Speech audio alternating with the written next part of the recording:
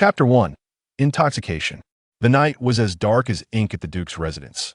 The New Year's feast in the palace had just concluded, and Duke Xiao Yunchang returned, inebriated. Ling Fu, entirely bare, climbed onto his bed, her snow-white, graceful form trembling lightly. She leaned in, her lips brushing against his thin ones. "Your Grace, I am here to attend to your rest." Perhaps the wine had muddled Xiao Yunchang's senses. He turned and pinned Ling Fu beneath him, grasping her chin with his fingers, his lips descending upon hers with unrestrained fervor. Tears welled in Ling Fu's eyes, yet uncontrollably, she embraced his neck, kissing his throat. Thunder rumbled, and rain lashed against the banana leaves outside. The temperature within the room gradually rose as the two figures entwined upon the bed, lost in their passionate struggle. It wasn't until midnight that Xiao Yunchang finally relented, sinking into a deep slumber. As the first light of dawn streamed through the window, Ling Fu awoke, acutely aware of her aching body. A cold, emotionless voice pierced the stillness. "Awake?" Ling Fu, still somewhat dazed, jolted upright, and, without hesitation, knelt on the floor. "I have offended your Grace. I am guilty." Xiao Yunchang's unpredictable gaze swept over her, an invisible pressure filling the room. Ling Fu held her breath, yet her heart bore no fear. Seducing the powerful Duke was the only path she could forge for herself in this life. In her previous life, she had entered the Duke's residence as a handmaiden accompanying the noble lady Shen Shangyue. From the very beginning, she understood that her beauty had merely designated her to become the concubine of the eldest son, Xiao Zibo, once Shen Shangyue became pregnant. She awaited her fate quietly, dutifully serving as a concubine for 3 years without daring to assert herself, bowing and scraping to please Shen Shangyue, merely wishing to survive. Yet Shen Shangyue, while exploiting her, also harbored resentment, loathing her for usurping her husband's affections.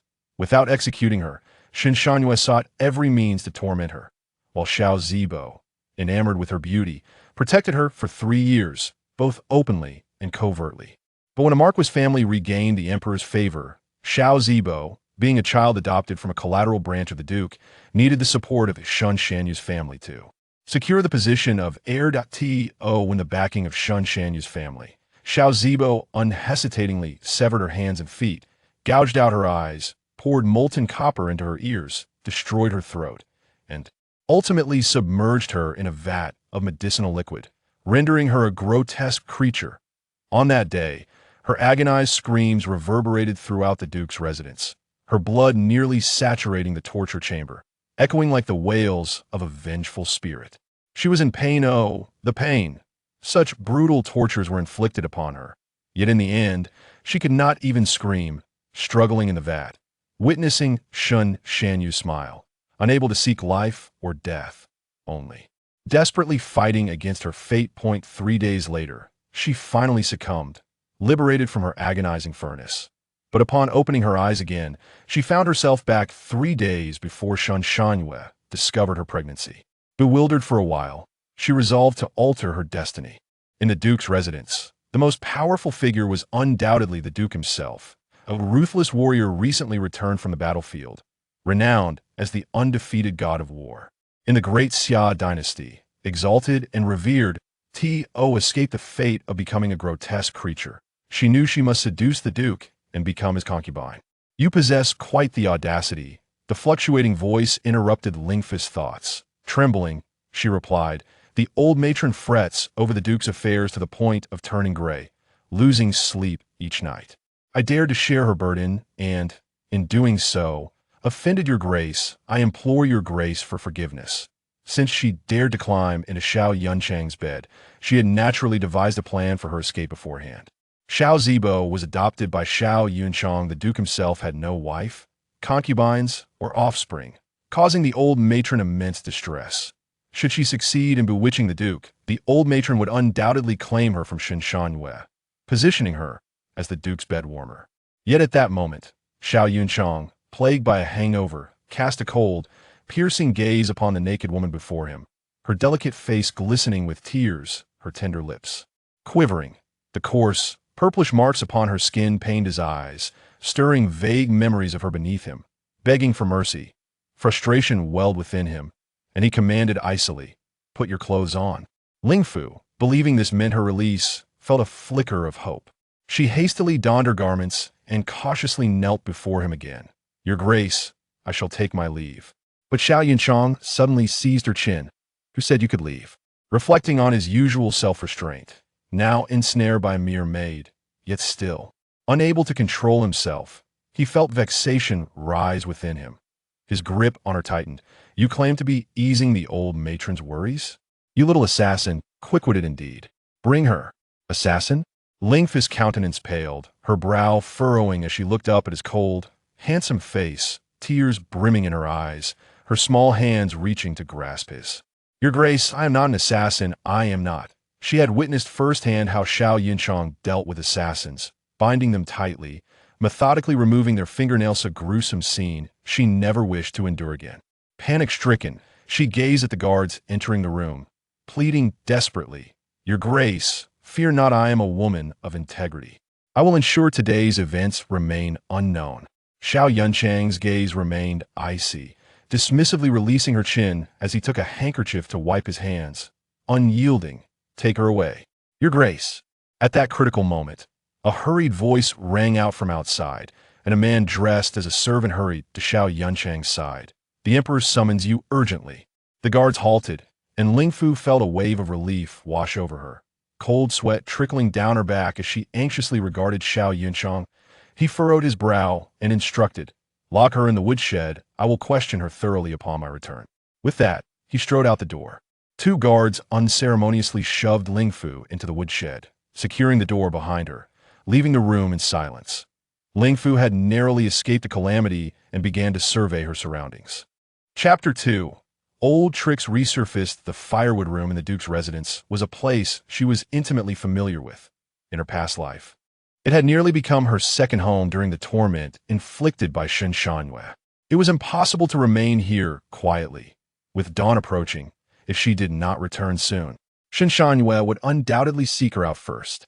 Lien Fu glanced at the nearby window, skillfully prying it open and silently slipping back to her own room.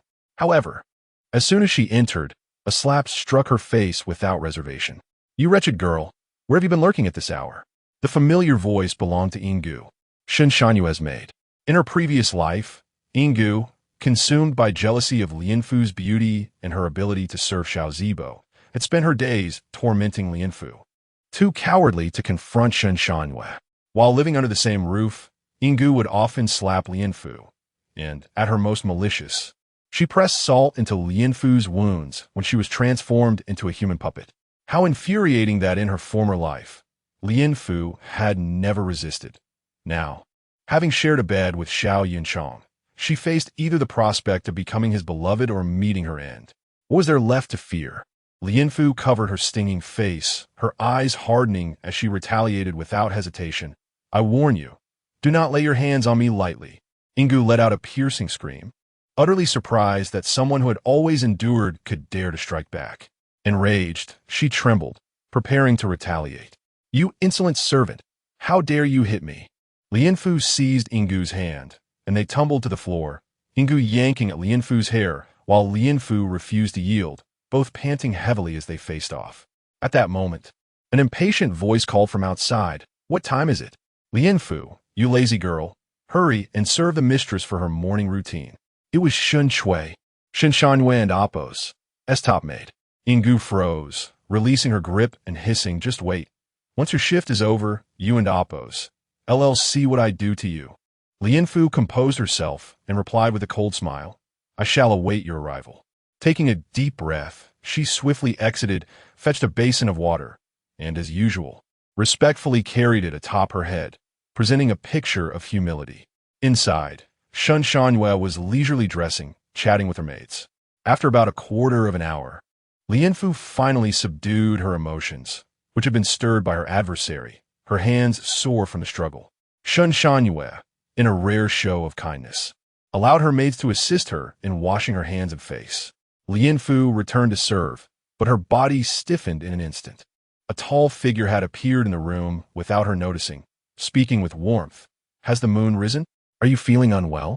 His tone was intimate. It was the master, Xiao Zibo, who embraced Shen Shanyue with an air of affection. Shen Shanyue and Appo's face lit up with a forced smile, playfully hitting him. "Husband, you always tease me." But Lian Fu felt a surge of fire ignite within her. Xiao Zibo's gaze lingered on her, filled with an unsettling mixture of admiration and desire that nearly overflowed. She wanted nothing more than to flee. Shen Shanyue quickly sensed this, and, feeling a mix of embarrassment and anger, realized that she had brought Lian Fu into the household to secure her husband's affection, thus swallowing her displeasure. Yet before Lian Fu could escape, Xiao Zibo turned to her. "On this scorching summer day, your lotus pouch is quite exquisite. Did you embroider it yourself?" Lian Fu stiffened, forcing a smile, to report to the master, "These are mere trinkets." To her surprise, Xiao Zibo's interest only seemed to grow. "Come closer. Let me see." With no choice, Lian Fu approached. Enduring the scrutinizing gaze of Xiao Zibo and the displeasure of Shen Shanyue, Xiao Zibo's hand reached for the pouch at her waist, his large hand caressing her. Indeed, fine craftsmanship. His hand continued to wander, and the desire in his eyes became unmistakable. Lian Fu's entire body tensed as she feigned a smile, attempting to remove the pouch. "If the master likes it, I shall take it off for your inspection." Xiao Zibo grasped her small hand, pressing his thumb against her palm with a smirk before returning his hand to her waist, trapping her in place. "Just look." Lian Fu found herself unable to move, her heart racing as she anticipated his next words. "Lian Fu." Shen Shanyue's voice, filled with fury, broke through. "I wanted to have hibiscus duck for breakfast. Go to the small kitchen and relay my message." At last, the intrusive hand released its hold, and Xiao Zibo coughed, turning back to appease Shen Shanyue. Lian Fu seized the moment to quickly exit, drenched in cold sweat. She conveyed Shen Shanyue's request in the small kitchen and chose not to return, opting instead to rest in a side room. Shen Shanyue did not wish for her to interact with Xiao Zibo, and neither did Lian Fu. Before long, Yinggu entered, dramatically placing a set of exquisite embroidered silk skirts on the table, her tone dripping with sarcasm. "This is the mistress's gift. You wear such plain attire daily. Are you trying to seduce someone? Do you think the master will take you into his chambers?" Startled by Yinggu's voice, Lian Fu regained her composure, casting a scornful glance. "Isn't it you who aspires to rise in status? Why else are you so furious?" Striking a nerve, Yinggu's face flushed with embarrassment and anger, and she instinctively raised her hand to strike. "You wretched girl, how dare you speak so?" To her surprise, Lian Fu picked up a needle, brandishing it boldly. Yinggu froze, her anger boiling over. "What are you doing?" With a cold smile, Lian Fu replied, "Naturally, I am doing what you're doing." This audacious servant had suddenly become so bold, daring to challenge her. Could it be that she truly believed Xiao Zibo would take her as a concubine? Feeling empowered, Yinggu trembled with rage, but hesitated to retaliate against the sharp needle. With a venomous glare, she spat, "A lowly maid like you dares to be so arrogant? Just wait until the mistress finds out how I shall punish you." With that, she stormed out. Lian Fu set down the needle, her eyes as cold as winter snow, fixed on the exquisite gown. Taking a deep breath, she realized that Xiao Zibo and Appo's desire for her was no longer concealed. Once Shen Shanyue confirmed her pregnancy, he would undoubtedly seize her without hesitation. No, she had fought hard for a second chance at life. She could not allow such a fate to befall her again. Gritting her teeth, she gazed at the bright sunlight outside, steeling herself before heading toward the courtyard of the old matriarch Xiao. However, as she passed beneath a flowering archway, she unexpectedly collided with a solid chest.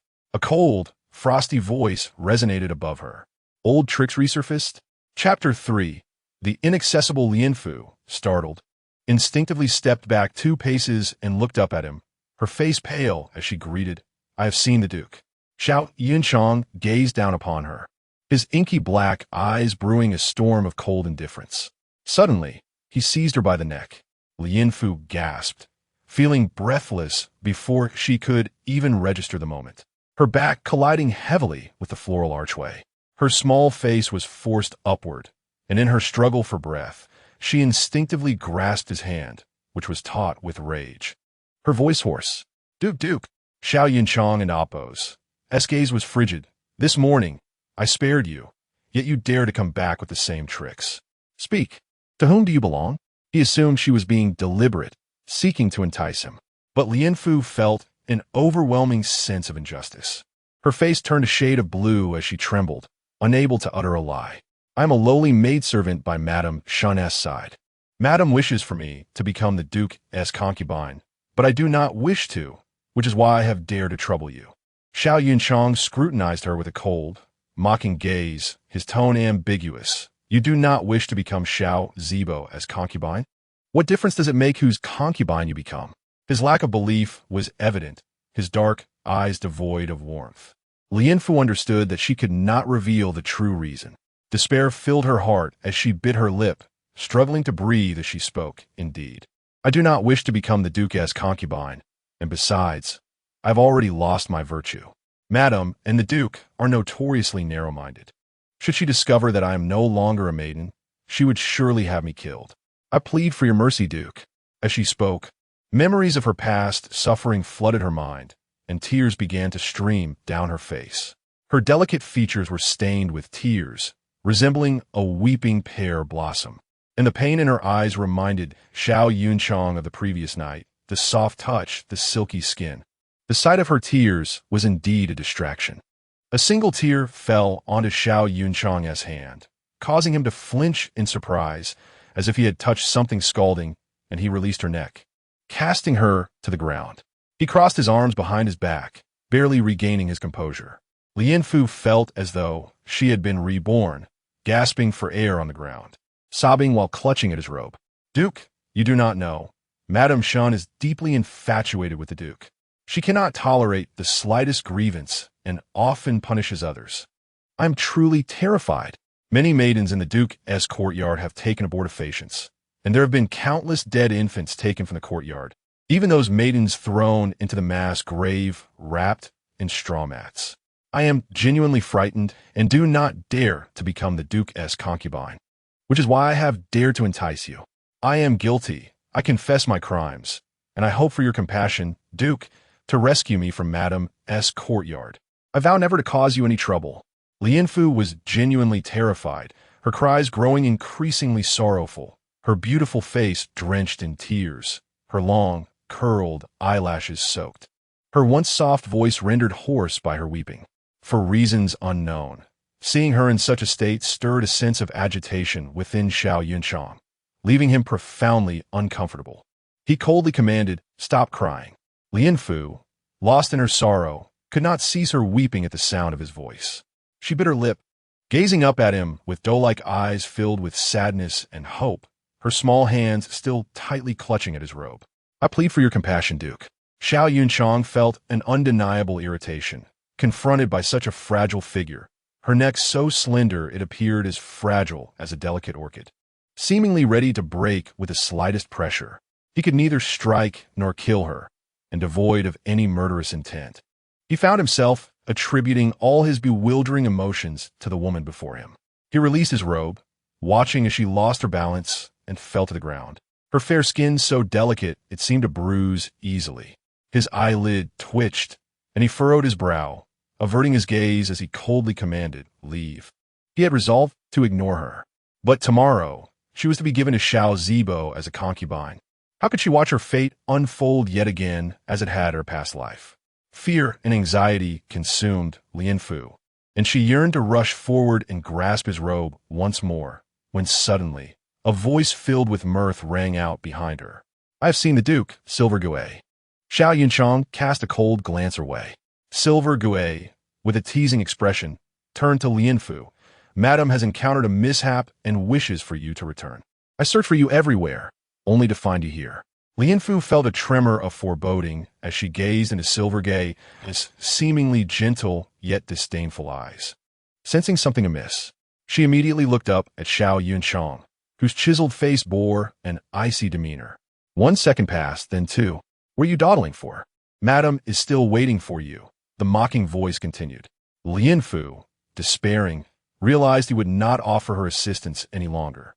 Time was of the essence. She felt a chill wash over her as she climbed to her feet, forcing a smile. "I take my leave." Silver Gouet politely bowed, then cheerfully pulled Lianfu away. As they turned past the floral archway, Silver Gay's tone shifted to one of derision. Do you truly believe you are a beauty of unparalleled grace? That the Duke, gazing upon you, would allow you to dream of becoming a phoenix rather than a mere wild chicken? Silver Gui cast a scornful glance at her. Lianfu, unyielding, retorted, If you wish to dream, do not involve me. Do you wish to feel the sting of my needle? Silver Gui's face turned pale with anger, and she was about to unleash a tirade when a thought crossed her mind, causing her to suppress her fury and offer a twisted smile. You wish to stab me? You should perhaps consider your own fate today. Madam has been fainted by your antics and vomited everywhere. Do you think she will let you off lightly? Fainted? Lianfu latched onto the pivotal point. Incredulity etched on her face as she stared at Silver Gui. Silver Gui, sensing her fear, raised her chin triumphantly. Indeed, Madam is usually in good health. She has been overwhelmed to this extent. Rest assured, she will not spare you, and the Duke will likely punish you as well. Lianfu's expression turned grave. The morning's upheaval had led to this moment. The physician must have diagnosed her condition already. Entering Shan Shanyue's courtyard now would undoubtedly lead to her being assigned as Xiao Zibo's concubine. No, she could not allow this to happen. Clenching her teeth, she turned without a word to leave. Yet behind her, a voice filled with mirth called out, Lianfu, since you are already here, why not come over? Chapter 4. The stage is set. Lianfu and Apos, as footsteps halted, her blood running cold. The voice behind her was all too familiar, belonging to one of the architects of her nightly nightmares. Zibo and Apos. Gaze swept over Lianfu, and now that Shen Shanyue had been diagnosed pregnant, he saw an opportunity to bring her into his household. As he beheld Lianfu and Apos' graceful figure, he could scarcely contain himself. Though fear gripped Lianfu and Apos' heart, there was no avenue for retreat. She steeled herself and turned to confront her dread. With her eyes closed, she knelt and bowed, saying, This servant Lianfu greets you. My lord. Ingui held a strong disdain for Lianfu, loathing her delicate and enchanting demeanor, and interjected, My lord, the mistress has commanded me to bring her in immediately. At the mention of Shan Shanyue, Zibo and Apos' scrutinizing gaze softened, and he replied earnestly, If it is the mistress and Apos' wish, then let us proceed. Given Shan Shanyue and Apos' elevated status, he dared not provoke displeasure, and besides, Lianfu was trapped. She was destined to become part of his household. Upon hearing this, Lianfu's heart sank, recalling her past life. It was on this very day that her existence transformed into a living hell. The air in the courtyard was thick with the pungent scent of traditional medicine. She could no longer remain passive. Her thoughts raced as she suggested, On the way, Sister Ing mentioned that the mistress is unwell. Since I must meet her, how about I first fetch the medicine from the kitchen to serve her? The small kitchen was nearby, a short distance from the main house, with an exit at the back. Lianfu planned to seize the opportunity while fetching the medicine to slip out through the back door. Zibo, unaware of Lianfu's intentions, was about to agree but was interrupted by Ingui. Absolutely not, she declared, appearing to have considered every angle. The mistress specifically instructed me to find you for an important discussion. It would be unwise to delay. Allow me to serve the mistress. Hurry inside, lest you keep her waiting. Seeing Ingui manage the situation so adeptly, Zibo, for once, conceded, It seems you are quite thoughtful. Previously, his focus had been solely on Lianfu, and he had overlooked the charms of this lively maid. Ingui smiled subtly. Naturally, I am devoted to my master. With the conversation reaching this point, Lianfu dared not present further excuses, fearing suspicion. Yes, thank you, Sister Ingui. She expressed her gratitude and entered the main house, closely followed by Zibo and Apos' predatory gaze. Inside, behind a screen, Shan Shanyue reclined languidly on a bed, a beautiful maid by her side fanning her. The woman on the bed, resplendent in her beauty, resembled a finely crafted statue, her features as luminous as the stars. Lianfu knelt before the screen, her body trembling uncontrollably, her voice quivering as she proclaimed, This servant greets you, my lady. Those unaware of the underlying circumstances might have easily fallen for Shun Shangyuan Dapo's beauty, but only the familiar knew her to be a venomous seductress. Shen Shangyue slowly opened her eyes, her red lips parting. Lianfu. Here I am, Lianfu replied, her voice still quaking. Shen Shangyue rose, allowing her maid to assist her in dressing. Moments later, surrounded by several beautiful maids, she emerged from behind the screen, looking down at Lianfu, who knelt at her feet, filled with disdain. Under the piercing, icy gaze, Lianfu felt a chill, as though a cold wind had ruffled her hair. Be cautious, my lady, Zibo said, approaching to support Shen Shangyue, his gaze fixated on her, as if the entire room existed solely for her. Shen Shangyue relished the attention. Her starry eyes filled with affection as she gazed at Zibo, permitting him to guide her to her seat. When she turned her gaze back to Lianfu, her expression had transformed. Her eyes darkened slightly, and her lips curled into a smile.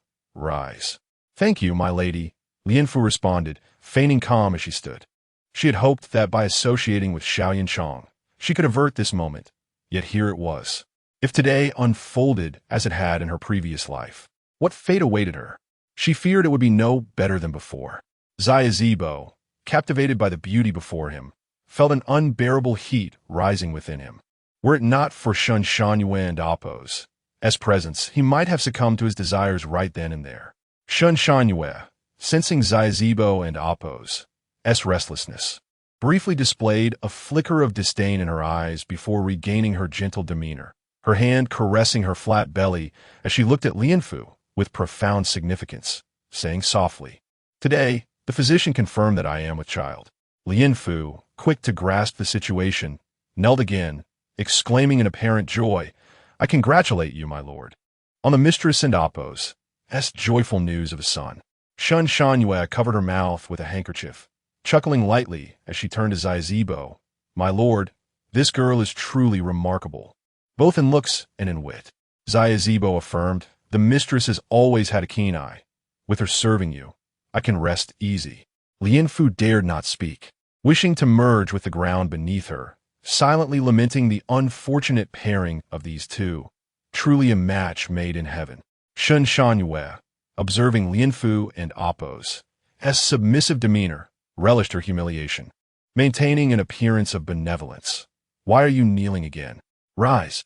In the future, you need not perform such grand gestures. Consider it a blessing for the child yet to be born. Thank you, my lady, and the young master, Lianfu said, rising and offering flattery. Zibo feigned composure as he advised. The mistress is kind. You must serve her diligently. This servant shall do her utmost, Lianfu replied, her head bowed. Though their dialogue appeared normal, Shen Shanyue's gaze bore a hidden malice, and she gently tugged at Zibo's sleeve, her voice low and tender, my lord. Feel here. The child is right here.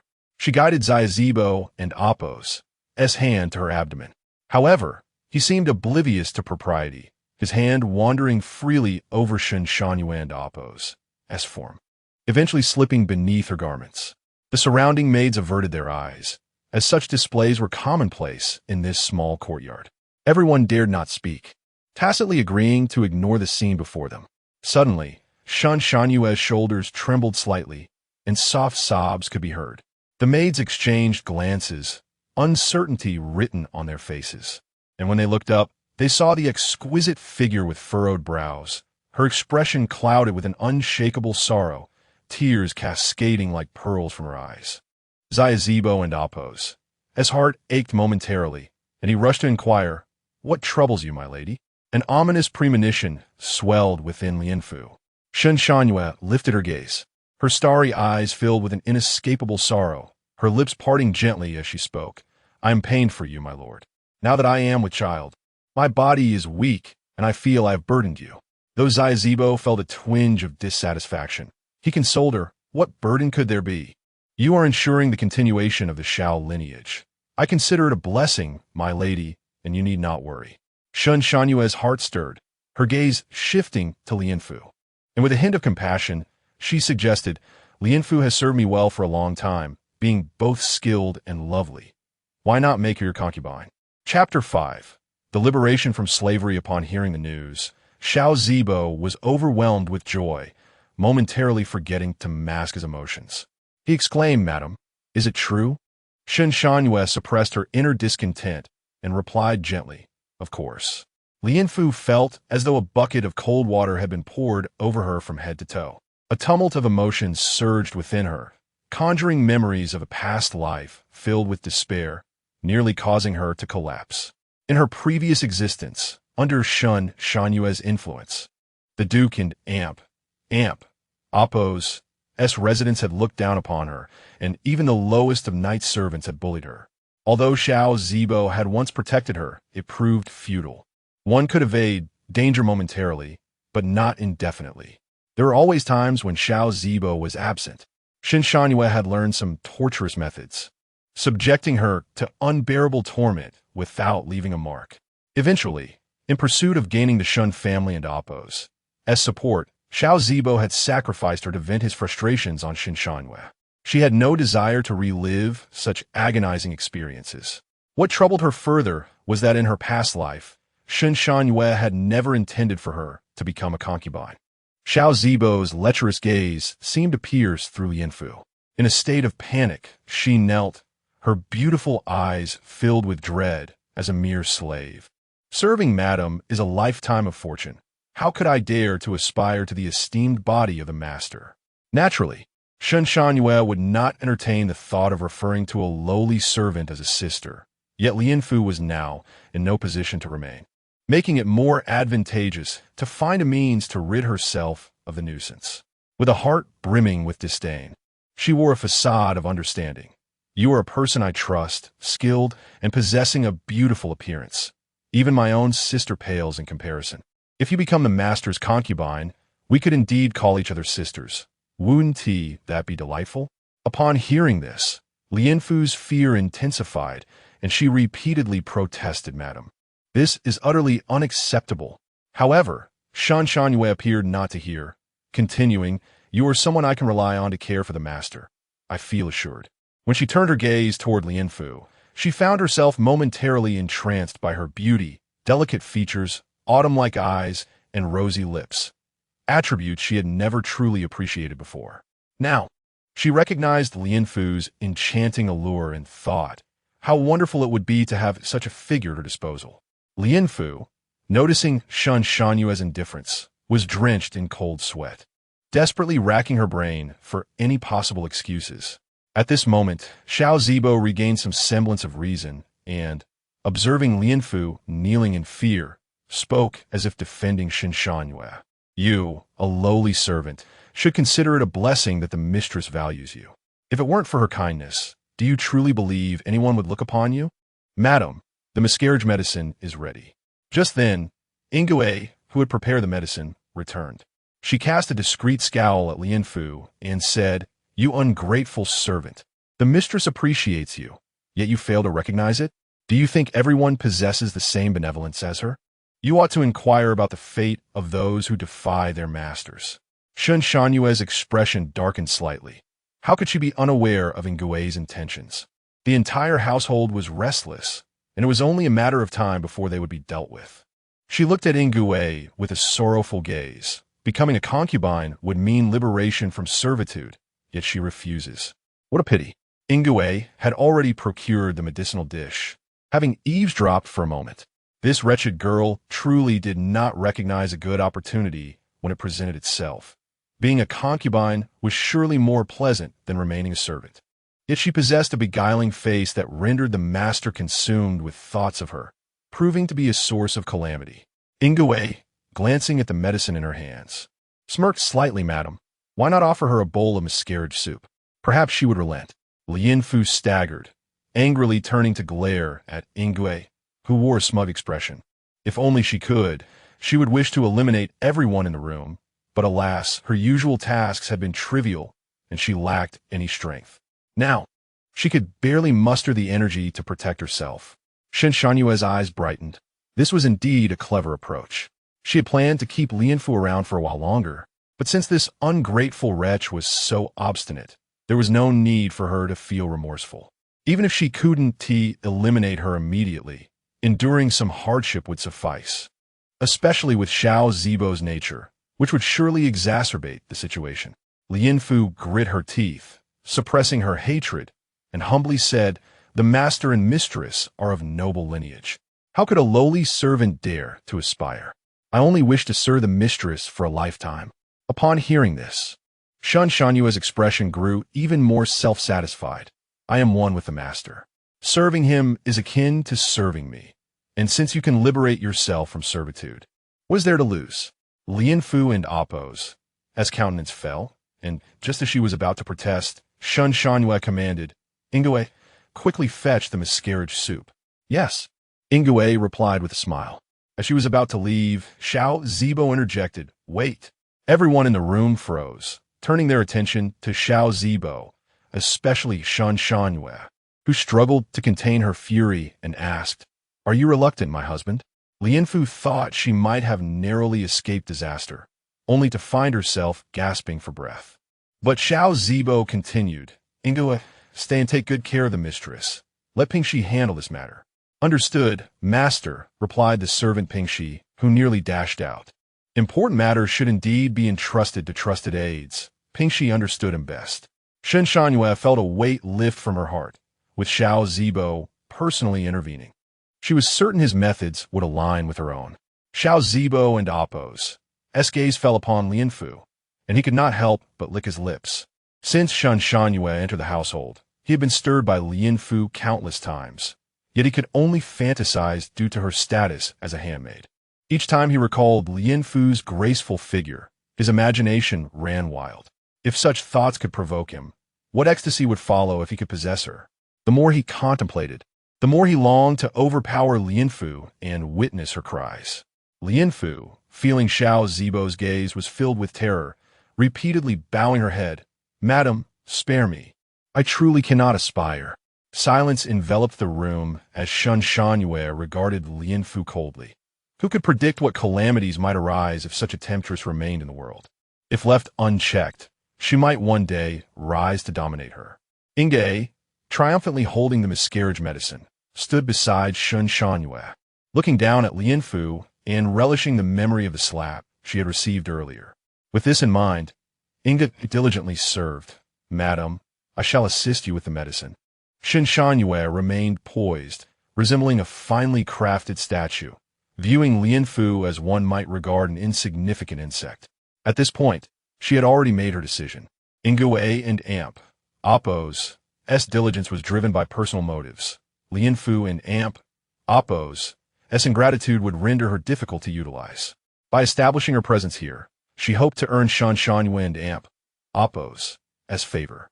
Although a concubine was still a secondary wife, for Ingwe, it represented a transformation from a lowly servant to a phoenix taking flight.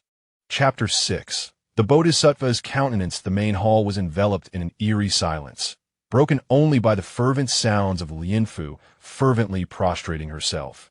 Over time, her forehead became swollen and began to bleed, yet no one seemed to take notice.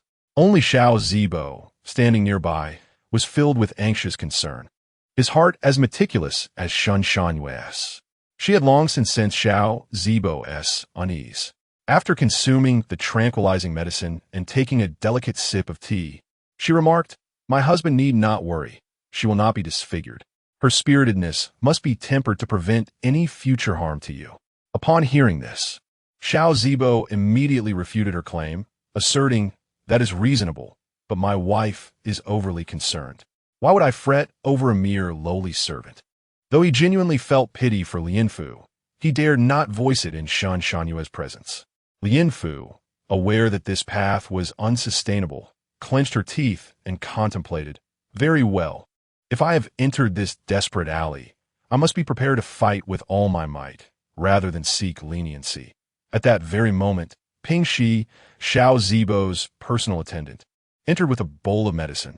Shun Shanyue sat as composed as a painting, merely observing from the corner of her eye. Upon seeing Pingxi with the bowl, Ingwe could no longer hide her malicious intent and urged, "Lien Fu, quickly drink it. Once you do, you will be freed from servitude and will become half a mistress among the servants.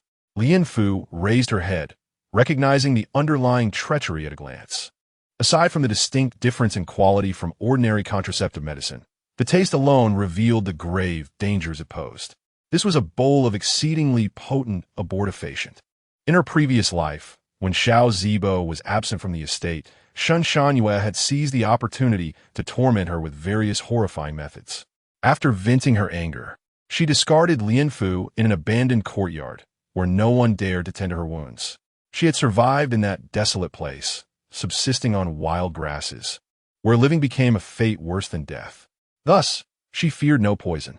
Fortunately, she had managed to consume some herbs during that time, and had survived for several days.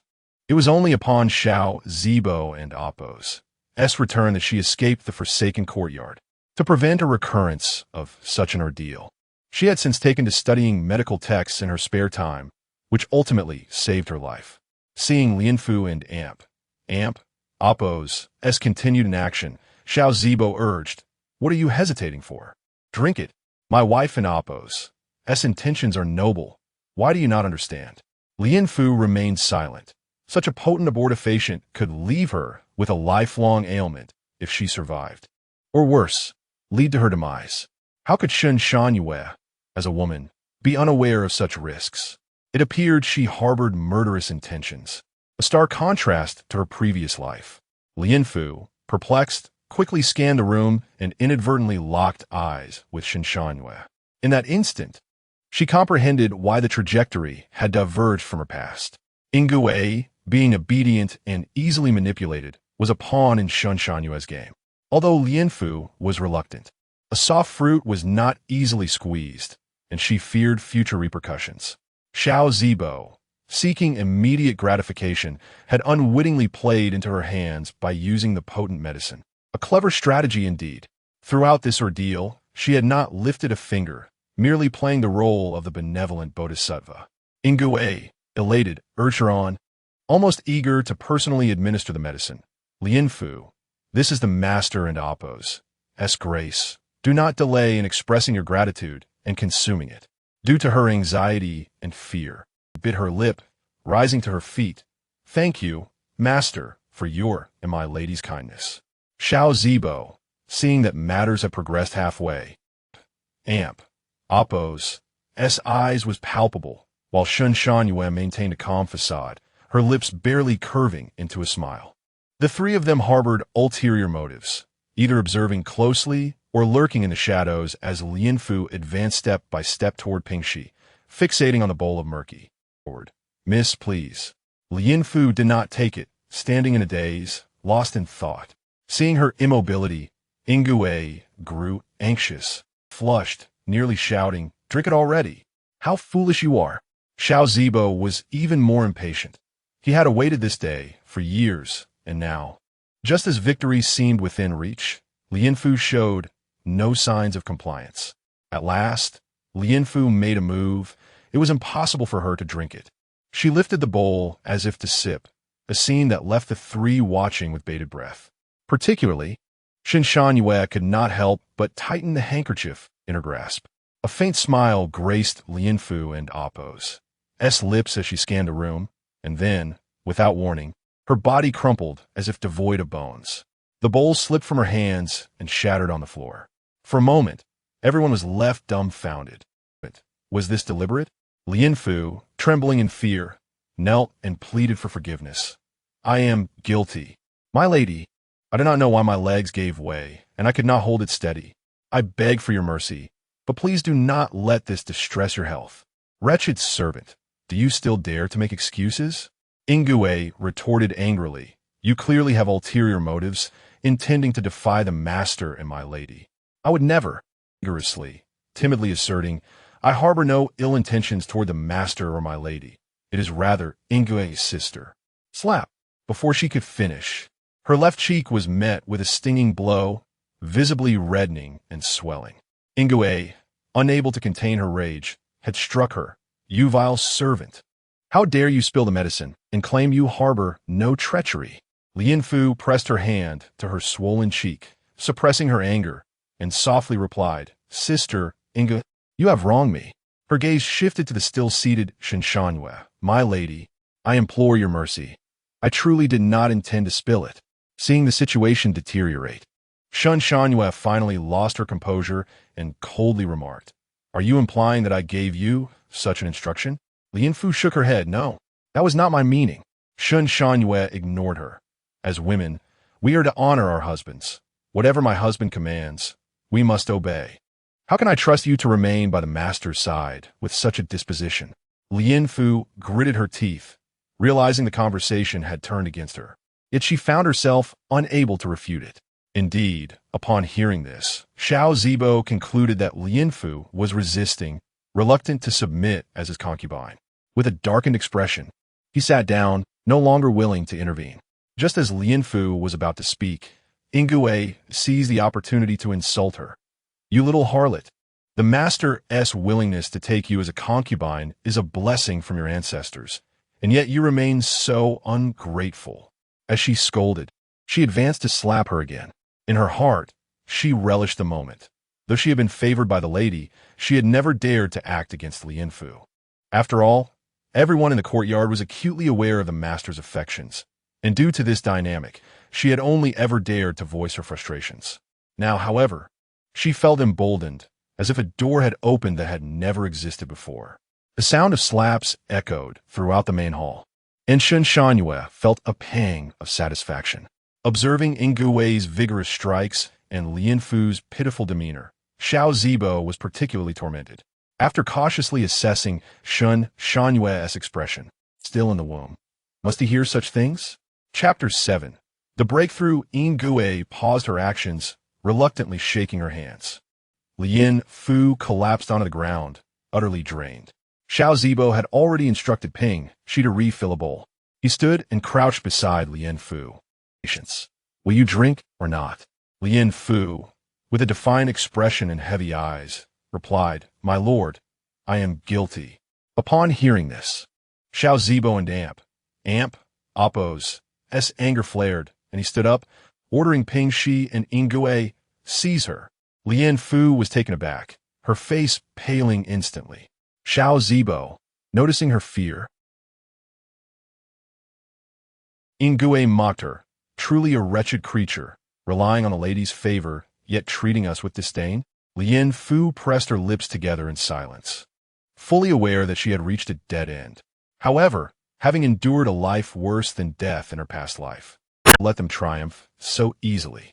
Observing Lianfu's calm demeanor, Ingui further taunted, a swollen face to feign strength. With a medicinal bowl, expertly grasping Lianfu's chin, preparing to force her to drink. Yet, he found her autumn-like eyes glaring at him intently, which amused him, causing him to abandon the idea of forcing her. Watching his prey struggle for survival was far more entertaining. As he released her chin, Lianfu felt a surge of relief. Shinshanhue had no objections. After all, what could a mere servant do against so many of them? Moreover, she was eager to witness Lianfu's slow and painful demise. Drink it, and I shall treat you well, Xiao Zibo said, licking his lips with greasy anticipation. Lianfu's rational thoughts began to dissipate. Ping Shi and Ingui exerted all their strength to hold her down, rendering her immobile. Just as the bowl was a mere 3 inches from her lips, Lianfu, fueled by an unknown strength, managed to break free from Ingui's grasp. Seizing a vase from a nearby shelf, she swung it at Ping Shi. The sudden blow caused Ping Shi to yelp in pain and loosen her hold, while Xiao Zibo,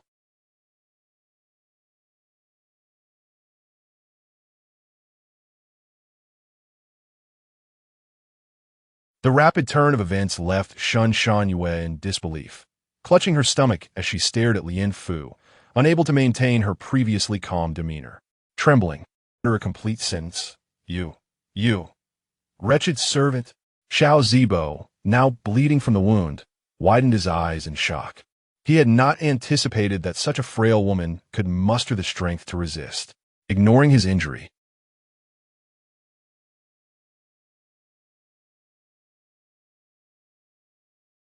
her voice laced with defiance, I merely refused to drink the medicine. Why must my lord and lady be so relentless? I am but a lowly servant, unbound by worldly ties, so why fear life or death? Her words struck a chord, awakening Xiao Zibo to the searing pain in his arm. The others also regained their senses, witnessing his injury, filled with both shock and fury. Ping Shi, wielding a stick, shouted, "Vile servant! Release her at once!" Servants following Ping Shi. Realizing her disadvantage, she reluctantly let go of the vase. "Seize her!" Shen Shangyue ordered hastily.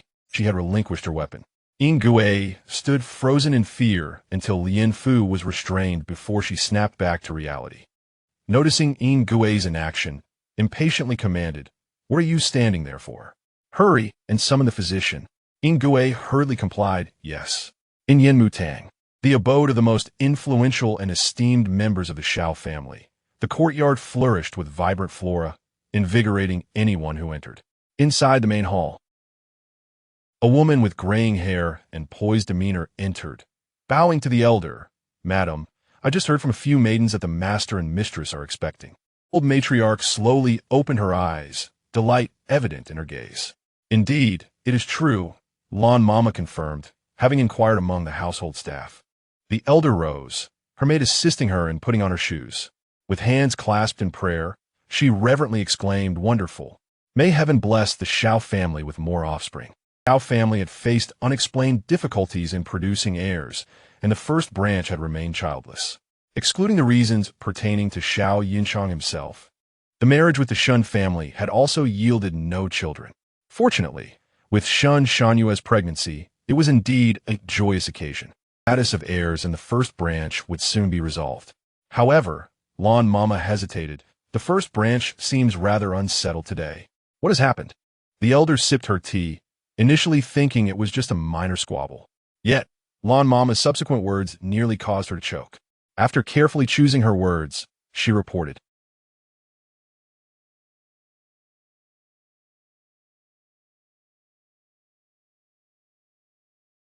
astonished that such a thing was happening within her household. However, upon recalling that the incident occurred in the first branch, she found it somewhat reasonable. With a scoff, she remarked, "He certainly shows no regard for decorum." Indeed, Lan Mama confirmed, that Maid fiercely overturned the medicinal bowl and used a vase for self-defense. Bravely. "Oh," the old matriarch mused, intrigued by Lien Fu's audacity. Sensing the elder's reaction, Lan Mama cautiously inquired, "Should I visit Huizhong courtyard on your behalf?" The elder closed her eyes, and when she opened them again, a glint of anger flickered within.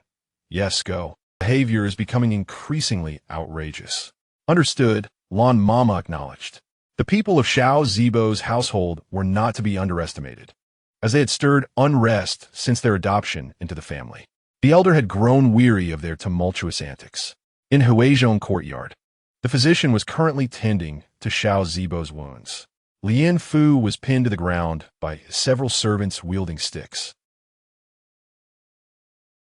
Xiao Zibo, feeling tenderness towards his beloved wife due to his injury, patiently replied, "It is not your fault.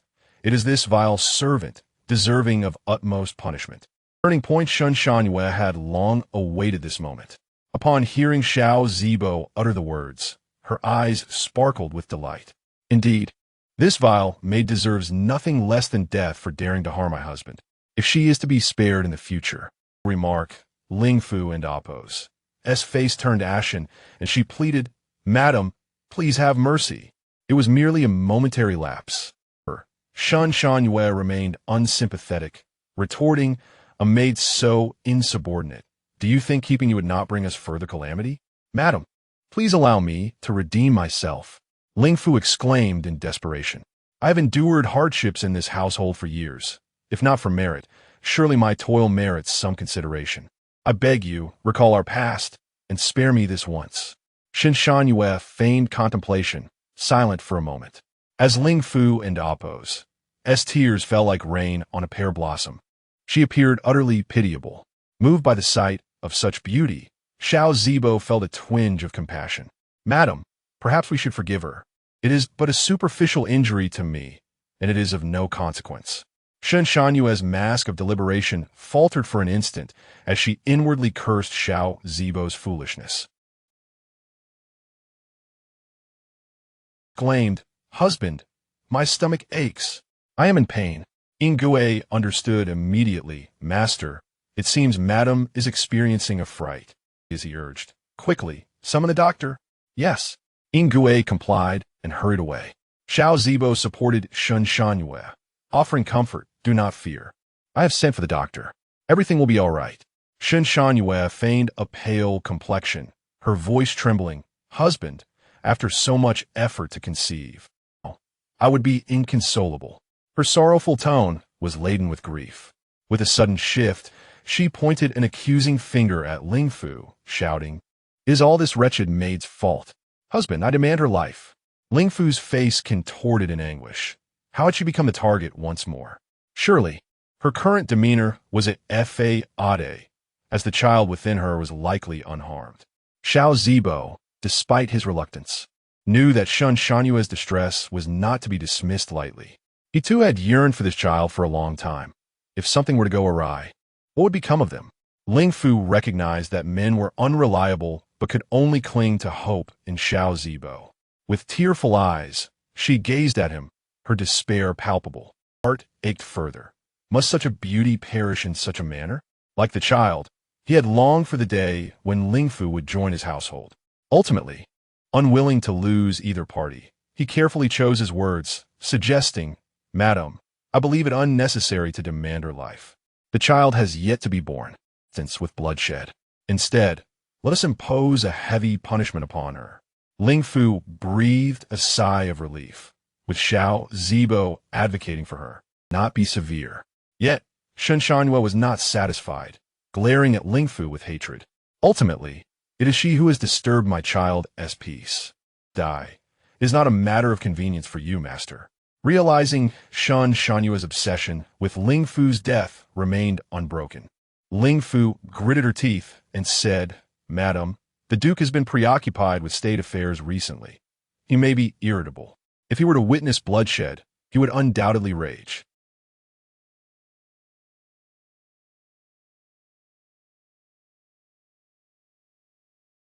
Furious, and we would find ourselves in a difficult position. Shen Shanyue remained obstinate, refusing to yield despite her clenched teeth. With newfound justification, Ling Fu, "Release her at once." The servants, following his command, freed Ling Fu. She knelt in gratefulness. "Thank you, master." "Madam, please show mercy." To Xiao Zibo in disbelief, yet with his reasoning so sound, she could hardly contest. Leaning against Xiao Zibo, she murmured, "Husband, I understand your good intentions. Consider it a blessing for our child. Forgive me." "Madam," Xiao Zibo comforted her, wrapping his arms around her. Ling Fu, aware of the situation, "Thank you, madam, for your mercy. I recognize my deep sins and shall henceforth take on the labor of cleaning the courtyard." For Ling Fu, this outcome was satisfactory. She feared Shen Shanyue might have other plans. With that thought, she allowed Ingui to lead her away. As they were leaving, they encountered Aunt Lan, accompanied by two maids entering the room. Chapter 9. The melting ice Pingxi also noticed and reported to Xiao Zibo, "Master, Granny Lan has arrived." Confusion reflected in their eyes. However, since Lan Mama was associated with the old madam, they promptly rose to greet her. "Lan Mama," Xiao Zibo inquired first. "Summoned us for something?"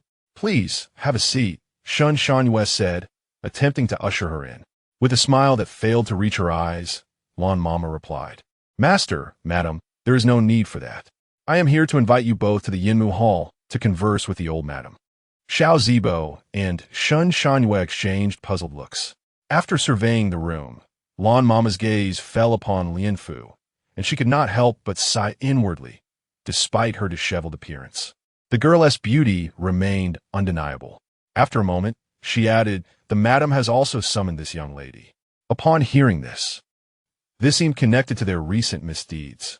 Lin Fu herself was the most astonished. How could the old madam have mentioned her?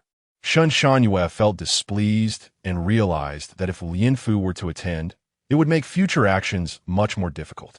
What need is there for a lowly maid to accompany her? "Surely we need not go," she stated. Lan Mama countered. If the old madam wishes to see her, how can one simply refuse? Though Shan Shangyue ground her teeth in resentment, she dared not say more. Yingguai shared her disdain, wondering why all good fortune seemed to fall upon Lianfu. Since it is the old madam's wish, let us go then, Shan Shangyue said coolly. Lianfu felt a weight lift from her shoulders as she followed the others to the Yemu Hall. It was quite fortuitous that, besides the old madam present, after the group respectfully saluted, the old madam, upon opening her eyes, spotted the disheveled maid and pointed at her, asking, a maidservant accompanying the madam. Without raising her gaze, the old madam turned to another, asking, granddaughter-in-law? Here, I am, Shan Shangyue replied. With a voice laced with restrained anger, the old madam said, I have heard that today you attempted to forcefully administer contraceptive medicine to Zibo in order to take a concubine.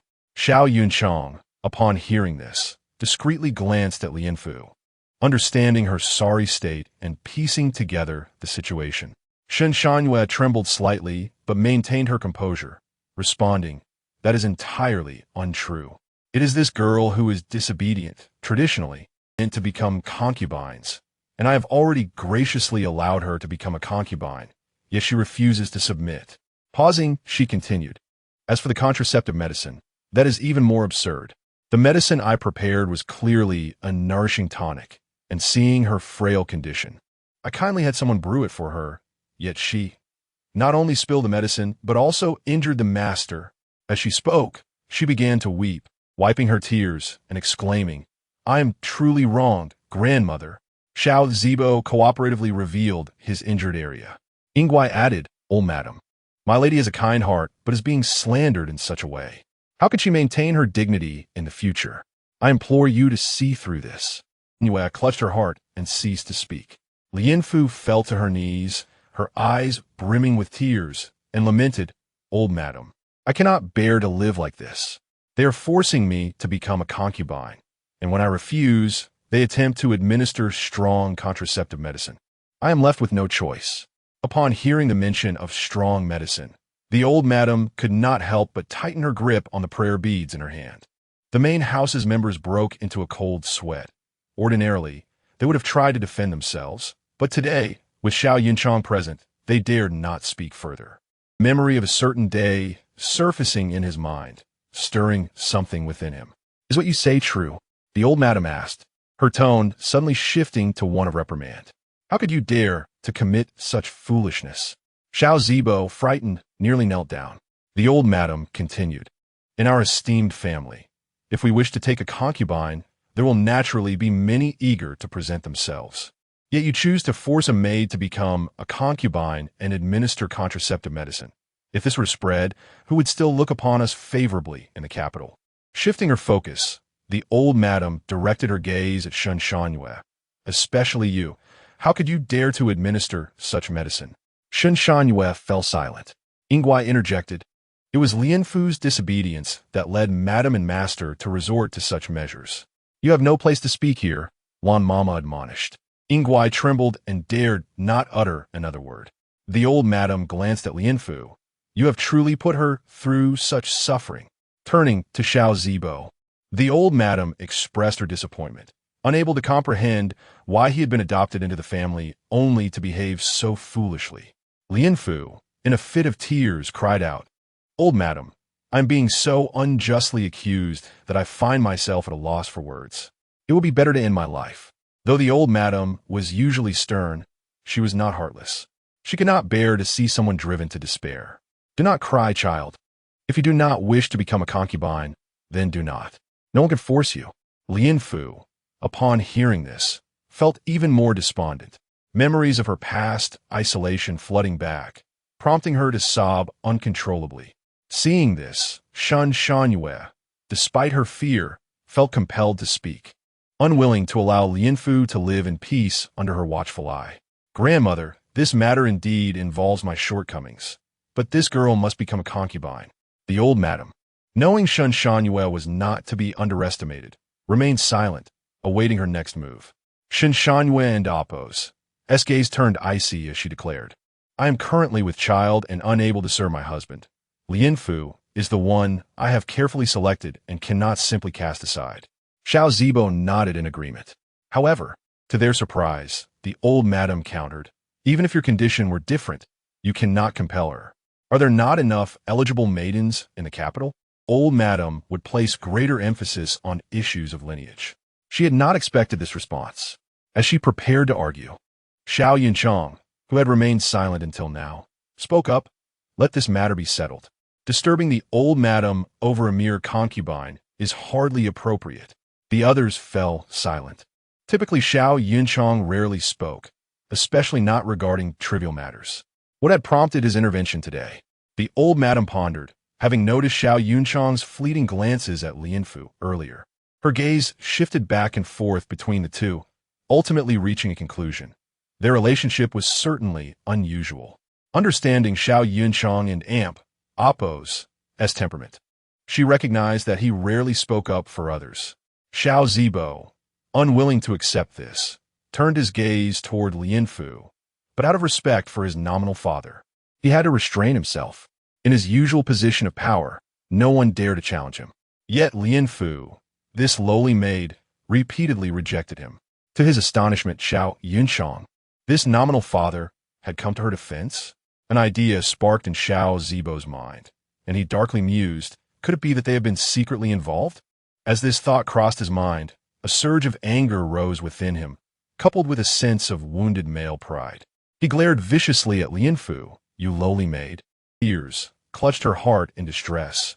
Master, even if I refuse to become a concubine, I cannot allow my reputation to be tarnished unjustly. Xiao Zibo hissed through clenched teeth. What right does a promiscuous maid have to speak of innocence? As he spoke, his gaze flickered between them. Lianfu was indeed a woman of his household. Though she had not yet been formally recognized, it was an unspoken understanding among them.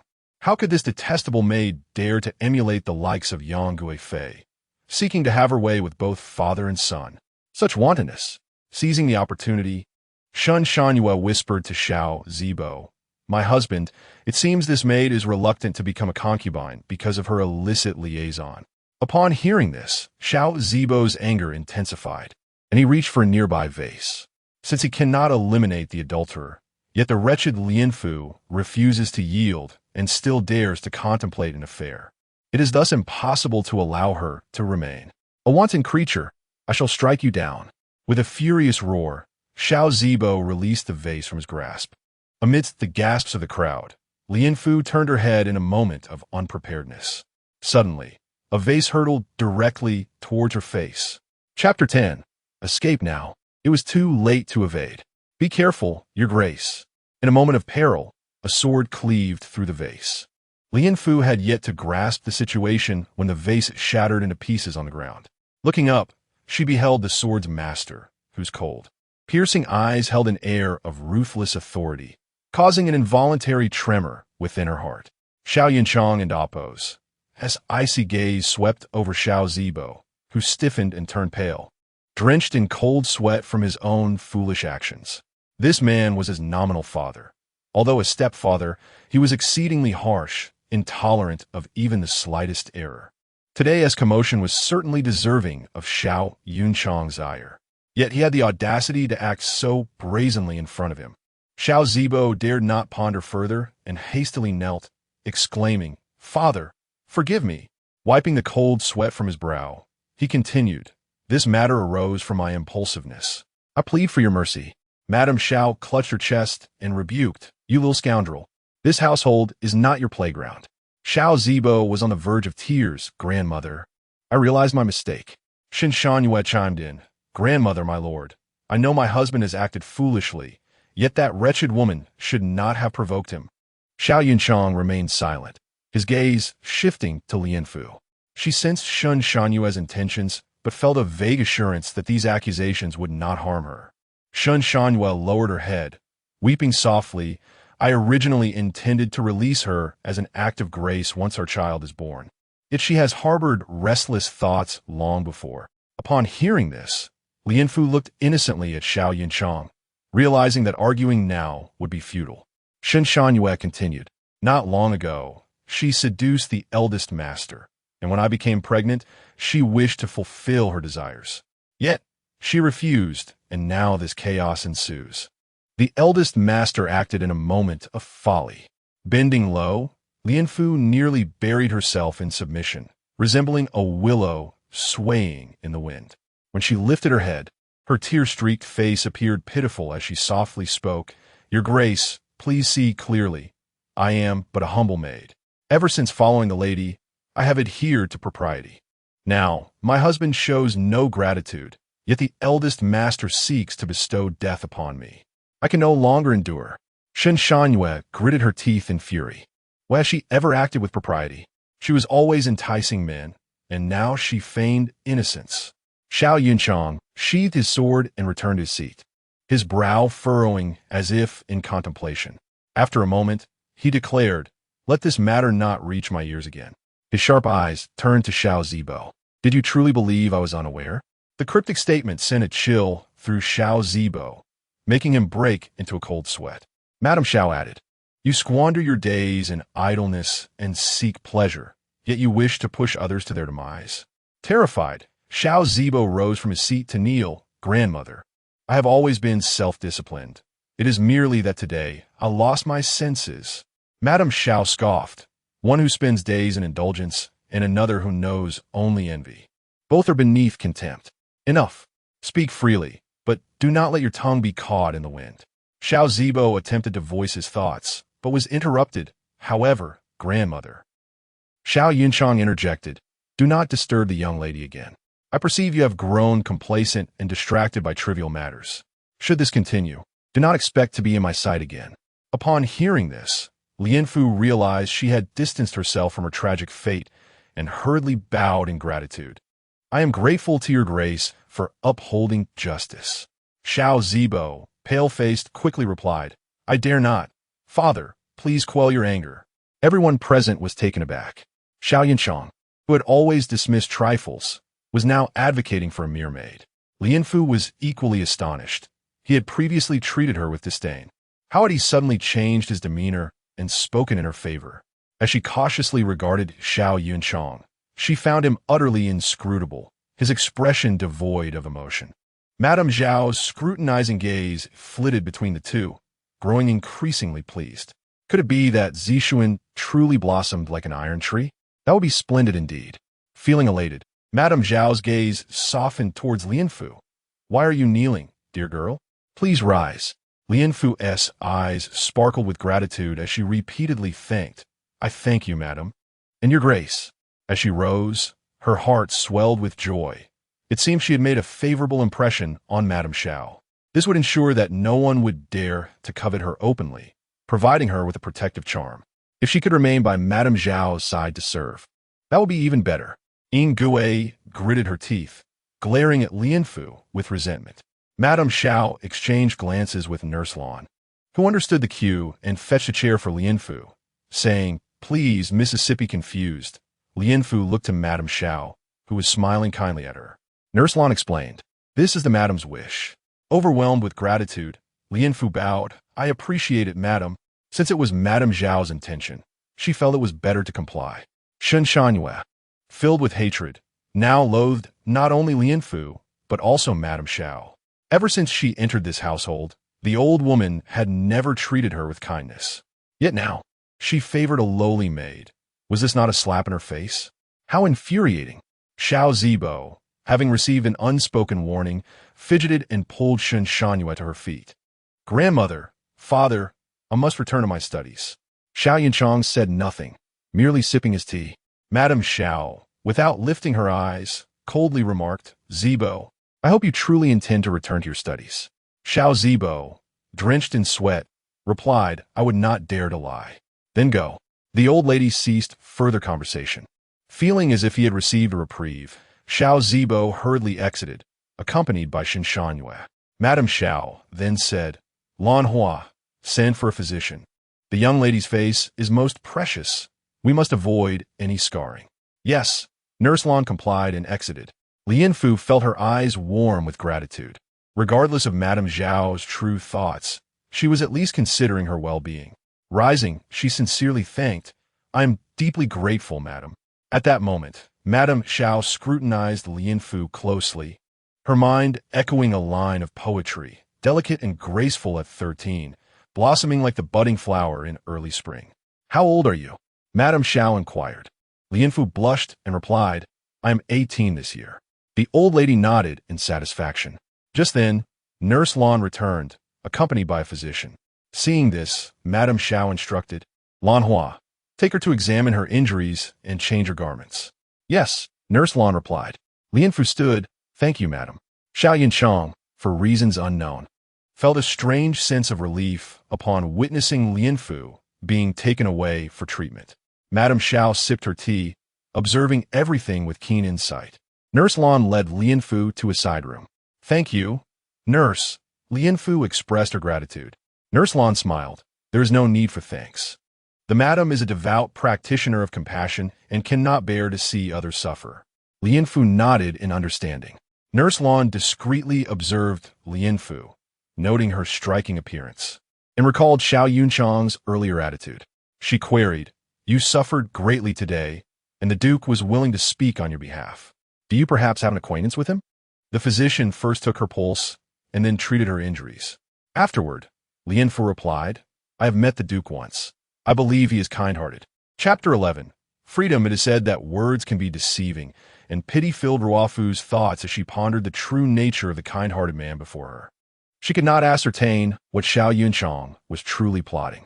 Lan Mama nodded in satisfaction, recognizing the girl's cleverness. She spoke with discretion, never allowing herself to be cornered. Upon returning to the main residence, they found that Xiao Yunchang had already departed. Lan Mama dutifully reported to the old matriarch, who nodded in approval and remarked, "She is indeed astute, aware of the appropriate words to use in various situations." She understood her son better than anyone else. The notion that he would speak on behalf of a girl he had only met once was undoubtedly indicative of deeper matters that remained undisclosed. Ruofu was a resourceful individual, and perhaps in the future, Zixuan's indifference towards women, or even the absence of heirs, could be resolved with her presence. The old matriarch instructed, "Send a messenger.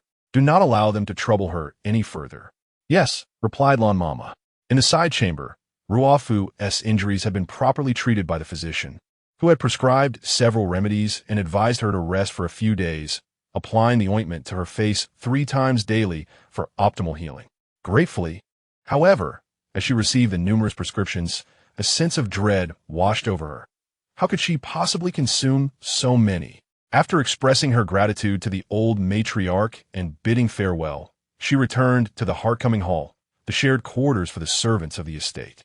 Recognizing the precariousness of her situation, she chose to keep some of the medicinal supplies for herself, as she could not afford to use them all at once. Again, she would need to be self-sufficient. In Huizhong courtyard, at that moment, Shun Shan Yue and Xiao Zibo wore expressions as dark as soot. Shun Shan Yue was vexed that she had not eliminated the thorn in her side, her frustration simmering. Xiao Zibo, on the other hand, was troubled by Xiao Yunchang's recent reprimand. Although he was acknowledged as a stepson under the clan's authority, he was not of blood relation, and many gifted children in the clan could easily eclipse him in Xiao Yunchang's eyes. Should he be cast aside, he would have no choice but to return to his birth parents, where life could never compare to the comforts of the Duke's residence. Who outside the estate would not address him as young lord in deference to Xiao Yunchang? If he were to leave the Duke's house, would he continue to enjoy such privileges? The mere thought of Yinmu Hall ignited Shun Shanyue's ire. The old matriarch had even sent word forbidding her from acting recklessly. It was one thing for her to impose her authority over Yinmu Hall, but now she dared to meddle here as well. Yet, Shun Shanyue could not voice her grievances, leaving her feeling stifled. "Ingui," she instructed, "go to Heartcoming Hall and inform that little wretch to rest well these days." The last phrase was nearly spat out through clenched teeth. "Yes," Ingui replied, eager to seize the opportunity to vent her own frustrations. She hurried to Heartcoming Hall. Ruofu, having just awakened from a short nap, was greeted by a timid little maid bearing food. The maid, trembling, set the dishes before her, given Ruofu's newfound elevated status. Such interactions could often be challenging. Observing the maid's demeanor, Ruofu felt a pang of sympathy and was about to speak to lighten the atmosphere when an uninvited guest entered. Inge, upon seeing the meal laid out, approached and sneered. "The lady has instructed you to rest for the next few days." Ruafu remained silent. Ingue glanced at the food, mocking. "It seems that having the old matriarch's backing is not all that impressive. You still eat the same fare as the servants and dwell in their quarters." Unfazed, Ruafu sat down, calmly picking up her utensils. "If you look down upon it so, may I ask what you typically consume? Do you pilfer from the master's pantry?" At this, Ingue's brows furrowed in indignation. "You speak nonsense, and yet you complain?" Ruafu countered. "It appears that you too partake in the same servant's fare, while thinking yourself to be half a master in this household." Ingue retorted, "It's certainly better than your situation. The lady would be delighted if you were to perish." Expecting Ruafu to be incensed, Ingue was taken aback when Ruafu instead burst into laughter. "The lady wishes for my demise? And what of you, Sister Ingue? How much better off are you?" Ruafu's rapid-fire questions left Ingue bewildered. Ruafu continued, "Do you think the lady is unaware of your ambitions, dreaming daily of ascending to the heights? If she were to learn your true thoughts, how do you suppose she would react?" Ingue, flustered, stammered, "You, seductress, have to make such claims." Ruafu found amusement in the accusation. "When have I ever enticed anyone unnecessary? I adhered strictly to my duties, yet look where that led me." "Sister Ingue, actions have consequences, and the heavens are always watching," Ruafu said coolly. "It is wise to tread carefully with your words. If I were to resort to seduction, it would be due to your relentless provocation." Ingue seethed at Ruafu's boldness, believing her intentions to be deliberate. With an appearance that suggested allure, she was perhaps destined to entice others, but who could truly know her desires?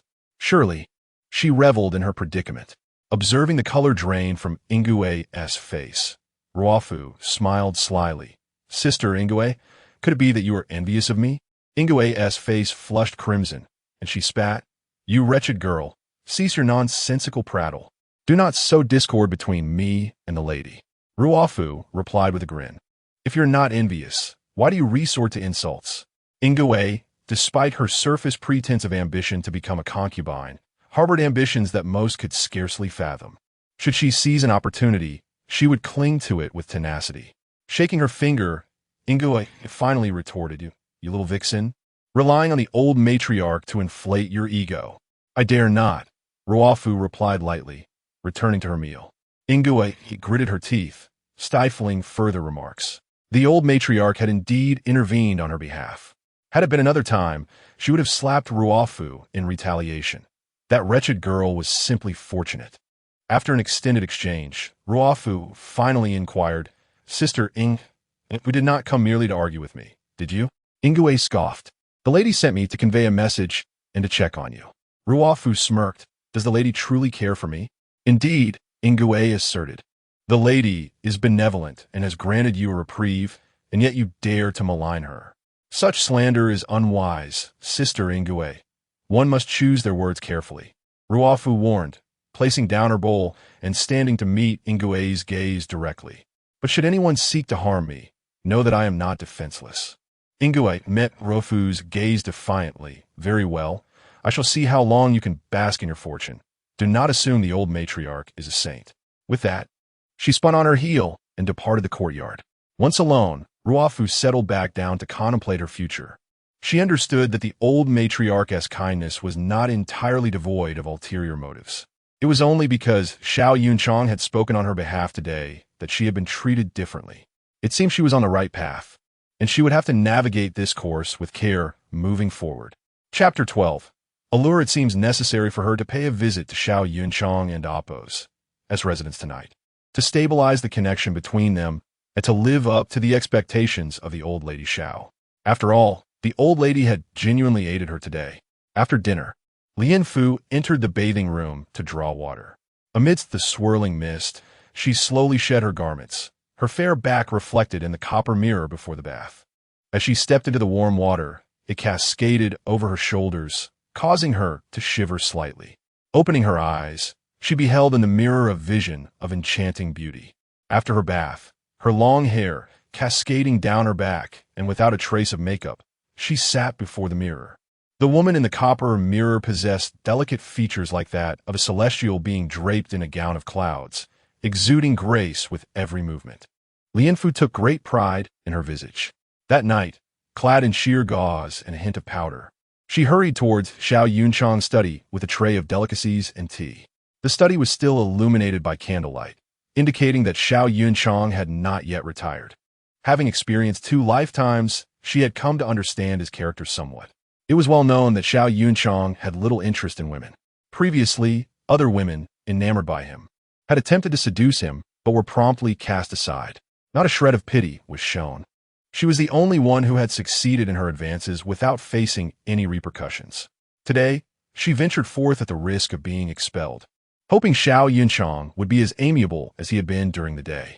Inside the study, Xiao Yunchang was engrossed in writing. He had heard the commotion outside, but did not lift his head, thinking it was merely a servant. Typically, this space was reserved for those close to him. Others feared his status as a duke, and even when serving, did so with trepidation. Hence, aside from their duties, the servants seldom approached.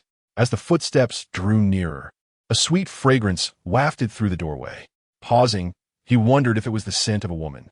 Looking up in confusion, he saw Lianfu gracefully enter with a tray of delicacies and tea. "I pay my respects to the duke," she said, presenting her offerings with a gentle bow. Xiao Yunchang frowned slightly. "Rise. What brings you here?" Lianfu approached him, her voice soft and tender. "I have come to bring the duke some delicacies and tea." Xiao Yunchang continued to write, his tone crisp. "I already have tea. There is no need for you to serve me." Setting down the tray, she poured a cup of tea, kneeling and presenting it to him. "Please enjoy, my lord. You may not know, but this tea is special. I brewed it with spring water and added silver ring grass to cleanse and detoxify, as well as to invigorate." "Oh!" Xiao Yunchang set down his pen, intrigued. His discerning gaze scrutinized her, sensing yet another excuse. "I merely wish to alleviate your burdens," Lianfu replied. "With your many responsibilities, you might not have time for such matters, and the men attending to you are often careless. I cannot bear to see you neglected." Xiao Yunchang's lips, yet he replied sternly, "So you truly care for my well-being?" "My heart is unwavering in its loyalty to you," Lianfu asserted, meeting his gaze with clarity. In that moment, Xiao Yunchang was struck by the purity of her eyes, as clear as a mountain spring.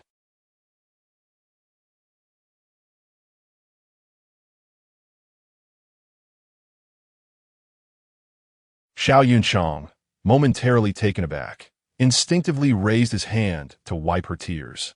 Realizing his proximity, he quickly withdrew his hand and averted his gaze. "Get up at once. Kneeling is unbecoming." Yet Lianfu, her voice choked, replied, "If you do not drink, I shall not rise." Xiao Yunchang closed his eyes, feeling exasperated by her stubbornness. "If you wish to remain kneeling, then do so." Lianfu, whether out of defiance or sheer obstinacy, remained silent, holding her position.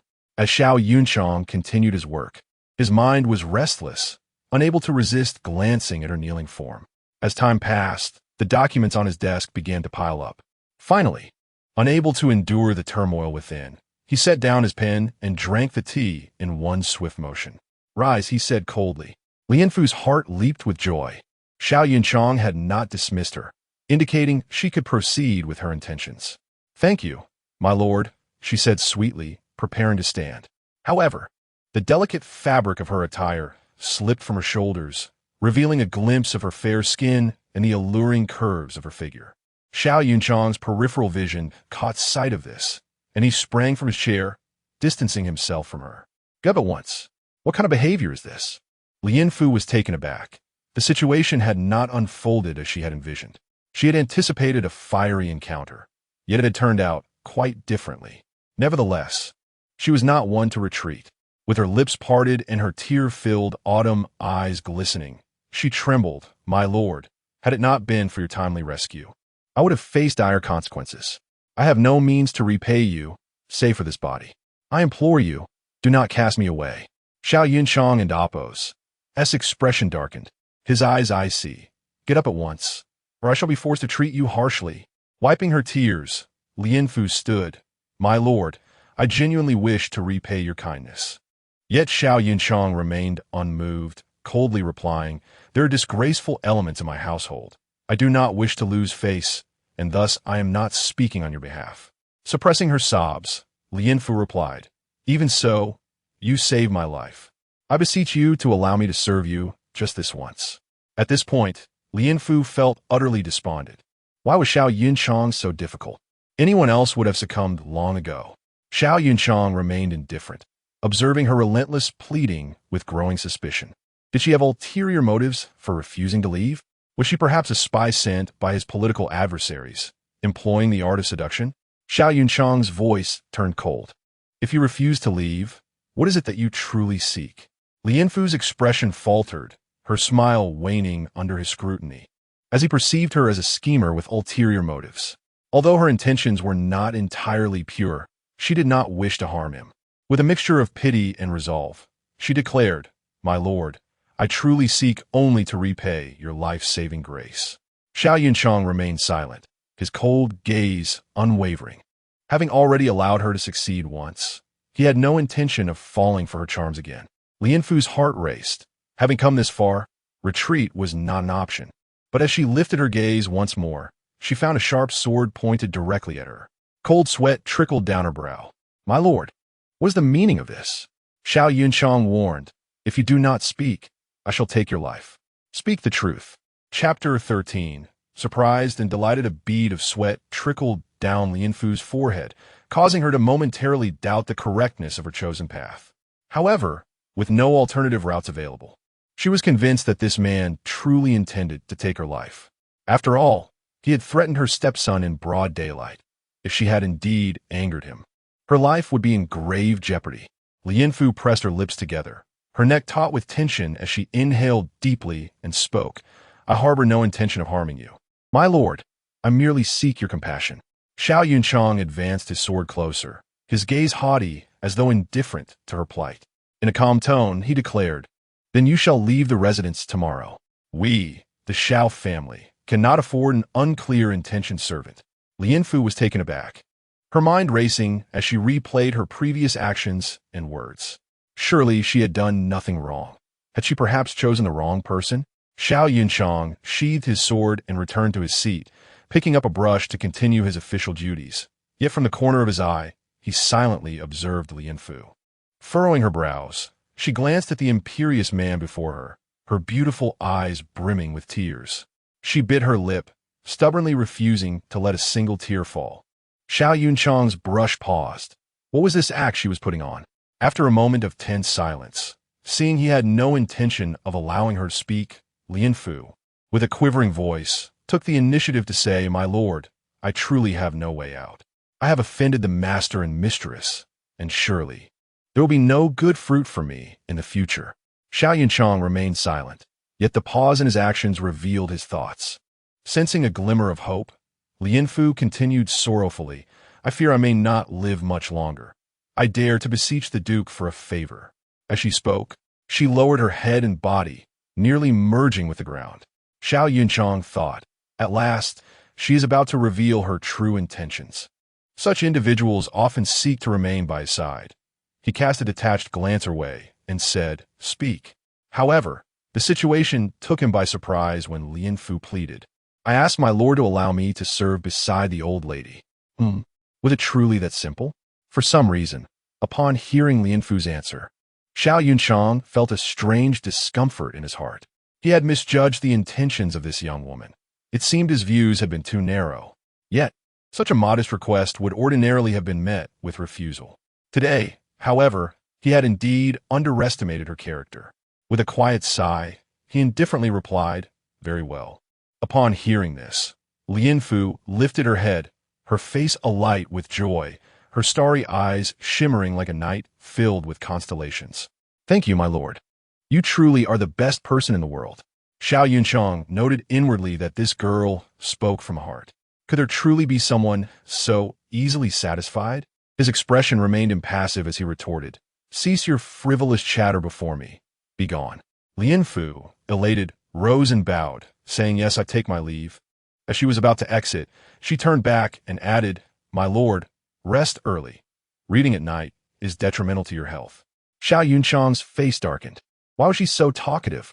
Understanding the hint, Lian Fu ceased her words and briskly left, feeling a rare joy after such a long period of oppression. Xiao Yunchang watched her departing figure, his heart swirling with an indescribable sensation, as if something had shifted within him.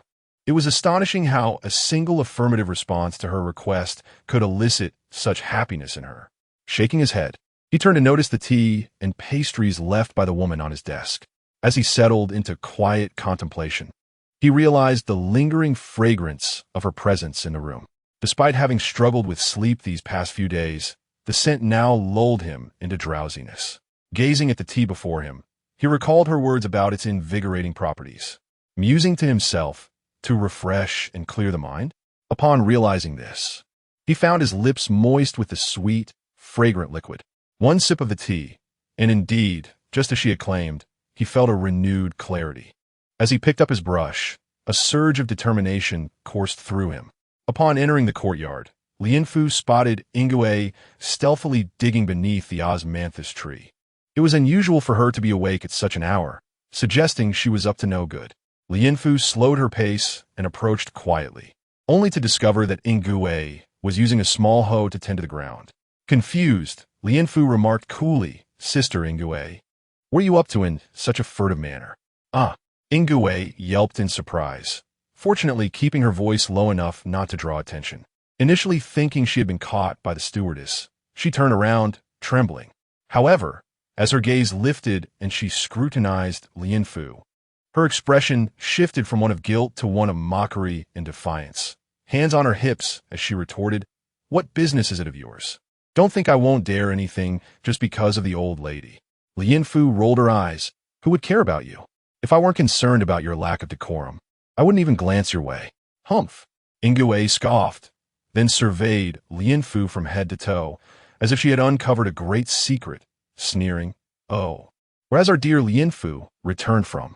Dressed like that, who are you planning to seduce?" Lian Fu, at a loss for words, had no intention of engaging with her. Yet, this scene only served as evidence of Lian Fu's supposed guilt in Ingui's eyes, who giggled and said, "Could it be that the master hit the nail on the head? And you went out to meet your lover?" This time, Lian Fu could no longer contain her anger, pointing at Ingui's nose and shouting, "What I do is none of your concern.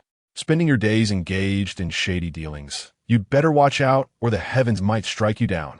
Ingui was left speechless, for she had indeed assisted Shan Yue in many dubious activities over the years. Even if she did not believe in the supernatural, she was momentarily rattled. After stammering for a while, she retorted, "Better than you, always scheming to seduce men. The heavens will surely punish you." With that, she huffed and stormed back inside. Seeing that the courtyard was empty, Lian Fu approached the area where Ingui had been digging. After inspecting it closely, she found nothing of note, still unsure of Ingui's intentions. With no other option, she decided to return to her quarters to rest. More importantly, she needed to pack her belongings, as she would be serving by the side of the old lady the following day. For her, remaining with the elderly matriarch was the best arrangement at present. Shan Yue and Xiao Zibo. With the old lady around, they would likely not dare to act against her. After carefully gathering her essential items, she lay down and soon fell into a deep slumber. In her dreams, she revisited everything from her past life, memories flashing like a revolving lantern.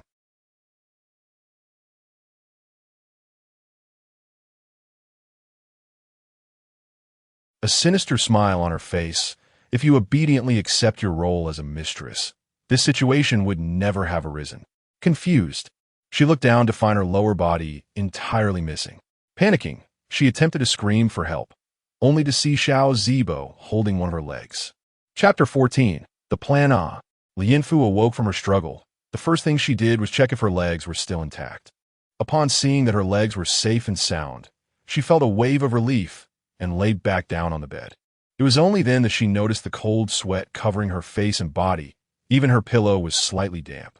It was difficult to discern whether it was tears or perspiration that had soaked it.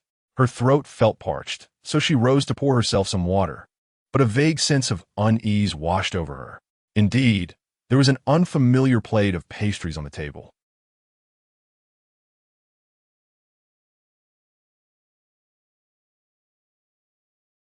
Female slaves were not entitled to indulge in snacks. Could it be that old Madame Xiao had sent someone to deliver it? That was highly improbable. While the old lady valued her, she would not engage in such an act. Reflecting on today's unusual behavior of Ingui, she ultimately decided against drinking. Gazing at the pastries on the table, her unease intensified. She picked up a piece and stepped outside to feed the parrot at the door. The parrot, after consuming it, felt perplexed. Could it be that she was overthinking? Yet, her instincts had always been accurate. There was no possibility of overthinking. To be safe, she caught a few grasshoppers in the courtyard for experimentation. Before she could begin, however, her hand trembled in her cup to spill onto the grasshoppers. Immediately upon contact with the liquid, the grasshoppers froze in place, unresponsive to any further contact. Had indeed lost their vitality. Lian Fu clutched her chest, unable to calm herself for quite some time, before breaking into a relieved smile. Lian Fu muttered to herself. Shen Shanyue truly could not tolerate her any longer. Had she not been cautious, she might very well have ended up like those lifeless grasshoppers on the floor. At this moment, in Ngui's room, she reveled in her clever method of poisoning. Sitting on the edge of her bed, she retrieved a doll from beneath her pillow, adorned with a few silver needles. The birth date inscribed on it belonged to Lian Fu. Laughing maniacally, she stabbed the doll with the silver needles, muttering to herself, "Damn little vixen, I'll stab you to death, making you look so enticing all day long. Stab you, stab you." With such a scene unfolding, Lian Fu could no longer sleep, so she rose to continue packing her remaining belongings. She resolved to swiftly move to the old lady's courtyard once the sun rose and the troubles here were resolved.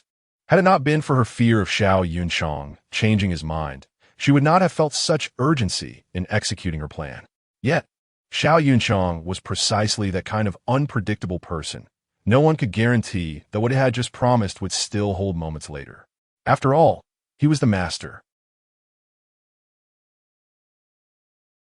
Xiao Yunchang sneezed and rubbed his nose before attending to the official duties before him. Usually, these matters caused him great frustration, yet today, for reasons unknown, his thoughts were unusually clear, and he felt remarkably energetic. Glancing at the tea and snacks laid out beside him, the corners of his lips turned up slightly, a fact he himself had not even noticed. In the heart of the hall, Lian Fu fell into contemplation while observing the tea and snacks on the table. Since they had gone to such lengths to poison her, it was certain they would come to check the results shortly. A strange smile crept onto Lian Fu's lips, as it seemed the upcoming events would prove to be quite entertaining. She stealthily disposed of the tea and snacks in a discreet location. The terrifying part was that after pouring out the tea, the plants and flowers within the vicinity withered entirely. Lian Fu's complexion turned pale. Fortunately, her vigilance had saved her. Otherwise, she could only imagine how dire the consequences might have been. It seemed the previously mentioned grasshoppers were merely a light consequence. After managing everything, Lian Fu stealthily returned to her room under the cover of night. Ingui believed her actions to be flawless, convinced that no one else would ever learn of her deeds. Once this scheme succeeded, the madam would surely recognize her cleverness. Perhaps then, she would be promoted to the role of the young master's concubine, shedding her status as a slave to become a reputable citizen, surpassing Lian Fu, that wretched girl. A mere pretty vase, how could she contend? Estimating that the time was ripe, sprawled on the floor, her hair disheveled, her complexion pale, dressed only in a thin garment. Ingui smirked triumphantly. Wearin and Amp, Oppos, to you quite arrogant? Relying on the master's fondness for you. You and Amp, Oppos, V acted so high and mighty. The madam has instructed me to ensure your demise. Lian Fu lay silently on the ground, listening. Everything she heard was precisely as she had anticipated. Shen Shanyue was indeed furious this time, fearing that Lian Fu might seek refuge with the old lady, making it difficult for her to take action. Ingui crouched down and patted Lian Fu's face, saying, "Let us see who can save you now. You've relied on that pretty face to flaunt yourself everywhere. I'll mar your face. Let us see how you seduce anyone after this." With that, Ingui revealed a gleaming dagger from who knows where, brandishing it before Lianfu's face. She scoffed, dissatisfied with her attempts, and coldly remarked, "Why not carve a few words on that charming face of yours?" Talking to herself, she stood up, pondering.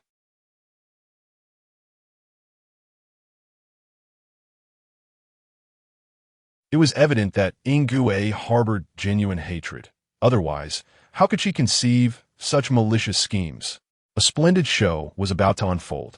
Ingui, still talking to herself, remarked, "The madam has given you such a splendid opportunity, yet you failed to seize it. Now, you'll likely be reborn as a slave in your next life." Ingui felt an immense sense of satisfaction at this moment. But had she been more observant, she would have noticed Lianfu's chest rising and falling in a rhythmic pattern. Unfortunately, her eagerness for success blinded her to these subtle changes. Ingui, clutching the dagger, squatted beside Lianfu, brimming with self-satisfaction as she prepared to carve her marks. However, in the blink of an eye, she noticed Lianfu had opened her eyes, staring fixedly at her. Ingui nearly stumbled backward in her haste to escape Lianfu's room. Turning around, she caught a glimpse of Lianfu pursuing her. "A ghost! There's a ghost!" she screamed. Lianfu relentlessly chased after her, yet for some inexplicable reason. No one heard Ingui's cries that night. Typically, the guards would have rushed to her aid, but today, no matter how loudly she called, no one came to check. Even the housemaids, who usually loved to meddle, were nowhere to be found. Could it be that she had truly encountered a ghost? Finally managing to return to her own room, Ingui hastily closed the doors and windows, trembling as she climbed back into bed and pulled the covers over her. But then, she heard a knock at the window. Summoning her courage, she lifted the covers to take a look, only to see a disheveled figure reflected in the window beside her bed. Chapter 15. Fondness. The long nails danced with her movements, casting shadows on the ground. Thud. Thud thud. The rhythmic knocking resonated like a death knell in Ingui's heart. Ingui's eyes widened, nearly succumbing to faintness several times. Just as she teetered on the brink of unconsciousness, a laugh mingled with voices drifted from outside. Sister Ingui. Stunned, Ingui's face flushed from pale to red, and she quickly realized she had been played. Furious, she burst out the door to find Lianfu wearing a teasing expression. Lianfu scrutinized Ingui's disheveled appearance and scoffed, "Sister Ingui, I thought you were bold, but it turns out you're just a timid mouse." Ingui was rendered speechless, casting a resentful glance at her. After a moment, she asked, "So, you heard everything I said in the room?" Lianfu nodded, unabashedly admitting, "Indeed, Sister Ingui, you are quite honest, sharing such thoughts with a dying person like me." Ingui's face fluctuated between shades of green and red, fully aware it was a ruse. Yet her body betrayed her, revealing her lingering fear. She gritted her teeth in frustration, knowing that every word she uttered in the privacy of her room had been heard clearly by Lianfu. But soon enough, she found solace in a justification. It was all Lianfu's fault for being so vile, pretending to be enigmatic when there was nothing to fear. "Sister Ingui, if you lack the courage, you shouldn't engage in such antics," Lianfu remarked coolly. "Those who indulge in misdeeds will surely face retribution." Ingui's face twitched, her tail flicking, but she ultimately could not muster a retort. Lianfu, observing her frightened demeanor, concluded that she would likely behave more cautiously in the days to come. With that thought, she turned to return indoors, leaving Ingui behind with a pair of venomous eyes fixed on her retreating figure. That wretched Lianfu would one day receive her due. Once, she had at least been somewhat restrained, but now she had the audacity to overstep her bounds. Ingui trembled, leaning against the doorframe as she entered, and even as she sat on the bed, she struggled to process what had just transpired. This time, she had genuinely been terrified, reflecting on all the malevolent deeds she had assisted Shen Shanyue in the past. The following day, in Huizhong courtyard, Shen Shanyue's expression darkened like the bottom of a pot after Ingui recounted the events. Tearfully, Ingui lamented, "Madam, you cannot imagine, she actually resorted to deceit. I have already acted in secret." Shen Shanyue slammed her armrest and stood up, exclaiming, "How outrageous! She dares to be so disrespectful." Ingui, with a knowing glance, insisted, "Madam, that little wretch is utterly arrogant. She even claimed you have no authority over her, that you are no longer her mistress. What? Shun Shangyue fumed, pacing back and forth. If I am not her mistress, then who is? That damned little harlot. Seeing that she had achieved her goal, Guai continued to fan the flames. Madam, please do not be angry. That little harlot is merely a transient presence in this household. You are the matriarch. Surely you can deal with a mere little wretch?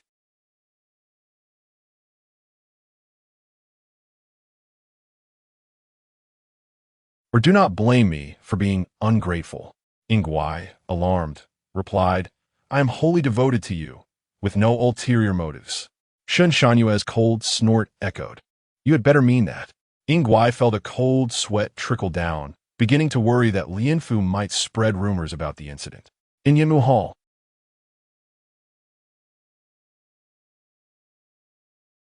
Had it not been for the old lady's protection, she might have been expelled from the residence by Xiao Yunchang the previous day.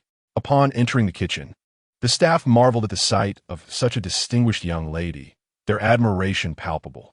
This estate had long been the abode of Lady Xiao, and such a vibrant presence was a rare occurrence. They saw in Lianfu a vivacity they had not witnessed before. After surveying the ingredients in the kitchen, small dishes alongside a bowl of soup, My dear, you are so young yet possess culinary skills? Inquired the head cook, Mama Qian. With curiosity, Lianfu replied gently, I have served Madame Shun since my youth, and it is only proper to learn a thing or two. Mama Qian praised. Not only are you eager to learn, but your skills are commendable. I believe the old lady will surely appreciate your efforts. Feigning shyness, Lianfu said, Oh mama, serving the old lady is my duty. If I gain her appreciation, it is indeed a blessing for me. Mama Qian nodded approvingly. Expressed her satisfaction. Indeed, I did not misjudge you. Look at the color and aroma. Lianfu humbly replied, Mama, you flatter me. I would not have achieved this without the guidance of you all. However, Mama Qian urged, hurry and deliver it. We do not want it to cool. Yes. Lianfu arranged the dishes on a tray and proceeded to carry them away.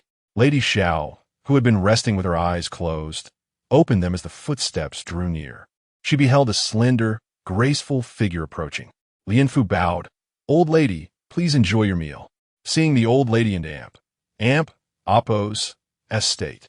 During this, Lady Xiao and Appo's puzzled expression transformed into a beaming smile. Ah, Lianfu, what brings you here? Is your injury healed? As Lianfu served the dishes, she smiled. Thank you for your concern, old lady. Shin and Appo's treatment. The medicine for my wounds was remarkably effective. My face has returned to its former state. That is wonderful.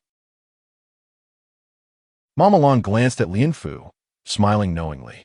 Lianfu replied, Old lady, today and Appo's lunch is prepared by me. I am still unsure of your preferences, relying on the guidance of the kitchen staff, so I hope you will not find it lacking. Lady Xiao settled down, her eyes squinting with delight as she looked at Lianfu. Good child, you go to such lengths to prepare food for this old woman. How could I possibly find fault? Hearing this, Lianfu felt her cheeks flush. The more Lady Xiao observed her, the more she found satisfaction in this daughter-in-law. It was truly a pleasure to see her with that wooden son.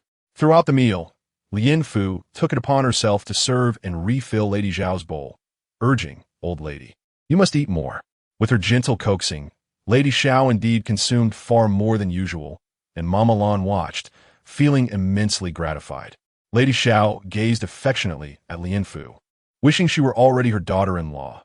Each glance only fueled her frustration toward her son. How could he remain so oblivious? Such a beautiful and capable young lady stood before him, and yet he had restrained himself until now. It was utterly ungrateful.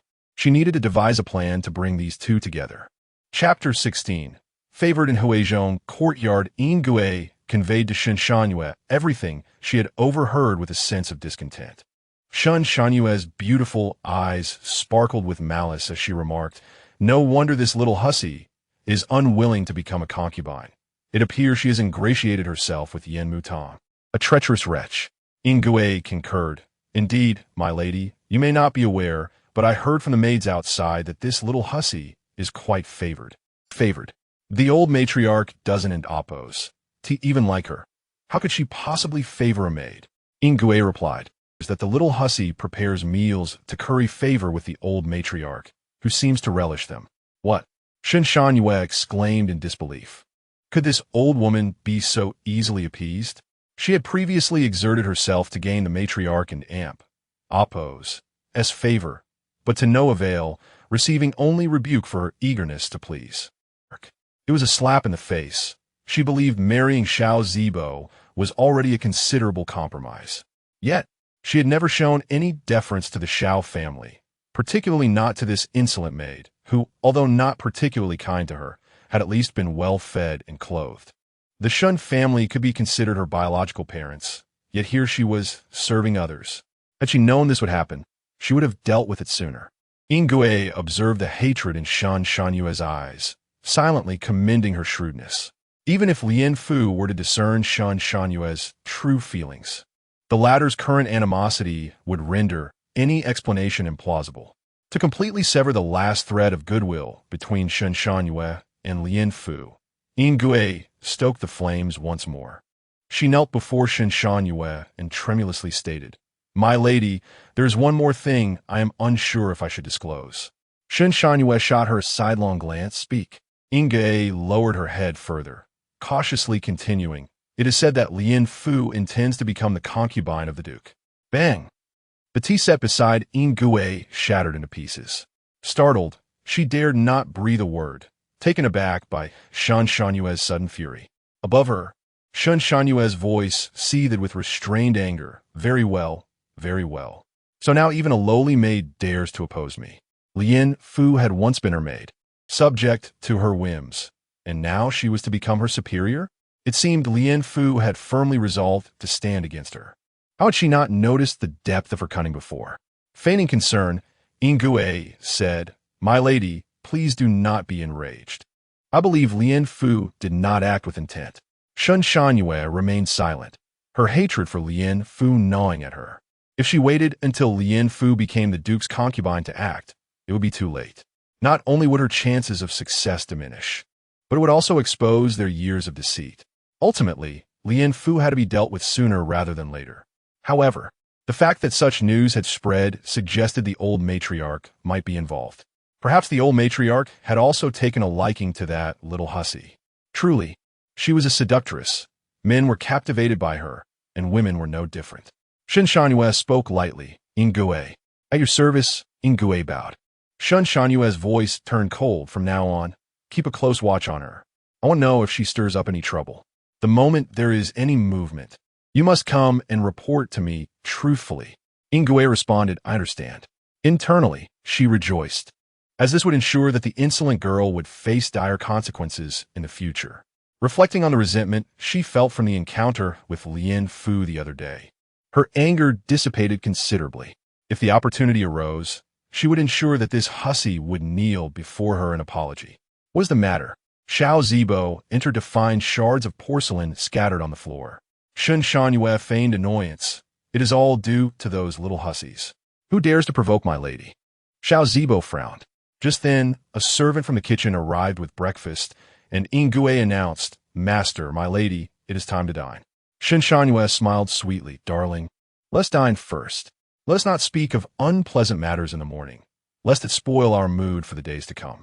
"Very well." Xiao Zibo assisted Shan Shanyue at her seat. "My lady should eat more." Shan Shanyue nodded, but halfway through breakfast, Xiao Zibo inquired, "Why do I not see Lien Fu? Where has she gone?" Shan Shanyue paused in her eating, then softly replied, "Darling, why must you concern yourself? The little maid is quite independent." Xiao Zibo raised an eyebrow. "What do you mean?" Feigning sorrow, Shan Shanyue sighed. "You are unaware, but that girl has gone to serve the old matriarch." As soon as she spoke, Xiao Zibo jumped to his feet. "How could I not know?" Shan Shanyue frowned. "Not only you, but I only learned from Ingwe." Xiao Zibo, now agitated, exclaimed, "How did she end up with the old matriarch? Isn't she one of your maids?" Shan Shanyue's mood soured further at his reaction, and she snapped, "How would I know? Though she's my maid, she is quite headstrong." Xiao Zibo, filled with anger, insisted, "Summon her back at once. This is unacceptable." This was a girl he had coveted for years, She could not simply leave without him having a taste first. As Shen Shanhua was about to speak, Ing interjected. Master, that cannot be done. I have heard that it was the Duke himself who consented. Xiao Zibo, who had been fuming, suddenly deflated. Is this truly the Duke's intention? Ing affirmed, absolutely. I heard it with my own ears. Xiao Zibo slumped back into his seat, despondent and silent. He had not anticipated that the girl would seek out Xiao Yunchang. What was he to do now? Although he desired Lian Fu, he was still under Xiao Yunchang's authority. He had been warned previously that if he pursued Lian Fu again, he might truly be forced to leave. The Shen family had been willing to marry their daughter to him, due to the old matriarch and Xiao Yunchang, without their backing, who would have looked favorably upon him. At this moment, Shen Shanhua was not surprised by Xiao Zibo and Appo's reaction. It was typical of him. Though unhappy, Xiao Zibo soon realized his previous behavior was inappropriate and sought to comfort Shen Shanhua. My lady, do not be disheartened. If that hussy wishes to go, let her go. The old matriarch's company is dull and tedious. She will likely return after a while. Shen Shanhua nodded, feigning gratitude. Little did Xiao Zibo know, Lian Fu would never return. Who would wish to remain in such a den of wolves? In Yin Mutong, Lian Fu and Appo's life was now infinitely better than in Huizhong courtyard. Here, she faced no intentional obstacles or disdain. Freed from the torment of Shen Shanhua and Xiao Zibo, she no longer lived in constant fear. Nor did she worry about intrusions when the door was left ajar. The old matriarch adored her and had assigned her the finest room. She had been tending to the garden when she heard Granny Lan call for her. Granny, she greeted obediently. Granny Lan said, come with me. The old matriarch has awakened and wishes to see you. Yes, Lian Fu said aside her tools. Chapter 17. Usurpation. Madame Xiao reclined on the couch, gazing fondly at her. Lian Fu stepped forward to pay her respects, saying, I wish to greet the esteemed elder. Good child, rise. Madame Xiao beckoned. Thank you, elder. Lian Fu stood and sat to the side. A beauty beyond compare, neither flower nor mist. Madame Xiao nodded in satisfaction and smiled, saying, Dear girl, do share with me. Is there a gentleman who captures your heart? Lian Fu was taken aback by the elder's candidness. Despite her experiences in 2 lives, she couldn't help but blush. With a shy demeanor, she replied, Elder, I do not. Madame Xiao chuckled. In that case, what do you think of my son, Shen? Lian Fu struggled to maintain her composure, but managed a respectful response. Elder, I dare not presume. To be favored by you is already a great honor. I cannot possibly wish for more. Madame Xiao sighed, drawing Lian Fu closer. You are a wonderful girl. Why speak of presumption? Madame Xiao genuinely cherished Lian Fu, lamenting how her foolish offspring failed to recognize such a gem, including that icy block of a woman.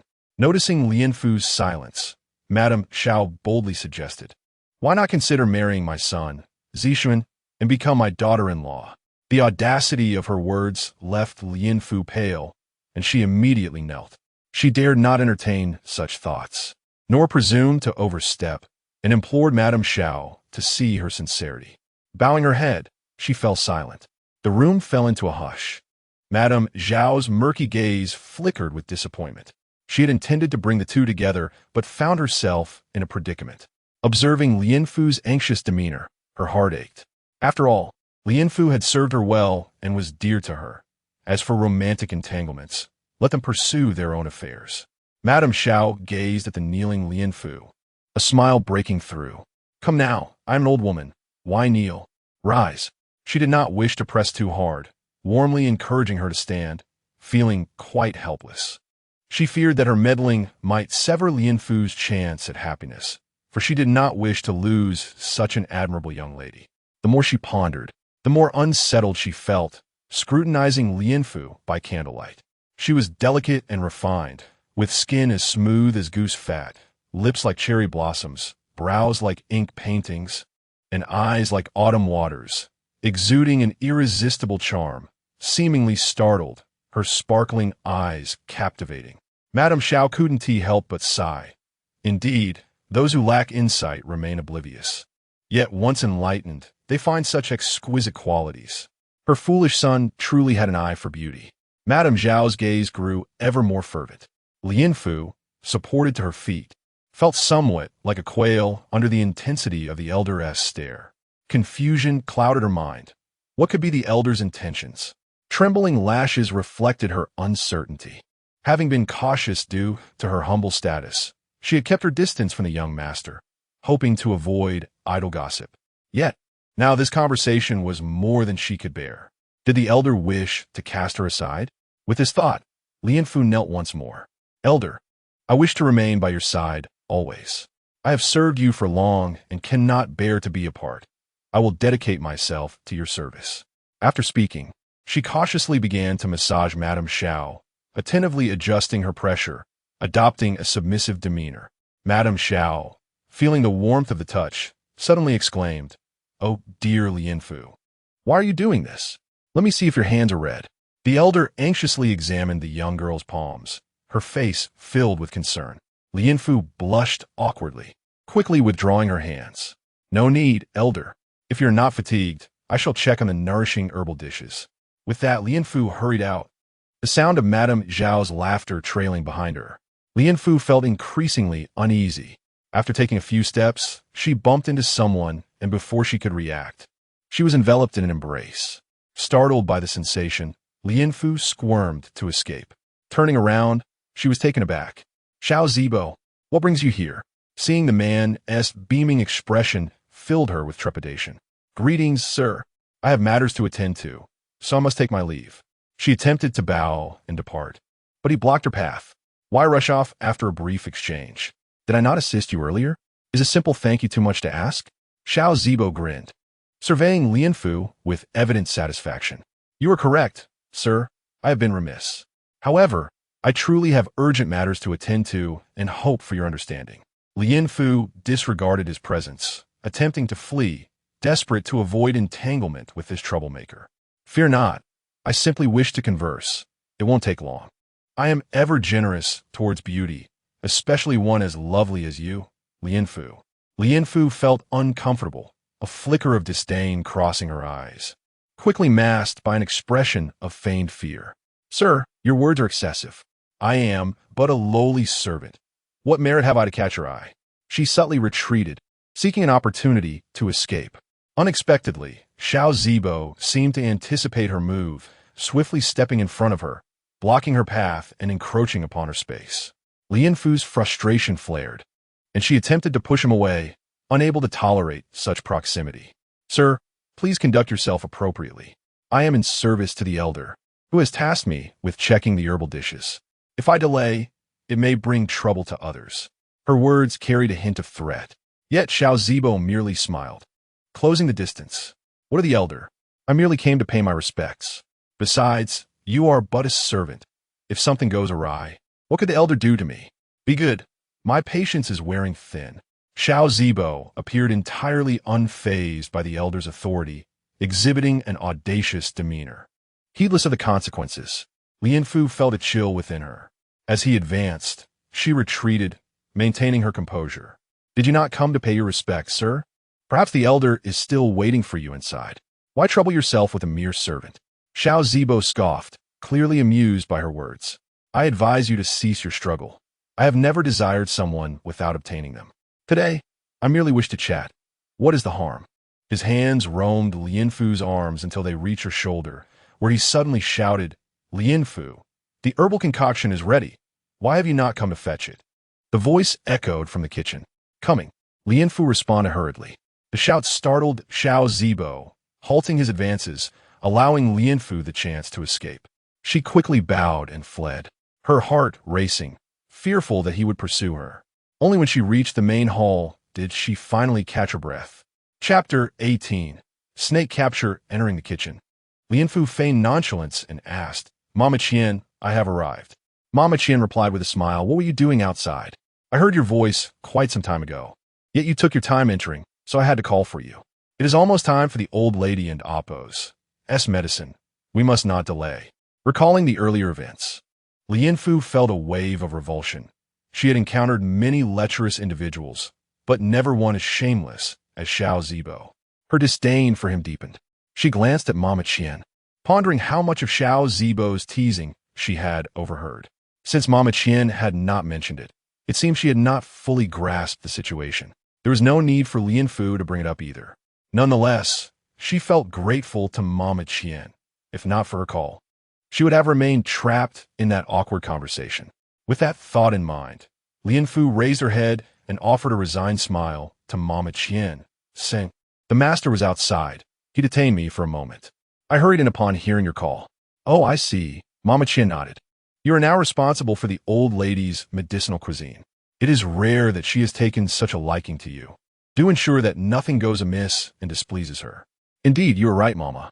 Lian Fu understood that Mama Qian's words were intended for her well-being, as she had finally gained some favor with the old lady, making life a bit more bearable. "I have other matters to attend to, so I shall leave you to your work. Stay up late if you must," Mama Qian said, moving toward the door, then turned back to remind her, "Oh, remember to prepare the medicinal water in advance." "Yes, I will remember," Lian Fu nodded. Once Mama Qian had left, she sighed heavily, feeling helpless as a mere maid in front of Xiao Zibo. Taking a few deep breaths to steady herself, she picked up the medicinal stove and began preparing the medicine.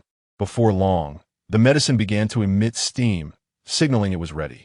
Lian Fu carried the concoction to the old lady's room.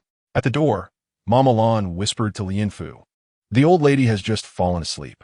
Lian Fu stifled a laugh. She had just left to fetch the medicine, and now the old lady was asleep. Faced with the bowl of medicine, she wondered how to proceed. Mama Lan remarked, "It is rare for the old lady to enjoy a good rest, but she must take her medicine." Ultimately, they approached the bedside. Mama Lan gently tapped, "Old lady, it is time to awaken. Your medicine is ready." The old lady stirred, seeing the two of them by her side. "It is time for your medicine, my lady," Lian Fu said, helping her sit up while placing a pillow behind her back. "I shall serve you your medicine." The old lady smiled. "You were so diligent." Once the old lady was propped up, Lian Fu took the medicine and, using a spoon, began to feed it to her, one spoonful at a time. When the last of the bitter concoction was consumed, Lian Fu quickly offered the old lady a sweet candied fruit. "It may be a bit bitter, old lady. Please enjoy this candied fruit." "Ah, you thoughtful child," the old lady responded with a smile. "I have never been fond of bitter medicine." Mama Lan chimed in. "Indeed, Lian Fu is both considerate and attentive in her service to the old lady. It is truly commendable." "Quite so," the old lady agreed. "Often, I find I need not voice my thoughts, and Lian Fu has already anticipated them. She truly captures my heart." "Lian Fu, what reward would you like?" As the old lady spoke, she happened to spit out a pit from the candied fruit, and Lian Fu deftly caught it with a cloth. "It is merely my duty. There is no need for a reward." "Why such modesty?" The old lady laughed, glancing at Mama Lan before turning back to Lian Fu. "A reward is indeed in order, though I am unsure of what to bestow." Mama Lan suggested, "As a young lady, perhaps you could grant her something a girl would cherish." The old lady nodded in agreement. "Yes, let us bestow some jewelry." Lian Fu, taken aback, protested no. "Dear lady, you are too generous." "Nonsense," the old lady countered. "If I say I wish to reward you, I shall do so. It would be illogical to speak otherwise." In her heart, the old lady mused that Lian Fu possessed a striking beauty, and pairing her with Xiao Yunchang would be delightful. Adorning her with jewelry would only enhance her allure, potentially capturing Xiao Yunchang's attention. If all went well, perhaps they would be wed and have a chubby child. "Old lady, this is my duty. You need not reward me." Lian Fu remained oblivious to the old lady's thoughts and continued to decline. The old lady's expression turned stern as she insisted. "You are beautiful, and a beauty must have fine adornments. Bestow upon her a phoenix hairpin, 2 pearl flowers, a pair of butterfly earrings, and some other jewelry as well." Then, "Very well. Thank you, old lady." Lian Fu, unable to refuse, accepted the gifts and bowed in gratitude. "Now, you may leave," the old lady said, her demeanor softening upon seeing Lian Fu acquiesce to the jewelry. "Yes, old lady," Lian Fu replied obediently as she exited. Upon returning to her room, Lian Fu placed the jewelry in her box and picked up a cloth to clean the vase. Suddenly, she heard a rustling sound. Intrigued, she listened intently and discovered it came from the corner of the wall outside. Lian Fu slowed her movements and stealthily approached the source of the noise, noticing someone lurking outside, behaving suspiciously. Remaining inconspicuous, she stood in the corner of her room, waiting until she was certain the person had left before stepping outside to investigate. In the corner of the yard, she found a patch of clean grass, devoid of anything unusual. After a careful examination, she found nothing amiss. Yet that figure had been up to something there. With her curiosity piqued, Lianfu returned to her room, continuing her tasks, her mind lingering on the earlier encounter. As night fell and it was time for rest, she returned to her room, pondering the mysterious figure from earlier. Lying in bed, clutching her pillow, she could not shake thoughts of the day. Suddenly, a chilling sensation coursed through her, and she looked down to find a green snake coiled beside her. A snake! Lianfu and Appo's heart sank as memories of her past life flooded back, recalling how Ingwe had tormented her with snakes during her punishment. In that time, snakes had been her greatest fear. Yet now, she reminded herself, this was a new life. There was no reason to be afraid. Resolute, Lianfu suppressed her fear and, with determination, removed the hairpin from her head, aiming it at the snake's vulnerable spot. The figure from earlier had to be Ingwe, attempting to frighten her. Let her experience the terror of a snake. Lianfu grasped the snake and swiftly skinned it, accomplishing the task in a few deft motions. Chapter 19. Retribution. After thoroughly feeling the lifeless serpent in her grasp, Lianfu finally let out a relieved smile. Though her visage was marred with blood, she laughed heartily, for the torment she endured from snakes in her past life had now been resolved in this one. Weighing the dead serpent in her hand, a peculiar smile crept upon her face. Given this situation, she could no longer be held accountable. Under the cover of darkness, Lianfu stealthily ventured outside. At this moment, Xiao Yunchang also discreetly exited, as his recent duties had become even more burdensome than before. Some of these tasks were remnants from his last unresolved matters. Previously, such a workload had not existed. It seemed to have begun only recently, which struck him as odd. Wandering about in his vexation, he found himself unexpectedly at the Xinkatang. Furrowing his brow, he recalled that it was the quarters of the female servants in the estate. Bathed in moonlight, he discerned a figure in the shadows. Hastily concealing himself, he observed as the figure drew closer, revealing none other than Lianfu. The air was thick with a metallic scent, and blood smeared across her face. A sense of wariness mingled with an inexplicable emotion surged within him. As Lianfu approached the courtyard, serpent in hand, she caught sight of a shadowy figure. Preoccupied with her own affairs in the obscurity of night, she paid it no mind and proceeded into the yard, tiptoeing toward the residence of Ingwe. With utmost care, she discarded the lifeless serpent inside, stifling a cold, silent laugh. Let you experience what it means to reciprocate one's own misdeeds. Having completed her task, she retraced her steps back to the Yimu Hall. Unbeknownst to her, a man lurked in a dim corner nearby, revealing a charming smile. This servant is quite entertaining, he mused, eager to observe her next move. He found no malice in Lianfu's actions. Instead, he was intrigued. What would unfold tomorrow, and how would she respond? These next few days promised to be quite enjoyable. Moonlight graced Lianfu's face as she lay in bed, tossing and turning without a hint of slumber. It was not guilt that kept her awake, but rather an overwhelming excitement for the events of the morrow. Too exhilarated to waste time, she rose and took up her embroidery, contemplating the idea of creating intricate pieces to sell for silver, thereby securing a means of escape for herself. Before she knew it, dawn had arrived. In the early morning, a piercing scream echoed through the Xiao residence. Moments later, a crowd gathered around Ingwe's quarters. A bloodied, mangled serpent lay quietly beside Ingwe's bed. As she got out of bed, she inadvertently stepped on it, leaving her foot smeared with serpent blood. Ingwe, in tears, clung to her bed, wailing, "Where did this snake come from? Who could be so heartless as to do such a thing?" Meanwhile, Lianfu meticulously wrapped up her embroidery work, yawning and sauntering toward Ingwe, eager to witness the unfolding spectacle. The man, not far off, watched her with an amused smile, his eyes betraying a mixture of fondness and curiosity. Once she had moved away, he too joined the fray. As everyone gathered, Lianfu approached slowly. Ingwe sobbed to Shinshanhua, "Madam, this must be the work of someone plotting against me. I implore you to seek justice for this servant. In the public eye, Shen Shangyue had no choice but to respond appropriately. Yes, Ingwe, I shall certainly advocate for you. Worry not. Lian Fu entered the room leisurely, silently observing the performance between the mistress and her maid. This time, she feared nothing. Ingwe, with keen eyes, spotted Lian Fu in the crowd and shot her a venomous glare. Lian Fu, you come here this instant. This must be your doing. After declaring this, she feigned innocence and edged closer to Shen Shangyue. Madam, you must surely support your servant. Sensing the metallic scent, Shen Shangyue recoiled, covering her nose with a cloth. Her brows knitted together. Filled with revulsion, she addressed Lian Fu. Lian Fu, did you do this? Speak the truth. Lian Fu gasped, her eyes wide with feigned terror. Madam, how can you accuse me unjustly? Even with 10 lives, I would not dare commit such an act.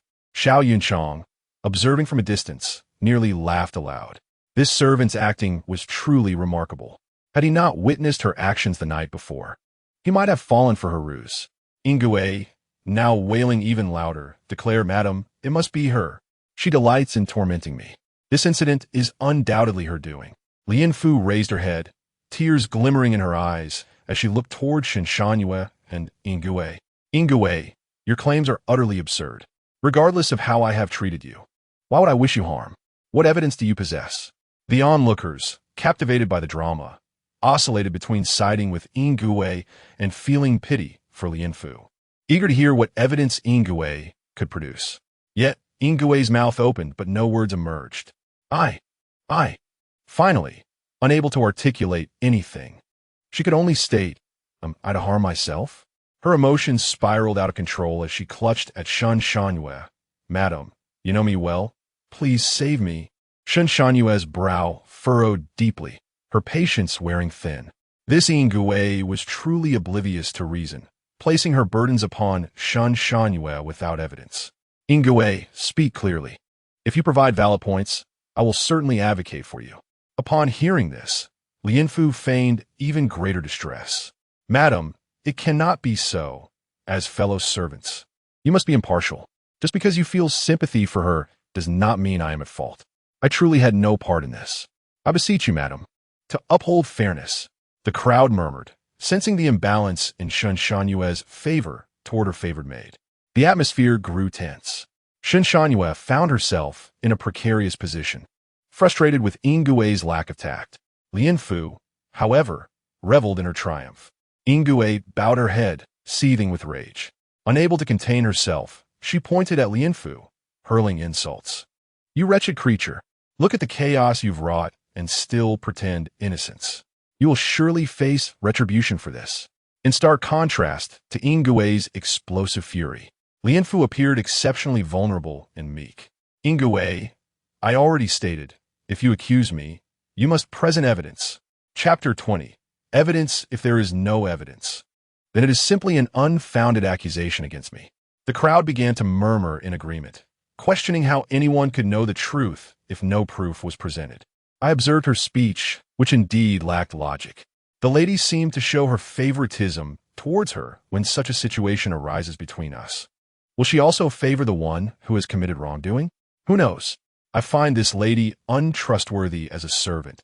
If the master behaves irrationally, what hope do we have for a good life? Indeed, it seems that Gui Wei is framing Lian Fu, seeing public sentiment shift in her favor. Lian Fu felt a surge of relief. Shen Shanyue, witnessing the scene, was infuriated and concerned about losing her authority, especially with Xiao Yunchang present. In such a tense atmosphere, she felt compelled to slap Gui Wei, exclaiming, You wretched servant! All you do is stir up trouble without any decorum. If I do not reprimand you, others may think the Xiao family has no control over its servants. With that, she stormed out in a huff. Lian Fu suppressed a chuckle. Gui Wei gasped in pain as the sting of the slap burned on her cheek, a clear mark left behind. Yet in this moment, her mistress could not aid her. She was left to swallow her grievances in silence. Xiao Yunchang observed Lian Fu's barely concealed amusement, a subtle smile appearing at the corners of his lips. As the spectators dispersed, Lian Fu abandoned her pretense of being fragile and cast a fierce glance at Guiwe before departing. She surmised that Guiwe and her mistress would not let this matter rest, but she would not yield to their schemes. On Guiwe's side, she felt disgruntled after being retaliated against. However, having offended Shinshanyue made her situation even more precarious. In frustration, she seized a dead snake and flung it away. After washing away the stench of blood, disregarding the pain on her face, she hurried to Shinshanyue's chamber. Meanwhile, Shinshanyue lay in her bed, fuming after the earlier incident, her head cradled in her hands. She had never encountered such foolishness. It was infuriating. Guiwe cautiously entered and knelt by the bed, saying, "Mistress, I come to apologize. It is my fault for underestimating that wretched Lianfu, which brought disgrace upon you in front of everyone." Shinshanyue, enraged, picked up a vase from the bedside and hurled it at her. "I could strangle you for your stupidity. You are useless, merely a burden." The shards of porcelain splashed water across Guiwe, making her tremble even more. "Mistress, I am also angry. Please, spare me this time. I promise to make amends next time." Having vented her frustration, Shinshanyue realized that she had no one trustworthy in this household. Guiwe, though foolish, was still considered one of her own. After berating her for a while longer, she finally relented. "Fine, I will let you off this time." She gritted her teeth, harboring a deep-seated hatred for Lianfu. This situation could not be resolved now. She would have to bide her time for the next opportunity. Guiwe, having endured a severe scolding, felt a sense of relief, knowing that her mistress's anger had subsided. "Lianfu, just wait for the next time. I will make you pay." Following this incident, both women's animosity towards Lianfu intensified. Lianfu, in a buoyant mood, made her way to attend to the old matriarch. Passing through a desolate courtyard that had long been abandoned, she felt a twinge of unease. She particularly detested this place, but with no other route available, she steeled herself to continue. As she anticipated, trouble arose. "Oh, Lianfu, where are you off to? The young master has been waiting for you." A lewd voice called out, causing her heart to race. Steeling her nerves, she turned towards the voice and bowed slightly. "I greet you, young master." The speaker was none other than the lascivious Xiao Zibo, who had long desired her. His gaze roamed hungrily over her figure, barely restraining his lust. No need for formalities. "Lianfu, are you heading to serve the old matriarch? I believe she has enough attendance. Why not attend to me first?" He stepped forward, attempting to grasp her hand. Lianfu evaded him, causing him to miss. Xiao Zibo, irritated, exclaimed, "Why are you avoiding me? I was injured because of you. What is wrong with you attending to me to change my bandage?" Lianfu sought a way to escape. "Young master, I must attend to the old matriarch first. She is waiting for me." With that, she attempted to sidestep him. However, two burly servants blocked her path. Realizing there was no escape, she felt a wave of despair. Ping Shi, supporting his master, added, "Lianfu, the young master will treat you well. He is merely trying to help you. I assent that, right?" Forcing herself to remain calm, she took a deep breath and softened her tone. "Young master, how about this? The old matriarch's room is nearby. We can go there for your bandage change." Xiao Zibo's eyes glinted as he nodded. "That works. Let us go." His thoughts were laced with depravity. He envisioned tormenting her in the old matriarch's quarters. Finding it thrilling, the group made their way toward the old matriarch's chamber. Lianfu's heart raced as she pondered how to escape once they arrived. Upon reaching the door, she spotted a familiar servant passing by and seized the opportunity. "Young master, why don't you go inside and rest a moment? You must be tired after your journey. I fear the old matriarch may worry, so I will inform her that you are on your way." With a sweet tone, Lianfu spoke, and Xiao Zibo, charmed by her voice, lowered his guard and nodded, thinking she would not dare play tricks on him. After all, he was the master of the Xiao household. He doubted a mere servant could outsmart him. He led the two servants inside. Only then did Lianfu drop her fade.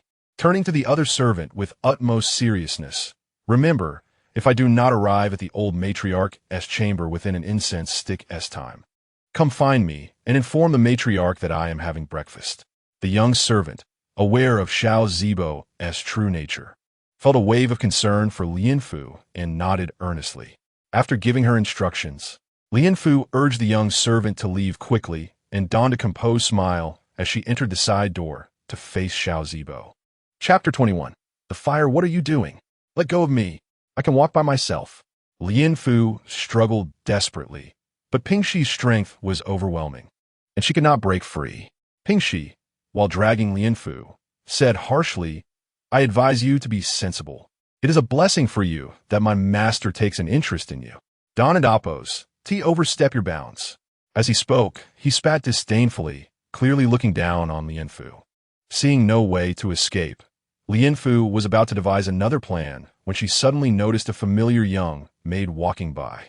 Their relationship had always been amicable, and upon seeing Lian Fu and Appos' predicament, the maid and Appos' expression turned anxious. However, she dared not intervene, as Ping Shi was associated with Xiao Zibo. Lian Fu maintained her balance, secretly gathering her strength to avoid being dragged away by Ping Shi.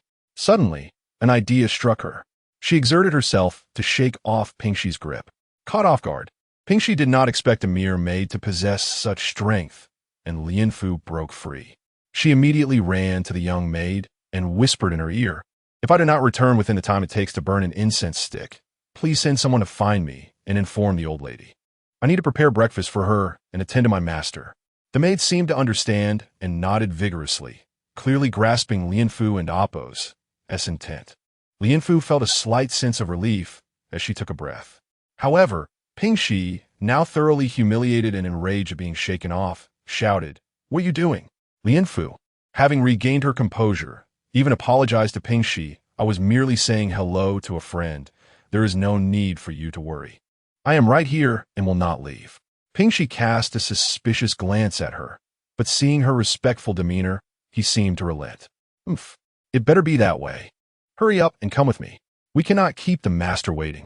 Before leaving, Lian Fu glanced back at the young maid, who nodded in reassurance, indicating that Lian Fu need not worry. Feeling slightly comforted, Lian Fu followed Ping Shi to a side room in the old lady's courtyard. As soon as they entered, he pushed Lian Fu inside and locked the door behind him, standing guard outside. At last, I see you, my little beauty, Xiao Zibo said with a lewd grin as he approached. I have missed you dearly. Come, let me give you a kiss. As he spoke, he lunged towards Lian Fu, his intentions transparent as he began to loosen his clothing. Lian Fu felt a wave of nausea, yet maintained her composure, taking a few discreet steps back to create distance. Master, this is the old lady's courtyard. Are you not concerned about her? What of it? There's no one else here. It's just the two of us. And who would know? He laughed. Yield to me, my beauty. As he advanced like a predator, Lian Fu, suppressing her urge to retch, feigned innocence. But I must still attend to my duties in the old lady's courtyard. If I cannot arrive on time, what will happen if she gets angry? Xiao Zibo and Appos' irritation grew as he interrupted her pleas, his tone growing cold. What does it matter? The old lady and Appos' displeasure is of no concern to me. In Lian Fu's astonished gaze, Xiao Zibo seized the moment, using brute force to pin her down. Besides, once we consummate our union, the old lady would never blame you. Just wait for the luxurious life that follows. Being with me will spare you from any grievances. As he leaned in to kiss her, Lian Fu realized the depths of his depravity. With no more pretense, she swiftly retrieved a fire starter from her pocket and ignited it, throwing the flame onto the nearby curtains as Xiao Zibo and Appos' hands roamed over her. The curtains, highly flammable, ignited almost instantly, the flames licking upwards with alarming speed, engulfing the wooden furnishings around them. What is happening? Xiao Zibo exclaimed, bewildered as the fierce flames erupted. I don't amp Appos. Tino. What we do now, master? Lian Fu feigned ignorance, shifting the dilemma back to him. Xiao Zibo, realizing the gravity of the situation, dashed towards the door, abandoning his earlier intentions. Ping Shi, open the door, let me out, he shouted, pounding on the door. Seeing the flames, Ping Shi quickly opened it, startled by the ferocity of the fire. Master, are you all right?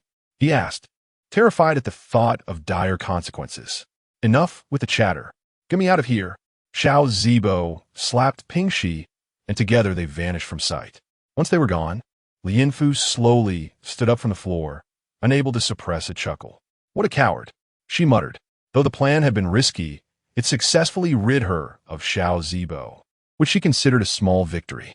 However, as she prepared to leave, she found the door would not budge. The flames continued to rise around her, but the door remained stubbornly locked. Did they really lock the door behind me? Chapter 22. The Savior Disaster. I can't escape. What should I do? Lian Fu gazed around as flames spread, entrapping her within. At this moment, she felt utterly powerless, regretting her reckless actions. Had she known, she would have chosen differently. Yet now it was too late for remorse. She circled within the confined space, but the main exit, the door, was completely locked. The lock had become searing hot, and without a key, she could not touch it directly. Apart from the door, there was only one window. As she approached the window and looked down, she realized this was her sole means of escape. However, the height was daunting. Jumping from the window would surely result in injury, rendering her vulnerable and helpless. In her despair, Lian Fu felt utterly trapped, as if she were riding a tiger with no means to dismount. The room began to fill with thick black smoke. Exhausted, she struggled to breathe fresh air. Is anyone there? Hold on. Lian Fu faintly heard voices outside, but the difficulty in breathing made her head spin. Help, somebody. Meanwhile, Xiao Yunchang was engrossed in his duties when suddenly, a subordinate burst in with alarming news. Sir, the old lady's estate is on fire. What? Xiao Yunchang's brows knitted tightly as he fixed his gaze on the messenger. The subordinate trembled under the intensity of his stare, but remained silent. Realizing the gravity of the situation, Xiao Yunchang set aside his work and rushed over. On the way, he continued to inquire what happened. How could it suddenly catch fire? The subordinate, having only received the notification, could only shake his head in helplessness, indicating ignorance of the details. Aware that now was not the time for blame, Xiao Yunchang quickened his pace. Before long, he arrived at the old lady's estate, only to find that the fire was not in her dwelling, but in an adjacent outbuilding. Raising an eyebrow, he noted that perhaps the situation was not as dire as reported. Your information was incorrect, he remarked. The subordinate, realizing his mistake, stammered an apology. I was just anxious. Xiao Yunchang waved his hand dismissively. Since the old lady's estate is unharmed, I shall take my leave. You're responsible for extinguishing the fire. Understood? Yes. After giving his instructions, Xiao Yunchang intended to turn away, eager to return to his pressing matters. However, as he pivoted, a faint yet familiar voice pierced through the chaotic sounds behind him. Help! Help me, please! The voice struck Xiao Yunchang like a dagger, compelling him to stop in his tracks. Could it be? No, it's impossible. How could she be here at this hour? As he hesitated, trying to deduce Lian Fu's whereabouts, his body moved uncontrollably towards the outbuilding. He would rather save the wrong person than risk any harm befalling her. As he drew closer to the outbuilding, the cries for help became increasingly clearer, though he sensed that the voice was growing weaker, indicating imminent danger. Upon reaching the door, he kicked it open without a moment's hesitation, disregarding the flames inside. Indeed, behind the door was the familiar figure he had hoped to find. Surprised at her presence, yet somewhat unsurprised, he felt a surge of panic upon seeing Lian Fu collapsed on the ground, her strength depleted. Lian Fu, are you all right? Wake up. He rushed to her side, gently shaking her, but she showed no response. Momentarily at a loss, Xiao Yunchang forced himself to regain composure. He swiftly lifted Lian Fu into his arms and made his way outside. Fetch a doctor. Observing his urgent demeanor, the subordinate did not dare delay. Lian Fu was brought back for treatment, her soot-covered face cleaned to reveal her fair skin. How is she? Xiao Yunchang inquired, his worry escalating as he observed Lian Fu lying unconscious. It seemed she had inhaled too much smoke, leading to her state of unconsciousness. She would need several days of rest to recover. All right, you may leave, he instructed, though his furrowed brows betrayed his tension. Watching Lian Fu, once lively and spirited, now lying feebly before him, filled him with a sense of guilt. It was my failure to protect her. Investigate the matter thoroughly. I want to know the truth behind this incident. Yes, the subordinate, quick to act, soon returned with a detailed report. Sir, after recounting the events in full, Xiao Yunchang's anger flared, glaring at the girl before him. His heart ached with compassion and admiration for Lian Fu. Clever and astute, She possessed remarkable courage. Previously, he had regarded her as a mere parasite, but she had proven herself to be extraordinarily resourceful. As Lianfu slowly opened her eyes, she realized she was no longer in that scorching room, but on a comfortable, warm bed. "You're awake. You finally woke up," she exclaimed. "I cough." She coughed several times, incredulous, believing she was surely destined for death. A figure approached her with medicine. "How do you feel? You should take this first. It's nothing serious, just a bit of discomfort in my chest." Lianfu patted her chest, straining to recall the events of the previous day, but her memory seemed to halt at the moment she collapsed amidst the flames. "How did I survive?" she asked directly. "It was the master who saved you." Lianfu's eyes widened in disbelief. "He saved me?" "Indeed. You cannot imagine how perilous it was last night. The fire had engulfed the entire room. The master heard your cries for help and kicked down the door to rescue you." Lianfu wondered if there was an element of exaggeration. Yet it was undeniable that he had saved her. Gratitude welled within her. She had truly found her savior. Fortunately, her physical condition was stable. Lianfu, eager to express her gratitude, decided to showcase her culinary skills. Confident in her cooking, she busied herself in the kitchen and, after much effort, prepared a steaming meal to present to Xiao Yinchang. "Master, this is a dish personally prepared by Lianfu." "Oh."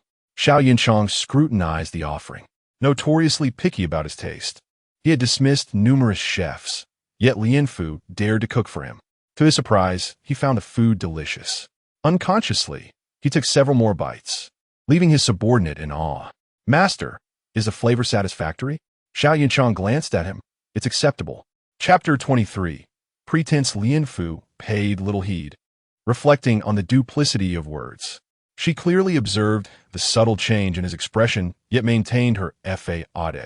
"It seems that the dish does not suit your palate.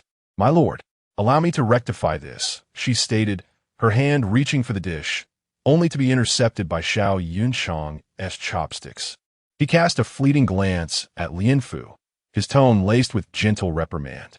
"Food is paramount to the people. Frugality must precede indulgence. Waste is not to be tolerated." Lianfu withdrew her hand and bowed slightly, responding softly, "Yes, I shall take heed." After hearing this, Xiao Yinchang's mood improved significantly. "You may leave. Your presence is not required here. The dishes will be returned by servants." "Understood." Lianfu acknowledged and retreated.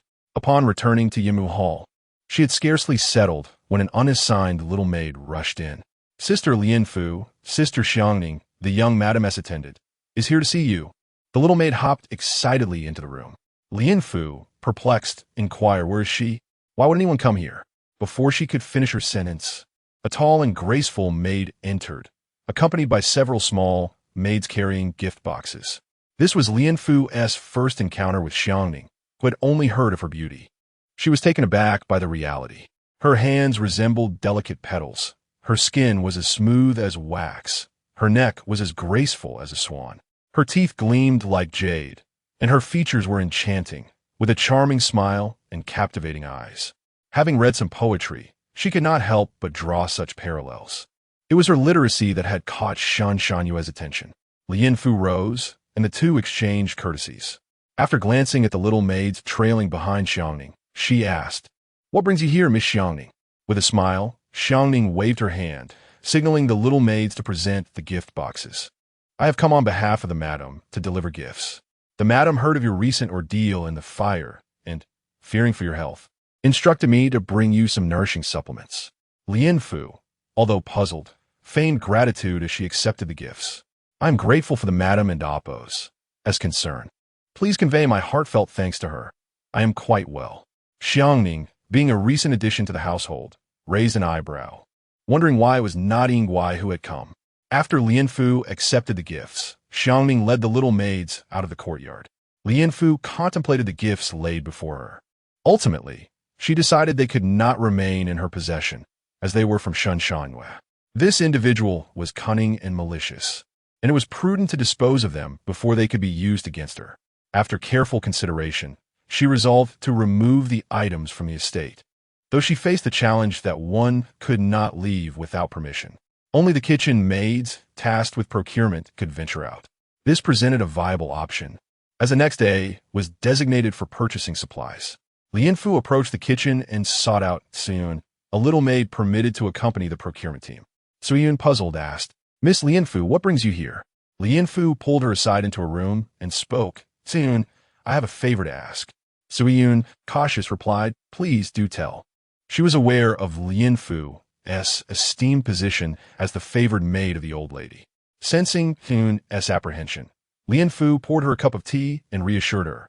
"There is no need for concern. I am here for a transaction." Suyun hesitated, her hand hovering over the teacup, before discreetly scrutinizing Lianfu. "What sort of transaction?" she queried, her thoughts suspicious. Lianfu, recognizing her skepticism, opted for transparency. "Today, someone from Huizhong courtyard delivered some items, which may cause complications. I wish to ask you to help me exchange them for money." Suyun exhaled in relief and nodded. "In that case, what will my compensation be?" It was not unusual for maids to trade personal belongings for money, provided they received a share of the profit. Lianfu smiled softly. "What do you think of 30%? Suyun's eyes brightened. "That's acceptable. Hand over the items to me before tomorrow's procurement." "Thank you, sister," Lianfu replied gratefully. "Rest assured, you will not be shortchanged." Money was an irresistible temptation, and few could resist its allure. The following day, just before the kitchen departed for procurement, Lianfu packaged the items for Suyun. Upon her return to her room, she found Xiangning waiting for her. "Miss Lianfu," Xiangning greeted with a bow. Lianfu returned the gesture, her mind racing with curiosity. "What brings you here, Sister Xiangning?" Xiangning smiled and replied, "I come at the Madame and Appo's behest to invite you back for a conversation." "A conversation?" Lianfu and Appo's brow furrowed slightly. "Is there something concerning the Madame?" "The Madame has no pressing matters. She simply wishes to speak with you," Xiangning explained. It was evident to Xiangning that Lianfu possessed unparalleled beauty and grace, far surpassing that of a maid. After entering the estate, she had learned that Lianfu was initially intended as a concubine for the master, but had somehow found herself serving the old lady. Contemplating her circumstances, Lianfu ultimately acquiesced. "Very well, I shall accompany you." After all, her contract still belonged to Shen Shangyue, who remained her superior. Thus, Lianfu reluctantly returned to Huizhong courtyard. Upon crossing the threshold, she spotted Yingguai standing beneath the eaves of the main house, seemingly awaiting her arrival. As their eyes met from a distance, Yingguai smiled and bowed. Lianfu reciprocated, sensing an air of unease. Yet, as long as Xiao Zibo was absent, she felt somewhat reassured. Prior to her arrival, she had gathered information from Xiangning. Xiao Zibo had been notably subdued lately, likely due to the reprimand from Xiao Yunchang that had instilled some fear in him. Once inside the main house, Xiangning did not follow her. Lianfu entered to find Shen Shangyue reclining on a soft couch, her eyes closed in repose, adorned with lavish jewelry and surrounded by calming incense. The atmosphere soothed one's guard. Yingguai approached and softly announced, "Madam, Lianfu has arrived." Lianfu bowed respectfully. "Madam, I wish you good health."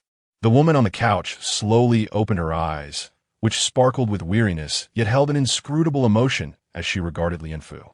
"Rise, take a seat," she said languidly. Lianfu was taken aback, quickly retorting, "Madam, I cannot. Standing is sufficient." Before she could finish, Yingguai had already moved a chair beside her. "When the madam commands you to sit, you shall sit. Do not be so verbose." Lianfu cast a discreet glance at Shen Shangyue, who was smiling warmly at her. Uncertain of her intentions, Lianfu complied, "I shall accept your kindness, madam, and express my gratitude for your thoughtful gesture." Shen Shangyue covered her mouth with a light laugh. "Do not be anxious. I merely wish to speak with you." "Speak with me?" Lianfu scoffed inwardly. It was laughable that Shen Shangyue, who had done her no favors, would now seek a heartfelt conversation. It felt akin to a weasel wishing the chicken well.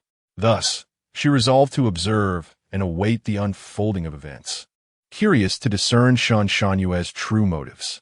With a benevolent gaze, Shen Shanyue regarded Lianfu and gently asked, "Have you not longed to return after being away for some time?" Chapter 24.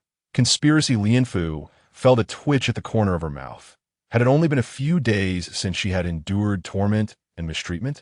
Such audacity to now inquire if she wished to return was truly shameless.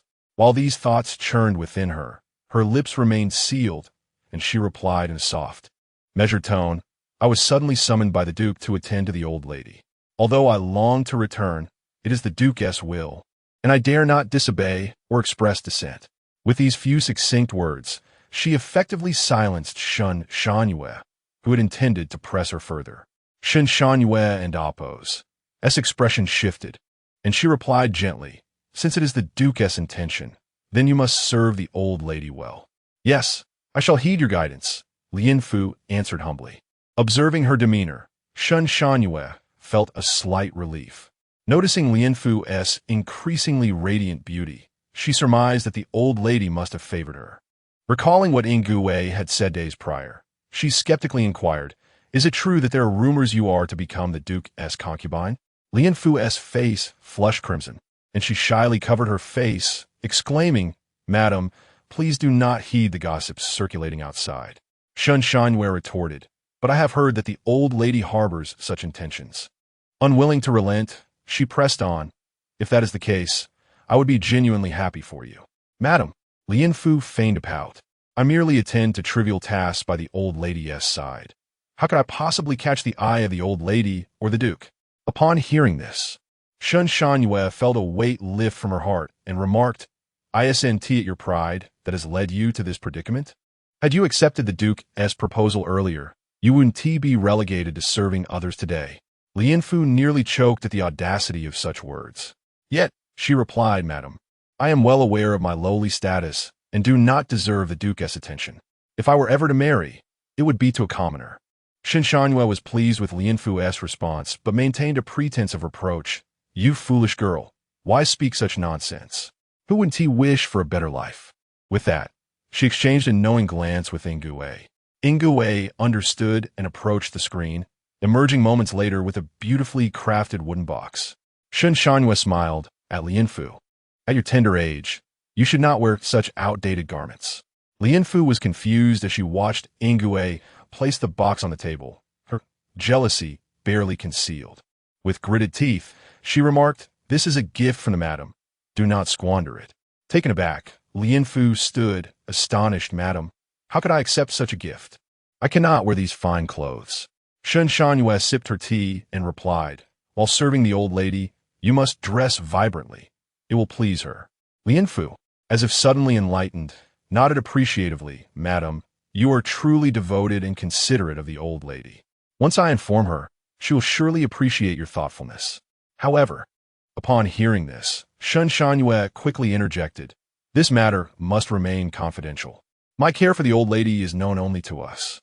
Lian Fu smirked inwardly, realizing the ulterior motives at play. This unexpected visit and the bestowal of fine clothing were surely part of the scheme. Accepting such gifts could lead to complications in the future.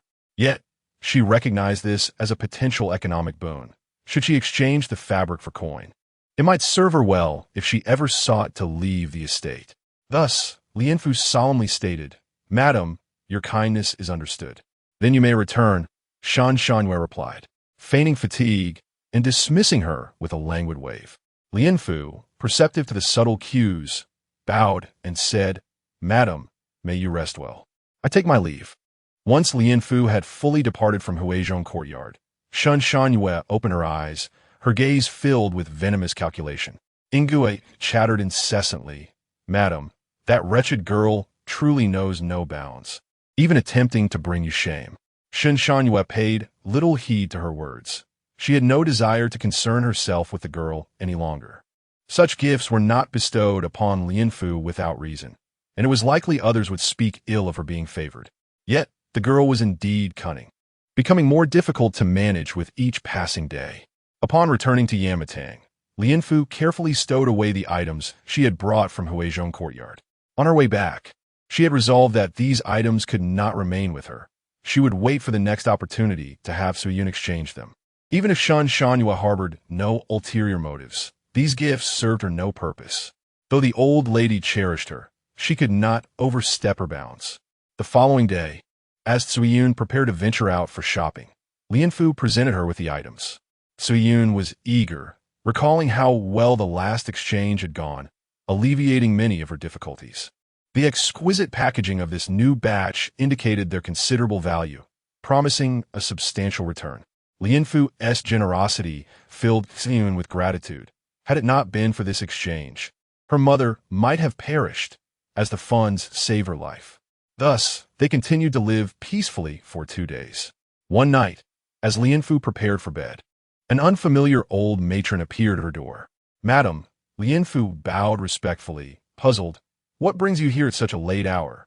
The old matron frowned slightly, her tone laced with urgency. "The Duke's wife has suddenly gone into premature labor. It is said to be quite serious. The old lady is unwell and has sent me to fetch you." Lianfu gasped in shock. "How could this happen?" The matron replied, "We are uncertain of the details, but we cannot delay. You must quickly dress and select some supplements from the storeroom. I will go ahead." "Understood." Lianfu felt a sense of unease but complied. As she hurried to the storeroom to gather suitable provisions, she sensed something amiss. Shanshanyue had always cherished this child as if it were her own. How could she be in such distress? What troubled her further was the eerie silence that enveloped the estate. If indeed Shanshanyue were in crisis, the household would be abuzz with whispers and commotion, yet not a soul was in sight. Suddenly, a chilling realization struck her. The unfamiliar matron claimed to be sent by the old lady, yet it was clearly Lanma who usually handled such matters. If this truly were someone from the old lady's side, Lianfu should have recognized her. Having served closely beside the old lady, she knew the staff well, save for this old matron. However, it was too late to ponder. A rough hand clamped over her mouth, and a voice she had dreaded echoed from behind. "Do not scream, or you shall not witness the dawn." Chapter 25. Crisis and embarrassment. Upon hearing the words of the other party, Lianfu had no choice but to relent. She allowed him to lead her to a secluded part of the estate. The owner of that voice was someone she knew all too well, Xiao Zibo. This wretched scoundrel. Despite her best efforts to avoid him, he would not let her be. At this point, even a fool could sense that something was amiss tonight. It was likely that Shanshanyue had not truly experienced any complications. This was merely an excuse concocted by Xiao Zibo to lure her out. The unfamiliar old woman was also part of his scheme, a temporary actress he had arranged. If she reported this incident to others tomorrow and found no one to corroborate her story, she would lose their trust, and all her efforts over the past few days would amount to nothing. Xiao Zibo only released Lianfu once they reached the location behind the pavilion and rockery. Gasping for breath, Lianfu glared fiercely at Xiao Zibo, demanding, "Sir, what brings you here at such an hour?" Xiao Zibo stroked his chin, reflecting that this girl had become even more enchanting in his absence. His gaze lingered suggestively on Lianfu's bosom, and he replied, "It has been several days since I last saw you. I long for your presence." Lianfu, feigning indifference, retorted, "Since you have seen me, I shall take my leave now." As she gathered her belongings and attempted to depart, Xiao Zibo raised his arm to block her path, saying, "Why the haste? It has been so long. Should we catch up?" Lianfu's heart raced in trepidation. "Sir, the mistress experienced complications today, and I was tasked by the old lady to check on her. I must take my leave." With that, she attempted to change direction, but Xiao Zibo was not one to relent easily.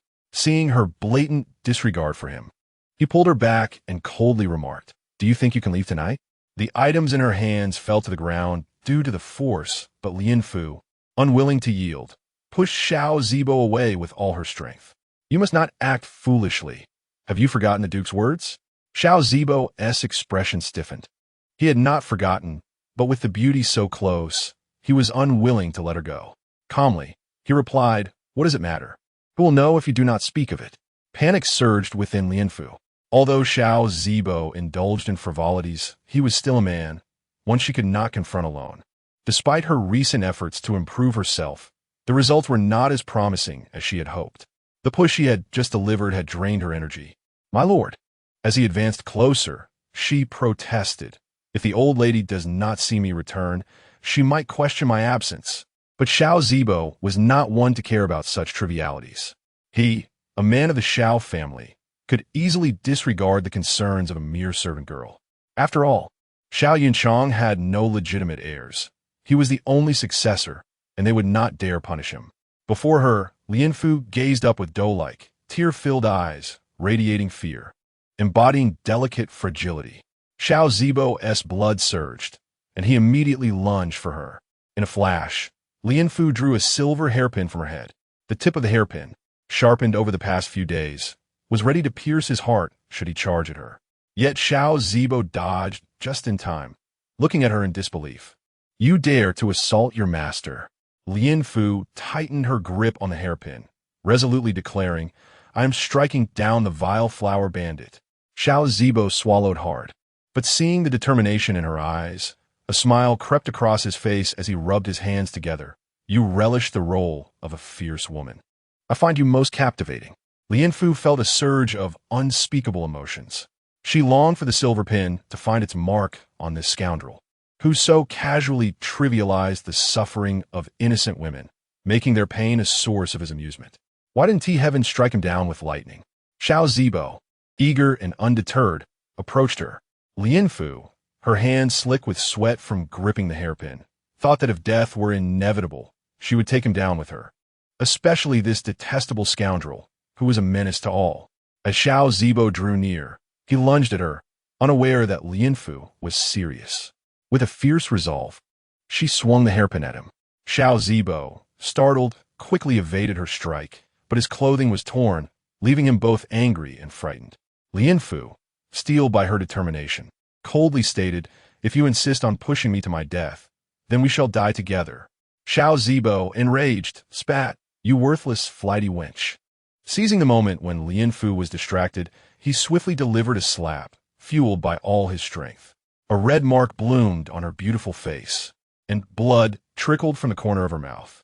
Despite having the silver pin in hand, Lianfu had let her guard down, ignoring the blood on her lips. She glared fiercely at him. "If you don't believe me, then let us see whose silver pin is faster, or if you could disrobe any quicker." Xiao Zibo swallowed hard, and as her expression mirrored that day in the courtyard, he abandoned his previous thoughts and gradually calmed down. In the end, he glared at her, muttering, "Damn you, shameless harlot." After hurling his insults, he departed. Once he was gone, Lianfu collapsed against the rockery, panting heavily. She had narrowly escaped yet another crisis. Just as she was smiling foolishly at her fortune, Xiao Yunchang returned from his duties. Passing by the rockery, he heard a commotion, instantly raising his guard. Cautiously, he approached to investigate, only to find Lianfu talking to herself. However, her disheveled appearance suggested that something distressing had transpired. This woman was truly multifaceted. Xiao Yunchang observed her with an inquisitive gaze until Lianfu finally looked up, their eyes meeting. In that instant, their thoughts seemed to freeze, and the surroundings fell silent. Lianfu then realized her wind-torn face ached and furrowed her brow, covering her face.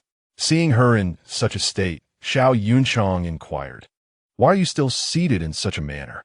"Yes," Lianfu replied, rising with her hands covering her face. "I did not realize you were here, and I apologize for disturbing you." Xiao Yunchang remained silent for a moment and then asked, "What happened to your face?" After a brief contemplation, Lianfu recounted the truth. Upon hearing her account, Xiao Yunchang frowned, remaining silent. His dissatisfaction with Xiao Zibo grew. Initially, the elders of the clan had worried about his lack of heirs and had adopted Xiao Zibo, believing that careful guidance would yield a good child. Little did they know he was such a disgrace. Even now, it seemed impossible to reform him. The adopted child was not a true son, but rather a rebellious beast, unworthy of restraint.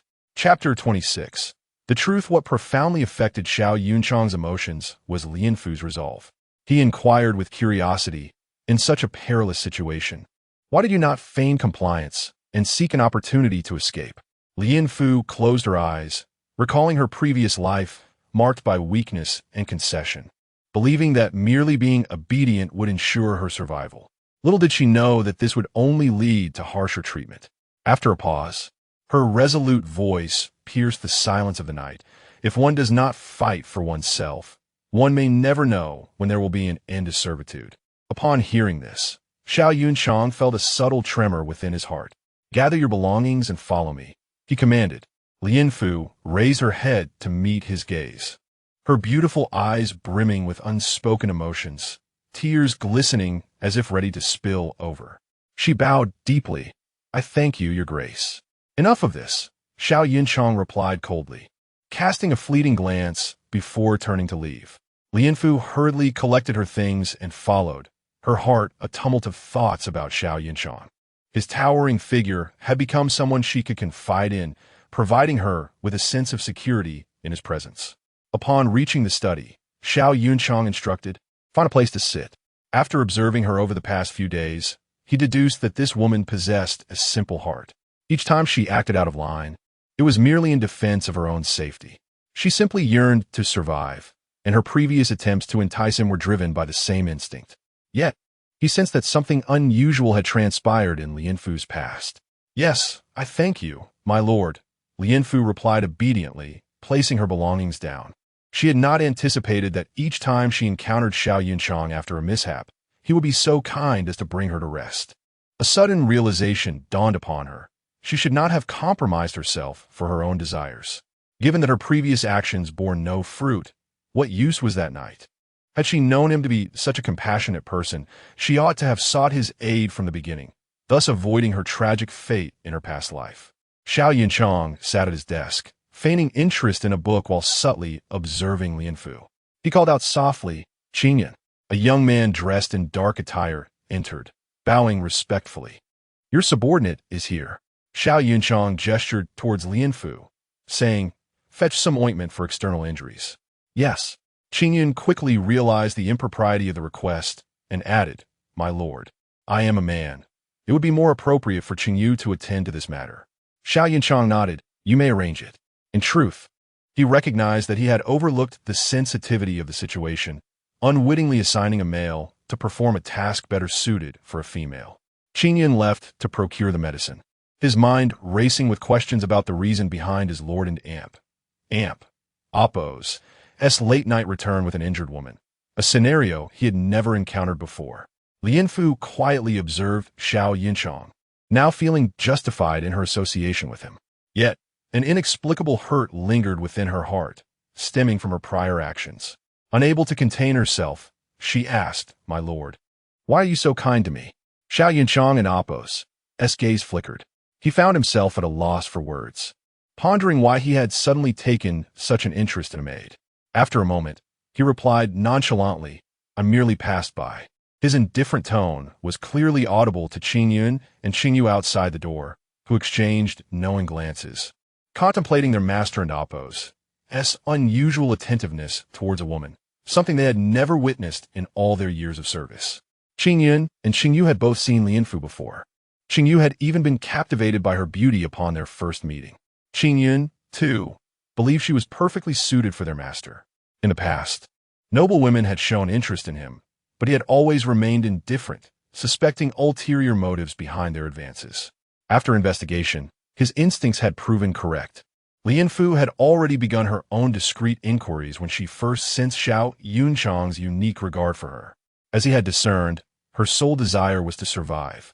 After a prolonged silence, Qingyu entered the room, her entrance marked by the sight of a woman clad in azure, adorned with a jade hairpin, exuding an aura of confidence. "I pay my respects to the master," she greeted. Xiao Yunchong, without lifting his gaze, instructed, "Administer the ointment to her." "Yes," Qingyu replied, approaching Lianfu. Upon seeing her beauty up close, she almost faltered in her breath. Such exquisite beauty was rare in the world, and though she had seen her before, she had not fully appreciated it until now. At this moment, she felt fortunate to be a woman, considering it a privilege to personally tend to such a striking figure. "Miss, I shall apply the ointment," Qingyu stated, striving to suppress her excitement.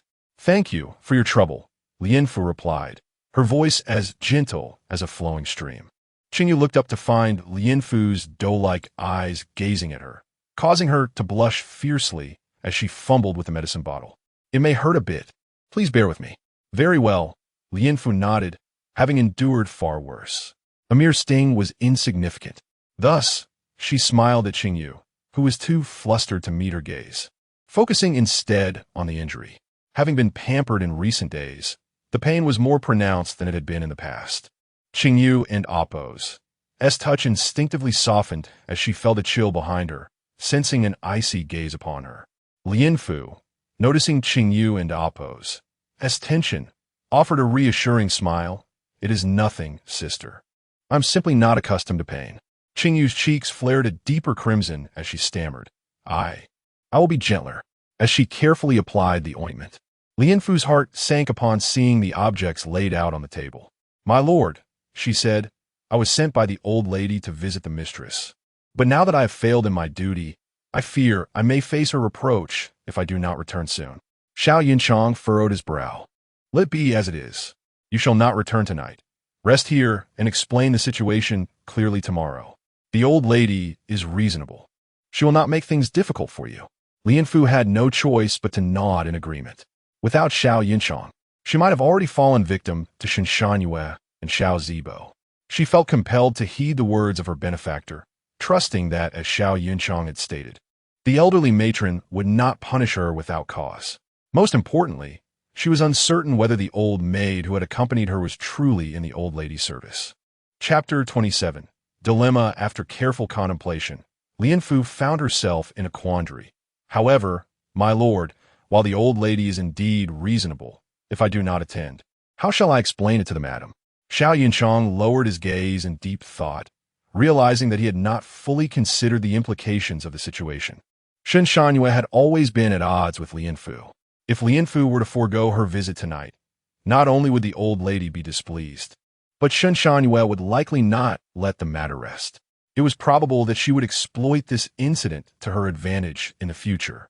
After much deliberation, Xiao Yinchang ultimately decided to dispatch Qingyun and Qingyu to pay a visit personally, bringing gifts to extend their regards. "Yes, I shall obey," replied Qingyun. After receiving her orders, she gathered the gifts and set out. At Huizhong courtyard, Shen Shanyue sat quietly on a soft couch, awaiting the arrival of her visitor, her complexion rosy and devoid of any signs of distress. Yingguai stood by, eager to witness the downfall of that little wretch. Shen Shanyue had calculated that the old lady was unwell today, and thus she had spread the rumor of her own distress, intending to lure Lianfu into her web. Since she could not overtly harm her, she would instead toy with her. She could not allow Lianfu to live so freely.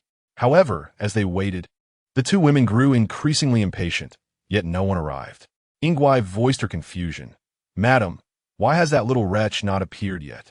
I heard that she was specifically sent over." Shen Shanyue, too, was puzzled. "Her contract remains here. Does she not fear retribution?" "Madam, could it be that she is too frightened?" Yingguai suggested. "Shall I go and take a look?" Shen Shanyue nodded. "Very well. Go and see what that little wretch is doing." "Yes, I shall obey," Yingguai replied, her eyes gleaming with cunning. This time, she would ensure to report back to the old lady. Yet, her delight was short-lived, for upon stepping outside, she encountered two figures clad in blue, their demeanor sharp and formidable. Stunned into silence, Yingguai dared not approach further and called out, "Who dares to intrude upon the Madame and Appo's residence?" Shen Shanyue, who had been resting in the main hall, heard the commotion and allowed her maid to assist her in donning her shoes before descending. Qingyun and Qingyu remained silent, standing under the eaves, their swords glinting in the candlelight. As Shen Shanyue emerged, she was taken aback by the two stoic figures before her, their presence exuding an air of intimidation. Nevertheless, she adopted the demeanor of a superior and inquired, "From whence do you hail, and why do you trespass upon my estate?" Qingyu stepped forward and bowed. "Madam, I beseech your pardon. I am here on the orders of Lord Guogong to visit you." Upon hearing this, Shen Shanyue felt a flicker of doubt, but noted the unusual air surrounding the two. Their self-referential humility, coupled with their weapons, made it clear they were indeed associates of Xiao Yinchang. Thus, she softened her stance and invited them in. "Thank you for your trouble. Please enter." "Thank you, madam," Qingyu responded gratefully. As the two entered, they quickly sensed something was amiss. Prior to their arrival, they had heard that Lianfu was coming due to Shen Shanyue and Appo's supposed distress. But if that were the case, why was there no scent of traditional medicine in the air? Could something be afoot? Unaware of their true intentions, Shun Shangyue had only informed Yamatang of her supposed distress. Curiosity piqued, she asked, "Might I inquire why the Duke sent you both?" Qingyu replied, "Lianfu encountered some ruffians, but was fortuitously rescued by the Duke. She is injured and unable to come herself.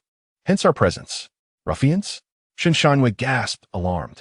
"Is it possible that such ruffians could infiltrate this estate?" Qingyu intentionally concealed the actions of Xiao Zibo, wishing to ascertain whether Shun Shangyue was aware of the incident. However, her reaction indicated she was not in the know. Feigning concern, Shun Shangyue asked, "What has become of that man?" "Rest assured, Lianfu is unharmed now, though she does require some time to recuperate," Qingyu assured her. Shun Shangyue placed a hand over her heart, feigning relief. Truly, it is heaven and Appo's blessing that she encountered the Duke. Otherwise, who knows what might have transpired? The last remark carried a weighty implication. Internally, she was displeased, wondering how this wretch had escaped unscathed and found such fortune in being rescued by Xiao Yunchang. What vexed her further was that Xiao Yunchang had even sent someone to check on her.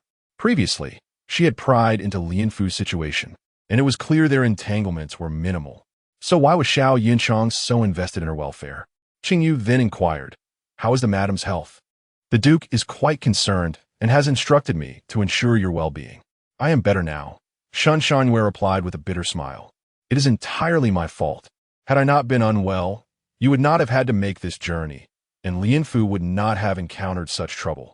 As she spoke, she dabbed at the corner of her eyes with a handkerchief, her beauty radiating an image of serene grace akin to a benevolent deity.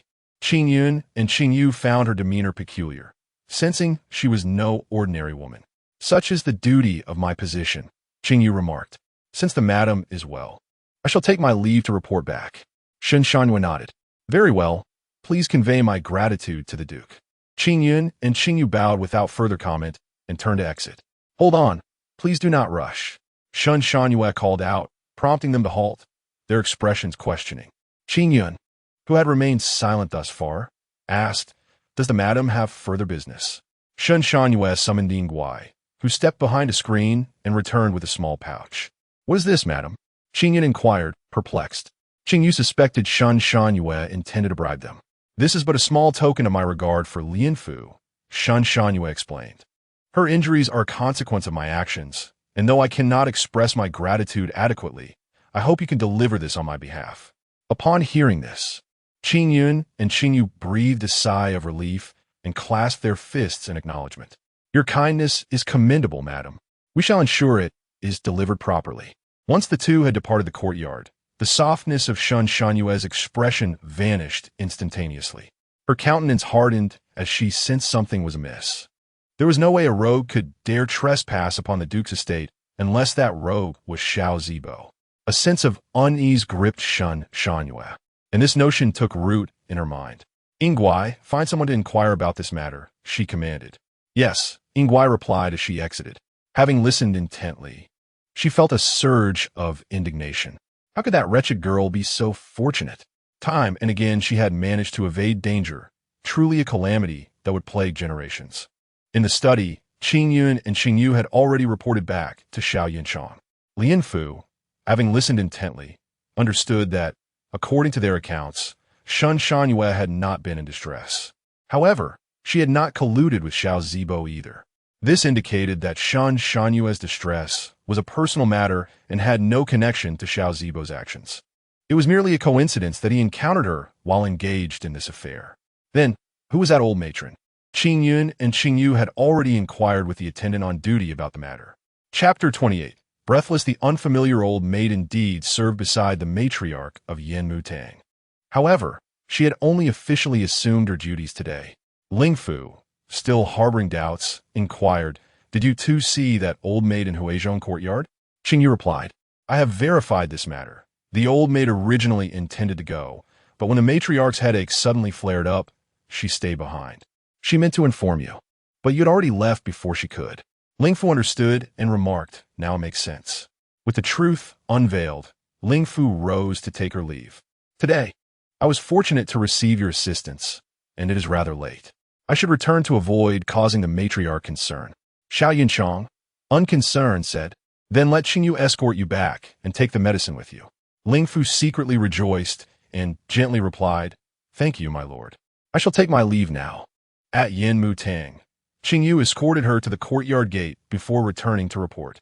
Ling Fu watched Xingyu and Amp, Appo's retreating figure, her heart stirred with a myriad of emotions. If only she possessed some form of self-defense. Even if she were no longer a servant, she would have a means to survive.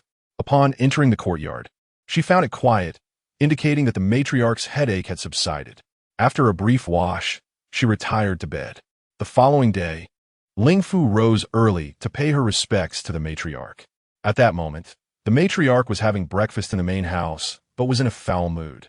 Early that morning, someone from Huizhong courtyard came to lodge a complaint, claiming that Ling Fu had not visited. This was utterly absurd. The child had always been obedient, and she had entrusted her with important matters.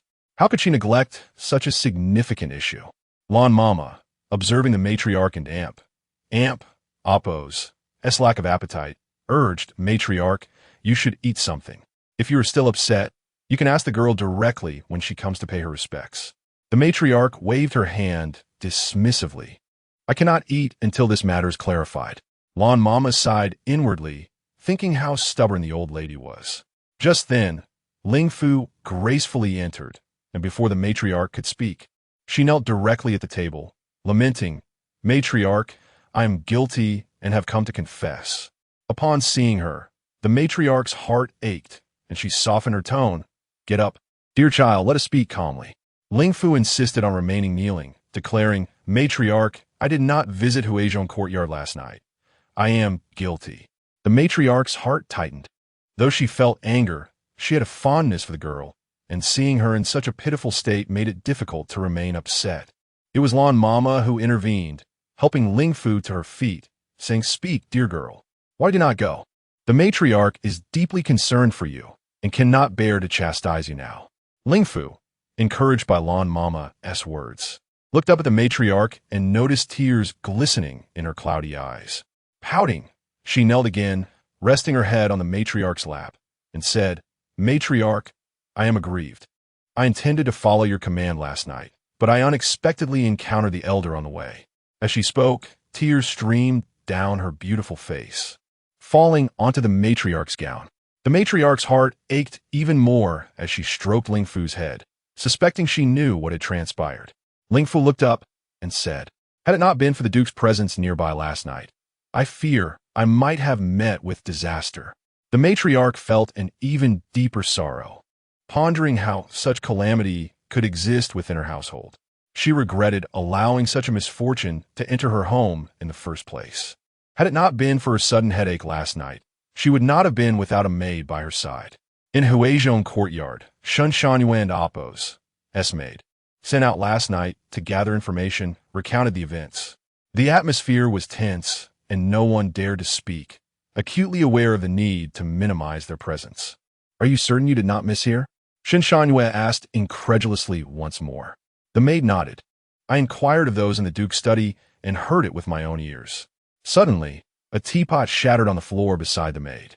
Shun Shangyue rarely exhibited such fury. This was only the second time. The maid stood frozen in fear. "Wretched woman," Shun Shangyue spat, "that accursed harlot, using her beguiling looks to seduce." "Madam, please calm yourself," Ingue interjected. "That wretched woman is indeed detestable, but you must take care of your health. You have a son to bear, and the Duke will surely return." Upon hearing this, Shun Shangyue felt a slight alleviation of her frustration. She caressed her slightly rounded belly, a tender smile gracing her face. Once her emotions had settled, Ingue turned to the maid. "Did you not notice that the Madam and Appo's tea is insufficient? Why have you not brought more?" The maid, frightened, hurriedly presented a cup of tea. However, due to her nervousness, she trembled and spilled some tea onto Shun Shangyue's sleeve. "Impudent," Ingue reprimanded softly. The maid, terrified, fell to her knees, begging for mercy. "Madam, please forgive me. It was not intentional." Shun Shangyue, with a cold smile and a frigid glare, uttered, "Take her away and give her 30 lashes." The maid's eyes widened in horror, realizing she had become a target for someone's ire. Nevertheless, she continued to plead, "Madam, I beg you. I understand my mistake. Shen Shangyue remained indifferent, her gaze fixed on her belly.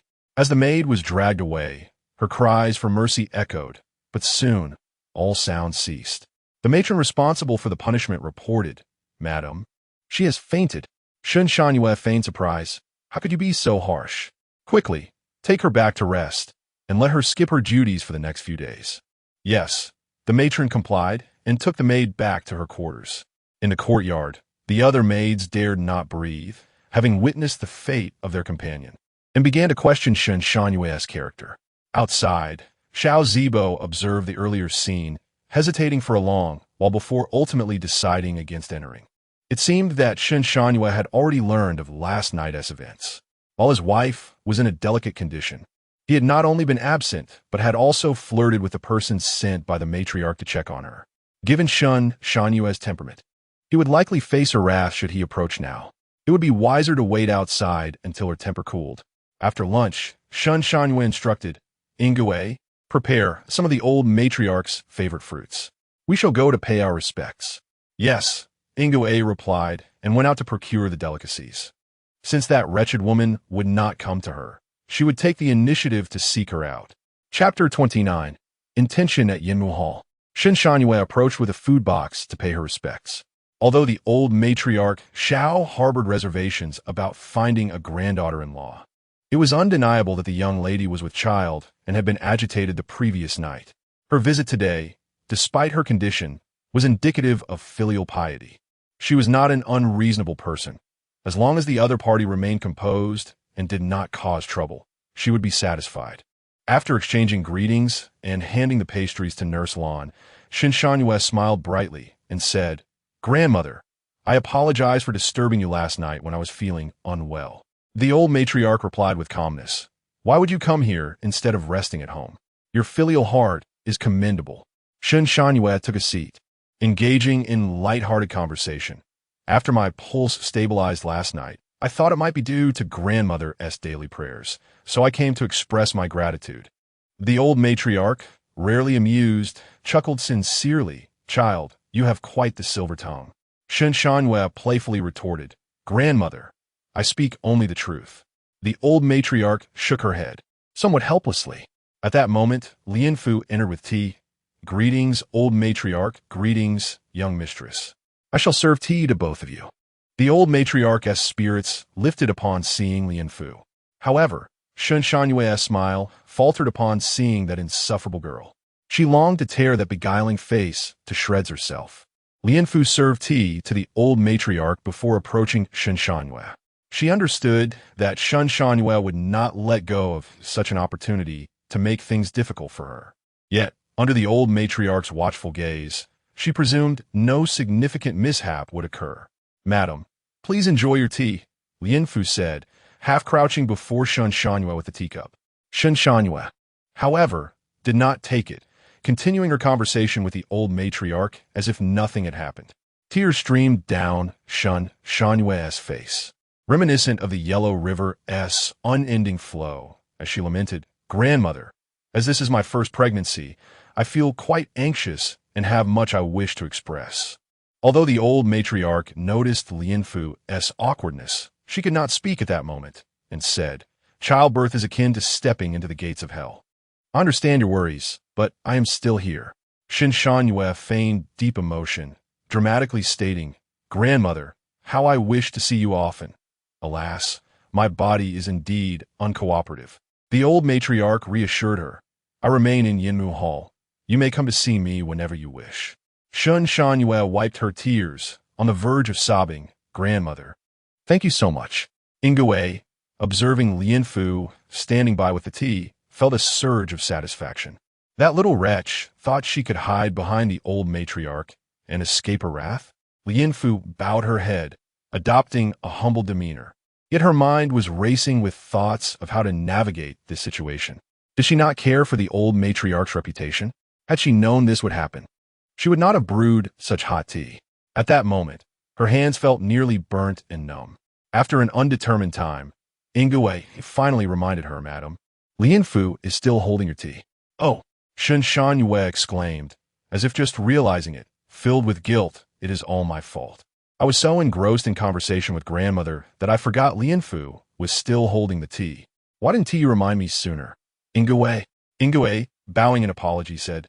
I did not dare interrupt, seeing how happily you conversed with the old matriarch. Shun Shangyue shot Ingwe a glare, then turned to Lianfu with concern. Please set it down quickly. Be careful not to scald your hand. Lianfu, as if granted amnesty, gently set down the teacup, though the palm of her hand was already burnt red. Shun Shangyue noticed and felt an internal satisfaction. Why didn't she burn herself worse? That wretched girl. Feigning concern, Shin Shangyue said, You have burnt your hand. I truly forgot. Lianfu, you wouldn't blame me, would you? Lianfu, keeping her head bowed, replied softly, I dare not. Serving my mistress is my duty. Shun Shangyue nodded, choosing not to respond further, a barely perceptible smile gracing her lips. The old matriarch observed the entire scene with growing disdain. It appeared that Shun Shangyue was merely putting on an act, daring to manipulate others right under her nose. Did she think the old matriarch was oblivious? Shin Shangyue, at this moment, seemed lost in thought, teasingly addressing Lianfu. Grandmother, speaking of which, I have something to share. The old matriarch, with patience, replied, Do tell. Shun Shangyue, her beautiful eyes narrowing playfully, said to Lianfu, Last night, when my pregnancy was unstable, I heard that grandmother had sent Lianfu to check on me, yet I waited all night without seeing her. Later, I learned she had encountered our esteemed master. Shun Shangyue's words were laced with intrigue, subtly accusing Lianfu of neglecting her duty, especially with the last phrase implying a chance encounter rather than a deliberate meeting. Had the old matriarch not been aware of this situation beforehand, she might have fallen for Shun Shangyue's ploy. Lianfu, relieved that she had already clarified the matter, discreetly glanced at the old matriarch, who displayed no discernible emotion, merely observing Shun Shangyue with calmness. She was acutely aware of the implications behind Shun Shangyue's words. Did the old matriarch truly know nothing? Did Shun Shangyue think she could use her as a pawn? Such cunning strategy. Nevertheless, the old matriarch decided to maintain her facade of ignorance, arching an eyebrow at Lianfu. Is there any truth to this? Lianfu, understanding that the old matriarch had her own motives, feigned deep sorrow, displaying her scarred face. The old matriarch could not help but grip the armrest tightly. Yet she relaxed almost immediately. With reddened eyes, Lianfu continued, Madam, old matriarch, I was indeed sent to Huizhong courtyard last night, but I encountered the master on the way. I explained my intentions, yet he refused to let me go and took me to the pavilion. She paused, wiping her tears. Fortunately, the Duke happened to pass by and saved me. Otherwise, I fear I would have drowned myself last night. By the end, Lianfu was in tears. The old matriarch was also moved, though only Shun Shangyue and her servant felt discontent. To maintain her public persona, Shun Shangyue feigned understanding, while Ingwe could no longer contain herself, unable to tolerate Lianfu's weak facade. She was used to seeing her act coy and pitiful. At that moment, the old matriarch found both of them utterly detestable. She had no idea how much Lianfu had suffered before she started serving her. It was her fault for not considering the danger of sending Lianfu alone. The old matriarch shot a disapproving glance at Shin Shangyue, her tone less than pleased. Zibo's wife, refrained from fabricating tales about others in the future. Shun Shangyue, feeling wronged, stammered, I did not say anything false, nor did I slander anyone. The old matriarch felt her patience waning. How could a girl from such a prominent family possess such a temperament, constantly indulging in jealousy and petty grievances? It was unbecoming. Chapter 30. Departure enough. I am weary. Just return home, declared the matriarch, Madame Xiao. Reflect well upon your actions upon your return. Upon hearing this, Shun Shangyue felt a flush of shame wash over her, and she rose to reply, Yes, I shall heed grandmother and aunt, Appo's, as guidance. Beneath her composed exterior, a tempest of malice brewed.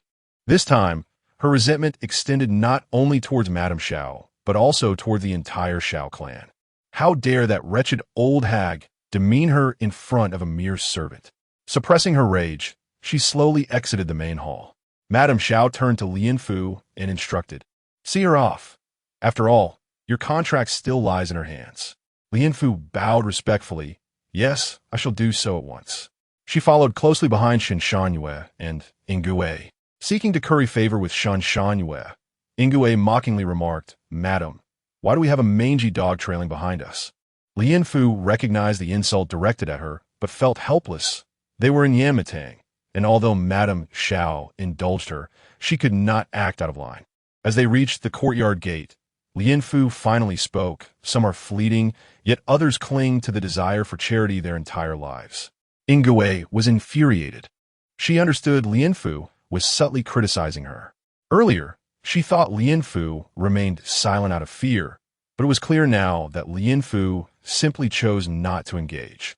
You best pray you do not fall into my hands, or I shall ensure you live in unrest. It would be wise for you to remain in Madame and Amp Oppo's good graces. Shen Shanhua warned. When have I ever been anything but obedient? Lianfu retorted, genuinely perplexed as to how they perceived her as disobedient. Shen Shanhua, however, did not respond. Consider this. Your contract is firmly in my grasp. Recognize your position and do not oppose me, for your fate shall rest in my hands. Lianfu straightened her back defiantly. Unyielding, there are laws in this dynasty that prevent masters from selling their servants at will. You. Shen Shanhua trembled as she pointed a finger, but ultimately retracted it. If you believe the laws will protect you, then by all means, test them. The Shen family still held a respectable standing in Bianjing, and matters as trivial as selling a servant could easily be suppressed. Yet Lianfu met Shen Shanhua and Amp Oppo's gaze with unwavering calmness. Faced with this, Shen Shanhua could only leave in indignation.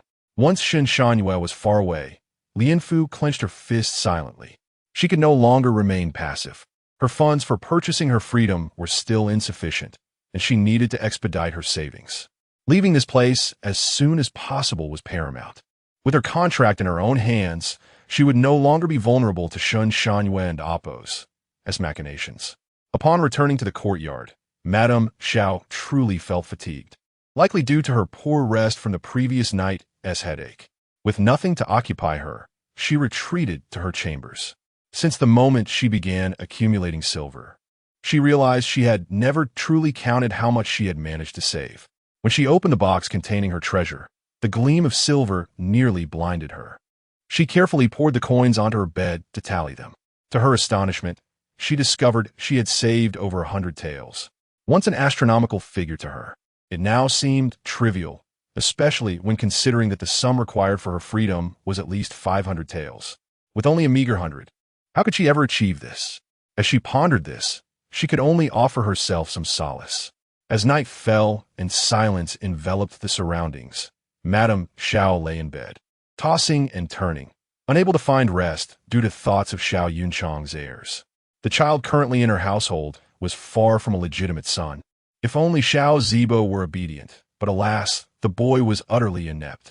Even if she could tolerate his mediocrity, the reality was that he squandered his days in indulgence, waiting to consume the family's resources. This was unacceptable. An adopted son could never compare to one born of her own flesh. It seemed imperative to facilitate a union between Lianfu and Xiao Yunchang, so she could soon relish the joys of family and grandchildren. The next day, as dawn broke, Lianfu attended to Madame Xiao at breakfast. Suddenly, the old matriarch remarked, Lianfu, how old are you to be wearing such plain garments daily? Lianfu, puzzled, replied, but I have always worn such attire. Has that changed? Normally, Madame Xiao did not concern herself with these matters. Unable to grasp the intent behind Madame Xiao's words, Lianfu responded, Madam, these are the only garments I possess. They are the standard uniform of the maidservants. Madame Xiao sniffed dismissively, feigning sternness, while in my presence. You must wear something vibrant, so it brings me joy to see you. But, Madam, that may not be proper. Lianfu began, but was cut off by Madame Xiao's authoritative tone. What propriety? I am the very definition of propriety. With that, she wiped her mouth and beckoned Lan Mama over. Understanding her cue, Lan Mama circled the screen and returned with a tray adorned with several brightly colored garments. Madame Xiao fixed her gaze on Lianfu, urgency in her tone. From now on, Wear these and present yourself before me." Lien Fu stood in shock, unable to comprehend. Madame Xiao, noticing her bewilderment, inquired, "Did you hear me?" Finally coming to her senses, Lien Fu nodded. "Yes, I shall comply." "Thank you, madam." Madame Xiao beamed with satisfaction and added, "Now go and change." "What?" Lien Fu was even more bewildered, but seeing the expectation in Madame Xiao and Appo's expression, she could not refuse and accepted the garments, retreating to her room to change. In truth, Madame Xiao had a keen eye for fashion. After some deliberation, she chose a vibrant green dress. The fit was impeccable, as if it had been tailored specifically for her. Standing before the mirror, Lien Fu marveled at how the dress accentuated her figure, flattering her curves perfectly. After hesitating for a while, she finally made her way back to Madame Xiao. Madame Xiao admired Lien Fu, and both shared a moment of mutual appreciation, nodding in agreement. Truly, she was a remarkable woman. Madame Xiao, who prided herself on her worldly experience, had rarely encountered such unparalleled beauty. The last time she was so taken aback was by the talented Yang family daughter, who was both enchanting and graceful. A rare beauty, indeed. Alas, beauty often meets a tragic end, and she had not been able to live a long life. Now, this exquisite beauty served as a maid in her household. Such a waste. Madame Xiao pointed to a food box on the table. "Zixuan has likely not yet dined. You shall deliver this to him." At that moment, Lien Fu realized Madame Xiao and Appo's true intention. She sought to foster a connection between her and Xiao Yinchang. However, Xiao Yinchang had never treated her kindly, and she was uncertain how he would react to her visit this time. Chapter 31. Thoughts. Lien Fu mulled over her predicament and could only acquiesce. "Yes, I shall attend to it immediately." It was best to simply deliver the items and leave, hoping that Xiao Yunchang would not object any further. Upon seeing Lien Fu's agreement, the old madam of the Xiao family smiled broadly, her teeth gleaming. With the food box in hand, Lien Fu stepped outside, feeling a sense of resignation. Even if she was reluctant, what could she do? After all, she was dependent on their goodwill for her livelihood. She could not defy her master's command. Upon reaching the study, she found that Qing Yun and Qing Yu were nowhere to be seen, yet the sound of pages turning echoed from within. Taking a deep breath, she gently knocked on the door. "Who is it?" came a cold voice from inside. Lien Fu respectfully delivers breakfast on the old madam and amp. "Appo's orders," she replied softly. Xiao Yinchang paused his writing, taken aback by her presence. Strangely, he felt an unexplainable joy at this moment. "Come in," he instructed. As Lien Fu entered the study, she observed Xiao Yunchang engrossed in reviewing official documents, his handsome brow slightly furrowed, indicating some inner turmoil. After placing the breakfast on the table, she bowed slightly. "Please enjoy." "Sir, I must return to my duties now." However, Xiao Yunchang was not pleased with her intention to leave. A cold voice called from behind, "Come back." Lien Fu turned around, unable to suppress her inner grievances. What did he want? Shuden and amp. Appo's allow her to leave as a gesture of goodwill at this hour? At that moment, Xiao Yunchang noticed that she was dressed in a new outfit, the fabric appearing to be of fine quality, not something an ordinary maid could afford. He deduced that it must have been arranged by the old madam, who likely sensed his unusual regard for Lien Fu and was attempting to orchestrate their closeness. To be honest, he was not in the mood to ponder such matters. After observing Lien Fu for a moment, he said, "Serve me breakfast." Lien Fu felt at a loss. As a servant, she could hardly refuse. "Yes," she replied, forcing a smile. Surprisingly, Xiao Yunchang felt an inexplicable anticipation. After placing the empty food box aside, Lien Fu prepared a cup of tea for him. Her tea-making skills were unparalleled, at least within the Duke and Amp. Appo's residence. The fragrance of the tea soon filled the study, prompting Xiao Yunchang to set down his pen and watch her with rapt attention as she brewed. Her hair was loosely tied, her makeup subtle, and her demeanor poised, devoid of the usual traits of a maid. It was as if she were not an ordinary person at all. After a brief moment, Lien Fu presented the tea before Xiao Yunchang. "Please enjoy, sir." Xiao Yunchang nodded in silence, lifting the cup to take a sip. The initial taste was slightly astringent, but it soon yielded a sweet aftertaste. Though Qing Yu could also brew tea, hers paled in comparison to Lien Fu and Appo's as creation. Curiously, he took several more sips before asking, "Who taught you this art of tea-making? I should have Qingyu learn from you." "This is self-taught," Lianfu replied. This skill was honed in her previous life to better retain Xiao Zibo and Appo's affection, and now it was serendipitously useful. Xiao Yinchong was taken aback. Such a young woman possessed such refined skills. Since it was Lianfu's own talent, it would be easy to summon her for tea in the future. Lianfu also offered him some breakfast pastries. "Please enjoy, sir." As she slightly lowered her head, Xiao Yunchang's vantage point allowed him to catch a glimpse of her graceful neck. For a fleeting moment, he found himself lost in thought, wondering what it might be like to kiss her. However, he quickly chastised himself for such thoughts. How could he entertain such ideas about a woman? Such behavior was unbecoming of him. He had never harbored such thoughts before. Why was he feeling this way now? Distracted, he finished his breakfast, feeling an inexplicable discomfort within him, though he could not articulate why. Recognizing the moment was right, Lianfu recalled the old madam's message for Xiao Yunchang before departing. "Sir, the old madam wishes for you to take care of your health and has invited you for a visit to Yinmu Hall if you have time in the coming days." "Understood. You may leave now," Xiao Yunchang responded indifferently. After Lianfu tidied up, she bowed and took her leave, while Xiao Yunchang gazed after her, lost in thought, feeling an unexpected sense of reluctance. Once outside the study, Lianfu felt elated by Xiao Yunchang's reaction. His reluctance to dismiss her indicated a softening of his attitude, suggesting that a better rapport between them might be possible in the future. However, her moment of happiness was soon marred by an unwelcome encounter with the most loathsome person in her life, Xiao Zibo, who glared at her with a greasy face and an ill-intentioned demeanor.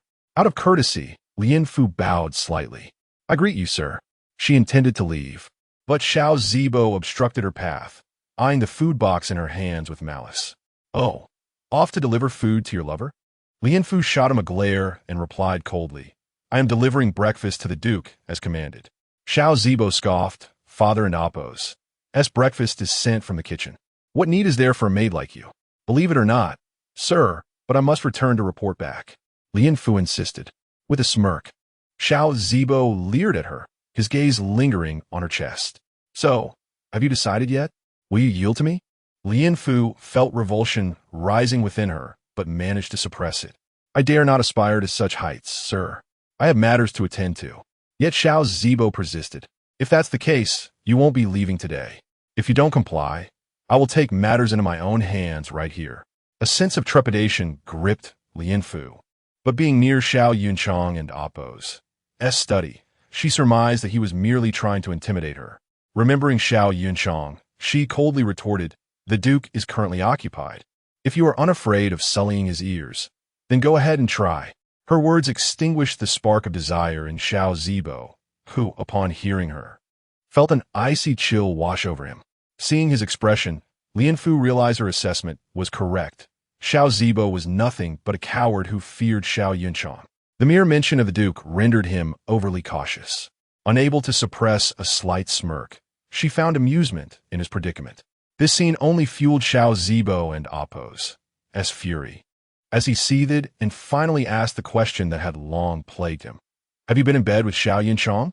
There was a dark glint in his eyes. For the first time, he did not refer to Xiao Yunchang as father, but addressed him by name. Chapter 32. Conflict. A chilling glare emanated from Lianfu's eyes. She had not expected him to guess correctly. But what of it? Without evidence, mere words were nothing but slander. If she played her cards right, nothing untoward would occur. Lianfu admonished lightly, "Do not speak of such matters again, my lord. The Duke is your father, while I am but a lowly maid." "How could I jest so?" Xiao Zibo's expression darkened, yet he found himself at a loss for words. Did he not understand her point? Yet these questions gnawed at him, particularly as they were directed at Lianfu. Were it anyone else, the rumors could lead to his disgrace, possibly even punishment. The current sage held filial piety in high regard, and should this matter reach the ears of the emperor, he would bid farewell to all the glory and riches of the Xiao family. Seeing this, Lianfu chuckled softly, curtsied, and said, "My lord, ponder this well. I must take my leave." With that, she turned on her heel and departed, leaving Xiao Zibo in a stunned silence. Hearing the disdain in Lianfu and Amp, Oppose, as tone only fueled his anger further. You will regret this, he thought bitterly as he struck his fist against the courtyard wall, only to feel the pain resonate back to himself. Upon returning to Yimu Hall, Lianfu was greeted by an unusual medicinal scent wafting through the air. This was not the usual concoction that the old matriarch Xiaofang took. It seemed to contain several unfamiliar herbs. Following the scent, she arrived in the backyard and found a young apothecary dressed in blue, crouched beside a cauldron. Furrowing her brow, Lianfu spoke softly. The medicine you are preparing is incorrect. The apothecary turned, his demeanor unfriendly upon seeing the delicate young woman. Each has their own expertise. Do you presume to know more than I? Lianfu replied. Though I'm not an expert, I do understand that certain herbs cannot be combined. The apothecary hesitated slightly, but regarded her with disdain. If you know nothing, then do not meddle. Seeing his arrogance, Lianfu pressed on. If you disregard my warning, can you bear the consequences should it cause harm? The apothecary felt a twinge of anxiety at her words. If you claim the medicine is flawed, then enlighten me. Lianfu stepped forward, lifted the lid of the pot, and inhaled deeply. This mixture contains two antagonistic herbs. If I am not mistaken, the first is Penelia. The apothecary nodded. Indeed. Lianfu continued. The second is aconite. Both are toxic, and while consuming either one alone may not pose a threat, having both in this potion will amplify their toxicity. The apothecary's expression shifted to one of realization, and beads of cold sweat began to form. Yet he was unwilling to concede, replying, "What good is your knowledge? You are not an apothecary." Lianfu countered, "Does one need to be an apothecary to learn? I am self-taught." The apothecary scoffed inwardly, but he had his plans. He would simply wait until she left to brew another batch. Lianfu, aware of his intentions, decided to let it go. Since she was in the kitchen, she might as well showcase her culinary skills, having not cooked in recent days. Surely, the old matriarch would be missing her efforts. As she prepared to cook, the apothecary, noticing she had no intention of leaving, urged, "Why do you not depart?" Lianfu replied, puzzled, "I have matters to attend to. Has the kitchen now become your domain?" The apothecary, with an unreasonable demeanor, insisted, "I detest having anyone present while I brew medicine. Leave at once." Lianfu was at a loss for words. Just as Lan Momo entered, her expression far from pleasant. Upon seeing the apothecary, she reprimanded, "Who permitted you to commandeer the kitchen? This young lady Lianfu serves the old matriarch closely. How dare you be so presumptuous?" The apothecary, upon witnessing Lan Momo, promptly subdued his arrogance. "I beg your pardon. I failed to recognize the importance of Miss Lianfu." He turned to Lianfu with a sincere attitude. "Forgive me, it was my oversight. I hope you will not hold it against me." Seeing his earnestness, Lianfu decided not to pursue the matter further. It is of no consequence. The apothecary was internally conflicted. He looked down upon Lianfu, yet he was powerless against her given her connection to the matriarch. He regretted not heeding advice earlier. Why engage in such trivial disputes? Lan Momo, having overheard their exchange, was astonished. She had not expected Lianfu, despite her delicate appearance, to possess such depth and knowledge. A person so astute and learned should not be wasted in servitude. As Lianfu followed Lan Momo out of the kitchen, Lan Momo smiled and said, "Lianfu, I have matters that prevent me from going out today. Might I trouble you to run an errand?" Sensing an underlying message in Lan Momo and Appo's words, Lianfu replied, "Please, speak freely." Lan Momo explained, "The old matriarch is running low on writing supplies. I had planned to procure some, but an urgent matter has arisen. Would you be so kind as to go in my stead?" Upon hearing this, Lianfu understood. Lan Momo intended for her to gain favor with the matriarch and acquire useful items. With a bright smile, Lianfu agreed, "Certainly, I will handle this matter with care." Lan Momo nodded with satisfaction, pleased with Lianfu's willingness. She handed Lianfu a purse, reminding her, "Consider your purchases wisely and ensure you bring back plenty." Lianfu nodded, her heart elated as she returned to her room to change into her regular attire. Since entering this vast household, she had not stepped beyond its walls. Though Xiao Zibo had favored her in her past life, he had never permitted her to leave, effectively trapping her within the high walls of this estate, wasting her life away. In her previous life, she had never ventured outside, but this time, She was determined to experience the freedom she desired. This outing was not solely for the purpose of acquiring writing supplies for the old matriarch. It was also an opportunity to gauge the current state of affairs beyond the estate, preparing herself for future endeavors outside, lest she wander aimlessly like a headless fly. Unbeknownst to Lianfu, Xiao Zibo had been keeping a close watch on her. Every move she made was under his scrutiny, and thus, her intentions to leave the estate had already been reported by his informants. Xiao Zibo rubbed his hands in anticipation. Ah, this wretched girl has finally presented me with an opportunity. Pingxi chuckled beside him. May you achieve your desires this time, my lord. Xiao Zibo smirked, his demeanor exuding confidence as he licked his lips. As Lianfu stepped onto the bustling street, she could not help but marvel at her surroundings. It felt like an eternity since she had last wandered freely. Everything around her appeared novel and enchanting. During her time with Shen Shanyue, who frequently ventured out, Lianfu had never been invited to join. Chapter 33. The impudent, however, she soon found herself devoid of time to reminisce about the past. She became acutely aware of the numerous scrutinizing glances directed towards her, many of which were decidedly unfriendly. It seemed that everyone was observing her visage. Lianfu was no longer in high spirits. Had she known this would be the case, she would have donned a veil before venturing out. Now, it appeared that she was under constant surveillance wherever she went. As she rummaged through her pocket, she discovered she had indeed worn a scarf, prompting her to hastily cover her face. After enduring a short walk, she gradually sensed the prying eyes fading away. Lianfu made her way directly to a shop specializing in the four treasures of the study. By chance, she spotted a set that seemed exceptionally captivating. Just by looking at it, one could tell that the elderly lady must surely adore it. Addressing the nearby shop assistant, she declared, I shall take this set. Wrap it up. Certainly, the assistant replied, brimming with delight, as this was the finest and most exquisite set in the store, and it was rare for anyone to express an interest in purchasing it. Wait. Just as Lianfu was about to pay, a crisp female voice rang out from behind her. Upon turning, she beheld a woman adorned with pearls and jewels, her flowing robes jingling with every movement. The lady exuded an air of arrogance, accompanied by several maids who clustered around her as she entered the shop. Lianfu, having been confined indoors for an extended period, did not recognize her. However, she noticed the shopkeeper and assistant treating her with immense respect. The shopkeeper addressed her with deference. Miss Lin, Lianfu and Apos. His heart sank. This woman was undoubtedly a young lady from an affluent family, her demeanor suggesting that she was quite spoiled at home. Miss Lin cast a disdainful glance at Lianfu and declared, I will take this set. Although the shopkeeper feared the power of the elite, it was evident to any astute observer that neither party was to be trifled with. The veiled young woman clearly belonged to a distinguished household, likely a maid sent out for purchases. However, being a Lin only made her more formidable. Not only was she a regular patron here, but she also hailed from a prominent family. In any case, the shopkeeper dared not take sides. Ultimately, he mustered the courage to suggest, Miss Lin, this set has already been reserved by this young lady. Perhaps you could consider another? To his astonishment, Miss Lin tossed a small pouch of silver onto the counter, her gaze dripping with sarcasm. I want this one at 10 times the original price.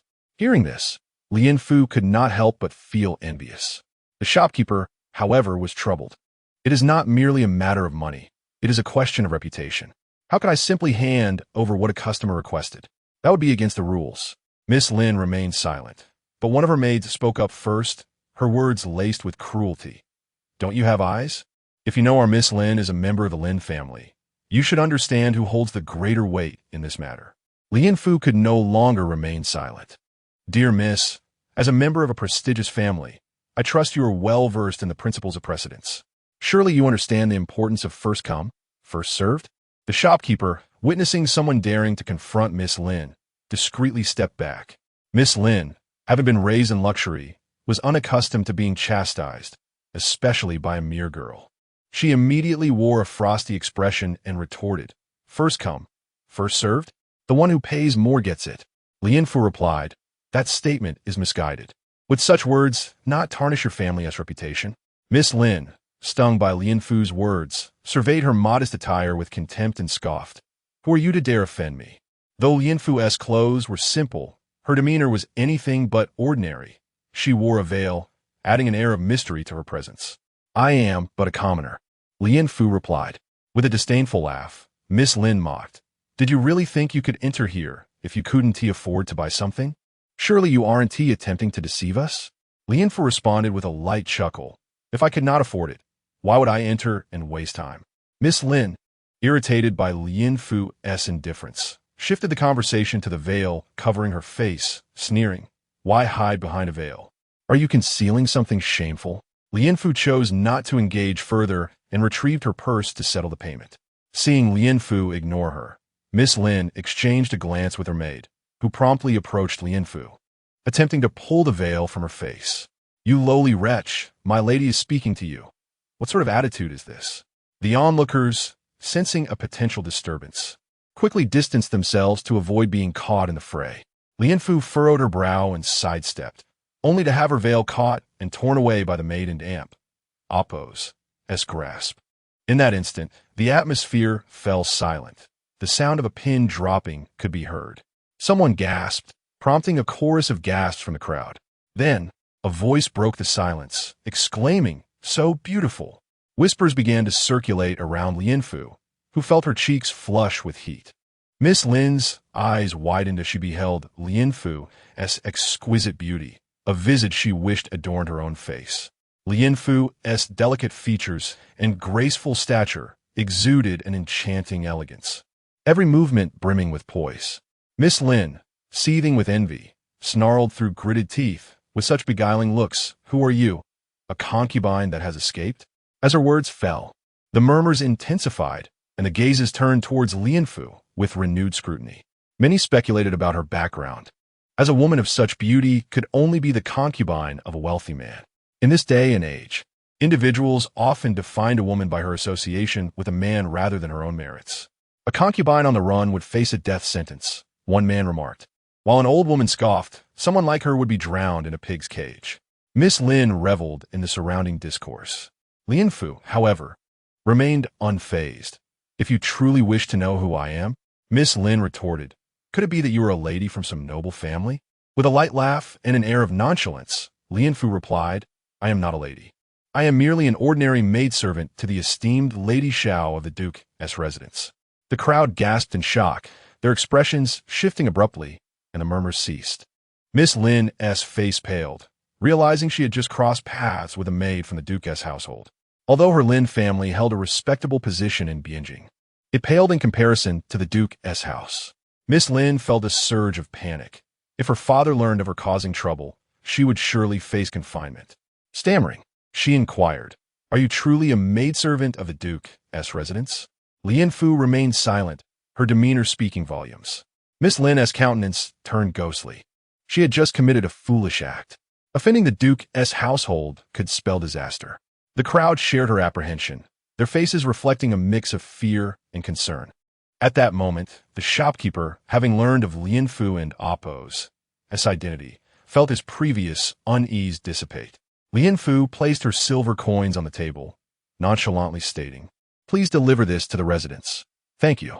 The shopkeeper accepted the coins, nodding vigorously in agreement. Chapter 34. The Crisis. The Duke and Amp.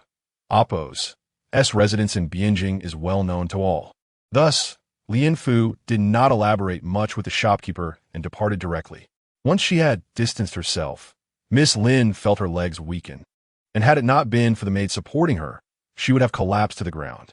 It was not easy for Lian Fu to venture out, yet she dared not linger outside for long. She feared what impression she might leave in the old lady's mind if she were to miss her appointment. With this thought, she resolved to return immediately, but unexpectedly, as she passed a narrow alley, she was intercepted. "Who goes there?" Lian Fu looked up to find it was Ping Shi, a servant of Xiao Zibo. An unsettling feeling washed over her, and as her gaze swept around, she noticed Xiao Zibo was nowhere to be seen. This brought her a slight sense of relief. She was alone. With a mischievous grin, Ping Shi raised an eyebrow and said, "Miss Lian Fu, my master requests your presence in the courtyard." Lian Fu, wary, replied, "I have matters to attend to and must report back to the old lady. I hope you will not make things difficult for me." As she spoke, she began to retreat. The area was sparsely populated, With only a few taverns across the street welcoming guests, and under the bright daylight, there were few passers-by. Even if she screamed, help would likely arrive too late. While she backed away, her eyes darted around for an escape. Ping Shi, sensing her intent to flee, acted swiftly, grasping her hand and pulling her into the alley. Do not make things difficult for me. I am merely following orders, he insisted. Lian Fu was taken aback, her complexion draining of color. His grip was too strong for her to break free. In desperation, she shouted a few times, but to no avail. No one paid her any heed. Once dragged into the alley, she exclaimed, "How dare you? I came out the old lady and amp, Oppos, as command to gather supplies. If I cannot return, word of this will surely reach the Duke and Oppos' ears." Upon her words, Ping Shi and Oppos' forceful grip suddenly slackened. Lian Fu, still shaken, noticed the hesitation in his demeanor. He realized that if he failed to execute his task, his master would scold him, but if the Duke learned of this incident, his life might be at stake. Furthermore, accomplishing this task seemed to offer no benefit to him. Seeing the opportunity presented by Ping Shi's moment of weakness, Lian Fu swiftly turned to escape. Surprised, Ping Shi had yet to make a decision, but could not allow his prey to slip away. He hurriedly pursued her, but it was too late. She vanished from sight the moment she exited the alley. Frustrated, he stamped his foot in anger, yet a part of him felt relieved that she had fled. At least he would not face a death sentence if the matter were to come to light. Lian Fu ran until she reached a busy area, then dared to stop, unwilling to venture into the quieter parts again. In such a crowd, surely that man would not dare to act. As she passed a grocery store, she finally stepped inside, resolving to avoid going out as much as possible in the future. Though today was not a designated shopping day, Xiao Zibo seemed to be aware of her whereabouts. Was he secretly observing her? Such a thought sent chills down her spine, as her every move would be exposed to the enemy's gaze. The more she pondered, the more frightened she became. She hurriedly selected a few necessary items and departed. This time, she deliberately took the longer, more populated route back to the Duke's residence. Upon returning to her room, she felt exhausted and sore, collapsing on her bed yet unable to find sleep. Staring at the bed curtains, the day and Oppos' events only deepened her unease. After much contemplation, she resolved that she could no longer evade the situation. It was time to take some measures, otherwise, her future safety in the Duke and Oppos' residence could not be guaranteed.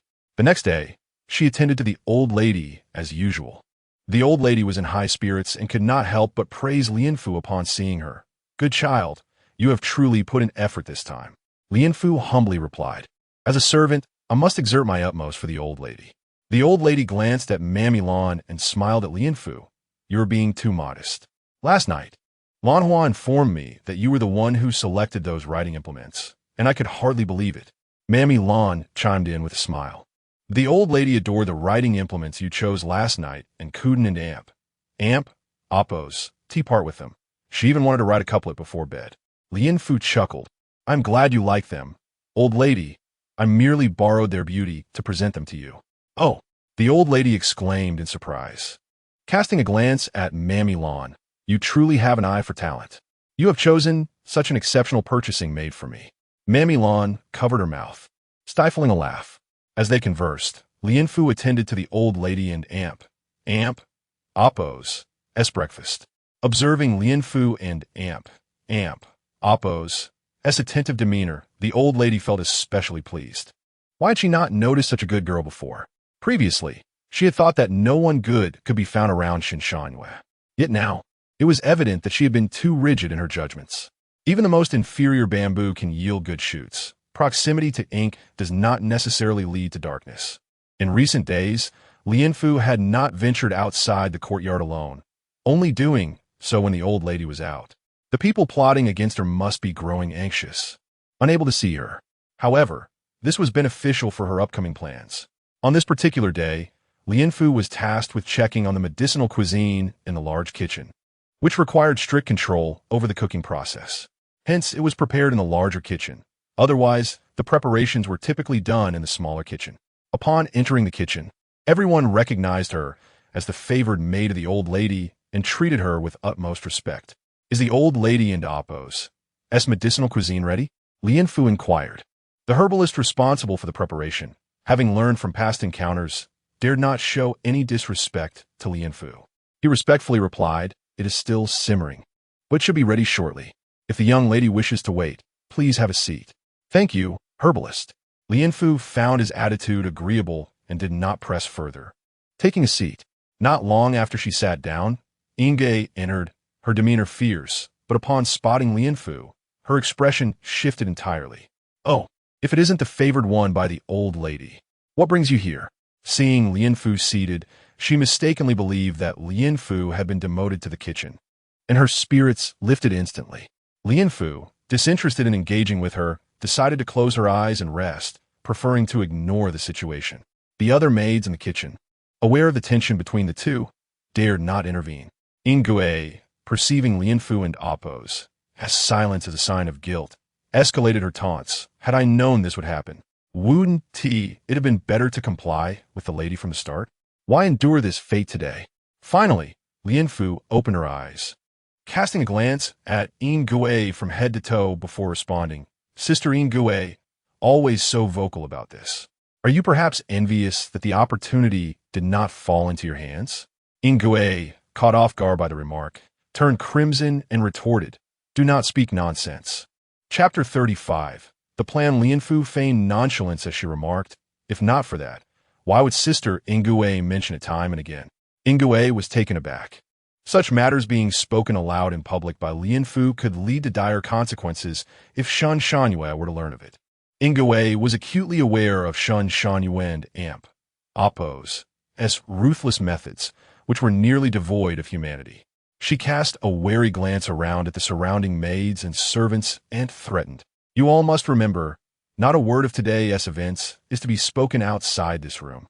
The kitchen staff, being opportunistic and without strong allegiances, knew well the kind of power Ingue wielded. Thus, upon her request, they hastily acquiesced, fearing to incur her wrath. Seeing the fear in their eyes, Ingue turned her gaze back to Lianfu, exclaiming, "You little wretch! How dare you slander me with baseless accusations?" With a pitiful expression, Lianfu replied, "Sister Ingue, you misunderstand me. I was merely curious." However, blinded by rage, Ingue charged towards Lianfu, intent on teaching her a lesson. "You insolent little harlot! I will teach you not to speak so defiantly."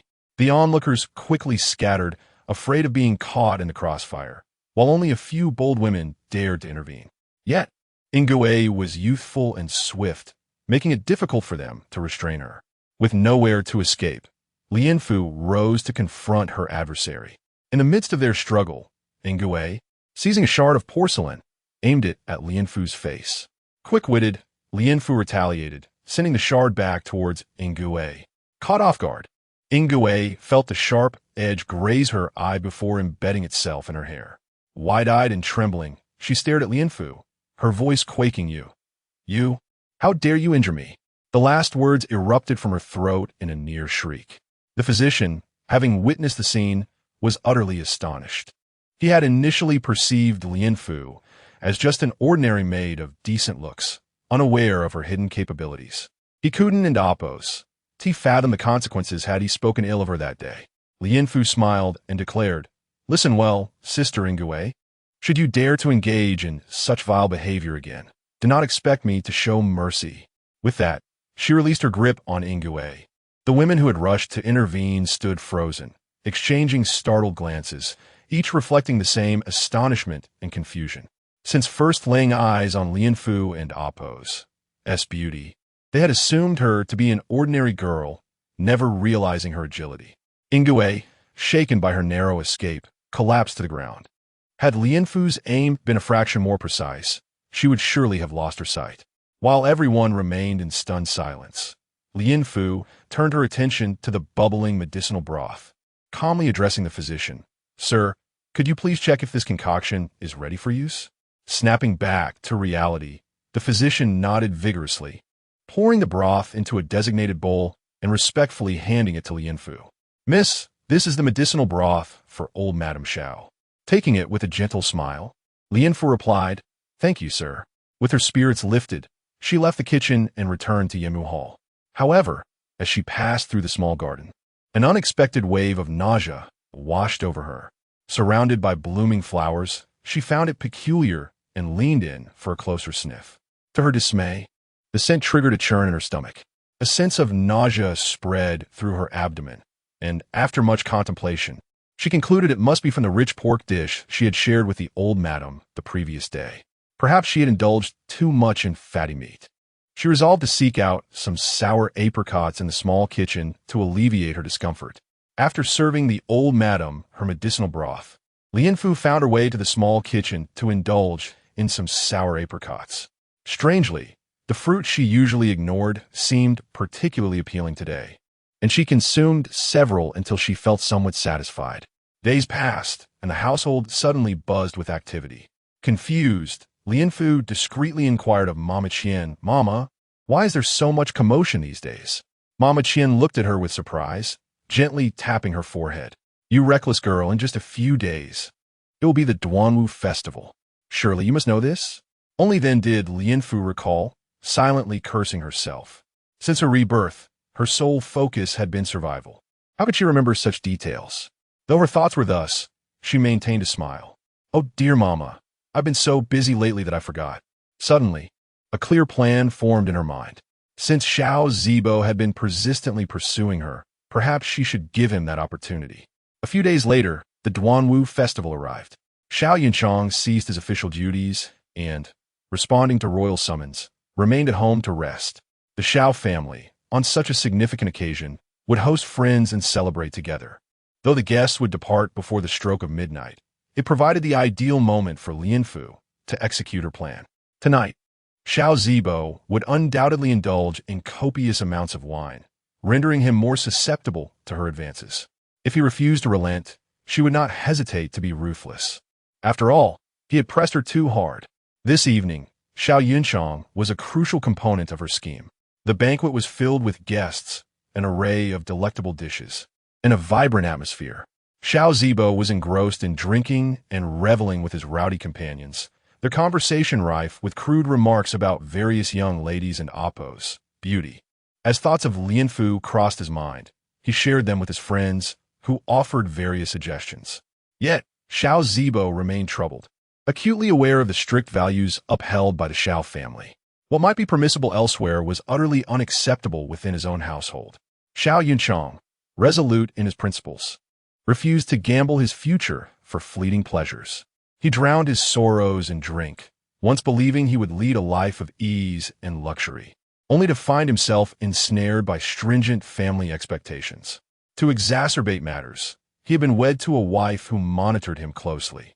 While Shen Shanyue, pregnant, prudently chose to stay away from the festivities, Lianfu returned to her room after the guests began to disperse, tidying herself with care.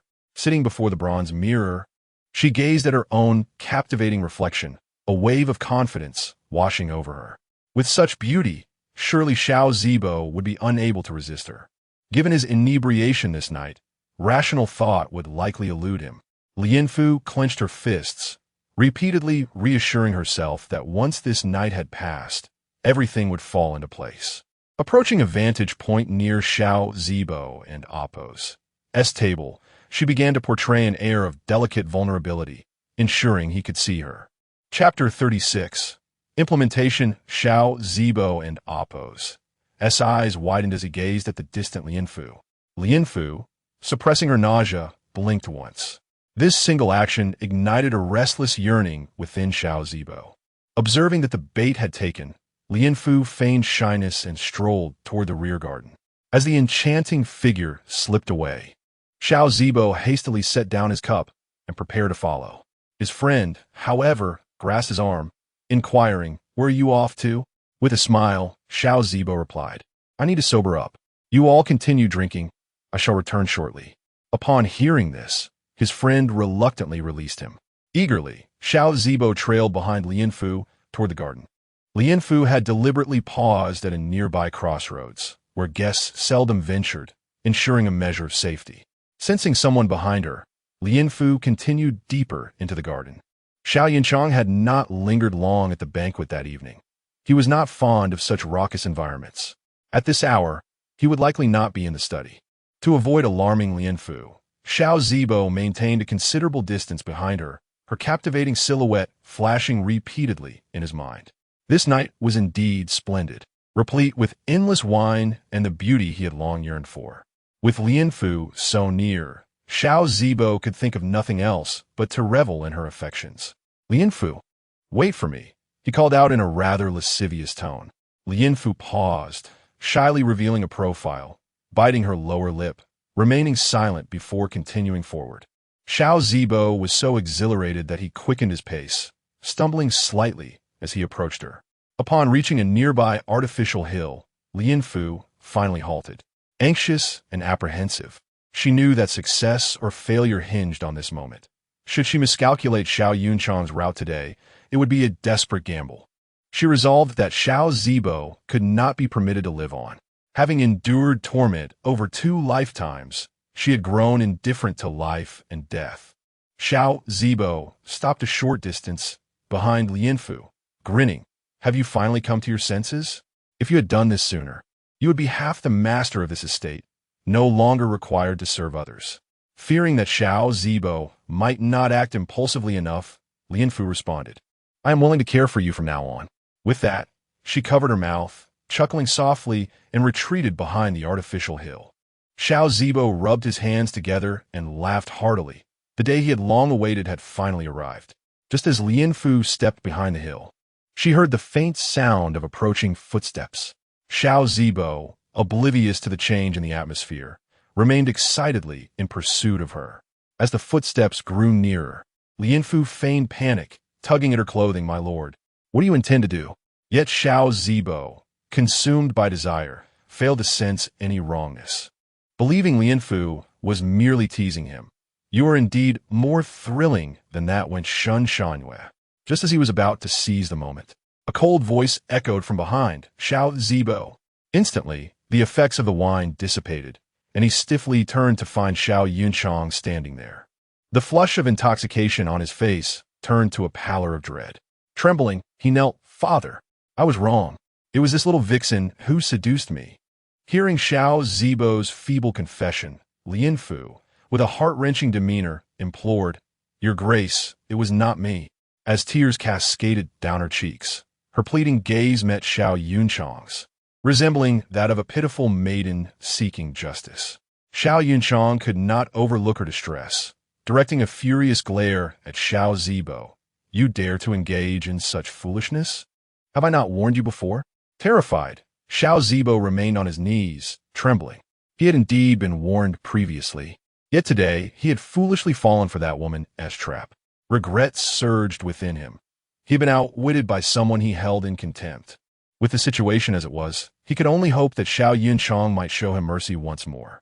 In a quivering voice, he pleaded, Father, I was foolish, but I was also drinking. Xiao Yunchang, however, remained unyielding. What difference does that make? You better provide me with a satisfactory explanation.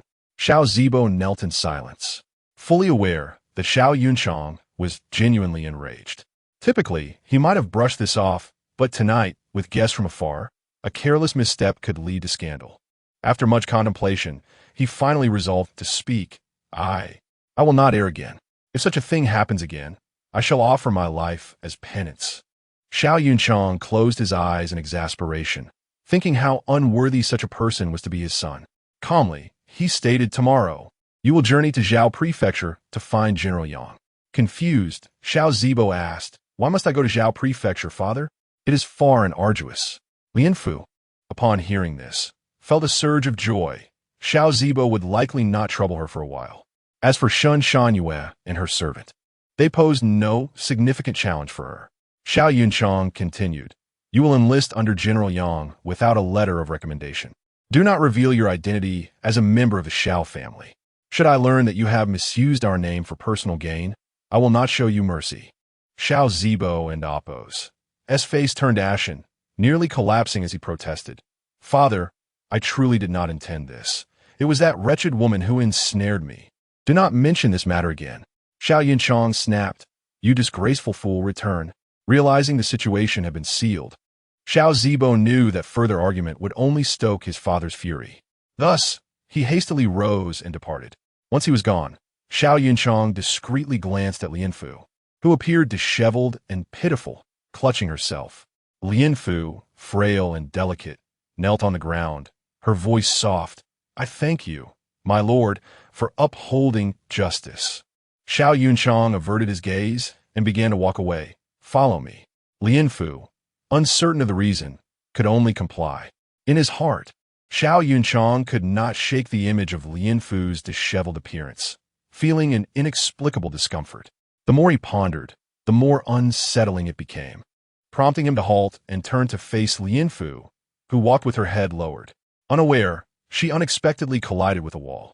Lifting her gaze, she found Xiao Yunchang looking at her with cool, aloof eyes. Lowering her head once more, she stammered, "Please forgive me, my lord." Xiao Yunchang removed his cloak and draped it over her shoulders. "This is unbecoming. How have you let yourself become so disheveled? Put on your clothing properly." "Yes," Lian Fu replied, smiling, her eyes sparkling as she looked up at him. For reasons unknown, Xiao Yunchang found himself unable to meet her gaze, hastily turning his head aside. Had she not been a young woman, he would never have acted so. The honor of a maiden is paramount. How could he allow her to be seen in such a state? What would others think? Chapter 37. Obstruction to the eye, though unspoken. A transformation had quietly taken root within her heart. Lian Fu felt a secret delight. It was evident that Xiao Yunchang would not have behaved this way in the past. Yet now he willingly draped a cloak over her shoulders. Such a rarity it was. The two traversed back to the study in profound silence, exchanging not a word. Xiao Yunchang, seated at the desk, scrutinized Lian Fu intently, and after a prolonged moment of contemplation, he remarked with a hint of exasperation, "You must exercise greater caution in the future. How could you venture into the back garden alone at such an hour?" He could not suppress his doubts regarding Lian Fu's intentions, especially since the candles had not been lit in the back garden that night, due to the guests being entertained in the front courtyard. Logically, no one should have wished to wander there. Although Xiao Zibo required discipline and admonition, it did not justify allowing others to scheme against him. Xiao Yunchang harbored a deep disdain for being manipulated. Upon hearing his words, Lian Fu felt a cold sweat trickle down her back. With a pitiful demeanor, she knelt and carefully chose her words. "I merely intended to find a place to rest while the old lady dined. I acknowledge my mistake." Yet Xiao Yunchang remained skeptical. Lian Fu's past demeanor did not suggest a propensity for laziness. Why would she seek to be idle today? Ultimately, he could draw no conclusions. For Lian Fu had endured incessant disturbances from Xiao Zibo. Had she wished to manipulate, she would have acted long before. Why would she only consider it now? Gazing at the towering pile of documents before him, he pressed his forehead in distress and declared, "Very well, leave now. Do not linger here to vex me." Lian Fu rose, her voice trembling with gratitude. "Yes, I thank you for your fair treatment today." Xiao Yunchang waved his hand, dismissing her without further comment. However, as she spoke, Lian Fu felt that nauseating sensation rise once more, covering her mouth in fear of retching. Xiao Yunchang lowered his gaze, frowning slightly. "I beg your pardon," Lian Fu exclaimed, gathering her cloak as she exited. Once she had departed, Xiao Yunchang lifted his gaze to the retreating figure, inexplicably feeling a sigh of relief escape him. He shook his head, bewildered by his recent peculiar thoughts, which were fixated on certain figures that had not troubled him in the past. It was undoubtedly strange. Upon returning to her room, Lian Fu found herself puzzled by her recent bouts of nausea. However, she dismissed it, recalling the last time she had felt ill from floral scents, and then connecting it to her earlier visit to the garden. It seemed only natural. After folding her cloak neatly, fatigue washed over her. Truly it was odd. While the recent warmth could induce weariness, it hardly justified such severity. Not only had she been prone to nausea, but she also found herself easily fatigued. During her duties, she had always exerted great effort to maintain her composure. Yet upon returning to her room, she could no longer restrain herself. Overwhelmed by drowsiness, she did not ponder further, quickly freshening up before lying down to sleep. That night, she experienced a most absurd dream. She dreamt of being diagnosed with a joyous pulse and interacting with Xiao Yunchang as if they were esteemed guests. Upon awakening, she could only marvel at the absurdity of it all. The usually cold countenance of Xiao Yunchang had transformed into a beaming smile. This was a stark contrast to his usual demeanor, truly inconceivable. The old lady smiled broadly, but what was Xiao Yunchang's condition? The most terrifying aspect was the mention of the joyous pulse, which struck her as utterly alarming. How could this be? Even if she and Xiao Yunchang had shared a past incident, it should not have led to such a situation. The following day, Lianfu rose as usual to pay her respects to the old lady. Yet on her way, she overheard the maidservants gossiping. They spoke of Xiao Yunchang's punishment of Xiao Zibo, and she was astounded to learn that news of Xiao Zibo's consignment to the military for training had spread throughout the manor so swiftly. It was evident that Xiao Yunchang had orchestrated this. It seemed he had resolved to take decisive action this time. Another significant piece of news was concerning Shan Shanyue, who had experienced another bout of distress during pregnancy. It was said that several physicians had been summoned. Had it not been for the many female physicians in the palace, they might have had to seek outside help. In Huizhong courtyard, Shan Shanyue, pale and clutching her abdomen, reclined half-heartedly on a soft couch, while the maid Ingui trembled beside her. Earlier that morning, she had already lost her temper when a young maidservant brought her tea in a slightly improper manner. She had slapped her. The physician, cautious in his approach, adjusted his pulse-taking technique and even altered his acupuncture methods. Shan Shanyue, with a voice laced with restraint, inquired, "Ingui, is what they say outside true?" Ingui dared not answer, her mind racing as she struggled to find the right words, eventually kneeling in fear, "Madam." Her voice barely above a whisper. Shan Shanyue, unable to contain her frustration, delivered a sharp slap. "Speak." Ingui, stifling the burning pain on her face, murmured, "I heard it with my own ears. The maidservants are all saying the same." "What the master?" Shan Shanyue asked. Ingui lowered her head. "I do not know, madam." Shan Shanyue closed her eyes, already guessing the reason behind Xiao Yunchang's fury, most likely due to that little wretch Lianfu. Why did she repeatedly tempt Xiao Zibo? Could she not live without a man? Why must she disrupt her once blissful life? She had envisioned a harmonious marriage and children surrounding her. Yet now an accursed Lianfu had intruded, and she could never seem to rid herself of her. Outside the courtyard, upon learning of Shan Shanyue's distress, Lianfu had come to see if the commotion was merely trivial. To her surprise, this time it was serious, creating quite a stir. During her brief wait outside, she witnessed several physicians being ushered in and out by the maidservants. Shan Shanyue was genuinely upset this time. Was it really that simple to manipulate Shan Shanyue? All it took was Xiao Zibo. In her previous life, she had been so focused on survival that she had overlooked such nuances. Clearly, Shan Shanyue could not thrive without Xiao Zibo. Ingui exited to fetch medicinal soup for Shan Shanyue and encountered Lianfu waiting outside. Instantly, the frustration she had borne from Shan Shanyue found a target as she strode toward Lianfu with an air of arrogance, her tone sharp and cutting. "What are you doing here, vixen?" Lianfu smiled gently, nothing in particular, just wandering about. Seeing her demeanor, Ingui retorted with venom, "You little wretch. If anything were to happen to the madam, I would not spare you." Lianfu remained composed. "The madam is not present. Why the pretense?" Ingui, incensed, advanced toward Lianfu, raising her hand to strike her face. "You despicable wretch. Not only do you meddle with my relationship with the madam, but now you wish to witness her misfortune. I shall end you." Lianfu, quick to react, seized Ingui's wrist, locking eyes with her. "Sister Ingui, have you forgotten the pain of past injuries? One must not forget the lessons learned." Reminded, Ingui recalled the last encounter in which Lianfu nearly blinded her and felt a cold sweat break out, begrudgingly retracting her hand. "You little wretch." Chapter 38. Affection. Lianfu allowed Ingui to engage in her verbal sparring, knowing full well that was all she was capable of. Ingui, noticing Lianfu and Appo's indifference to her insults, felt an increasing dissatisfaction within her. "You little wretch, I warn you, do not oppose me further, or the madam will not spare you." Lianfu found it amusing. Having seen enough of the farce, she turned and departed. Ingui, fuming, gritted her teeth in rage.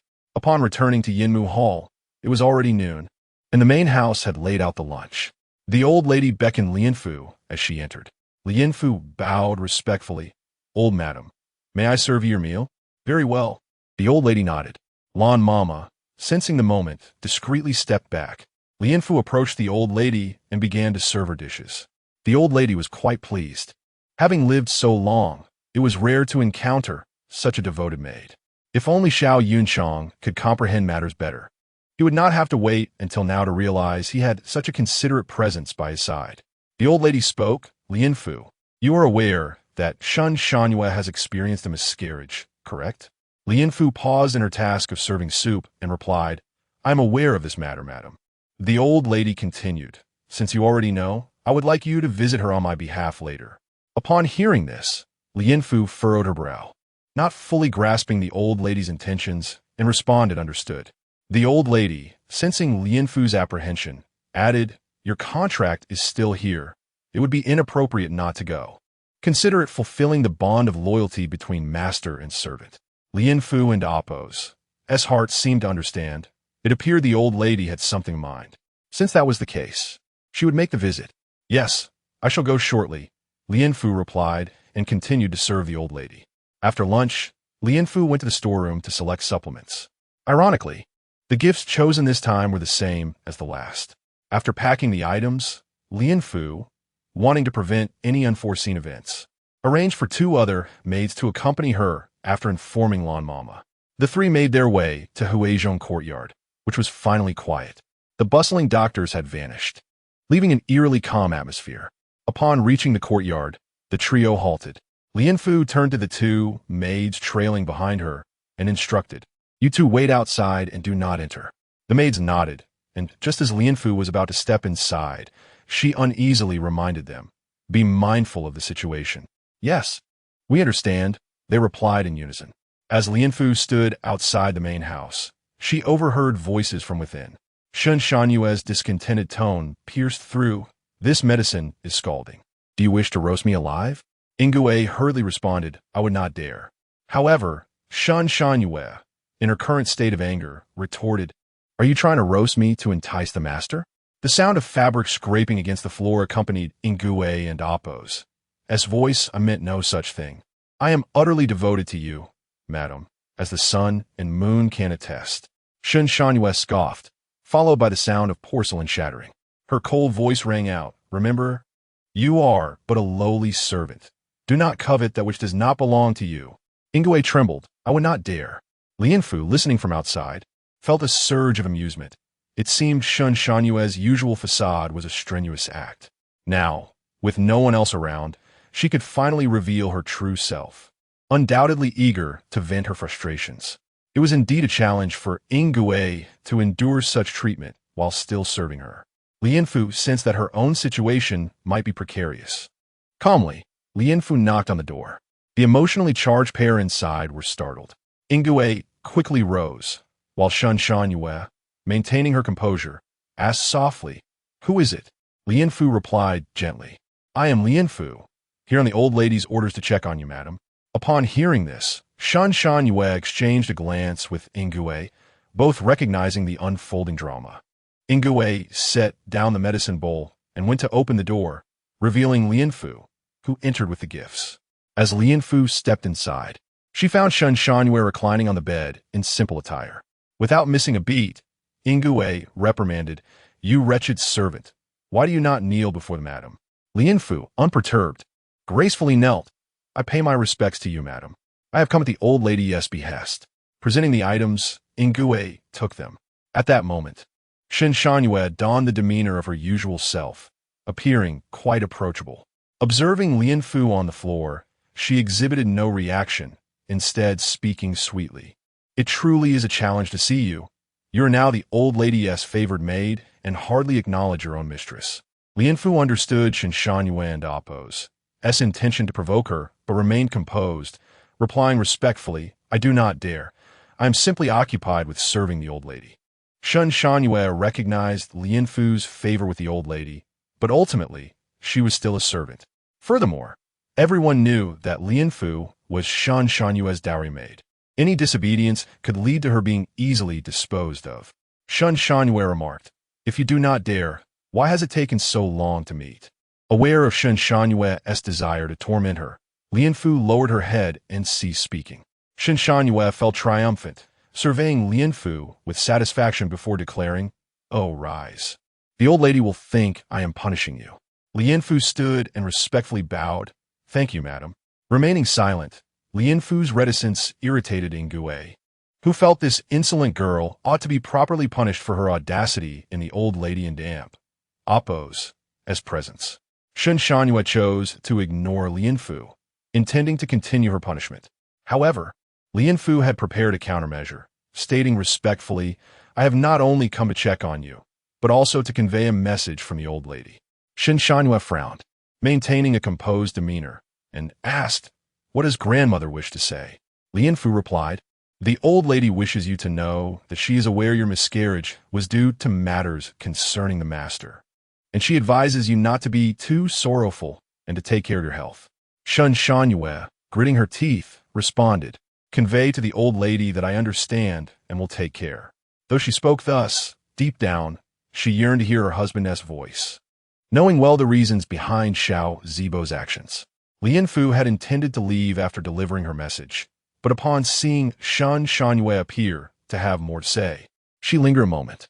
As anticipated, Shen Shanyue inquired, "Why would the master, in good health, be dispatched to the military camp for training? Do you know?" Lian Fu smirked inwardly. Well aware of the reason, it was due to his unruliness. However, she feigned innocence. "I am unaware of such matters. The Duke and Appo's as thoughts are beyond my purview."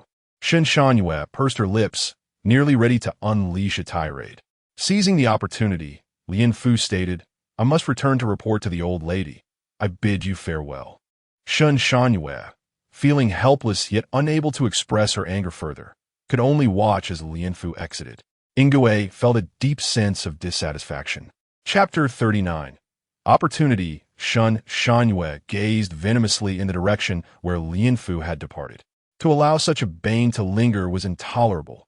How dare she tread upon her head? Relying on the influence of that old hypocrite from Yamatang?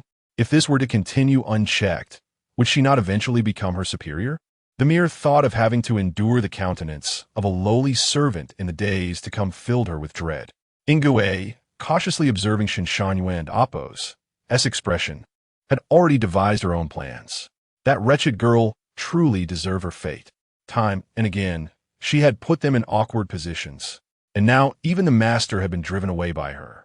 Ingui was well aware of the circumstances surrounding Zibo and Appo's dispatch to the military for training. Were it not for that little wretch, how could the master have been so summarily dismissed by the Duke? If that little servant were to gain power, would they not find themselves at her mercy? Reflecting on the numerous conflicts she had previously had with Lian Fu, Ingui could not suppress her growing fear.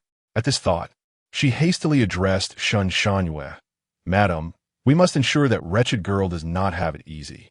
If there is anything you require of me, I shall exert every effort."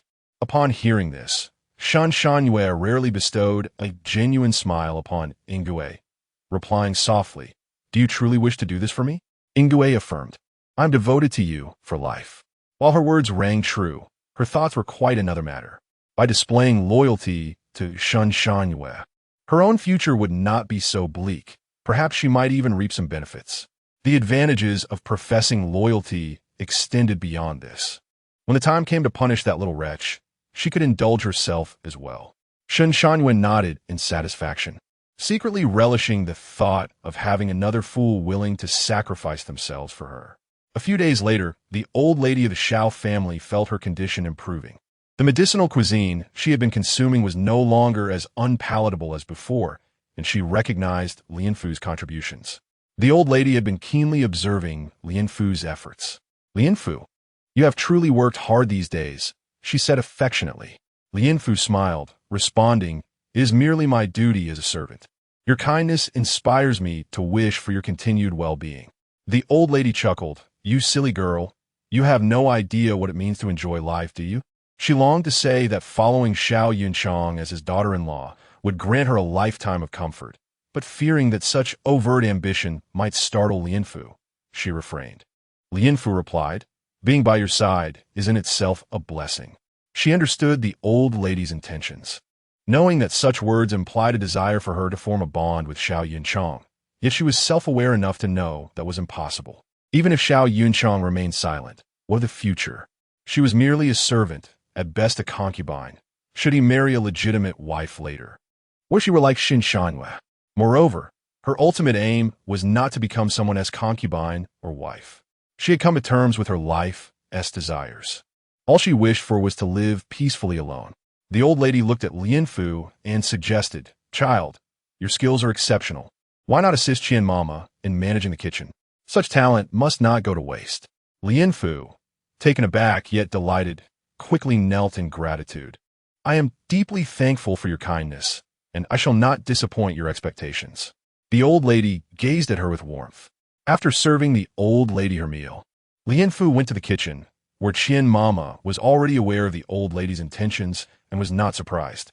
However, the physician harbored resentment, secretly feeling it was unjust. He had always believed he was responsible for preparing the old lady and Appo's medicinal dishes, yet the credit had shifted to Lian Fu. Had it been anyone else, he would not have harbored such grievances, but he dared not voice them, knowing he could not contend with the old lady's backing. Taking advantage of Lian Fu's moment of respite, Suyin approached her, awkwardly stating, "Miss, do you still have anything for me to exchange?" Lian Fu shook her head. "There is nothing to exchange these days. What is the matter?" Knowing Suyun's family circumstances, she inquired casually. Suyun appeared somewhat dejected, responding honestly, "My mother is ill, and the money sent from home has been exhausted." Upon hearing this, Lian Fu's heart ached, and she handed Suyun the silver she had on her person. Suyun stared at her in shock, hesitating to accept the money. "Take it. You can repay me when you are able," Lian Fu urged. Suyun and Appo's eyes brimmed with tears as she accepted the silver, her voice trembling. "Thank you, sister." Lian Fu felt a pang of sorrow, knowing all too well the hardships of being without money, so every little bit of help mattered. While she had other items to exchange, she dared not do so too frequently, lest she draw unwanted attention. Xiao Yunchang had been exceedingly busy with official duties in recent days, making it difficult even for the old lady to see him. It was only today that he found a moment to visit her for dinner. Knowing it had been a while since he had accompanied the old lady, he made an effort to join her for the evening meal. The old lady had specially instructed Lian Fu to prepare dinner, marking her first attempt since taking over the kitchen. Lian Fu dedicated herself to the task, and the old lady was filled with anticipation. Today was a long-awaited occasion. She firmly believed that facilitating more contact between Lian Fu and Xiao Yunchang would yield positive results. As time passed, feelings would develop, and with Lian Fu's stunning beauty and myriad skills, she was confident Xiao Yunchang would be captivated. When Lian Fu presented the finished meal, the enticing aroma wafted through the air, even drawing the attention of Xiao Yunchang, who had been somewhat indifferent to food in recent days. This scene elicited a smile from the old lady, her lips nearly stretching to her ears. Finally, it seemed this icy figure was beginning to thaw. With great satisfaction, the old lady watched as Lian Fu served her meal. Xiao Yunchang ate with quiet elegance, while the old lady and Appo's gaze flitted back and forth between them. "Zixuan, how was the meal?" she inquired. Xiao Yunchang's expression remained impassive, revealing no hint of emotion as he replied coolly, "It is acceptable." The old lady chuckled, glancing at Lian Fu. Clearly, Zixuan was enjoying the meal more than he let on, having eaten more than usual, yet he merely claimed it was acceptable. A clear case of saying one thing while meaning another. After a moment's thought, the old lady instructed, "Lian Fu, please attend to Zixuan." Both Lian Fu and Xiao Yunchang froze momentarily, Lian Fu's lips twitching. Xiao Yunchang paused in his actions before resuming his meal with a composed demeanor. Lian Fu could only comply with the old lady's command. "Yes." Approaching Xiao Yunchang, she took the serving chopsticks and began to serve him, maintaining a respectful distance, avoiding any physical contact. Xiao Yunchang ate each dish she served with a blank expression, fully aware of the old lady and Appo's intentions, yet feeling helpless, for she was, after all, his mother. What could he do, even if he was displeased? Chapter 40. The mountain has departed. The old matriarch sighed continuously, observing Xiao Yunchang's indifference. How could he remain unmoved by such a fine girl as Lianfu? Was the lineage of the Xiao family destined to perish in her hands? The bloodline of the Xiao family was already thin, and the adopted heir was of little consequence, while this icy blockhead remained oblivious. As the incense of the Xiao family and Appo's main branch threatened to extinguish in her generation, the old matriarch and Appo's anxiety was palpable. Noticing his mother's unusual demeanor, Xiao Yunchang set down his chopsticks and cleared his throat. The old matriarch regained her composure, suppressing her emotions. Xiao Yunchang spoke, "Mother, I am to depart for Huaxian and Yazhou on the day after tomorrow, as commanded by the sage. Why did you not inform me sooner?" The old matriarch furrowed her brow, feeling a sense of grievance. How could such an important matter be withheld from her? Xiao Yunchang nodded slightly, apologetically explaining, "It was my oversight, mother. I only learned of this today. Otherwise, I would have told you sooner." The old matriarch sighed, "Very well, since it is the sage and Appo's decree, you must diligently see it through." Xiao Yunchang bowed. "Yes, I will heed your counsel, mother." Lianfu and Appo's heart sank. If Xiao Yunchang were to leave, it would mean she would be unprotected in the household for the coming days. Though the old matriarch valued her, it was primarily due to Xiao Yunchang and Appo's influence. Moreover, it was uncertain whether the old matriarch would stand up for her. Fortunately, Xiao Yunchang had already resolved a significant threat before his departure. It seemed she needed to devise a plan. Once Shinshanhua learned of Xiao Yunchang and Appo's departure, she would undoubtedly try to lure her away. What might transpire then was uncertain. The atmosphere grew heavy as Xiao Yunchang continued. "Mother, the journey is long. I may need to set out shortly." "What?" The old matriarch was taken aback, nearly rising from her seat. Yet, years of refinement taught her to remain composed, so she settled back down. A sense of frustration welled up within her. How could the sage be so dismissive of his subjects' familial ties? After a moment, she sighed, "I thought we would have more time together, but you are leaving so hastily." "Mother, once I complete my inspection in Huaxian, I will return to reunite with you." Xiao Yunchang reassured her, aware of his recent absence from her side, feeling remorseful. The old matriarch turned her gaze to Lianfu and said, "In that case, Lianfu, go and prepare your master and Appo's belongings." Both Xiao Yunchang and Lianfu were taken aback. Lianfu awkwardly fidgeted. The old matriarch, still enveloped in sorrow over her impending separation from her son, suddenly remembered to facilitate their union. Xiao Yunchang remained silent, but nodded slightly in agreement. Lianfu, steeling herself, bowed, "I shall obey." Leaving Yinmu Hall, they arrived at Xiao Yunchang and Appo's Ling Shuang courtyard, where Qing Yun and Qing Yu awaited. Their presence did not surprise Lianfu. It was a commonplace occurrence. Upon entering the main room, Xiao Yunchang sat, watching Lianfu prepare his items. She felt an unsettling chill, acutely aware of his gaze upon her. Though uncomfortable, she pressed on, packing the necessities for Xiao Yunchang as instructed by the old matriarch. Once finished, she handed the bundle to Qing Yun, saying, "These are the essentials for my master. I appreciate your assistance." Qing Yun nodded, incredulous as he weighed the parcel in his hands, while Qing Yu marveled at its neatness. Lianfu's packing resembled not a mere bundle, but a beautifully arranged box. In contrast, their own arrangements appeared disorganized. Qing Yun cheerfully presented the bundle to Xiao Yunchang, exclaiming, "Master, look, Miss Lianfu is truly skilled. Everything is so meticulously organized." Xiao Yunchang assessed the package, nodding in rare approval. Qing Yu interjected, "Master, it is getting late. I have secured 3 swift horses outside. We can reach Huaxian in 2 days without the need for relentless travel." Xiao Yunchang nodded, "Then let us set forth." He rose and glanced at Lianfu, yet said nothing. Walking out on his own, Lianfu followed, perceiving this as an opportunity to bid farewell, also intending to report back to the old matriarch. Upon reaching the gate, Xiao Yunchang mounted his horse. Lianfu stood at the entrance, unable to articulate her emotions, feeling a bittersweet ache. Their eyes met for a fleeting moment before Xiao Yunchang cracked the whip and rode off. Qing Yu turned to Lianfu, saying, "Miss, please return. With us here, your master will surely return safely." Lianfu blushed, and Qingyu, noticing, smiled brightly before galloping away. As the figures receded, Lianfu found herself waving her hand. Though she uttered no words, her heart silently conveyed 1,000 wishes. "You must return safely." Behind the bushes, Ingui concealed herself, observing the scene unfold. A surge of resentment brewed within her. How dare that wretched girl harbor thoughts of the Duke? As a mere servant, she had no right to act so brazenly. It was imperative to inform the lady. She could not allow this insolent girl to flaunt her audacity.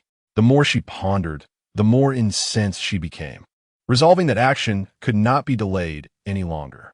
Rising stealthily, she departed.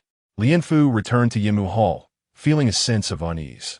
The upcoming days were fraught with peril, and she was uncertain of Shan Yue and Appo's intentions.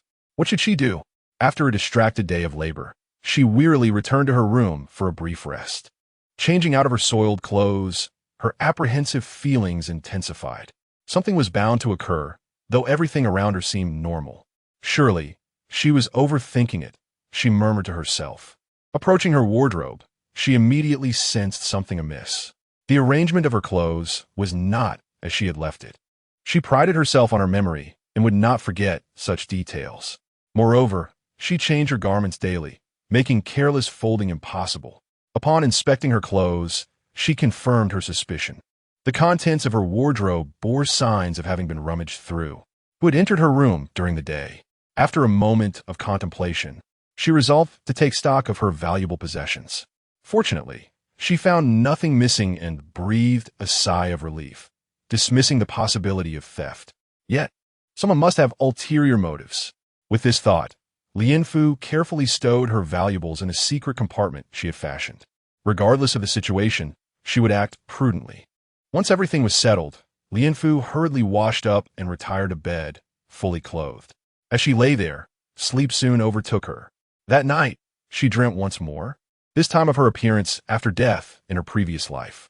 After her passing, Xiao Yunchang had visited her, frowning as he gazed silently upon her lifeless form. Chapter 41. The departure of the matriarch. Awakening from a deep slumber, she found herself drenched in perspiration. The absurdity of the scenes from her dream lingered in her mind. How could Xiao Yunchang, who had never assisted her in her previous life, appear after her death? It was undeniably a mere dream, utterly nonsensical. Glancing at the sky outside, Lianfu rose and made her way to the kitchen to boil a tub of water, meticulously washing away the scent of sweat in her room. Submerged in the warmth of the bath, she allowed the hot water to envelop her body. Observing her fair and delicate skin, she recalled the circumstances of her past life, feeling as if it were just yesterday. Who could have imagined that she would be reborn? Now, she found herself serving beside the old matriarch of the Xiao family, in the Yinmu Hall, where no one intentionally made things difficult for her. In fact, her current situation was far better than her previous service to Shan Yue in the Huizhong courtyard. Not only was she unscathed, but she had also gained weight and vitality, thanks to the old matriarch and Granny Land's favor. Henceforth, she would no longer suffer from the frequent ailments that plagued her in the past. Initially, when she became the cohabitant of Xiao Zibo, she had harbored trust in Shan Yue. In her illness, she sought out Shan Yue, hoping that their past connection would prompt her to find a physician or provide some medicine. To her dismay, she was pinned to the ground by Ingui, while Shan Yue disdainfully stepped on her head, saying with a mixture of derision and pity, "How pathetic! Why not seek the master to intercede on your behalf?" At that time, Xiao Zibo had surrendered nearly all his possessions to appease Shan Yue, leaving himself with barely enough for leisure. How could he spare a thought for her? Enduring that ordeal, she resolved to save herself, which ultimately led her to learn the art of healing. Returning to her thoughts, she gazed at her body submerged in the water. Her figure was not excessively plump, but rather perfectly proportioned, at least healthy enough to spare her from the torment of illness. For her own safety, Lianfu had remained close to the old matriarch, attending to her needs and ensuring she was never far away. Just when Lianfu believed she would continue this way until Xiao Yunchang and Appo's return, One morning during breakfast, Granny Lon approached the old matriarch with a serious expression, presenting her with a letter. "Madam, a letter from the master," she stated. The old matriarch wiped her mouth and, noticing Granny Lon and Apo's grave demeanor, silently accepted the envelope with a quizzical glance. As she opened it, her expression shifted dramatically, and she rose, exclaiming, "Lon Hua, swiftly pack your belongings and prepare the carriage. We must depart for Puzhong Temple at once." Granny Lon bowed. "Yes, I shall do so immediately." The old matriarch placed the letter down on the table, her silence heavy with concern. Observing her troubled countenance, Lianfu inquired, "What troubles you, madam?" The old matriarch lifted her gaze to Lianfu, her eyes filled with unspoken emotions. After a pause, she replied, "Zishuan is in Huasien, where an epidemic and famine have struck." "What?" Lianfu blurted out in shock, quickly regaining her composure. "I apologize for my outburst. I am merely concerned." The old matriarch reassured her, "It is of no consequence. The temple is austere. I shall remain there for a time to pray for Zishuan's well-being." Sensing the gravity of the situation, Lianfu urgently implored, "Madam, allow me to accompany you. I too wish to pray for the master." However, the old matriarch waved her hand. "No, you shall stay at the estate. The temple and Apo's, as conditions are harsh, and I recall how you struggled when you first arrived. It is difficult to see you thrive, only to throw you back in a hardship." Lianfu shook her head. "Madam, I fear no hardship." Yet, her true fear lay in the potential troubles Shan Shangyue might bring. With Xiao Yunchang absent, even her last line of defense, the old matriarch, would be gone. Such an opportunity would not be lost on Shan Shangyue. She would surely seize the moment as soon as the old matriarch departed. The old matriarch, however, was resolute in her decision and would not waver. Lianfu refrained from pressing further, knowing that persistent pleading could lead to annoyance, and what would follow then. Thus, she reluctantly prepared to bid farewell to the old matriarch. Lianfu joined Granny Lon in packing the old matriarch and Apo's belongings, noting that nearly half of the Yinmu Hall and Apo's staff would accompany her. It seemed unlikely that they would return within 10 days or even half a month. Remaining in the estate, Lianfu felt that Shan Shangyue was a formidable threat. After all, she had previously shown her disdain multiple times. Having thwarted Shan Shangyue's attempts before, Lianfu feared that this time the enmity would be even greater. Distracted as she packed, Granny Lon, perceptive as ever, noticed Lianfu's despondency. "The old matriarch's decision not to take you is out of concern for your well-being. Do not overthink it. In the coming days, simply stay in the Yinmu Hall and do not venture out. No one dares to intrude," she advised. Lianfu nodded bitterly, feeling no relief from Granny Lon and Apo's words. Rather, her burden felt heavier. Did Granny Lon truly understand Shan Shangyue and Apo's nature? Shan Shangyue was precisely the type who would seize the moment, especially with the most influential individuals absent from the estate. This was her chance to act without restraint. It was conceivable that Ingui could easily dismiss her life or death with a mere word. Lianfu dared not dwell on her worries any longer and hastily completed the packing for the old matriarch. Ultimately, she felt a deep reluctance to see the old matriarch go and followed the remaining servants of the Yinmu Hall to bid farewell. The old matriarch, too, felt a tinge of regret, but recognized that the hardships of the mountains made it unwise to bring Lianfu along, especially after she had finally regained her health. "Stay well in the courtyard," the old matriarch cautioned, holding Lianfu and Apo's hand tightly. Lianfu nodded. "Yes, I shall obey." With a heavy sigh, the old matriarch turned and climbed into the carriage. A procession of individuals departed the city, basking in the morning light, their shadows stretching long behind them. As if reflecting the duration of their journey ahead, Lianfu stood at the entrance, watching until the last figure disappeared from sight, her unease intensifying. Returning to the Yinmu Hall, she surveyed the now empty courtyard, filling a basin with water for the main room. With nothing to occupy her time, she resolved to engage in some tasks to distract herself. She realized that relying too heavily on others could lead to disappointment, much like today. With hope comes despair. Although she understood the old matriarch and Apo's intentions. Her heart could not help but feel sorrow. Lianfu diligently dusted the furniture throughout the house, glancing outside to see that the sun was nearing its descent. Pleased with her efforts, she cooed and amp. Oppose. T suppressed a sense of pride.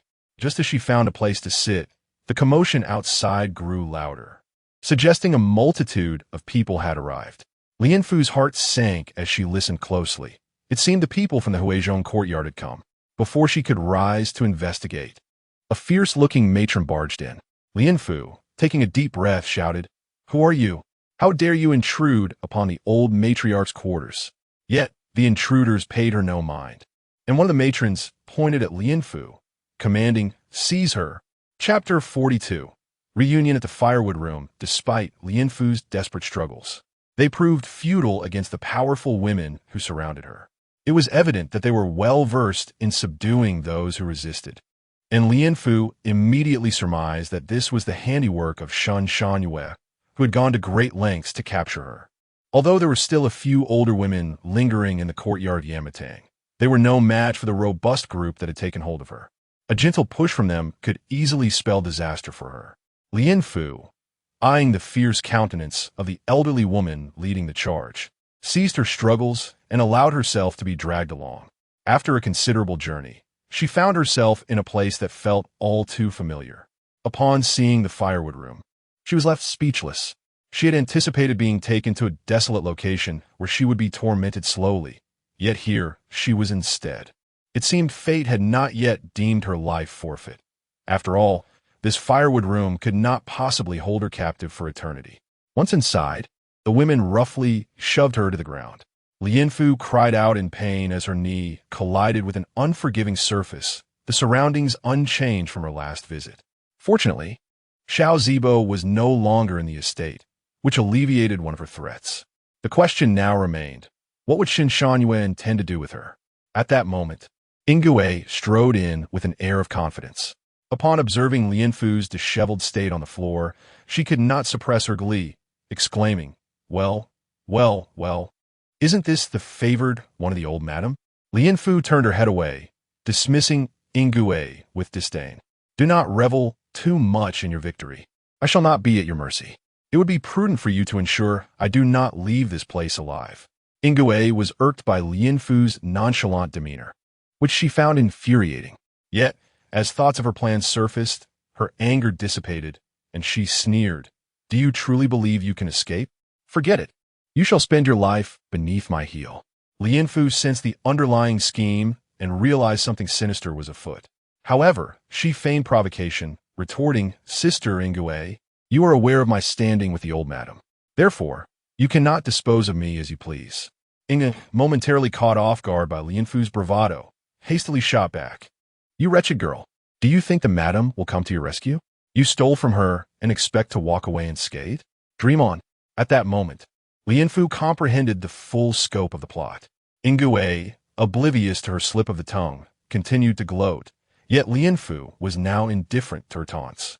Memories of her cabinet being rummaged through days prior flooded her mind, confirming her suspicions that Shen Shangyue was behind this. "I have never stolen from the madam. You are lying," Lianfu protested vehemently. Yingyue, brimming with confidence, glared at her. "You know precisely when you committed that theft. How dare you question me, you insolent girl?" A wave of regret washed over Lianfu as she realized she had let her guard down after enjoying a few peaceful days with the madam. It was foolish to have ignored the earlier signs, the ransacked cabinet, and she chastised herself for allowing such an opportunity to slip away. However, it was too late to lament. She had been captured, and external guards were keeping watch. Determined, Lianfu fixed her gaze on Yingyue. "Take me to the madam. I must see her. She will uncover the truth." Yingyue laughed derisively, as though hearing a ridiculous joke. "You think the madam will heed your words? After following Shen Shangyue for so long, you should know she will not listen to you." Lianfu, aware of the futility in her plea, attempted to lower the guard's suspicions. "I am wrongfully accused. The madam is my rightful mistress and will surely listen to me." Yingyue rolled her eyes. "Wrongfully accused? Is it not your actions that led you here?" Lianfu smiled enigmatically at Yingyue. "Could it be that you fear letting me see the madam because you are guilty of your own schemes?" Yingyue and oppose, face flushed with anger. Seeing Lianfu bound, she approached and struck her with a forceful slap, leaving a red mark on her cheek. The sight of Lianfu's pain brought her immense pleasure, as it allowed her to release the pent-up frustrations of the past few days. Lianfu licked the blood from her lips and chuckled. "Sister Ingwe, why so angry? Have I struck a nerve?" At this, Ingwe's ire reignited, and she raised her hand to strike again. Just then, Lianfu interjected, "Wait. If you strike me, you'll never see your precious lord again." Ingwe paused, regarding Lianfu with a cold smile. "What can you possibly do? Do not dream. Even Lord Shen cannot help you, let alone a mere servant." Ingwe's disdain for Lianfu was palpable. To her, Lianfu resembled a cunning temptress, flaunting herself to attract men. It was shameless, and had she been in Lianfu and Appo's position, she would have eagerly accepted Shen Shangyue and Appo's proposal when first offered. Such opportunities to escape servitude were rare. Yet Lianfu acted with unwarranted pride, striving to seduce her lord. Ingwe recalled the scene from days prior, and, without waiting for Lianfu's response, she hurried out the door, maliciously instructing the guards outside, "Watch her closely. Do not provide her with food or drink. She can manage her own needs." With that, she stifled a giggle and cast a glance back at Lianfu. The guards, accustomed to such treatment, showed no signs of objection, having witnessed similar scenarios countless times before. Delighted that the guards understood her intentions, Ingwe reveled in her victory, eager to see how Lianfu would maintain her facade of dignity under such conditions. Lianfu, observing the conspiratorial exchanges outside, felt a growing sense of frustration. Did Shen Shangyue truly intend to ignore the matter concerning Xiao Zibo? That seemed unlikely, especially given that she had suffered a miscarriage upon hearing of his departure. Seizing the fleeting moment before Ingwe could leave, Lianfu decided to make one last attempt. "Sister Ingwe, this matter was personally sanctioned by the Duke. He assured me that with just a word, my lord could return." Ingwe narrowed her eyes, contemplating Lianfu's claim. This was a matter she had heard Shen Shangyue mention, tied to Lianfu, coupled with the recent events she had witnessed. Ingwe began to suspect there might be a kernel of truth in Lianfu's words. Chapter 43. The accusation. Ingwe observed Lianfu's resolute demeanor and found herself pondering the implications. She hesitantly inquired, "Do you truly possess a means to bring the master back?" Lianfu nodded with unwavering certainty. "Of course, if you were aware of my relationship with the Duke, you would not harbor such doubts." Ingwe was taken aback by Lianfu's audacity to speak so openly of such uncertain romantic matters. Sensing Ingwe's hesitation, Lianfu fanned the flames. "Hurry and take me to see the mistress.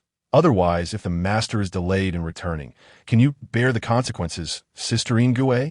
At the mention of consequences, images of Shen Shangyue flashed in Ingwe's mind, causing her to shudder. Ultimately, it was her fear of Shen Shangyue that propelled her to act, as the matter at hand concerned Xiao Zibo. Resolutely, Ingwe commanded the maids outside. "You will escort her to meet the mistress." "Yes," the maids replied in unison, entering in a line to pull Lianfu along. Lianfu felt a surge of joy within. Meeting Shen Shangyue would surely lead to a turning point, for Shen Shangyue held great importance in Xiao Zibo and Appo's life. In the Huizhong courtyard, Lianfu was ushered into the main chamber by several maids. Upon entering, she was forcefully pushed to the ground. Her hands and feet were now untied. She knelt, saluting Shen Shangyue. "I pay my respects to the mistress. May you enjoy peace." Her voice resonated with strength. Shen Shangyue was adorned exquisitely, her demeanor dignified and serene, resembling a statue of a bodhisattva. She lazily admired the freshly dyed crimson on her nails, hardly bothering to lift her eyelids. Ingwe stepped forward. "Mistress, this wretched girl claims to have a way to bring the master back. I dared not delay and brought her here." Shen Shangyue finally reacted, turning her gaze to Ingwe. "Is that so?" Ingwe affirmed, "Indeed. This wretched girl claimed as much in the woodshed. I heard it with my own ears." Shen Shangyue touched her abdomen, which had begun to swell slightly beneath her intricately embroidered garments, a testament to her pregnancy. While others might appear haggard from morning sickness, she was no ordinary woman. She was a daughter of the Shen family, wife to the Duke's eldest son, raised in luxury without a moment of hardship. Her husband, Xiao Zibo, was too soft-hearted and precariously positioned to dare offend her. Thus, she enjoyed considerable influence within the Duke's residence. The only source of her dissatisfaction was perhaps Lien Fu. Observing Lien Fu's pitiful state now brought her immense satisfaction. Once envious of Lien Fu's beauty, she now deemed it inconsequential as she lay prostrate before her. With a benevolent smile, Shen Shangyue addressed Lien Fu. "Speak, what must be done to bring the master back?" Lien Fu, feeling a chill from Shen Shanyue's smile, lowered her head and stated, "Mistress, the method I am about to divulge cannot be heard by outsiders. Please dismiss those who are unessential." Ingui frowned and whispered into Shen Shanyue's ear, "Mistress, this wretched girl is quite cunning. It would be prudent not to dismiss these maids. What if she is insincere?" As she spoke, she made a gesture across her throat. Shen Shanyue understood the implication, smiling, "No worries, after all, Lien Fu is my maid of honor. There must be some bond between us." Seeing her entreaties were futile, Ingui reluctantly exited to personally dismiss the maids from the room.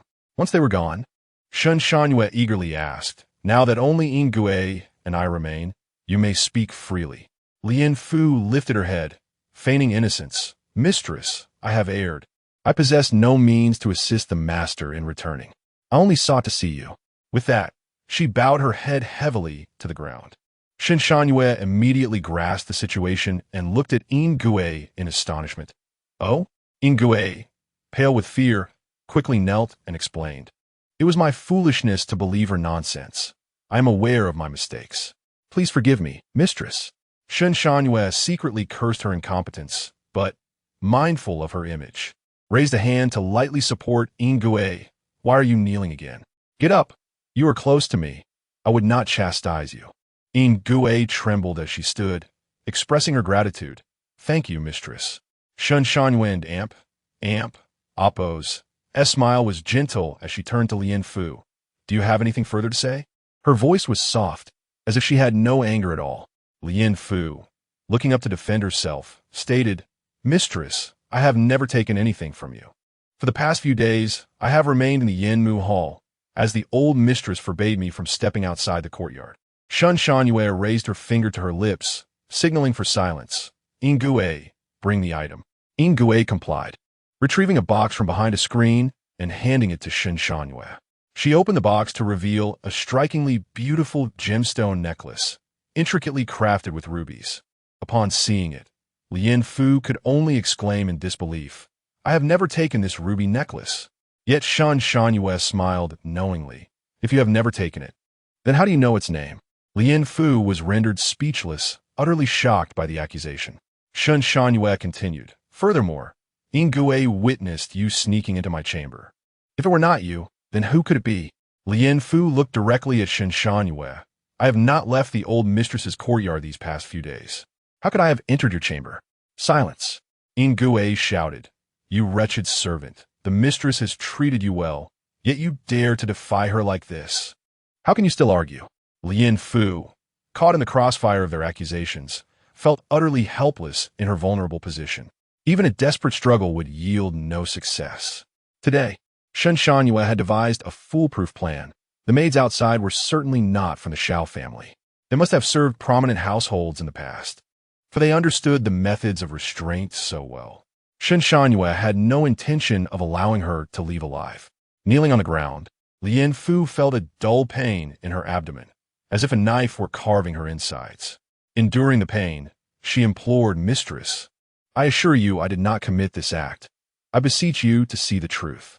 If you cannot, then please report this matter to the authorities." She knew that Shen Shanyue would relish her demise and would never advocate for her justice. Yet this was her only means to buy time. At the mention of reporting to the authorities, Shen Shanyue's anger surged. Her face flushed with rage. "You audacious wretch! Are you intent on ruining the Xiao family? To dare report us is to bring shame upon the Xiao name." Realizing Shen Shanyue was truly incensed, Lien Fu replied, "Since the mistress is unwilling to report to the authorities, I implore you to act fairly. I merely wish to avoid an unjust death." Chapter 44. Opportunity, how dare you speak so recklessly? Shen Shanyue reprimanded. This wretched maid is a calamity in the manor. She deserves to be beaten to death. Upon uttering the last four words, Ingui and Amp, Oppos, S heart leaped with joy. Lianfu and Amp, Oppos, S complexion turned ashen as she slumped to the ground, realizing that there was no hope for a resolution tonight. All those she could have sought help from had distanced themselves, and the distant waters could not quench the immediate fire. Shen Shanyue, observing Lianfu and Oppos, S pale visage from fear, felt a sense of satisfaction. In the past, this insolent maid had vexed her countless times, yet due to the presence of an old, decrepit man and her nominal father-in-law, she had been unable to act. She had often been compelled to swallow her grievances. Now, at last, she had found an opportunity, and she could not let such a favorable chance slip away. With a smile, Shen Shanyue remarked, "Oh dear, why are you so frightened?" Lianfu remained silent, feeling speechless. What was the point of this pretense? Shen Shanyue continued, "Now that both my father and grandmother are away, as the current mistress of the manor, I possess the authority to deal with you. However, as the day is growing late and I am somewhat fatigued, I shall let it be for now." Lianfu sighed in relief upon hearing this. Ingui, with an air of arrogance, declared, "Madam has granted you a reprieve for the day, so why not quickly bow and express your gratitude?" Shen Shanyue cast a sidelong glance, secretly enjoying the sight of Lianfu bowing before her. Though Lianfu's heart seethed with resentment, she still respectfully lowered her head and knocked it heavily on the ground, saying, "Thank you, madam, for your kindness." In response, Shen Shanyue, in a good mood, flicked her embroidered handkerchief and ordered, "Take her to the woodshed." Lianfu felt as if she had been granted a stay of execution. As long as she could leave Huizhong courtyard, there might still be hope. Ingui stepped outside to summon a few old maids, and Lianfu was once again bound and taken back to the woodshed. In the dead of night, with the cold wind howling, at Huizhong courtyard, the main room was filled with tension. "Madam, why did you not deal with her today?" Ingui voiced her confusion. Although today's actions were a means of avenging past grievances, she still did not comprehend Shen Shanyue's approach. Shen Shanyue, with a detached gaze, replied, "I intend to torment her. She has been so arrogant these past few days." Ingui nodded in agreement. "Indeed, madam is right. This little wretch deserves proper punishment to vent the pent-up frustrations of these days." Shen Shanyue had her own plans in mind. Ingui, feeling a twinge of unease, suggested, "Madam, the night is long, and dreams can be troublesome. It would be wise not to keep this wretch around for too long, lest unforeseen troubles arise." Shen Shanyue nodded. "I have already made my arrangements." Ingui's eyes brightened. "Madam, why not starve this wretch for a few days? By then, she will have no strength left to escape." Upon hearing this, Shen Shanyue considered it a clever strategy. Indeed, it was the best plan they had for the moment. After all, the old hag from Yamatang would not return for several days, and Xiao Yunchang was also occupied with matters in Huasien, which would not be resolved in just a day or two. With this thought, the two exchanged knowing smiles. In the woodshed, Lianfu felt her strength waning day by day. Ingui and the others had indeed not sent any food or tea her way. It appeared they had ulterior motives, yet what could she do? She had no one to turn to for help. Completely unarmed, she felt like fish on a chopping block, ready to be slaughtered. When would the old lady Xiao return?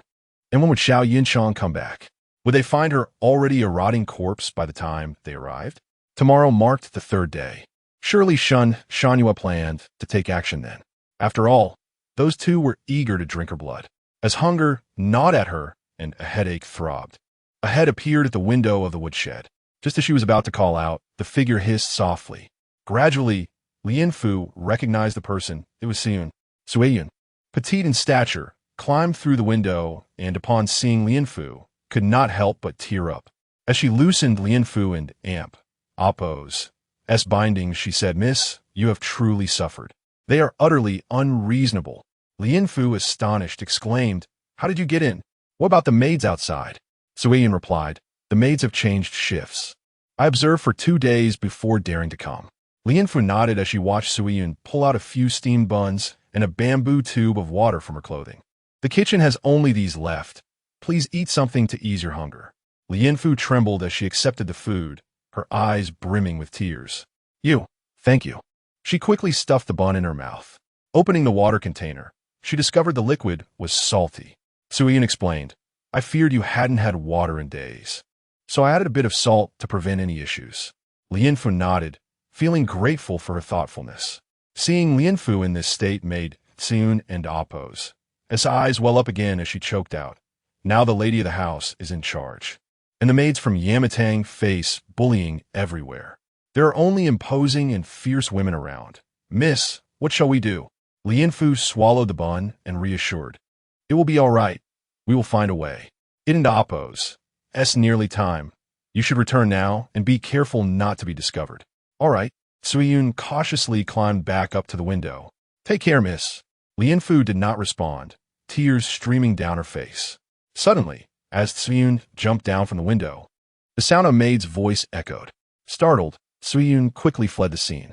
Lianfu, fearing the maid would discover the intruder, hurriedly hid the food, retied her feet, and loosely coiled the ropes around her hands, ensuring to hold the end tightly. Moments later, the maid pushed the door open and entered, inspecting the room before leaving again. Lianfu silently rejoiced at her timely reaction. Now that she had food in her stomach, the discomfort began to fade, and her mind gradually cleared. Leaning against the sustenance provided by Tsuyun, she felt an overwhelming sense of security. It turned out there were still those who remembered her, which filled her heart with a bittersweet ache. She could not give up. At the very least, she must not let down those who cared for her. After finishing her meal, Lianfu unexpectedly felt a wave of drowsiness wash over her. Lying on the straw pile, she gradually succumbed to sleep. In her dreams, nothing seemed particularly strange. She was cooking. However, the fire, which usually ignited easily, kept extinguishing itself. Even when she managed to light it, she struggled to control the flames. Infuriatingly, she burned the food she had painstakingly prepared, wasting it entirely. To make matters worse, someone was incessantly urging her to hurry, which only added to her frustration. As Lianfu grew increasingly agitated in her dream, she took a deep breath, and suddenly, she was jolted awake. Opening her eyes, she found herself surrounded by blinding light. Flames soared high, and thick smoke billowed. As she assessed the dire situation, Lianfu gradually came to a horrifying realization. She had not merely been dreaming. She quickly untied her bindings and surveyed her surroundings, her heart racing with anxiety. The fire had evidently been raging for quite some time. So this was why Ingui and Shanshanhue had delayed their actions, to exhaust her strength over these days and then set the place ablaze to burn her alive. The flames on the roof blazed the brightest, and it was evident that the structure could not withstand the inferno for long. Chapter 45. Sensation. Lianfu fixed her gaze on the window, eager to pry it open, yet her efforts were in vain. The window had been firmly nailed shut. After all, Shanshanhue would have relished the opportunity to end her life personally, leaving no chance for survival. As the flames grew increasingly perilous, Lianfu tore at the hem of her dress, retrieving a water jug from the haystack and thoroughly soaking the torn fabric. While seeking refuge, she inadvertently noticed something by the edge of the haystack, an opening that appeared to be a dog hole. Overjoyed, Lianfu felt that heaven had spared her life. She hastily crawled into the dog hole, but just as she extended her foot, the roof of the woodshed collapsed. Trembling, she lay on the ground, unable to contain her tears.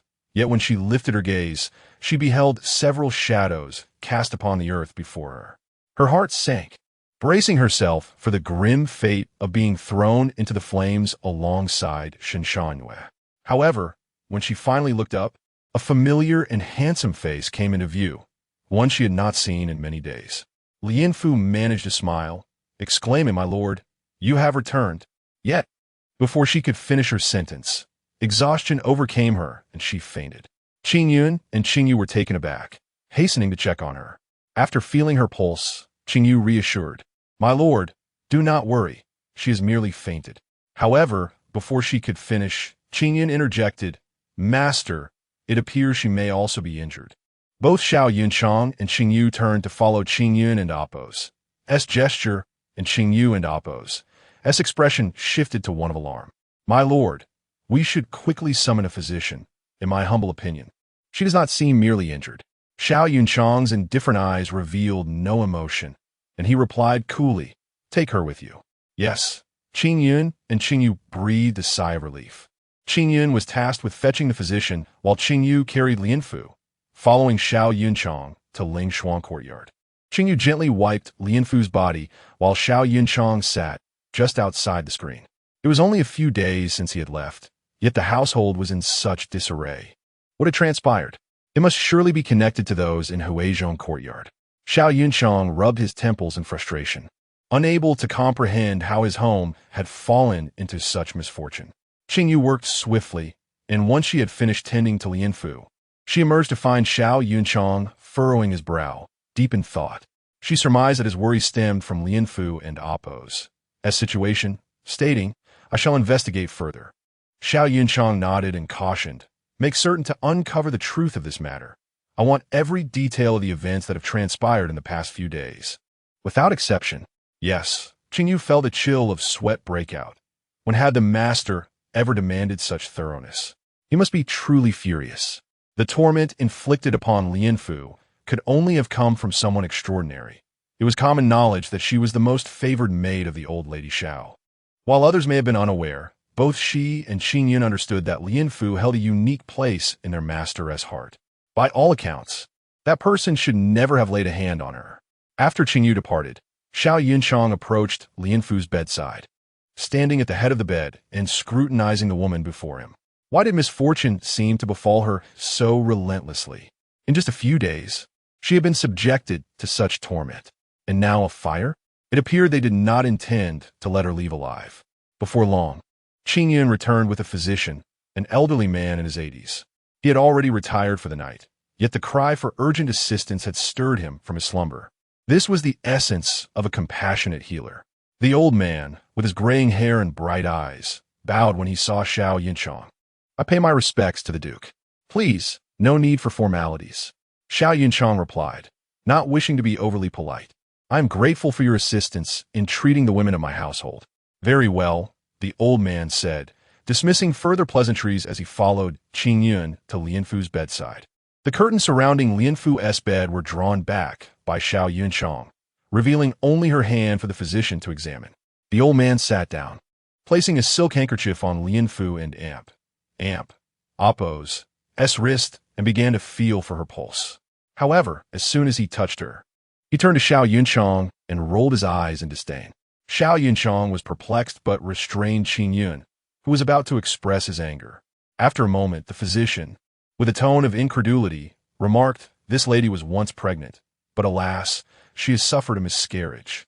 Xiao Yunchang's eyes flickered with surprise. Qing Yun, taken aback, exchanged curious glances between Lian Fu and Xiao Yunchang. The physician, noticing Xiao Yunchang's silence, admonished, you did not know that a lady of your household was with child? How could you not care for her properly? His words were sharp, unflinching in the face of authority. The physician, unafraid, understood that, as a healer, he must hold those negligent of their duties accountable. Xiao Yunchang felt a tumult of emotions, grappling with the realization that she had conceived that very night, only to now face such loss. What would Lian Fu think upon waking tomorrow? Regardless of how it would be conveyed, what would her reaction be? The physician, observing Xiao Yunchang's conflicted demeanor, grew increasingly frustrated. Duke, forgive my candor, but if you cannot spare the time to care for her, you must at least arrange for suitable attendance. Xiao Yunchang remained silent. He found himself at a loss for words. Thus, he could only listen to the physician's reprimands in silence. The old man shook his head and settled into a chair to write a prescription, stating, I have felt her pulse. This lady is weak from having gone several days without food or drink. She requires rest and care. Xiao Yunchang remained quiet, while Qing Yun, biting her lip, expressed, thank you, esteemed physician. We will heed your advice. Qing Yun could not help but think the old man was quite eloquent, especially considering Xiao Yunchang's unusually calm demeanor these days. Had this been in the past, he would have already expelled the man from his presence. Yet, the physician's words held merit. The old man handed the prescription to Qing Yun. Go to my shop and retrieve these medicinal ingredients. Prepare them immediately." Qinya nodded and hurriedly departed. The old man then took out acupuncture needles and returned to Lianfu's bedside, beginning the treatment as Xiao Yunchang observed quietly. As the old man worked, he muttered to himself, and by the time dawn approached, he had completed the acupuncture. Qinya returned with the prepared medicine. The physician instructed, "You must take great care of her these next few days. There must be no mistakes. If she wishes to conceive again in the future, she must be well looked after." With that, the old man gathered his belongings and prepared to leave. Qinya hurriedly followed to see him off. Truly, this physician was a benevolent soul. Such compassionate healers were rare in the world. Once he departed, Xiao Yunchang gazed at the faint outline of Lianfu's face behind the curtains, a tumult of unexpressed emotions filling his chest. Chapter 46. The child in a state of semi-consciousness. Lianfu slowly opened her eyes. She noticed a young maid, unfamiliar to her, sitting by her bedside. As she surveyed her surroundings, she realized that this was not the room in Yamatang. The maid, drowsily leaning against the bed, perked up upon seeing Lianfu and Apos. S eyes flutter open and exclaimed with excitement, "Miss, you are awake. Would you like some water?" Lianfu blinked. Her throat felt parched, as if it were on fire. The maid hurriedly poured a cup of warm water and assisted Lianfu to sit up. The moment her cracked lips touched the water, a wave of relief washed over her. Lying back in bed, she recalled seeing Xiao Yunchang just before she fainted. It must have been an illusion. After all, he was still on inspection duty in Huasian. How could he return so quickly?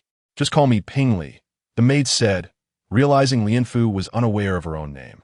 Lianfu managed a weak smile and asked, "Sister Ping, I feel cold." Pingli reached out to touch her forehead and replied, "You do not have a fever. It's likely due to your recent miscarriage. I will fetch you another blanket and bring you 2 hot water bottles shortly." Upon hearing the word miscarriage, Lianfu felt a sudden void in her mind. In disbelief, she repeated, "I had a miscarriage?" Pingli nodded and explained, "Yes. The doctor mentioned it during his visit a few days ago." "A few days ago?" Lianfu was taken aback. Pingli continued, "You have been in a deep sleep for 2 whole days." Lianfu's eyes widened in shock. Just as she was about to speak, a sharp pain shot through her throat. After a violent bout of coughing, she was left in tears. "Do not be sad, miss," Pingli said gently, her heart aching for Lianfu. "You were in a perilous situation, and your body is still weak." She wished to say more, but seeing Lianfu and Apos' expression, she hesitated. Lianfu curled up, her voice calm yet firm. "Sister Ping, please leave me for a while. I wish to be alone." "Very well." Pingli complied, unsure what else to do. Outside the door, she found Xiao Yunchang waiting. Just as she was about to greet him, he waved her off. He walked away, and Pingli followed closely behind. Stopping a short distance away, Xiao Yunchang stood with his back to her, hands clasped behind him. "ISN and Amp. Amp? Apos. T the master coming in to check?" Pingli ventured. "How is she today?" he asked, avoiding the question. Pingli replied honestly. Miss said she wanted to be alone after learning about her miscarriage. Upon hearing this, Xiao Yunchang strode away from Lingshuang courtyard. Inside the main house, Lianfu lay curled on the bed, tears streaming uncontrollably down her cheeks. She touched her flat abdomen, the place where a life had once begun to blossom. But it was too late for her to know. That child was no longer within her. That night, as she prepared to bid farewell to the world once more, the child had sacrificed itself to save her. It was this child that allowed her to escape unscathed from the fire. In her previous life, after being forced to take an abortifacient by Shan Shanyue, she had yearned to conceive again. Now that she finally had, she had yet to feel the child and Apos' presence before losing it. Clenching the quilt tightly to stifle her cries, she gradually succumbed to slumber once more. She dreamed again. This time, she held a swaddled infant in her arms, and somehow, she knew it was the child she had lost. The pain was unbearable, making it hard to breathe as she clung to the child with all her might. When she pressed her forehead against the baby and Apos', it felt warm as if alive. A tender voice, indistinguishable in gender, whispered in her ear, "Mother, do not cry. I will have the chance to be your child again one day." Lianfu's heart ached further, her sobs becoming incoherent as she trembled and reached toward the child and Apos'. tiny face. "My dear child, mother is sorry. I failed you." The last words erupted from her in a near scream.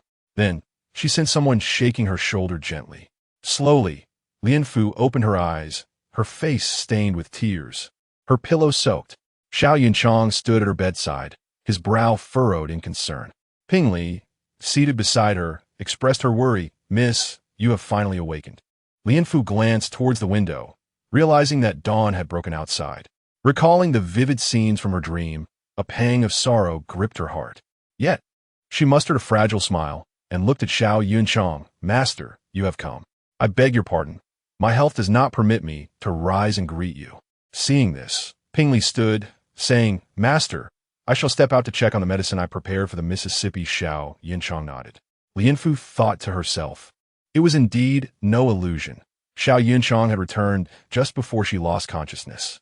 Xiao Yunchang took in Lian Fu and Appo's tear-streaked face, but his own lips remained sealed, as if weighed down by lead. After a moment, he spoke. "I have arranged for an investigation into this matter. You shall not suffer in vain." "Thank you, master," Lian Fu replied, a bitter smile rising within her. The culprit behind all this was Shun Shangyue. The Duke's manor was hardly extensive. Surely they could uncover the truth? Yet even if they did, would a noble duke stand up for a mere maid like her? Shun Shangyue was backed by the Shun family, and Mr. Shun treasured her as if she were his own flesh and blood. How could he allow her to be wronged? Xiao Yunchang understood the weight of this blow to Lian Fu and felt a deeper sense of guilt. It was he who had caused her pregnancy, and it was also his failure to ensure her safety before leaving. A complex emotion flickered across his face as he said, "First, focus on recuperating." Lian Fu remained silent, her heart filled with irony. What good were such words now? Ping Li entered with the medicine, sensing the tension between the two, and approached cautiously. "Master, the missing Appo's medicine is ready." Xiao Yunchang instructed, "Set it down and leave." "Yes," Ping Li complied, placing the bowl down before stepping out. Lian Fu lay curled up, refusing to face him. Xiao Yunchang and Appo's expression hardened. "Get up and take your medicine." Lian Fu replied, "Master, please leave it for now. I will drink it later." Xiao Yunchang's tone turned icy. "If you do not drink it now, you will leave this place." At his words, Lian Fu frowned and turned to face him. He insisted, "This is my Ling Shuang courtyard." Biting her lip, Lian Fu rose and gazed at the bowl on the table, her eyes innocent as she looked at him. Due to his own guilt, Xiao Yunchang refrained from saying more and handed her the bowl. Looking at the dark concoction within, Lian Fu grimaced, but, under the weight of his gaze, swallowed it down despite the bitterness. Once she finished, Xiao Yunchang instructed for the next 2 days, "Focus on resting. Do not concern yourself with anything else." Feeling her throat less raw after the medicine, she replied softly, "Thank you, master, for your consideration. I will certainly take care of myself." Xiao Yunchang fell silent, just as Qin Yun rushed in, breathless, to report, "Master, the sage in the palace urgently requests your presence." Upon hearing this, Xiao Yunchang glanced at Lian Fu and then hurriedly departed. Chapter 47. Abandonment. Once everyone had departed, Lian Fu slowly reclined back onto her bed. Remembering the child's words from her dream, she felt a surge of determination. She could not simply give up. Though the child was lost, she must ultimately strive to live well. Since the child had promised her that there would be another opportunity to become her own, she had to place her faith in that promise. Presently, Xiao Yunchang's lingering guilt stemmed from this child, and thus she needed to make careful plans. This child's death must not be in vain. At the very least, she would ensure that those deserving of punishment would suffer for their transgressions. While it seemed unlikely that she could claim a life now, her best course of action would be to secure a temporary reprieve from disturbances, particularly from Xiao Yunchang. She aimed to extract every possible benefit from him. Once her resolve solidified, Lian Fu succumbed to a heavy slumber again. Her body felt exceedingly frail. In her dreams, vivid images flitted by like a revolving lantern, showcasing events from both her previous and current lives. That evening, Xiao Yunchang returned from the palace and entered the Ling Shuang courtyard. Ping Li was outside, preparing medicine for Lian Fu. There was no small kitchen set up in the courtyard, and the central kitchen was quite distant. For safety, Xiao Yunchang had only sent her to care for Lian Fu, while Sister Qingyu had been dispatched to investigate recent events. Upon seeing Xiao Yunchang, Pingli rose and greeted him. "Greetings, sir." Though Xiao Yunchang felt a twinge of discomfort seeing her brewing medicine, he refrained from voicing it and inquired, "How is she now?" Pingli replied, "The young lady is currently resting peacefully and has no other discomfort." "Good," Xiao Yunchang responded softly, a torrent of indescribable emotions welling up within him. Was he truly worried for someone? But how could that be? In Huizhong courtyard, Ingui paced nervously in the main room, while Shen Shangyue remained composed, sipping tea, observing the flustered Ingui with intrigue. Ingui recalled Xiao Yunchang's usual approach to matters and felt increasingly uneasy. Noting Shen Shanyue's calm demeanor, she said, "Madam, what shall we do? This matter is likely to come to light." In recent days, she had heard that Xiao Yunchang was particularly attentive to Lianfu. If he were to investigate thoroughly, it was likely that the inquiry would lead to her. Shen Shanyue, appearing indifferent, was inwardly anxious. She recalled the fate of Xiao Zibo, who had merely teased Lianfu and was dispatched to the army for training. If it were uncovered that she was behind this, given Xiao Yunchang and Oppo's temperament, she would surely face dire consequences. Xiao Zibo was not his biological son, and she, Shen Shanyue, was merely an outsider married into the family. When the time came, compassion would be a luxury she could not afford. Shen Shanyue scrutinized Ingui for a moment before gently laughing. "What are you worried about? That wretched girl stole. How could it possibly be your fault? Besides, the woodshed is dry, and with the heat of the day, a fire is inevitable." Upon hearing this, Ingui's spirits lifted. "You are right, madam. This is not my fault. What is there to fear, especially since we are in this together? You will surely help me." With this thought, Ingui felt a newfound confidence. Unbeknownst to her, Shen Shanyue had entirely different intentions. She had no intention of shielding Ingui. If Xiao Yunchang were to trace the matter to her, she would have no choice but to sacrifice Ingui. After all, Ingui had acted independently, and it was not her affair.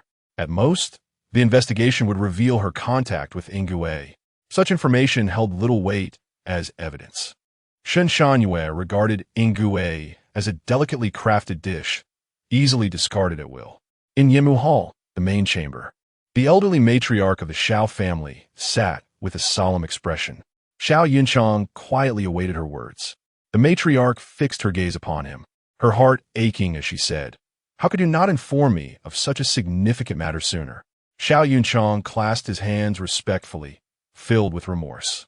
"Mother, I can handle this matter appropriately without troubling you." He believed his words were sincere and devoid of fault. However, upon hearing this, the matriarch slammed her prayer beads upon the table, exclaiming, "You are utterly foolish. A miscarriage is no trivial matter. That girl's constitution is already fragile, and now she faces such a calamity. How could her body endure?" As she spoke, her expression revealed genuine concern. Unbeknownst to her, Lianfu and Xiao Yunchang had already been intimate prior, and she had even conceived. It was no wonder that she had appeared unwell in recent days. Xiao Yunchang, overwhelmed by the matriarch's scolding, felt even greater guilt. Despite his extensive education in literature and moral philosophy, he found himself in need of his mother's guidance on such matters. "Forgive my son for his misjudgment, mother," he implored. The old matriarch took a deep breath and instructed her attendant, Lan Hua, "Go fetch some supplements from the storeroom." "Yes, I shall do so at once," the maid responded, exiting. The matriarch had only just returned from the temple and had been delighted by Xiao Yunchang's return. Yet, upon entering, she had quickly learned of the recent events unfolding within the household, realizing her son had kept such grave news from her. The matriarch felt an emotional connection to Lianfu. Perhaps her previous intentions toward her had been self-serving. Yet, after spending time together, she no longer saw Lianfu merely as a servant. Lianfu possessed numerous admirable qualities that transcended her role as a daughter-in-law. As Xiao Yunchang emerged from Yimu Hall, he carried the supplements intended for Lianfu, items that the matriarch herself would hesitate to consume. Upon reaching the Ling Shuang courtyard, he found Lianfu awake, draped in a cloak, seated in the sun with Pingli by her side. Upon noticing him, Lianfu stood and offered a distant bow. This servant, Lianfu, pays her respects to you, sir. Before she could approach further, Xiao Yunchang interjected, "There's no need for formalities. Please sit comfortably." Obediently, Lian Fu took her seat, the delicate figure wrapped in the cloak appearing both fragile and pitiable in the sunlight. As he drew closer, Xiao Yunchang handed her the items, saying, "These are from the matriarch." Lian Fu, taken aback, rose in astonishment. "These are from the matriarch for me?" Xiao Yunchang nodded. Yet, she felt a twinge of embarrassment in accepting them and replied, "How could a lowly servant like me accept such kindness from the matriarch?" Seeing her timid demeanor only deepened Xiao Yunchang's sense of guilt, making him regret his previous assumptions about Lian Fu. Why must someone who merely wished to survive endure so much? He insisted, forcefully passing the items to Ping Li, stating sternly, "This is the matriarch's will. It must not be defied." Lian Fu, feigning reluctance, responded, "Then I must express my gratitude for the matriarch's kindness. Once I have recovered, I shall go to thank her." However, just as she finished speaking, darkness clouded her vision, and her body succumbed to weakness, collapsing involuntarily. Chapter 48. Care before losing consciousness completely.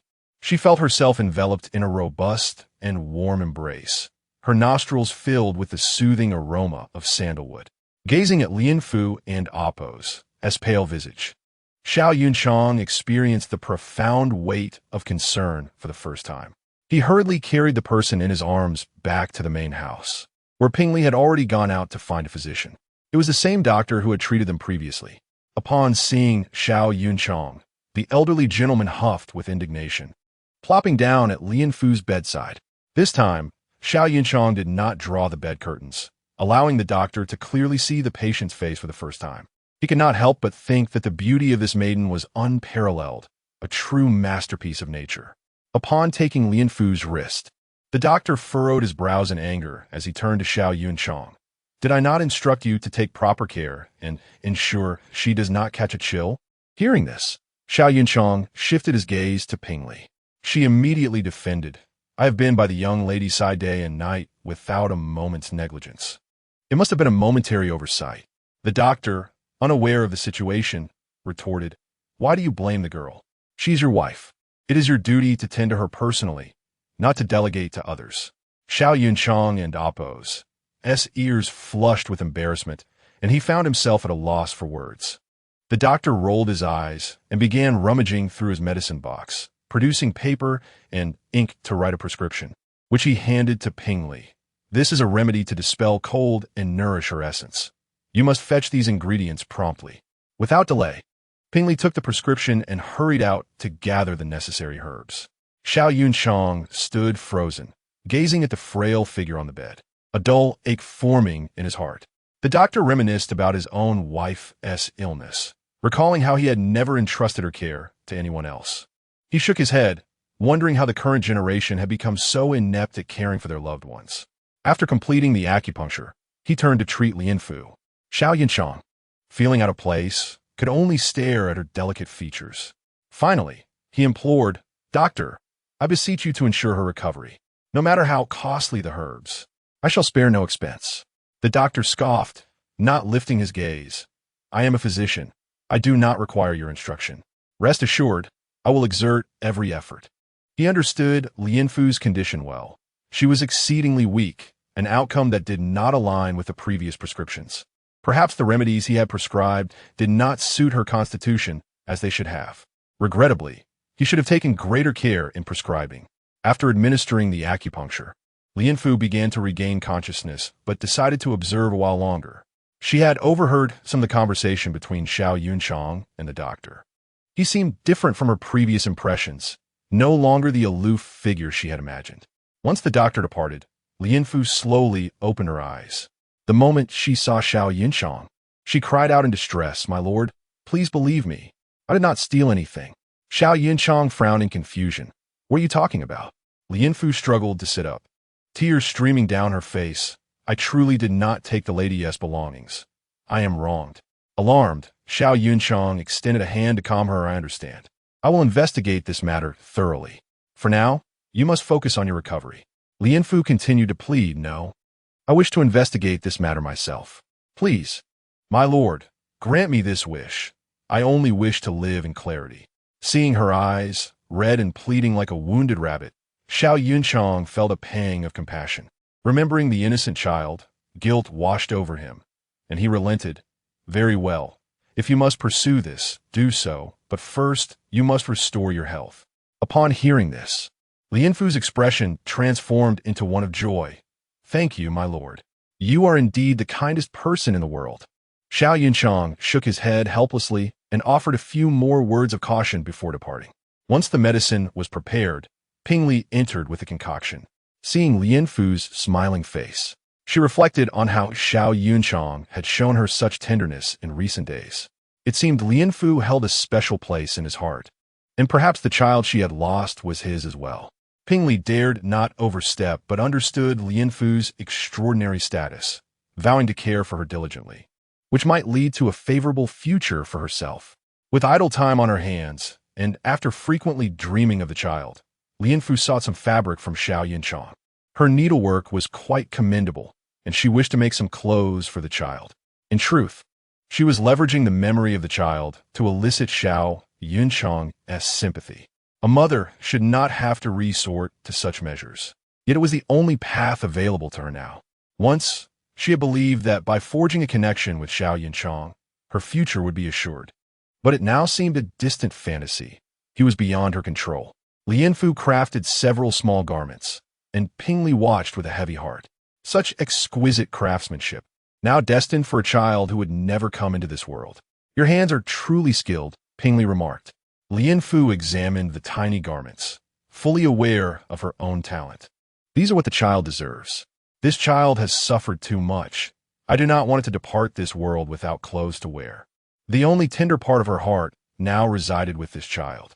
That evening, Lianfu packed the finished clothes, allowing Pingli to dress her in warm layers.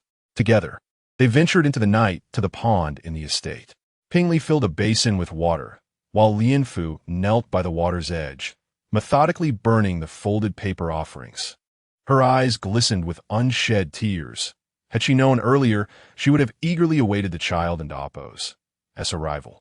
But now, that child no longer existed, a fate sealed by her own negligence. Across the pond, Xiao Yunchang observed the scene from the shadows. The estate forbade such practices, yet the individual before him was someone he could never refuse. A sense of bitterness welled within him. Who could fathom the turmoil he felt upon learning of Lianfu's miscarriage? He had nearly settled into a life surrounded by children, but now that child was lost due to his previous indifference. If only he could turn back time, he would cherish both Lianfu and their unborn child with utmost care. Meanwhile, Pingli, witnessing the glimmering tears in Lianfu's eyes, felt her heart ache as well. As a woman, she understood the profound impact such a loss could have. Lacking experience herself, she could only squat beside Lianfu and join her in the ritual of burning paper offerings, silently praying for the child's peaceful rebirth into a loving family. "Do not be sorrowful. The child would surely understand," Pingli whispered, unable to bear watching Lianfu's grief. Chapter 49. Name and status. Bathed in the flickering glow of the fire, Lianfu's delicate and pallid visage appeared even more pronounced. Her tear-filled eyes shimmered, and the gentle breeze tousled her hair. This poignant scene stirred an inexplicable emotion within Xiao Yunchang's heart. So much had transpired over the past few days. Lianfu had been steadfastly suppressing her emotions before him, with the sole exception of a moment when she woke in tears. How could someone so fragile endure such hardship?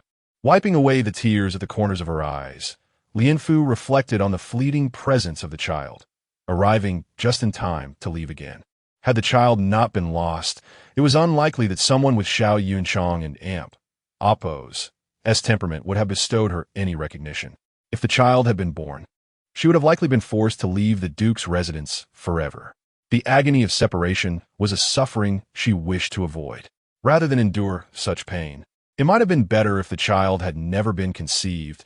She had not anticipated that Shun Shanhue would inadvertently assist in this matter.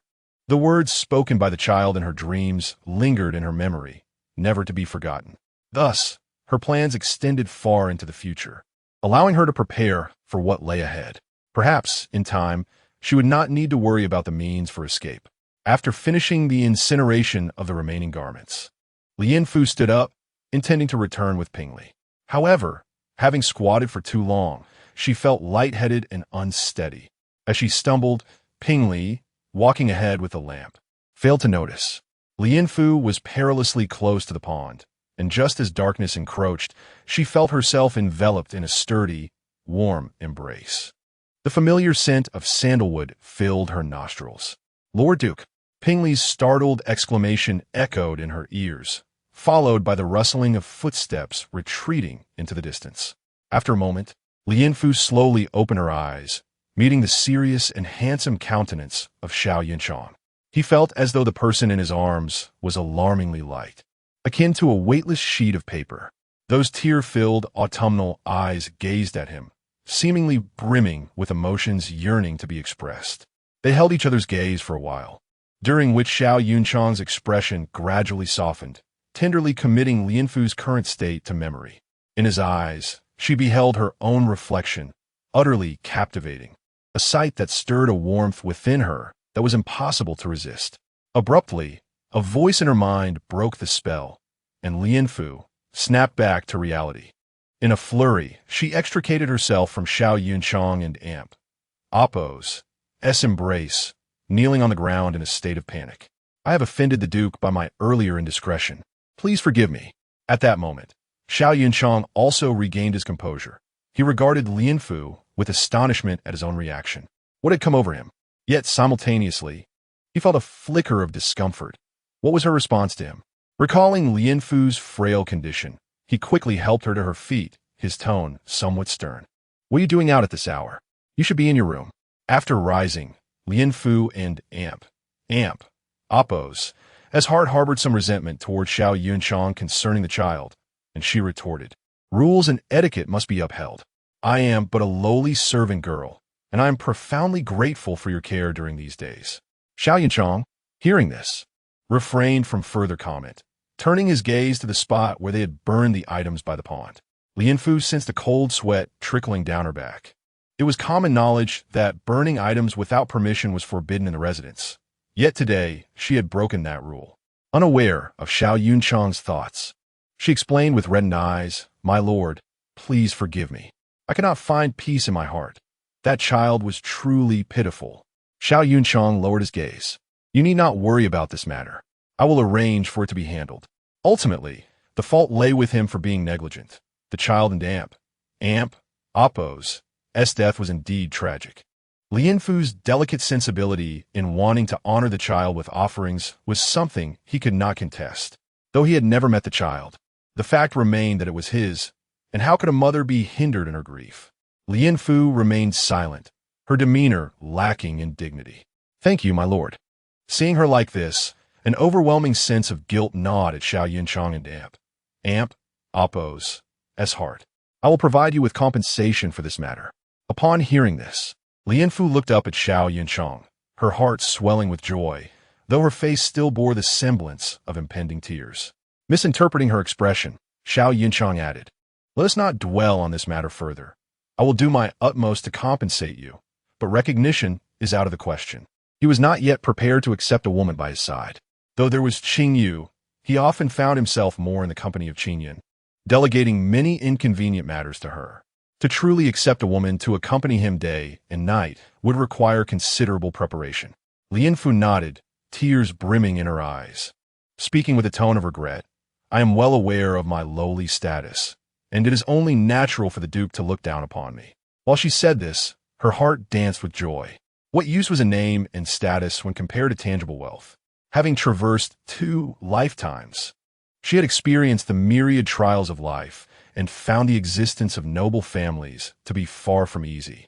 Moreover, she was merely a nameless maidservant. Even if Xiao Yunchang agreed to take her as a concubine, who would regard her favorably? The future mistress would undoubtedly subject her to trials.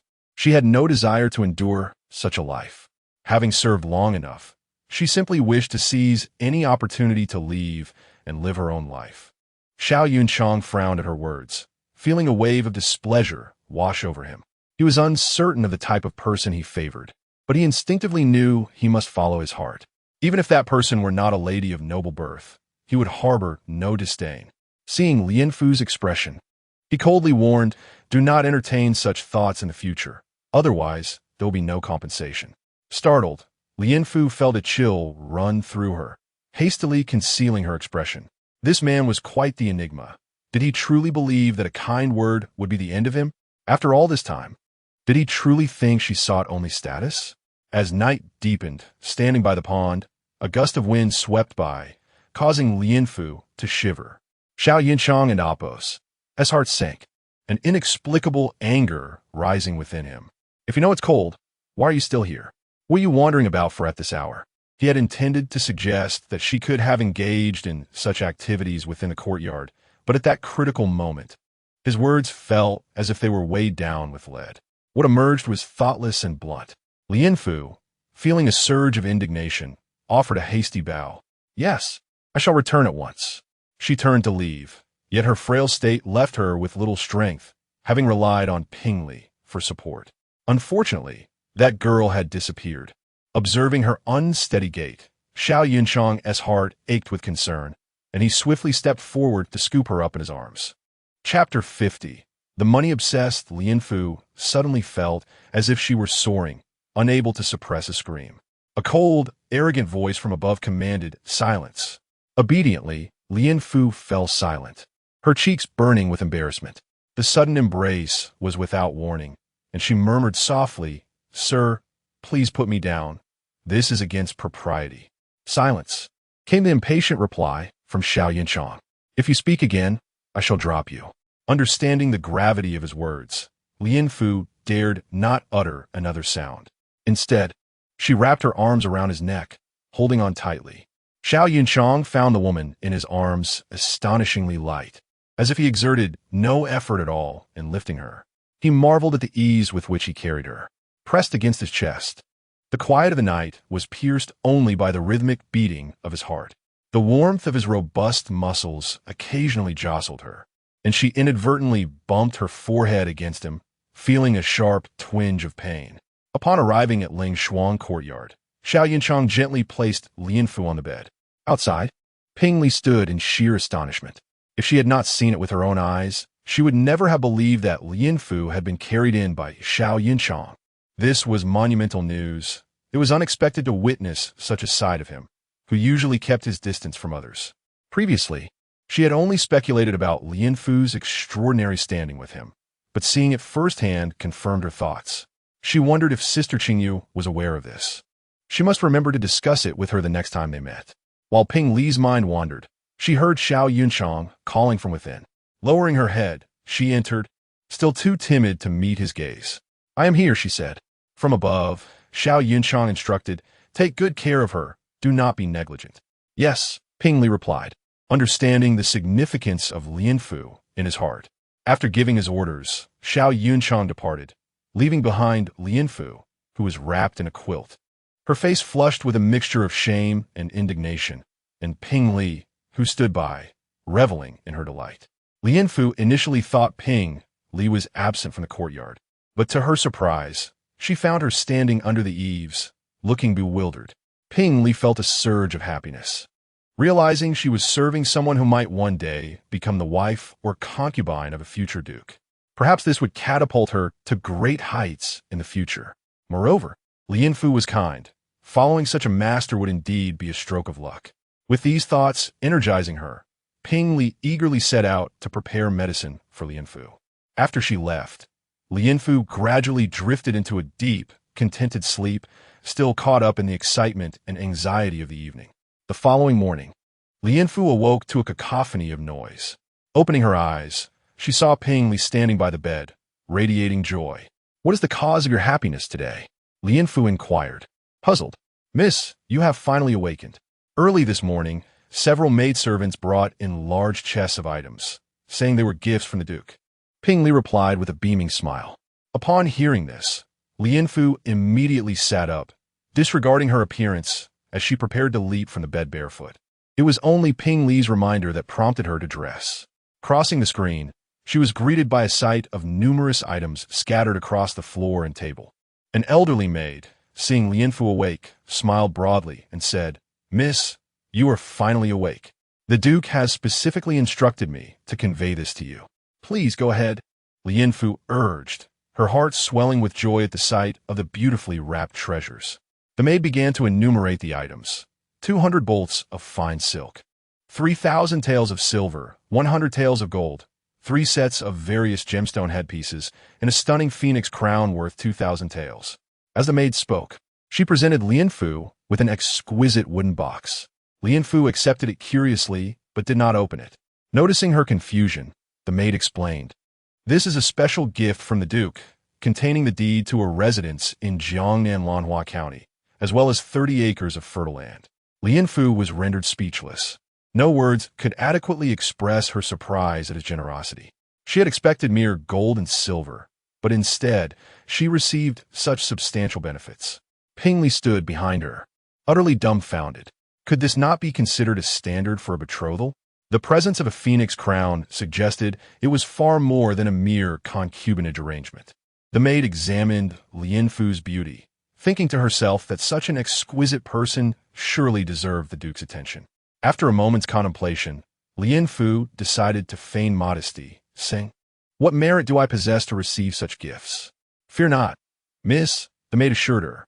"The Duke has stated that these gifts are from his own purse, and he wishes for you to accept them. Should you ever wish to leave, the residence in Jiangnan will serve as your refuge." Lian Fu's heart swelled with gratitude. He had considered her future so thoughtfully. She expressed her heartfelt thanks, saying, "Please convey my appreciation to the Duke for his kindness." "Of course," the maid nodded, then asked, "If there is nothing else, may I return to report?" Lian Fu inclined her head and offered the maid 2 fine pieces of cloth, saying, "Please take these as a token of my gratitude." "No, this is a gift from the Duke. I cannot accept it," the maid replied before turning to leave, with Ping Li following closely behind.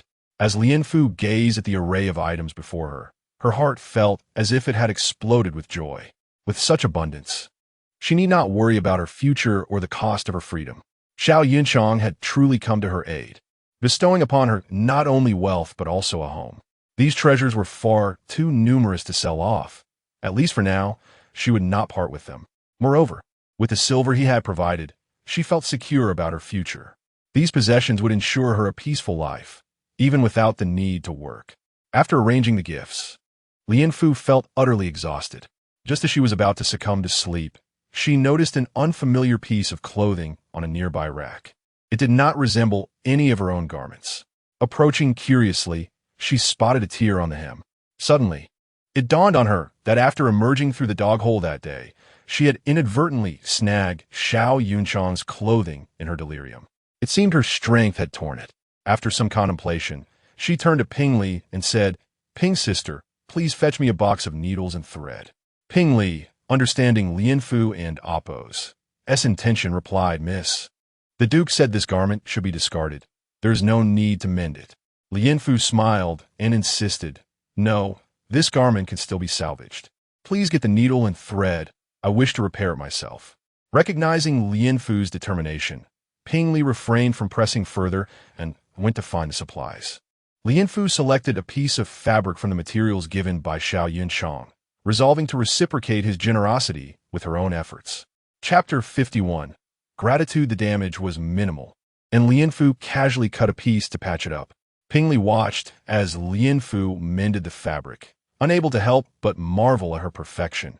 Beauty aside, her skills were remarkable. It was no wonder that the Duke was so attentive to her. The gifts he presented today made her view Xiao Yunchang in a new light. Having served the Duke for so long, she had never witnessed such care before. This was a first for Lian Fu. Due to the gentle stitching, it took only a short while for Lian Fu to finish the garment. The previously damaged area was now adorned with a vividly embroidered clematis flower. "Miss, your craftsmanship is truly impressive," Ping Li couldn't help but compliment. Though she served beside Xiao Yunchang, she had never before encountered such exquisite skill. Lian Fu, though young, possessed an array of talents, particularly her embroidery, which must have taken decades of dedication to master. It seemed she had indeed put in considerable effort. Lian Fu handed the repaired garment to Ping Li, saying, "Please take this to the laundry and have it cleaned before delivering it to the Duke." Ping Li nodded. unwittingly becoming a messenger between the two. That evening, with thoughts of the gifts received during the day, Lianfu felt a sense of peace. With no other distractions on her mind, she fell into a deep slumber. The worries of the past few days vanished upon witnessing the bounty bestowed by Xiao Yunchang. In her dreams, Lianfu encountered a little girl clad in the tiny garment she had made. Instantly recognizing her, disbelief washed over Lianfu as she covered her mouth in astonishment. The girl bore a striking resemblance to Lianfu herself. With a radiant smile, the child gazed at her in silence, prompting Lianfu to tear up.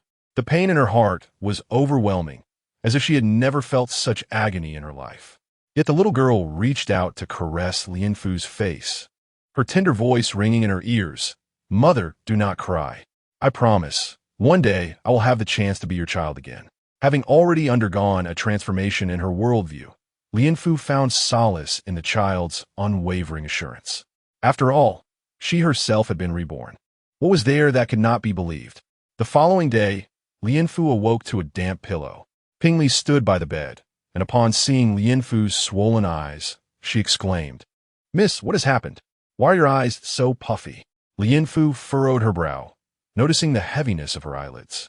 Rising to sit before the vanity mirror, she was horrified to see her eyes swollen to the size of walnuts. "What shall I do?" Lianfu fretted. "Do not worry, Mississippi. I will fetch some ice from the kitchen to soothe the swelling," Pingli reassured her. Lianfu felt a bit more at ease upon hearing this. Pingli hurried to the kitchen, and upon hearing that Lianfu required ice, the staff wasted no time preparing it, knowing well that Lianfu and Oppose, his current status was not one to be trifled with. Although the Duke had not officially assigned her a rank, her recent experiences indicated that she held a significant place in Xiao Yunchang's heart. Reflecting on how the old matriarch had treated her with such kindness, it was clear that Lianfu was being groomed as a prospective wife for the Duke. Once Pingli returned with the ice and Lianfu applied it, the swelling noticeably diminished. Looking into the bronze mirror and seeing her eyes return to their normal state brought her joy. Soon it was time for breakfast, and the kitchen staff, aware of Lianfu's elevated status, prepared an array of nourishing dishes, undoubtedly under the old matriarch's instructions to treat her well. Despite the lavish spread before her, Lianfu found herself lacking in appetite. After some contemplation, she resolved to check on Xiao Yunchang, for he was, after all, the benefactor who had secured her future well-being. She understood the importance of remembering those who had helped her, so she took a food container to pack her breakfast. Pingli, puzzled, asked, "Miss, where are you going with that?" Lianfu smiled, saying, "The Duke has been busy with official matters lately. I cannot be selfish. He has likely not had breakfast yet." Pingli's eyes brightened, and she began to assist Lianfu. "You truly care for the Duke." Lianfu was taken aback, replying, "Don't say such things. There is nothing of the sort." Pingli shrugged, remaining silent, as the rumors outside spoke of the deep affection between Lianfu and Xiao Yunchang, rumors that she, having witnessed everything firsthand, could not dismiss. After gathering the items, Lianfu made her way to Xiao Yunchang's study. Pingli had intended to follow, but Lianfu insisted on going alone. Initially worried about Lianfu's health, Pingli reconsidered, realizing that Lianfu was visiting the Duke and Oppo's study, where Xiao Yunchang was present. Her presence would indeed be an imposition on their intimate exchange, so she willingly stayed behind. Upon reaching the study, Lianfu noticed Qingyun and Qingyu standing guard at the door, which was firmly shut. Qingyu stepped forward, saying, "Miss, the Duke is currently in a meeting, and it may be inconvenient for you to enter. Perhaps you could wait outside?" Grateful, Lianfu replied, "Very well, thank you." She moved to sit beneath an eave, awaiting his return, while Qingyun and Qingyu remained vigilant, unable to divert their attention from their duties. Lianfu had found a place to sit, further easing their concern. Inside the study, Xiao Yunchang was engaged in discussions with several colleagues regarding recent events. Gradually, however, he sensed something amiss. The familiar, delicate fragrance of Lianfu lingered near him. Others might overlook it, but he was all too familiar with her scent. Furrowing his brow, he deliberated before addressing his colleagues. "Perhaps it would be best for everyone to return for a meal. It is getting late, and I have other matters to attend to. We shall revisit this discussion tomorrow at our convenience." One of the older men nodded, saying, "That sounds reasonable." We must visit the home of Lordly later. So we shall take our leave now. Xiao Yinchang nodded, rising to see them off. Safe travels, everyone. As he approached the door, he caught sight of Lian Fu's garment peeking from behind a pillar. Not too foolish, he mused to himself. Pretending not to notice, he returned to his seat. Qingyu seized the opportunity, calling to Lian Fu. Miss, the gentlemen have departed. You may enter now. The Duke is inside. Lian Fu stood, her face aglow with gratitude as she looked at Qingyu. Thank you. Entering the study with the food container in hand, she found Xiao Yunchang seated, engrossed in a book. Without lifting his gaze, he inquired, What brings you here? Lian Fu bowed slightly, speaking softly, Master, I notice you have been in the study for days without a meal, so I took the liberty of bringing this. Xiao Yunchang let out a cold huff, but said nothing further. Sensing his tacit approval, Lian Fu felt reassured in her actions. Chapter 52. Rest. Lian Fu approached with a food box, meticulously tidying the clutter on the table.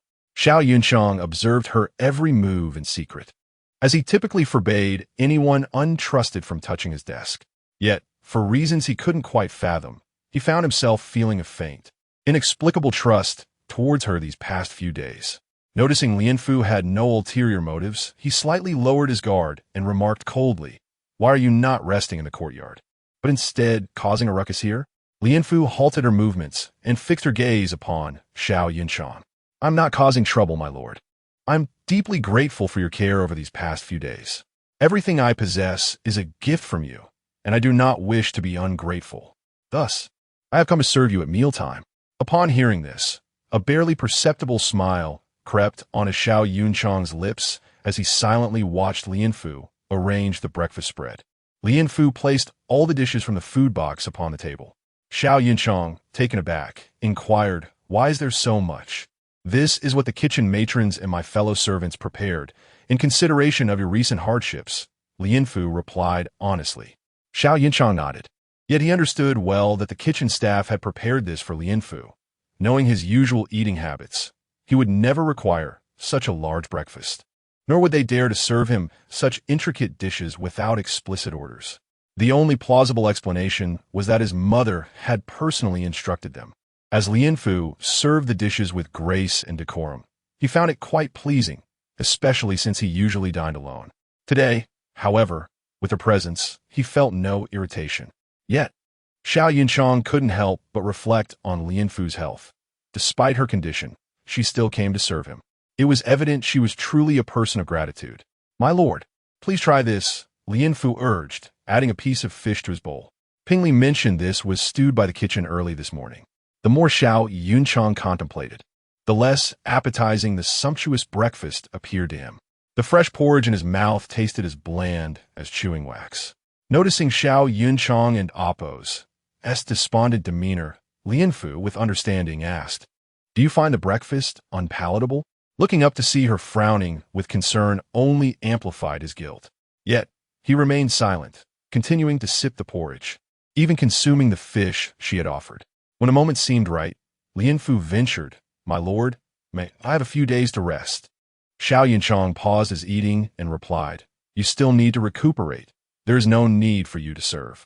A radiant smile blossomed on Lian Fu's face. Thank you, my lord. You truly are the best person in the world.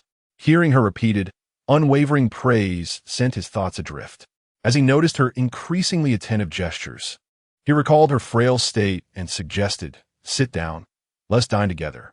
Lian Fu, momentarily taken aback, froze in her motion. Xiao Yunchang then ordered, Fetch another set of utensils. As she turned to comply, she noticed the surrounding maidservants had already taken the initiative. The atmosphere grew tense with silence, akin to a still night. As they exchanged incredulous glances, unable to believe their ears, Lord Duke was allowing a maid to share his table. Despite recognizing Lian Fu and Appo's unique status, they understood that, under the current circumstances, she remained just a maidservant. Under their watchful eyes, Lian Fu steeled herself and sat down. I am grateful for your kindness, my lord. What had begun as a pretense to curry favor with Xiao Yunchang now seemed to shift beyond her control. Yet it was a welcome change, as it brought her closer to him, facilitating future endeavors. With this thought, Lian Fu ate with abandon. By the end of the meal, she felt fully satisfied. And before she could gather the dishes, the nearby maidservants took it upon themselves to clear the table. Rising with a rosy glow, she declared, "My lord, I shall take my leave now." Xiao Yunchang set down his book and replied coldly, "Not so fast. Drink your medicine before leaving." Lian Fu paused, a grimace crossing her face as she turned. "My lord, may I return to my quarters to drink it? I do not wish to disturb you further." Xiao Yunchang's expression hardened further. "Whether you disturb me is for me to decide. Otherwise, do not return." Lian Fu felt a wave of dizziness wash over her. The maidservant had already taken the initiative to fetch the medicine, which now sat on the desk. Gazing at the dark concoction, she felt her face heat up and replied, "Yes, I shall drink it now." With a heavy heart, she pinched her nose and gulped down the bitter brew in one go. Better to endure the pain now than to worry incessantly. Afterward, she bore a look of despair, and Xiao Yunchang waved her off.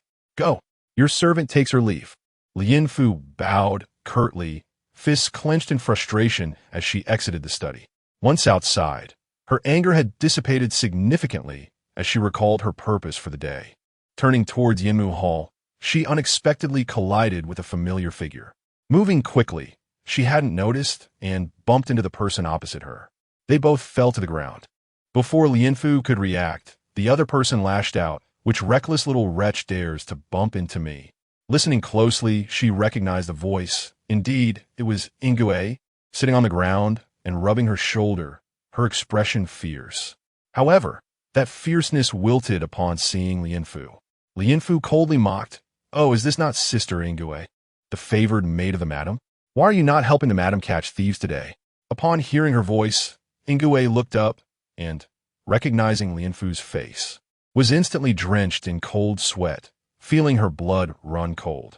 Seeing her silence, Lian Fu feigned ignorance, saying, "I wonder who set the fire the other day, nearly taking my life." She then shifted her tone to one of coyness, adding, "Fortunately, the Duke has assured me he would send someone to investigate this matter, so I shall not suffer in vain." Upon hearing that Xiao Yunchang intended to investigate, Ingui felt her last glimmer of hope extinguished. Although Shen Shanyue had claimed she would help, there had been no sign of action from her these past few days. Logically, she should have arranged for Ingui to retreat to the Shun family to avoid scrutiny by now. Lian Fu's words only filled her with guilt and fear. Before Lian Fu could say more, Ingui stammered, "The madam has called for me. I must go." Chapter 53. Multifaceted. Having finished speaking, she hurriedly departed from Lian Fu and Appo's view. Observing her flustered and disoriented demeanor, Lian Fu could not help but find it amusing. What was so commendable about serving someone like Shen Shanyue? The pride she once held had now transformed into a state of constant anxiety and distress. Consequently, Lian Fu made her way directly to her former chamber in Yamatang, where she found that the old matriarch Xiao was absent today. She had previously heard from Ping Li that the old matriarch had gone out to pay her respects, leaving only a few people in the courtyard. As she entered the courtyard, she noticed Sun sitting beneath the eaves, wiping her tears. Lian Fu approached, initially assuming that something unfortunate had occurred at Siyun's home, and inquired with concern, "What troubles you?" Upon hearing the familiar voice, Siyun looked up to see Lian Fu's well-known face, and was momentarily taken aback before joyously exclaiming, "Sister Lian Fu, you have returned." She then circled around Lian Fu, inspecting her. With a helpless smile, Lian Fu replied, "What's the matter? I'm back, aren't I? I've been recuperating in Lingshuang courtyard these past few days." Siyun, upon hearing this, gazed at Lian Fu in astonishment, her eyes wide with disbelief. "Isn't that the Duke's courtyard?" Lian Fu nodded. "Indeed, I was fortunate enough to encounter the Duke upon his return." Siyun let out a sigh of relief. "Thank goodness you're safe. I was so worried about you. I didn't believe the rumors about your recovery." Observing the tear-streaked face of the girl, Lian Fu comforted her. "All right, stop crying. It's not worth it." After managing to soothe her, Siyun finally ceased her sobbing and asked, "So, are you planning to stay this time?" Lian Fu shook her head. "No. I still have some matters to attend to, and I don't plan on returning just yet." Siyun appeared somewhat disheartened and replied softly, "All right then, please take care of your health." Lian Fu nodded in agreement. Understanding that Lianfu's return was likely connected to the previous events, Cui found an excuse to leave. Once inside her room, Lianfu noted that the furnishings remained unchanged since her departure. Just as she was about to begin her investigation, a knock interrupted her thoughts. Wariness surged within her, and she refrained from immediately speaking. A familiar voice called from outside, "Miss, it is I." It was Ping Li. Lianfu wondered what her purpose was and opened the door. Before she could utter a word, Ping Li spoke first, her tone and demeanor markedly different from her usual amiable self. "I have come on the Duke's orders to assist you in your investigation." Lianfu furrowed her brow, realizing that Ping Li was presenting an unfamiliar face. Could it be that she concealed another identity? However, it was astounding that Xiao Yunchang knew precisely what she was thinking. Without further ado, Lianfu invited Ping Li in and began searching the room for clues. To ensure no vital evidence was overlooked, Lianfu had brought along some lime powder. Dividing the lime powder with Ping Li, they commenced their task. Ping Li, being astute, understood what to do without needing further instructions. She began sprinkling the lime powder across the floor. During this period, the two conversed, and Lianfu learned Ping Li's true identity. As she scattered the lime, Ping Li remarked, "My birth name is not Ping Li. The Duke named me Qingxian." "Qingxian? What a lovely name. Why do you go by Ping Li instead?" Lianfu inquired with curiosity. "I was saved by the Duke. Had it not been for his care over the years, I might have perished long ago." Lianfu was puzzled. "What does that have to do with your current name?" Ping Li replied nonchalantly, "That is what the Duke requested. I am to be called Ping Li in everyday life, only using Qingxian when on missions." "Very well," Lianfu said, her lips twitching in confusion. Nevertheless, she admired Ping Li. In the days they had spent together, she had never suspected that Ping Li was acting. Now, it was evident that she presented a completely different persona. After they had finished scattering the lime powder, they noticed numerous footprints scattered throughout the room. Some were familiar to Lianfu, but there were also others that, upon closer inspection, all belonged to the same individual. Upon discovering this evidence, Lianfu smiled and instructed, "Please summon the female servants from the estate." "Understood," Ping Li acknowledged as she exited. It seemed the truth was drawing near. Ping Li quickly gathered the female servants on duty in the back courtyard, including Ingui, who served Shinshangyue. As Ping Li was a trusted aide of Xiao Yunchang, none dared to defy her. Ingui, feeling guilty, lingered at the back, anxiously glancing around. Lianfu noticed Ingui's tension and decided to play along. Ingui thought to herself that being at the back meant one of them would inevitably serve as a scapegoat. The female servants were bewildered by Lianfu's intentions. But with Ping Li watching, they did not dare to ask. Sensing their unease, Lianfu proactively explained, "I appreciate your presence. I have summoned you all to assist me in catching a thief." Catch a thief? The mention of this caused a stir among the group. As the discussion swirled, Lianfu decided against elaborating further.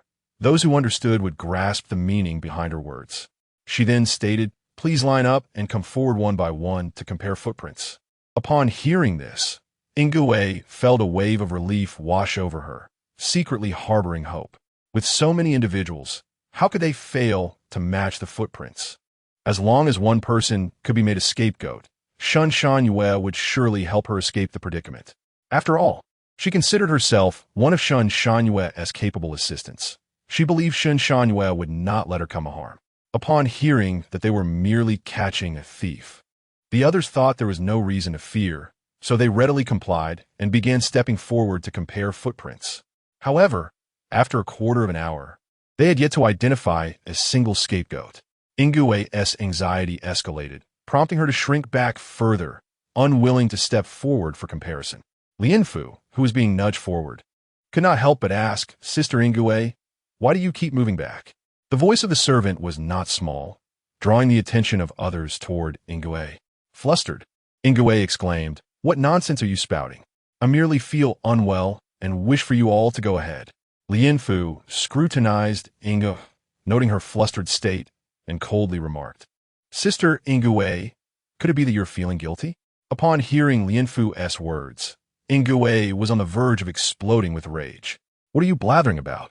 This is none of your concern.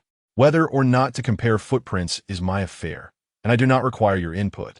At this point, It was evident to everyone that Ingwe was anxious. Those around her could not help but murmur. Ingwe's face flushed crimson as she struggled to find a retort. Cornered, she had no choice but to brace herself and step forward for the comparison. Chapter 54. Captured in her heart, Lianfu scoffed. Finding Ingwe utterly foolish, she should have fled by now. Yet here she remained in the estate, allowing Lianfu to capture her. It was too late for any struggles now. After placing her foot down, Ingwe opened her eyes to find the footprints perfectly mirroring her own. In disbelief, she widened her eyes and collapsed onto the ground, letting out a scream. The crowd gathered around, and upon seeing the matching footprints, they finally understood why Ingwe had been retreating all this time. Ingwe cried out, "It's not me. I didn't do anything." But no one believed her frantic declarations. "Seize her," Lianfu commanded, and Pingli swiftly moved forward to apprehend the fleeing Ingwe. Ingwe struggled fiercely, but it was in vain. Pingli and Appo's daily regimen involved not only attending to Lianfu, but also rigorous physical training, making her more than capable of handling Ingwe. Though captured, Ingwe was unwilling to relent, still hoping for Shun Shanyue to rescue her. "You're wronging me. I demand to see the madam."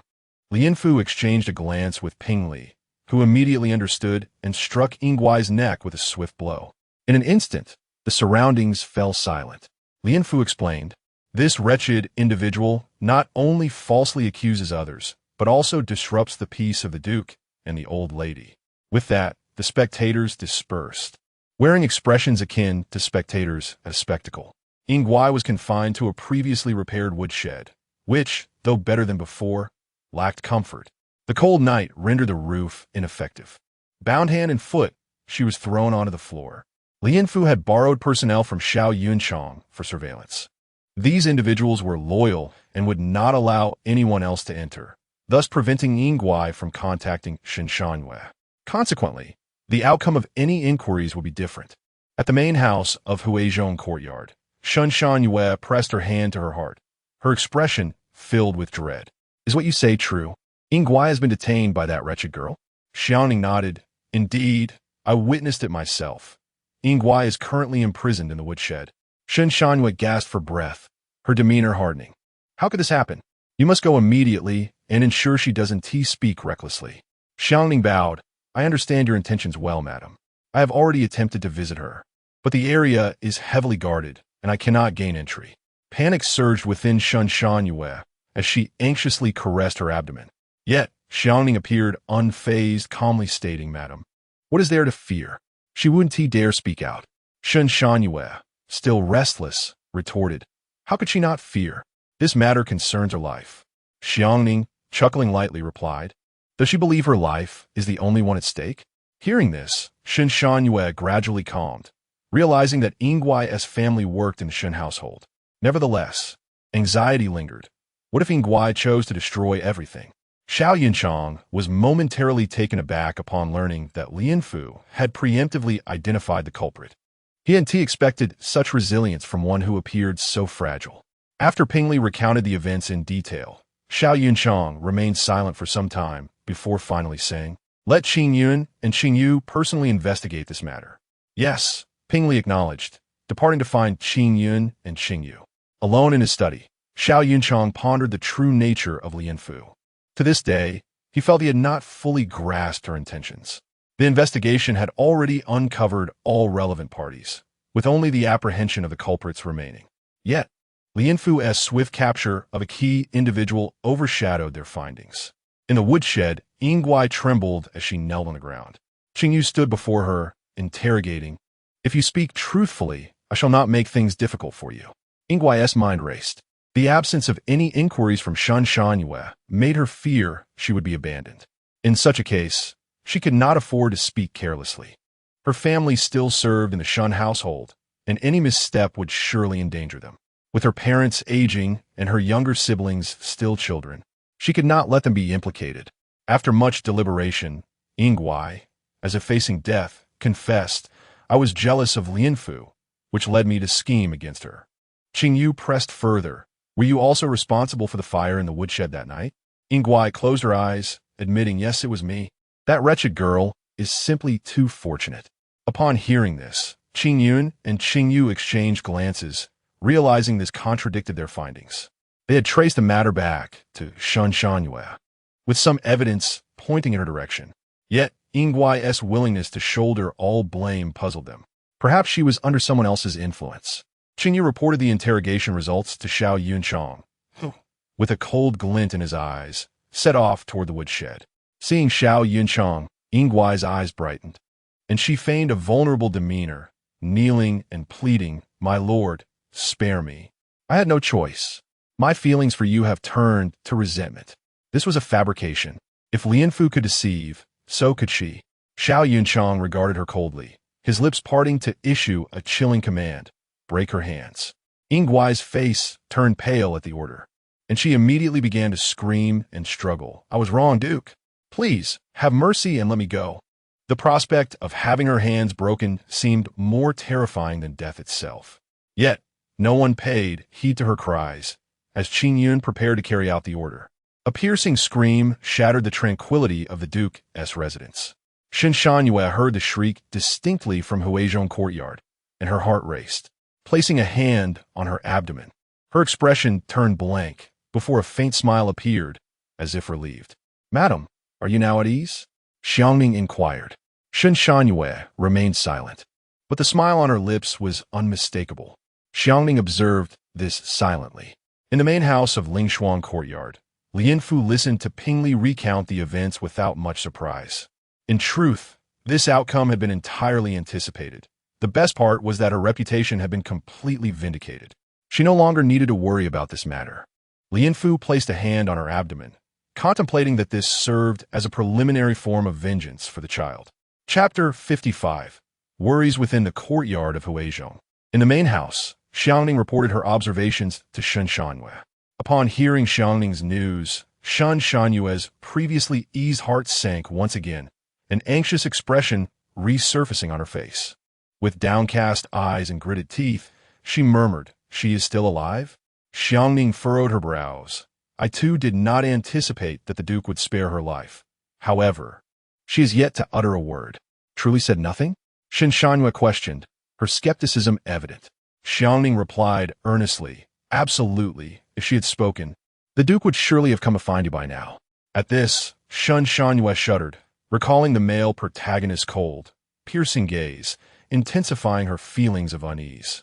If that wretched girl had let something slip, what would the male protagonist's retribution be? This thought led her to associate the matter with the conflict instigated by the female protagonist, further fueling her hatred towards her. She realized that ever since the day the female protagonist refused to become a concubine, everything had spiraled out of her control. Now, separated from her husband by 1,000 miles, she felt as though she was being tormented by an insatiable meddler. Understanding Shen Shanyue's distress, and noting the absence of any trustworthy confidants nearby, Xiangning offered, "If this matter troubles you, I would be willing to take a trip myself." Shen Shanyue looked up. Xiangning's gaze was sharp and resolute. In the past, her proximity had been hindered by Yingguai, but now was the time to step forward. It was worth noting that Shen Shanyue had once saved her life. Had she not purchased Xiangning from the clutches of a human trafficker, she might have become a courtesan in a brothel today. After a moment of scrutiny, Shen Shanyue's lips curled into a barely perceptible, sinister smile, her countenance returning to its usual serene facade. "Very well, you shall go in my stead and see how she fares." Xiangning replied nonchalantly, "Yes, I shall handle it appropriately." She felt no particular fondness for Shen Shanyue's demeanor, knowing full well the type of person she was. Her assistance stemmed solely from a desire to repay a debt of gratitude. Beyond that, she held no interest whatsoever, with someone willingly becoming her instrument. Shen Shanyue felt a temporary relief from her anxiety. The matter had become widely known throughout the household, and she could no longer afford to act as recklessly as before. It was imperative to avoid drawing attention. The female protagonist was no longer someone she could control at will. What once could have been resolved with a word had now evolved into a situation beyond her command. For the time being, it was prudent to refrain from any further actions and allow the girl to live a few more days. Meanwhile, the female protagonist arrived at the woodshed, her mindset unknown. Peering through the shattered window, she beheld a disheveled woman, clothed in rags, curled up in a corner of the room. The woman's gaze was vacant, her lips moving incessantly, lost in a trance, occasionally breaking into a foolish chuckle. Witnessing this scene, the female protagonist did not feel a sense of satisfaction. Instead, a wave of desolation washed over her. In a certain light, Ingwai's current state mirrored her own in a past life, not in appearance or spirit, but in outcome. Though Ingwai's plight stemmed from her own jealousy and hatred, hers arose from Shan Shanyue's malicious persecution. In truth, Ingwai had once possessed the opportunity to choose, but she was blinded by envy and animosity. You wretched girl, what are you doing here?" Ingwai suddenly shouted, pointing at the female protagonist. Frowning, the female protagonist replied, "Have you lost your mind?" Ingwai staggered to the window, the foul stench overwhelming the female protagonist, compelling her to retreat a step. Ingwai cackled, "It's all your fault. If it weren't for you, this vase, would I be in this state? The mistress valued me above all. You don't know, do you? The mistress has long wished to eliminate you." Unfazed, the female protagonist regarded Ingwai with a blank expression. Seeing her indifference provoked Ingwai further, and she shouted, "You insolent wretch! How dare you show me such disdain? I despise your haughty demeanor." With a cold laugh, the female protagonist retorted, "Do you truly believe you are in a better position? After all this time, has your precious mistress come to visit you even once?" Ingwai, on the verge of madness, was cut off as the female protagonist continued. "We are merely pawns in her hands, interchangeable and inconsequential. How long will you continue this madness?" With that, she turned and walked away, not waiting for Ingwai and Appos, as response. Behind her, Ingwai's manic shrieks echoed, mingled with the sound of sobbing. Perhaps Ingwai realized that Shan Shanyue was not a benevolent figure, yet due to uncontrollable circumstances, she found herself trapped. Of course, one could not overlook the possibility that she harbored ambitions of her own. Ultimately, it was this misguided ambition that led to her current predicament. Returning to Ling Shuang courtyard, the female protagonist took a brief rest. Upon awakening, she discovered her pillow damp once more, though she could not recall why. It felt as if she had endured an interminable, exhausting dream, yet now the details eluded her. Rubbing her throbbing temples, she donned her clothes and shoes, stepping outside, only to encounter Pingli, who approached with a serious demeanor. "Miss," Pingli said gravely. Noticing her tone, the female protagonist inquired, "What is it?" Pingli replied, "The one from the woodshed has died." "What?" The female protagonist was momentarily taken aback, but soon regained her composure. Reflecting on Shan Shanyue, she found it unsurprising. It was a tactic she frequently employed. After all, Ingwai had done much of the dirty work for her, and there was no way she would allow Ingwai to live, even in madness. A dead mouth is the most secure of secrets. She wondered if Ingwai regretted her actions, having groveled before Shan Shanyue only to meet such a tragic end. How did she die? The female protagonist could not resist asking, despite her knowledge of Shan Shanyue's character. Pingli responded, Qingyu confirmed it was poison, an intricate scheme. The female protagonist's eyelids twitched. This was among the most potent of poisons. Returning to her room with mixed feelings, she recognized her own softness of heart. Yet, for reasons unknown, she felt a pang of sorrow for Ingwai's grim fate. If only she could have dealt with it personally, she would have ensured Ingwai's demise was far from merciful, for one with blood on their hands. Such a swift end was too lenient. The next morning, during breakfast, the kitchen delivered a lavishly prepared meal. Gazing at the sumptuous spread before her, the female protagonist felt a sense of helplessness. She had been consuming such meals for several consecutive days. Even lunch and dinner followed suit, as if the old matriarch were intent on stuffing her with every delicacy from her private stores. Chapter 56. Hope the old lady, fearing that the protagonist would refuse to eat, had specifically sent Lan Mama to oversee her consumption of the meal. Faced with such a situation, the protagonist felt a deep sense of helplessness, yet she could not deny the elderly lady and Appos' good intentions. To do so would be to disrespect her. However, gazing at the lavish spread before her, the protagonist could not help but feel it was somewhat inappropriate, as she was not always able to finish her meals. Thus, she turned to Lan Mama, adopting a charming demeanor. "Mama, could you perhaps ask the kitchen to prepare less in the future? I truly can't eat anymore." Lan Mama chuckled softly. "I'm afraid that's not possible. The old lady has specifically instructed that this quantity must be prepared. She does it all for your well-being." Upon hearing this, the protagonist felt her lips twitch in resignation, accepting that the old lady meant no harm. Lan Mama kept in mind the old lady's words, aware that her concern for the protagonist and Appo's plight extended to the life yet to be born. The lineage of the Shao family had dwindled significantly by her generation, and after much anticipation, the arrival of one child had been thwarted. The old lady's preparation of numerous nourishing dishes was not solely for the protagonist's recovery, but also a hope for a future pregnancy once her health was restored. Realizing she could not evade the situation, the protagonist reluctantly braced herself to eat. Yet, after only a short while, she felt her stomach churn. She had been consuming similar dishes for several consecutive days. Although the presentation varied, the ingredients remained largely the same. At this point, she truly could not bear any more. Gritting her teeth, she swallowed the last mouthful and, with a pallid complexion, set down her chopsticks.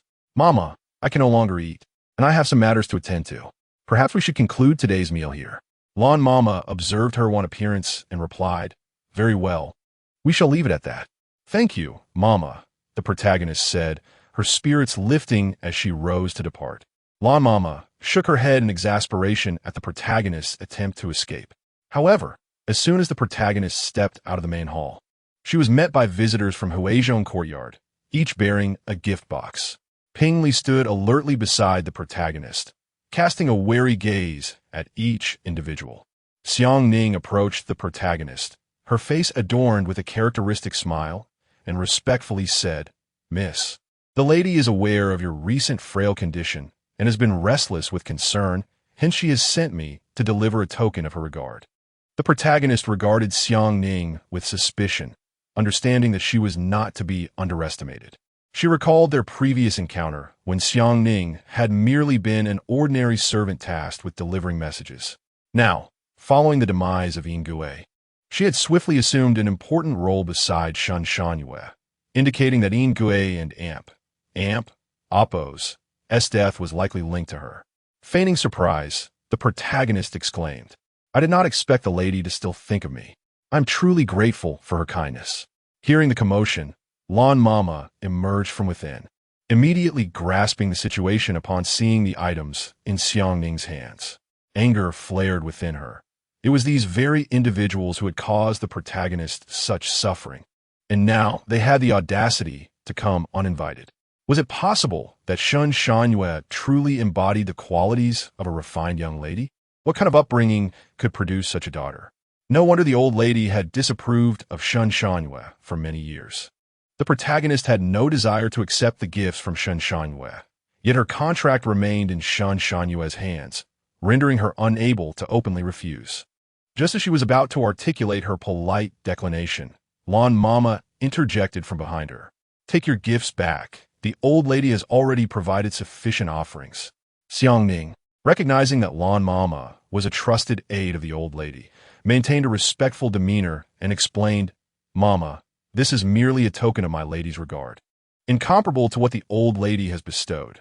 It must be accepted." Lan Mama remained resolute, insisting, "Take them back, or you shall explain this to the old lady yourself." Xiang Ning, unfazed, replied, "If that is the case, I shall return with the items and report back.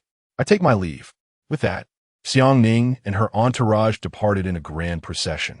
Once they had left, the protagonist expressed her gratitude to Lan Mama. "Thank you for your assistance, Mama." Lan Mama smiled gently, seeing the protagonist as a child of her own, so talented and obedient, yet burdened with such a master. Fortunately, she was currently in the old lady's service. Otherwise, who could say what might have transpired? In Huazhong Courtyard, within the main hall, Shen Shanyue's eyes widened in disbelief upon hearing Xiang Ning's report, nearly allowing some unsavory words to slip. Noticing the presence of many female servants, she managed to restrain herself, feigning understanding and disappointment. "Well, this is not her fault. It is merely a misunderstanding caused by my momentary impulsiveness. Xiangning, aware that Shan Shangyue was on the verge of losing her composure, instructed the servants behind her, "You may all leave now. Please return the items, and do not enter without further orders." The servants responded in unison before exiting the room. Once the door was closed, Shan Shangyue and Amp, Oppo's expression turned cold and distant, her chest heaving with agitation. Clenching her embroidered handkerchief tightly, she seethed. That wretched, lowly creature dares to sow discord. In the past, while the old lady of Yinmu Hall had not been particularly fond of her, she had not been as openly dismissive as today. All of this was the fault of that insufferable little wretch. "My lady, do not be angered. This is but a trivial matter," Xiang Ning reassured her. "As long as you consistently treat her with kindness, she will eventually come to understand your intentions." Upon hearing this, Shan Shangyue felt somewhat reassured. Yet she still bore the humiliation of having lost face in front of her peers today, and she would hold the protagonist responsible for that. Shan Shangyue was now gripped by a sense of crisis. In this current state, even a mere servant was bold enough to disregard her dignity. If this continued, how could she command respect in the future? Fortunately, she still had a plan to mitigate her distress. If she persisted for a few more days, others would surely recognize her sincerity. Eventually, they would forget the prior events, and the protagonist would be seen as the ungrateful ingrate. The protagonist had always been such a creature, refusing to show her any respect over trifles. Had she known this would happen, she should have dealt with her ruthlessly from the start. Allowing her to survive until now was a grave error. However, the current circumstances were not in her favor, and she knew she must endure her discontent. The thought of having to feign pleasantness towards the protagonist for the next few days made her stomach churn. Throughout her life, when had she ever had to lower herself to such a degree for an insignificant insect? Xiang Ning, aware of Shan Shanyue's inner turmoil, could do nothing to alter her mindset and could only watch silently. Chapter 57.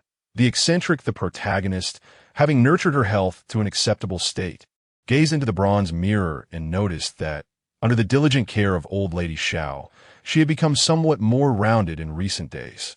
The most evident change was in her face, which was now markedly different from its previous appearance, a transformation easily recognized by any discerning eye.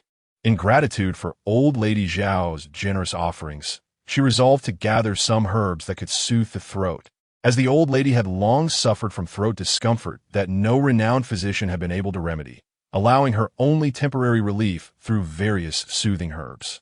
With a basket in hand, the protagonist ventured into the back garden, abundant with herbs, albeit largely unrecognized by the household, often dismissed as mere weeds, a lamentable fate. The matrons responsible for weeding and maintaining the garden, upon spotting her, exchanged knowing glances, tacitly acknowledging her rising status within the estate.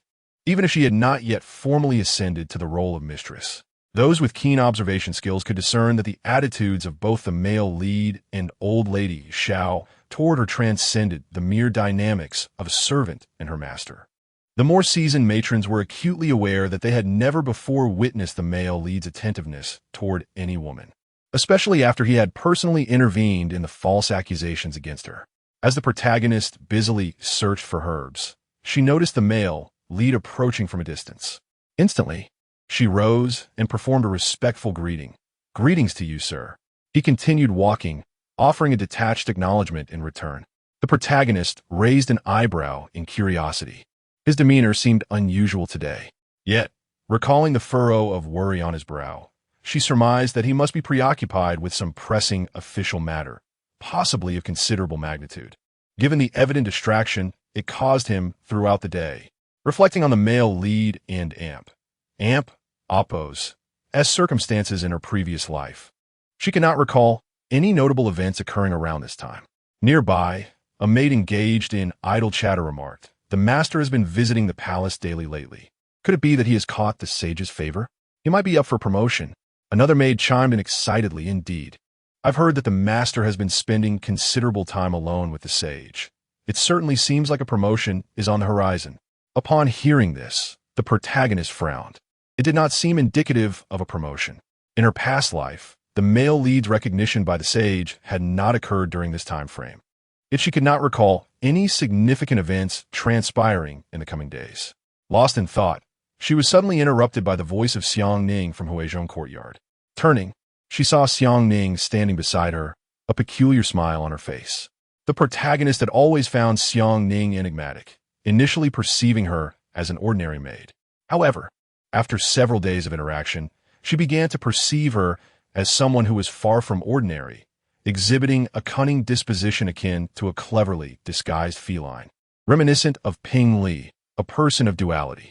Despite her inner musings, the protagonist maintained a pleasant facade and inquired, "Sister Xiang Ning, what brings you here?" With a smile that held an air of peculiarity, Xiang Ning replied, "The lady requests your presence for a chat." The protagonist felt a wave of confusion. Why was this person addressing her with such formality? What scheme was Shun Shanyue concocting? Reluctant to comply, she remembered that she was still a maid, her contract remaining with Shun Shanyue, leaving her with little choice. Given the recent events, she doubted Shun Shanyue would be foolish enough to act recklessly. Thus, she relented, saying, "One cannot refuse the lady's kind invitation. I shall accompany you, sister." Following Xiang Ning to Huizhong courtyard, she entered the main chamber to find Shun Shanyue reclining on a cushioned seat, caressing her prominent pregnant belly, her face adorned with a warm and inviting smile. Upon the protagonist's arrival, she greeted her eagerly, "Sister, come and sit down." The protagonist inclined her body, feigning trepidation, "I dare not." Shun Shanyue exchanged a glance with Xiang Ning before warmly insisting, "What is there to be afraid of? Please take a seat." Encouraged by Xiang Ning's gentle push, the protagonist reluctantly sat down, her heart filled with cold amusement, yet she feigned gratitude, saying, "I thank the lady for her kindness." Shun Shanyue chuckled softly, playfully admonishing, "From now on, do not call me and amp, Oppos, lady, and amp, Oppos, if you do not mind. Simply refer to me as an amp, Oppos, sister, and amp, Oppos." The protagonist subtly furrowed her brow, perplexed by Shun Shanyue and amp, Oppos' sudden display of camaraderie. It felt as though she had transformed into an entirely different person, an unexpected shift that raised her suspicions. Xiang Ning entered with tea and, noticing the protagonist's bewilderment, remarked, "The lady has always been quite concerned about you. Just yesterday, she asked me to check on you, unaware that subsequent events would unfold." The unspoken implications were clear. Shun Shanyue had summoned her to settle the score for yesterday and amp, Oppos' incident. The protagonist regarded Shun Shanyue with a fa of fearfulness. "Lady, I am but a lowly maidservant. It is inappropriate for us to address each other as sisters."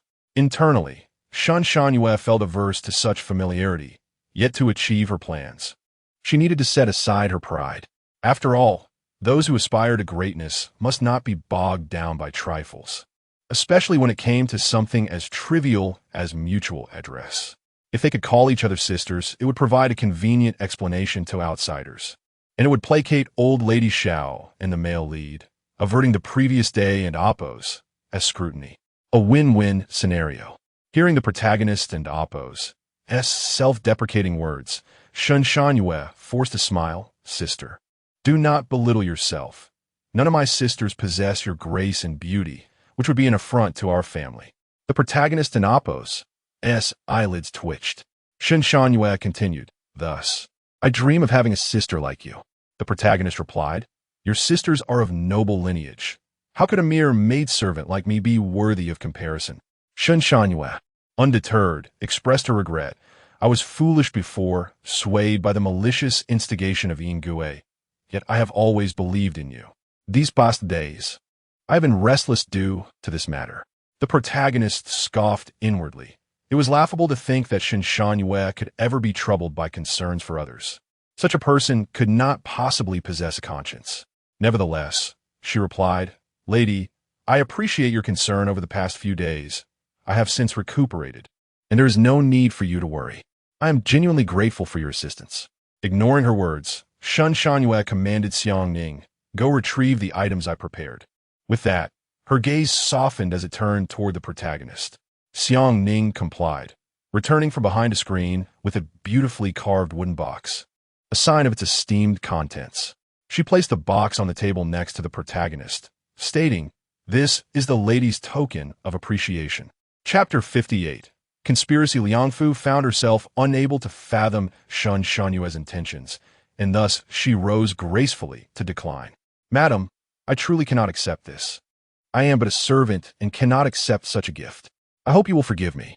Shen Shanyue, however, remained unyielding and continued, "Please accept it, dear sister. Are you still holding a grudge about my previous misunderstanding?" Liangfu found this absurd. Could what Shen Shanyue had done to her truly be labeled a misunderstanding? It had nearly cost her life. Had she not fortuitously encountered Xiao Yunchang, she might have indeed been cast into the flames that fateful night. Yet she responded gently, "Your kindness is deeply appreciated, madam, but I cannot accept these items. The old lady has expressly instructed me not to." Upon hearing this, Shen Shanyue felt powerless and muttered through clenched teeth, "If it is your grandmother and Appo's wish, I shall not press you further." Liangfu sighed in relief, realizing she should have invoked the old lady's name sooner. Just as she thought the matter would conclude, Shen Shanyue suddenly stood and, with Xiangning's assistance, approached her. Liangfu, puzzled, wondered if she was about to issue a dismissal. But Shen Shanyue turned and gracefully took a seat beside her, smiling tenderly, her brow furrowed with apparent concern. "Sister, you seem to have lost weight these past few days." Liangfu and Appo's lips twitched. Was this an attempt to get closer? Yet, the opening remarks felt exceptionally awkward, and they did not reflect reality. Anyone with a discerning eye would notice that she had actually gained weight and appeared more radiant than before. "Madam, what do you mean? I haven't been out much lately, and the old lady has instructed the kitchen to prepare nourishing dishes for me. Are you jesting about my weight?" Liangfu replied, touching her face. Shen Shanyue and Appo's jealousy nearly overflowed, but she restrained herself for the sake of appearances, responding sweetly, "It seems I have been blind. I did not realize you had become quite plump." She had not anticipated Liangfu would be so bold as to disregard her, confirming her suspicions of Liangfu's insolence. Liangfu detected the subtle disdain in Shen Shanyue's words, feeling a flicker of surprise. "Madam, I am merely a humble servant. It is understandable that you might not notice." Shen Shanyue seemed to have transformed into an enigma, leaving Liangfu perplexed. It was wise to remain cautious, for one could never tell what intentions lay hidden behind Shen Shanyue's facade. Once more, Shen Shanyue rose and approached Liangfu, taking her hand with an overwhelming tenderness in her gaze. "Liangfu, I was at fault before, but beyond those past grievances, do we not share other sentiments worthy of expression? During our time in the Shen residence, were we not both innocent souls?" Liangfu was bewildered by these words. In the Shen residence, Shen Shanyue had often tormented her and Yingguai, frequently resorting to scolding and punishment. Liangfu had mostly kept her distance. Surely Shen Shanyue was aware of this? Now, to utter such revolting words was utterly shameless. Attempting to extricate herself, Liangfu found it futile. Shen Shanyue's grip was surprisingly strong. Liangfu managed a forced smile, "Madam, those events are so distant now. How could I still remember?" Shen Shanyue, her resentment intensifying, suppressed it as she feigned sorrow. "With Yingguai gone, you're my last solace in this household. Do not speak so." Liangfu felt a wave of disdain. How could she be Shen Shanyue's sole support in the Duke's manor? Not a word of Shen Shanyue and Appo's could be trusted, and Liangfu was aware of her manipulative nature. Unsure of how to respond, Liangfu could only maintain her smile. Glancing down to discover Shen Shanyue and Appo's grip was indeed firm. It seemed as though she feared Liangfu might slip away at any moment. Intriguingly, the intricate design of Liangfu's silk handkerchief concealed a secret that others would overlook. Such a handkerchief could easily hide something illicit, perhaps even poison. If Shen Shanyue intended to harm her, the opportunity would be ripe. Since entering the room, Liangfu had not touched the tea Xiangning had brought, likely to avoid any potential traps. Shen Shanyue, noticing Liangfu's distraction, smiled triumphantly and discreetly signaled Xiangning, who, under Liangfu's unobservant gaze, stealthily took her handkerchief. Liangfu had not considered the possibility of theft, as her handkerchief rested innocently against her arm. "Do you like it, sister?" Shun Shangyue inquired, to which Liang Fu could only nod, unwilling to express any discontent. Shun Shangyue withdrew her hand, covering her mouth with a laugh. "If you like it, why not let Xiangning present it to you?" Liang Fu, feeling embarrassed, stood and bowed slightly. "I still have tasks to attend to and cannot accept this. It will be improper. Thank you for your kindness, madam." Shun Shangyue interpreted Liang Fu and Appo's refusal as a sign of her own inability to embrace the carefree life Shun Shangyue led, feigning a look of regret. "If only you had consented to become the master and Appo's concubine, you would not find yourself in this situation today." Liang Fu and Appo's eyes flashed with disdain. "Madam, I am unworthy of a master. I hope you will refrain from mentioning it in the future." Shun Shangyue rolled her eyes but continued her act of contrition. "Oh dear, how thoughtless of me. I should not have brought that up. Since becoming pregnant, I have become quite muddled." Liang Fu felt a wave of nausea wash over her. Unable to voice her discomfort, she finally stood. "Madam, I must speak with the old lady regarding urgent matters and cannot linger here." Upon hearing this, Shun Shangyue felt a surge of triumph. She too was nearing her limit. "If you must consult the old lady, then do as you wish." Liang Fu hurriedly bowed and swiftly departed. Shun Shangyue rose and, along with Xiangning, exchanged knowing glances as they watched Liang Fu and Appo's retreating figure, a silent mockery in their smiles. Gazing at the handkerchief in Xiangning's possession, Shun Shangyue's eyes sparkled with cunning calculation. This time, no one could save Liang Fu. Chapter 59. The Cunning Slave Yamatang, Main Hall. After a long time, this was the first occasion for Lian Fu to meet the elderly Madame Xiao. Despite the numerous events that had transpired in recent days, Madame Xiao had not come to visit her. Nevertheless, she had constantly instructed the kitchen staff to prepare various nourishing dishes for Lian Fu. To claim that she was not touched would be a falsehood. However, unlike before, Lian Fu felt her cheeks flush for reasons unknown. Perhaps it was due to the fact that her relationship with Xiao Yunchang had been officially acknowledged today. Madame Xiao gazed at Lian Fu, who sat below, her eyes reflecting a myriad of unspoken emotions, concern, sorrow, and more, but she remained silent. After a moment, Madame Xiao inquired, "How have you been feeling these past few days?" Lian Fu shyly replied, "Thanks to your kindness, madam, my health has improved significantly." Madame Xiao nodded and smiled. "You must take good care of your health, after enduring such hardships. How can you withstand more?" "Indeed," Lian Fu responded, and then presented the medicinal herbs she had gathered. "Madam, these are herbs I have collected that are beneficial for soothing the throat."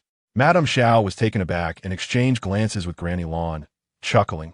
"What a considerate young lady you are." Granny Lan stepped forward to accept the herbs. Lian Fu beamed with happiness. However, Madame Xiao suddenly appeared lost in thought, her smile fading. "Lian Fu, I must go into seclusion for a few days. Your health is not yet fully restored, so you shall remain in the manor. Zishuan is here, and I trust he will look after you." Lian Fu and Appo's heart tightened. Though Xiao Yunchang was present, he was not a constant figure like Madame Xiao. There were times when he would be absent, and Shun Shangyue had always kept a watchful eye on her. If given a chance, she would certainly make things difficult for Lian Fu. Yet, there was little she could do about it, as this matter was beyond her control. Madame Xiao discerned Lian Fu's disappointment at a glance and smiled kindly. "I believe Zishuan will protect you. I worry for your well-being, but your health truly is not suited for travel." Lian Fu nodded, forcing a smile. "I understand, madam. You consider my well-being." Seeing that Lian Fu grasped her intentions, Madame Xiao felt reassured. Soon, the day arrived for the elderly lady to commence her seclusion, and the Yamatang became eerily quiet. The atmosphere within the manor shifted, with everyone behaving strangely, particularly when addressing Lian Fu. Lian Fu understood that with Madame Xiao's departure, there was no one to support her, and thus she was looked down upon. The privileges Lian Fu had received in recent days had left some feeling resentful, but they had dared not act against her while Madame Xiao was present. Now, however, with her absence, they felt free to unleash their disdain. As for the Duke Xiao Yunchang, he was often preoccupied with state affairs. Such trivial matters would hardly concern him. Currently, Lian Fu still resided in the Ling Shuang courtyard, for Xiao Yunchang refused to let her leave, claiming it was due to her health not being fully restored. Consequently, Lian Fu had to continue attending to her duties within the courtyard. On a particularly sunny day, Lian Fu found it peculiar that her meals had yet to arrive, as they typically would at this hour. After completing her tasks, she decided to head to the kitchen to inquire about the delay. Perhaps they were simply too busy today. Upon reaching the kitchen, Lian Fu was surprised to find it devoid of the bustling activity she had anticipated. The female servants were lounging idly, enjoying their rest, and the delightful aroma of food had vanished.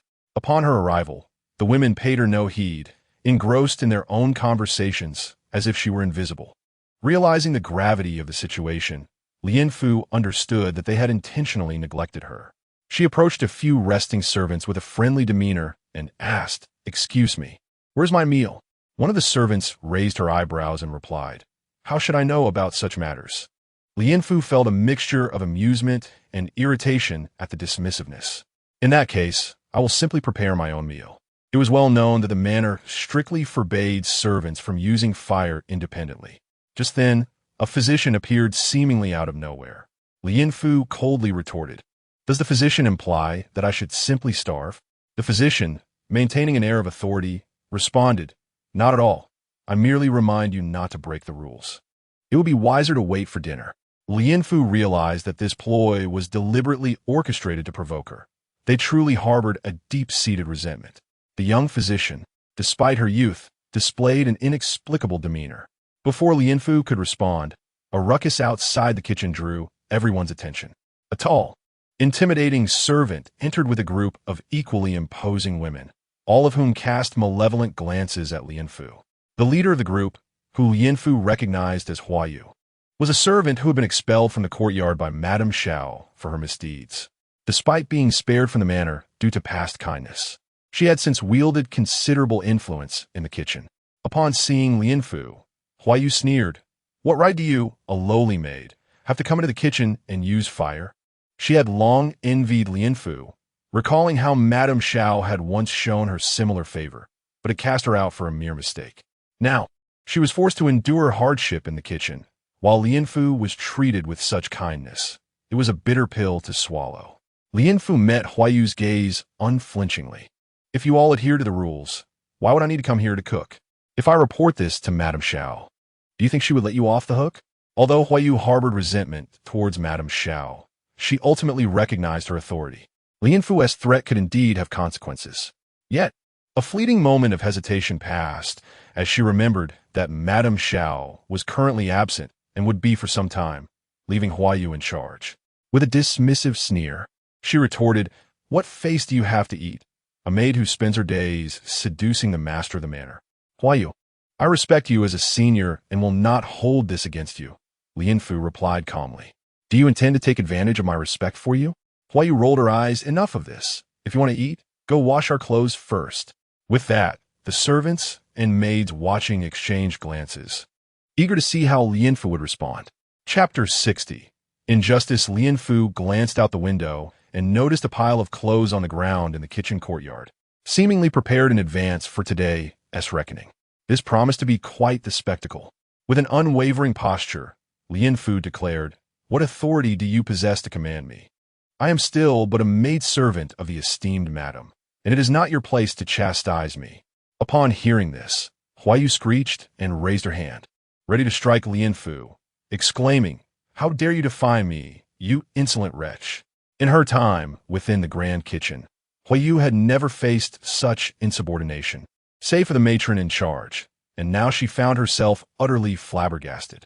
Unfazed, Lian Fu seized Huayu and Amp, Oppo's hand, swiftly subduing her. Huayu yelped in surprise, astonished by Lian Fu and Oppo's unexpected strength, her fear palpable. Yet, maintaining her facade, she retorted, "You vile maid, release me at once. Otherwise, I shall inform the Duke." Huayu struggled against Lian Fu's grip, but the latter's newfound strength, honed through self-defense training, was formidable. Lian Fu was no longer the delicate creature she once was. The commotion attracted the attention of Shun Shanyue, who entered with an air of authority, questioning, "What is the meaning of this uproar?" Surrounded by a retinue of maidservants, Shan, adorned in splendid garments and exquisite jewelry, appeared regal, akin to a noblewoman of the imperial court. Upon her arrival, Lian Fu deemed it prudent to relinquish her hold on Huayu. The latter, upon witnessing the reputedly compassionate madam, immediately knelt and began to sob, recounting her grievances. Lian Fu listened, her thoughts consumed by a singular notion. Nonsense. Huayu anticipated that Shan would champion her cause, yet the benevolent matron merely furrowed her brow, then turned to Lian Fu with a knowing gaze, casually remarking, "How can you be so thoughtless? Miss Lian Fu is the most trusted maid of the esteemed old Madame Xiao. Even I defer to her. How dare you provoke her?" Such audacity is astounding. Huayu and the other onlookers were left in stunned silence, their resentment towards Lian Fu intensifying. Why should they toil in the kitchen while Lian Fu enjoyed favor beside the old madam, with even the mistress of the house yielding to her? Lian Fu sensed the precariousness of her situation. Shan was deliberately setting a trap for her. She feared that the kitchen staff now harbored a deep-seated animosity toward her. Though Lian Fu understood Shan and Appo's intentions, she found herself at a loss for words in rebuttal, resigned to quietly observe Shan and Appo's performance. Satisfied with Lian Fu and Appo's silent acquiescence, Shan sighed dramatically, feigning difficulty. "Given your actions today, I must impose a penalty, lest I appear lenient." "Very well, you shall spend the day washing linens." The other maidservants cheered, having completely forgotten Shan earlier remarks. Unable to contest this decree, and with no alternative, Lian Fu opted for a strategy of patience. Bowing her head and responding, "I shall obey." After addressing Lian Fu and Appo's predicament, Shan feigned exhaustion, declaring, "Do as you wish. I shall retire to rest." The maidservants joyfully saw her off, and once Huayu rose, she cast a triumphant glance at Lian Fu. As Lian Fu entered the courtyard designated for laundry, she found herself burdened with an abundance of soiled garments, having been instructed by Huayu. Under the scorching midday sun, Lian Fu sat alone, washing clothes, her stomach protesting in discontent. Yet, she felt powerless. The situation had unfolded beyond her control. The other maidservants reveled in her misfortune, tossing their laundry at her while they indulged in leisure. Lian Fu regarded this as the most humiliating day since her rebirth. Would she truly be subjected to a life of servitude under these mindless individuals? As she scrubbed the soiled clothes, Huayu and her entourage approached, mocking her. "Isin and Appo's. This the favored maid of the old madam? How curious to see you here, washing clothes." Lian Fu ignored them, keeping her head down. However, their taunts grew increasingly brazen, encircling her with jeers. "Word has it you recently suffered a miscarriage," one maidservant remarked, her tone dripping with malice. "Who knows whose illegitimate child it was?" Huayu added, bursting into laughter. In that moment, Lian Fu experienced an unexpected release from her frustrations. She chose to disregard their vile comments, focusing instead on her tasks. The weight of her grievances gradually lifted. There was no need to squander her time on such individuals.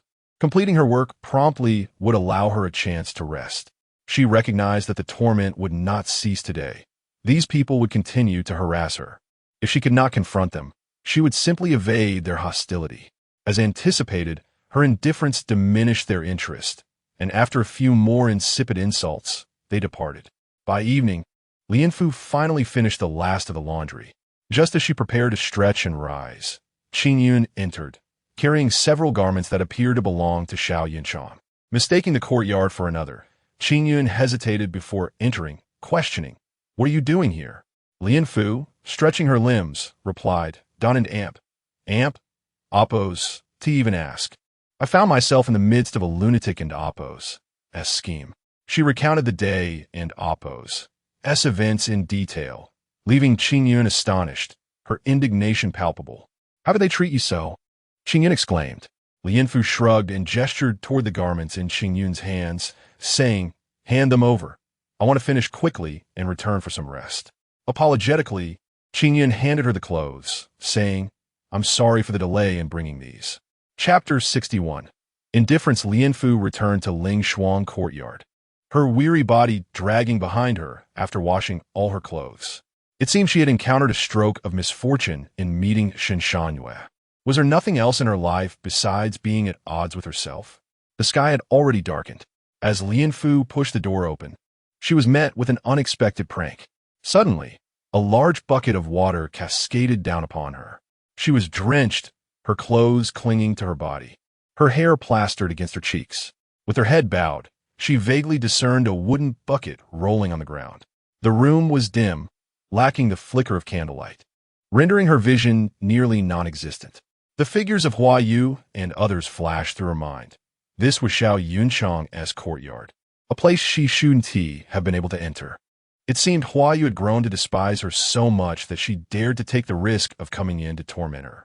Lianfu let out a cold laugh, murmuring to herself, "Very well, if you wish to take this seriously, then let us engage in a relentless battle." After Lianfu regained her strength, Pingli was summoned back by Xiao Yunchang to attend to other matters, leaving her alone in this vast courtyard. Anger surged within her. Did they think they could bully her simply because there was no one else around? She coldly surveyed her surroundings. The Ling Shuang courtyard was lush with flowers and greenery, the soil damp. An idea began to form in her mind. Entering the room, she lit a candle and changed into dry clothes, finally feeling her body regain warmth.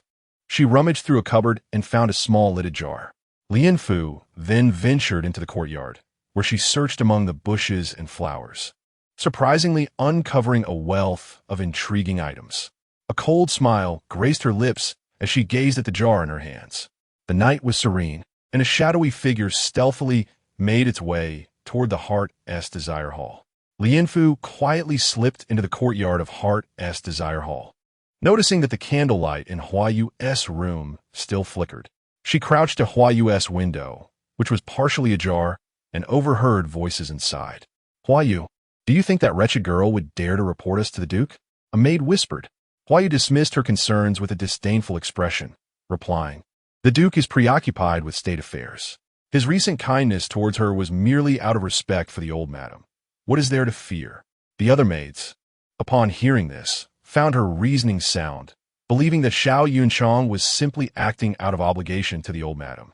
Lianfu listened intently from outside the window, unable to suppress a laugh at the thought of what was to come next.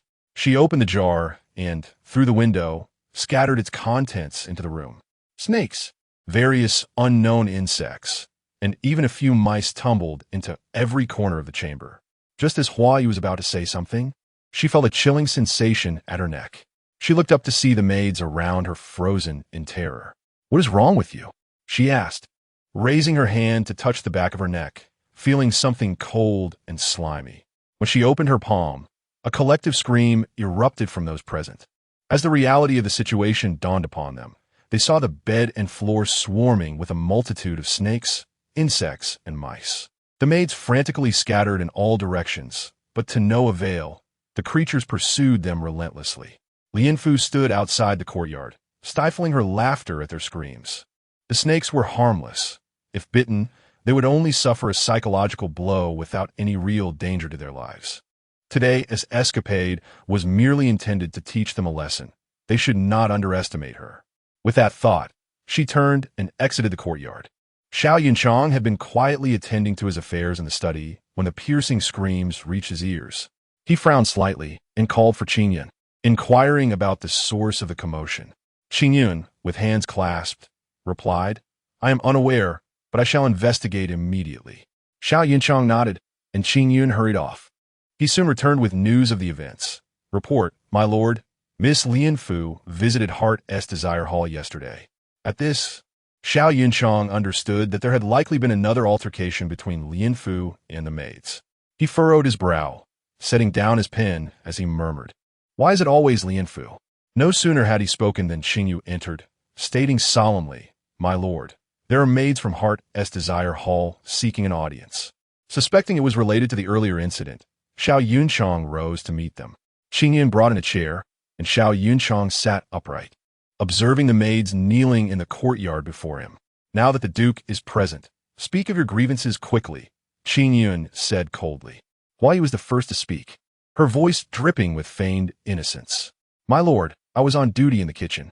Earlier, I had a conflict with Miss Lianfu, and she sought out some wicked items to place in my room that nearly cost me my life. I beseech you for justice. As her words fell, the other maids echoed her cries. Xiao Yinchang's face hardened. Huayu continued to stoke the flames. We are also born of parents. How can Miss Lianfu toy with us so callously? Yes, the others chimed in, causing Xiao Yunchang's head to throb with annoyance. He had been troubled by state matters, and now this group of maids was adding to his woes. He rubbed his temples. Bring her here. Qin Yun complied and went to find Lianfu. Lianfu was not surprised by the maid's visit to Xiao Yunchang. She calmly followed Qin Yun to the study. Upon entering the courtyard, she saw the maids kneeling on the ground and, without hesitation, she too knelt before Xiao Yunchang. My lord, please give me justice. These maids are nothing but a bunch of cunning schemers. After a day of hard labor washing clothes, I returned to the courtyard only to be drenched with water upon opening the door. In a fit of anger, I acted foolishly. Lianfu knelt on the ground, her words filled with sorrowful appeal. Xiao Yunchang regarded the damp woman before him and understood that her words likely held a ring of truth. However, both parties were at fault, and he was unaware of the underlying circumstances. He merely looked on with a cold gaze. After listening to Lianfu's accusations, he showed no inclination to side with her.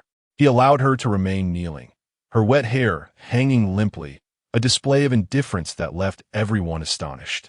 Just days before, he had lavished her with various gifts, and rumors had circulated about her becoming his concubine. Now his attitude was utterly perplexing. After a long silence, Xiao Yunchang spoke coldly. Since you all seem to have too much time on your hands, then let it be so. Each of you will have your monthly allowance deducted by 3 months.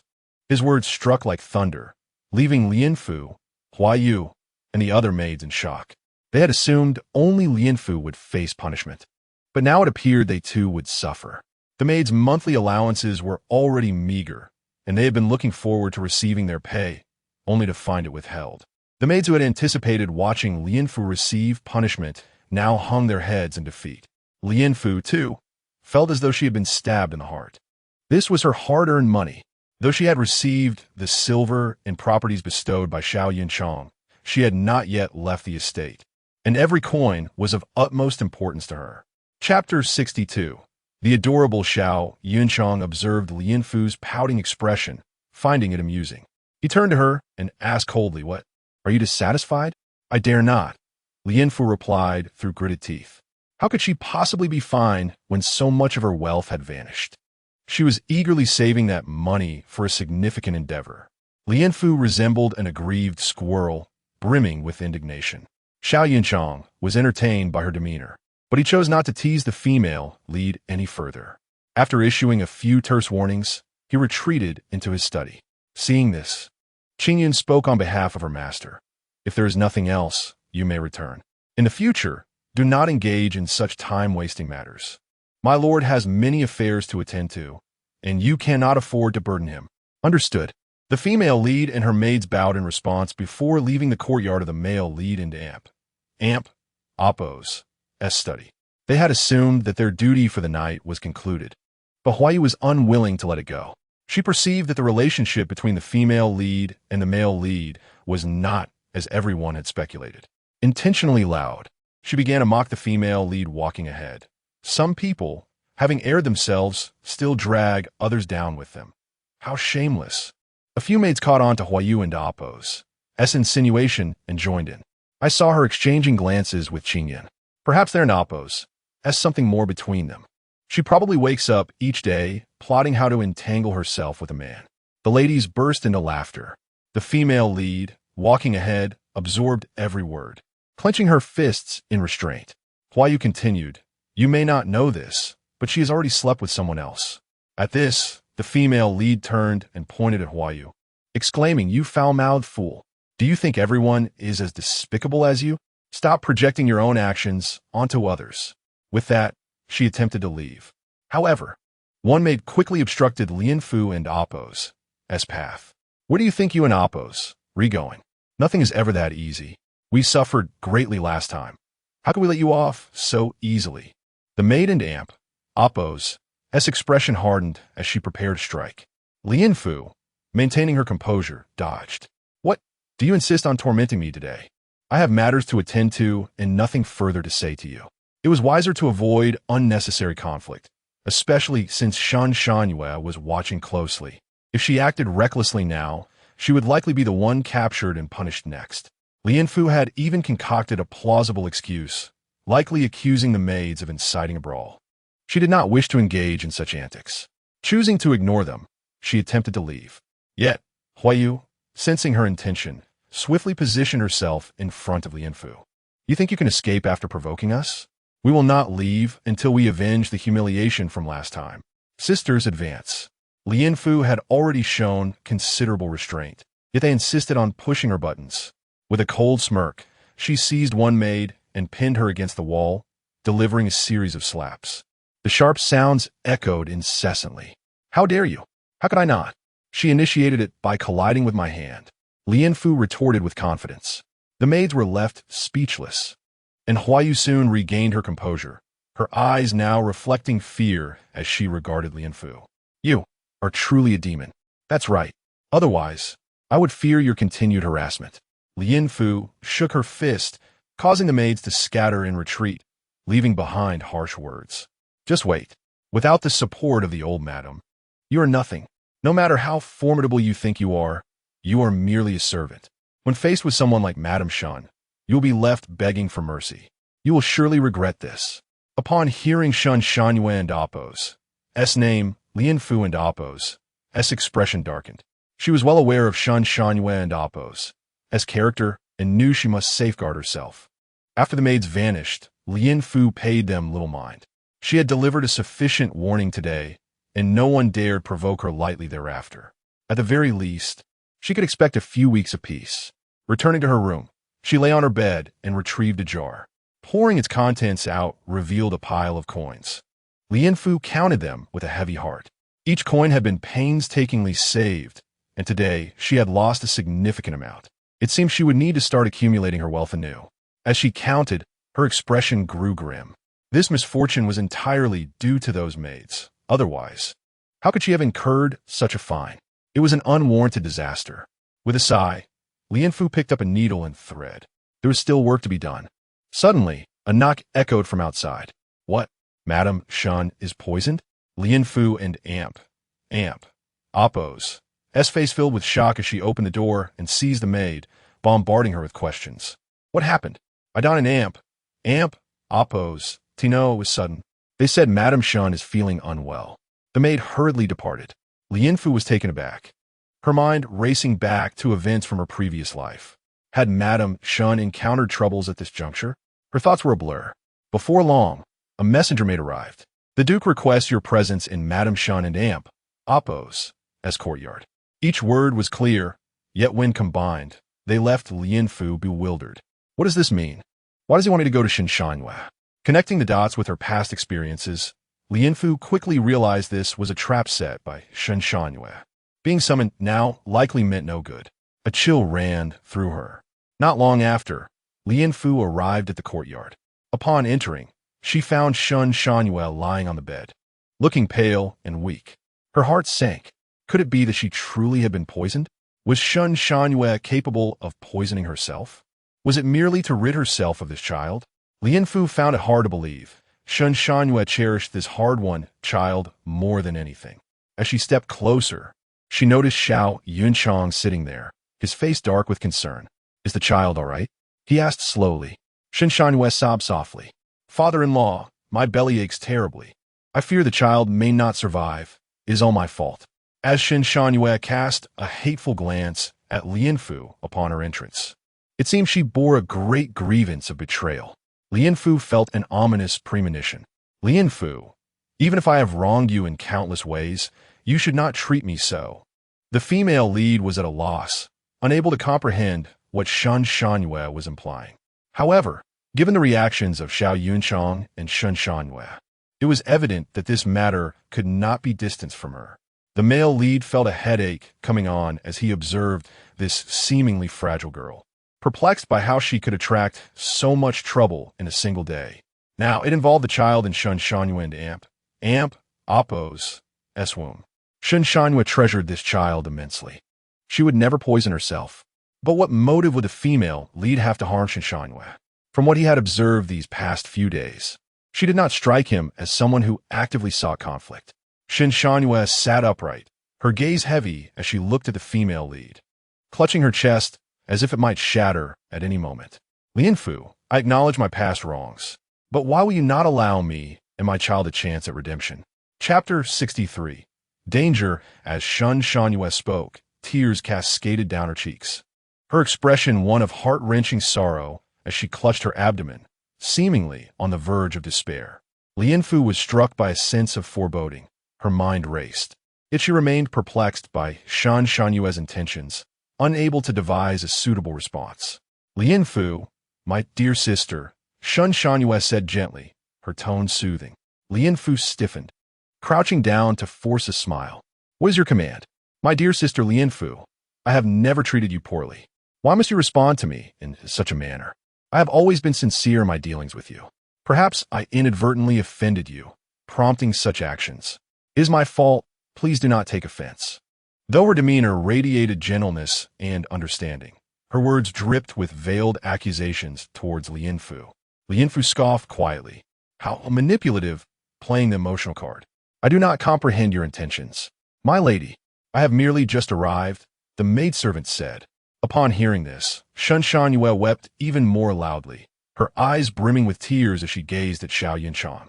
I am fine. My father-in-law must not be angered, and please do not direct your wrath towards Lianfu. I merely have a slight stomachache. After speaking, Shun Shanyue and Appo's complexion turned pale, and her delicate features reflected her discomfort. Xiao Yunchang frowned, his voice icy. Get to the point. His succinct command made Shun Shanyue tremble. I, she stammered, casting a fierce glare at Lianfu, blaming her, yet maintaining an appearance of frailty. I have been feeling unwell since I met you. I thought.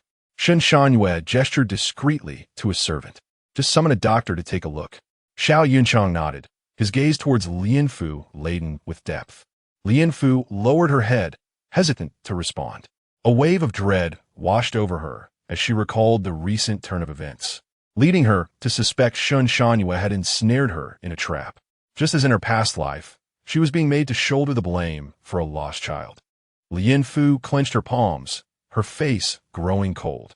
She needed to devise a strategy. Before long, a doctor entered. Shun Shanyue's eyes brightened momentarily, though she quickly masked her expression, speaking somberly. Doctor, I am in great pain. Please examine me.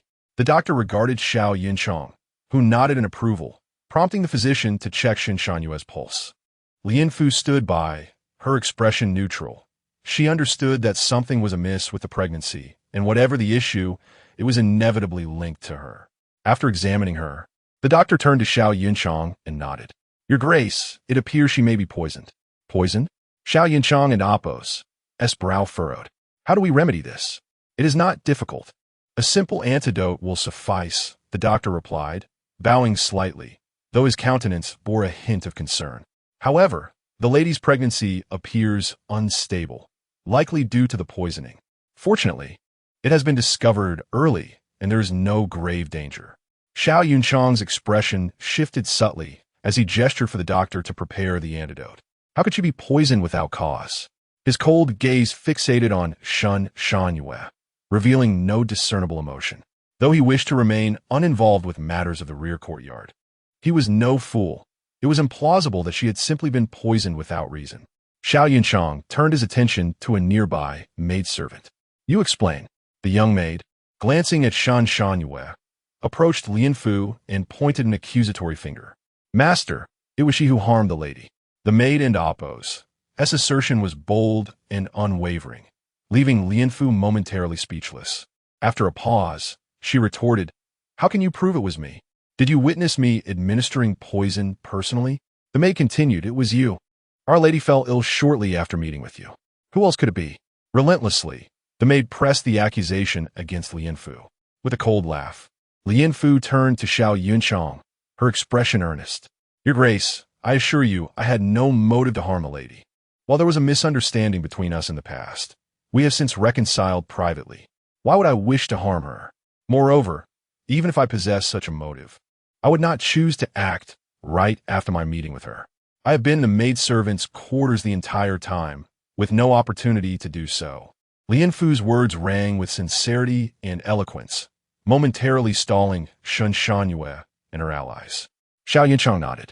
You present a valid argument. According to your account, there was indeed neither time nor motive. He cast a meaningful glance at Lian Fu. Shen Shangyue, sensing the shift, exchanged a knowing look with her maid. The maid stepped forward, declaring, I have evidence. She produced a handkerchief, drawing the attention of all present. Xiao Yinchang's expression turned frosty. What is this? It belongs to Lian Fu, found on the lady. The maid asserted. Lian Fu scoffed, maintaining composure under the scrutinizing gazes. She had fallen into their trap yet again. Shen Shangyue and Appo's schemes were relentless. Lian Fu raised her gaze, locking eyes with Shen Shangyue, who wore a triumphant smile.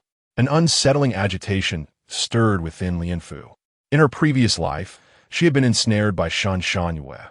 In this life, the latter sought to ensnare her once more. Reflecting on the handkerchief, Lian Fu contemplated the circumstances.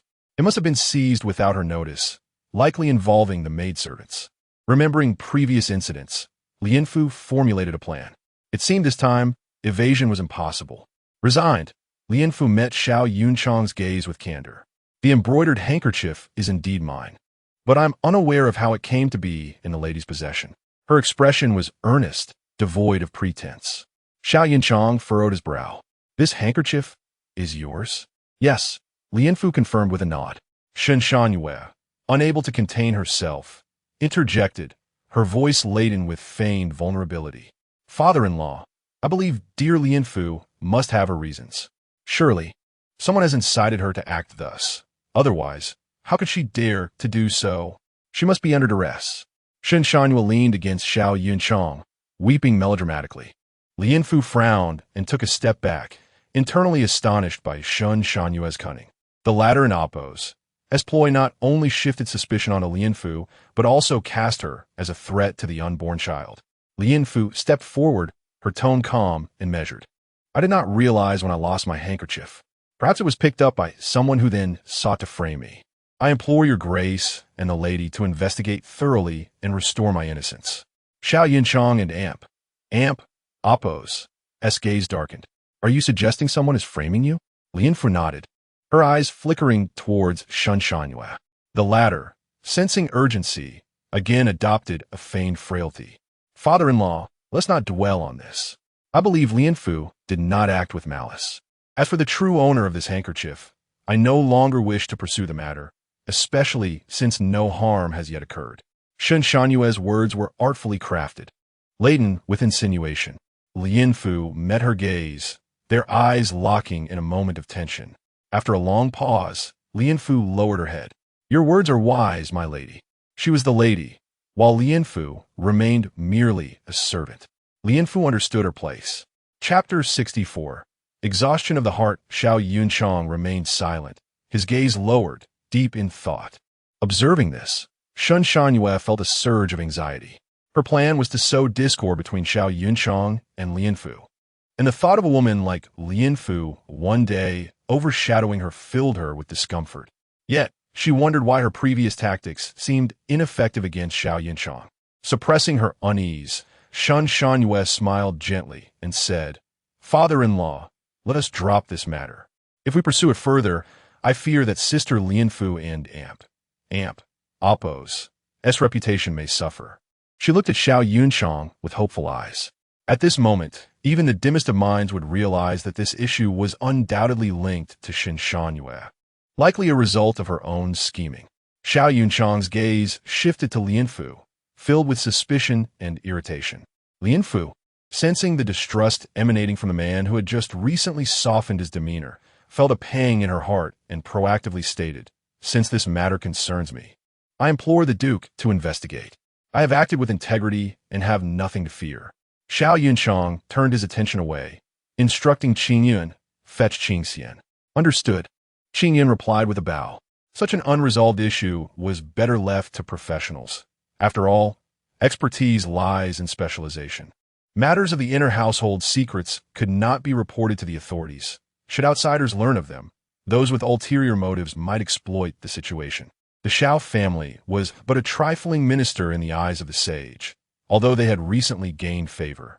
The sage had yet to express any intent to bestow significant power. Serving a ruler is akin to walking on a tightrope, and he could not afford to indulge in baseless suspicions. Upon hearing Xiao Yunchang's order to summon Qing Xian, Lian Fu finally felt a sense of relief. However, Shun Shangyue grew anxious. If Xiao Yunchang truly called for someone to investigate, her schemes would undoubtedly be exposed. She exchanged a glance with Xiangning, and both understood each other in oppose, as thoughts. Xiao Yunchang remained oblivious to the subtle changes between the two women. Suddenly, Xiangning cried out in a panic, "Madam, what is wrong?" She rushed to Shun Shanyue's bedside, her voice filled with urgency.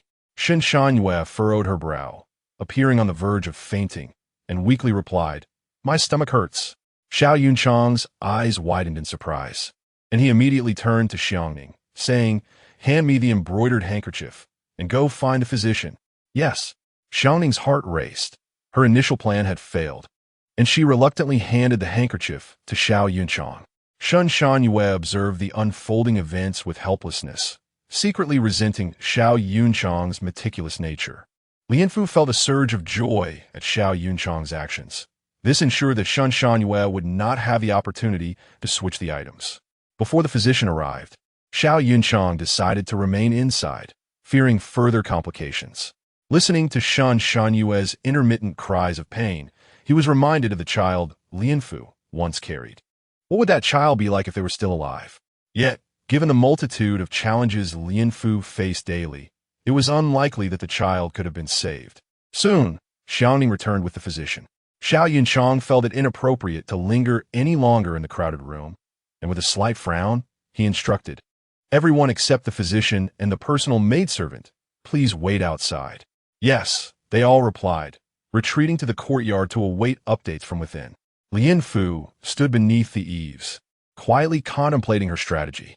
Xiao Yunchang's scrutinizing gaze fell upon her, and for some inexplicable reason, he spoke, "Why can't you take care of your own affairs?" Lianfu, taken aback, looked up in confusion but quickly regained her composure and replied through gritted teeth, "Indeed, I shall ensure my belongings are well guarded in the future." However, upon uttering these words, she felt a sense of injustice. It was not her fault, so why was she being held accountable? Xiao Yunchang rolled his eyes in disappointment at her reaction. Lianfu, noticing his gesture, felt her anger rise. "Duke, you must see that I have always adhered to the principle of keeping my affairs separate from others.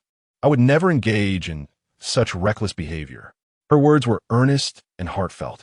Xiao Yunchang, aware of the truth in her statement, also recognized that the evidence before him was irrefutable. While he understood her grievances, as the head of the Duke's household, he could not rely solely on one person's account. He needed to heed the evidence. Lianfu had no counter-evidence to offer, so how could he trust her, as both harbored their own sentiments? The physician emerged with his medicine box.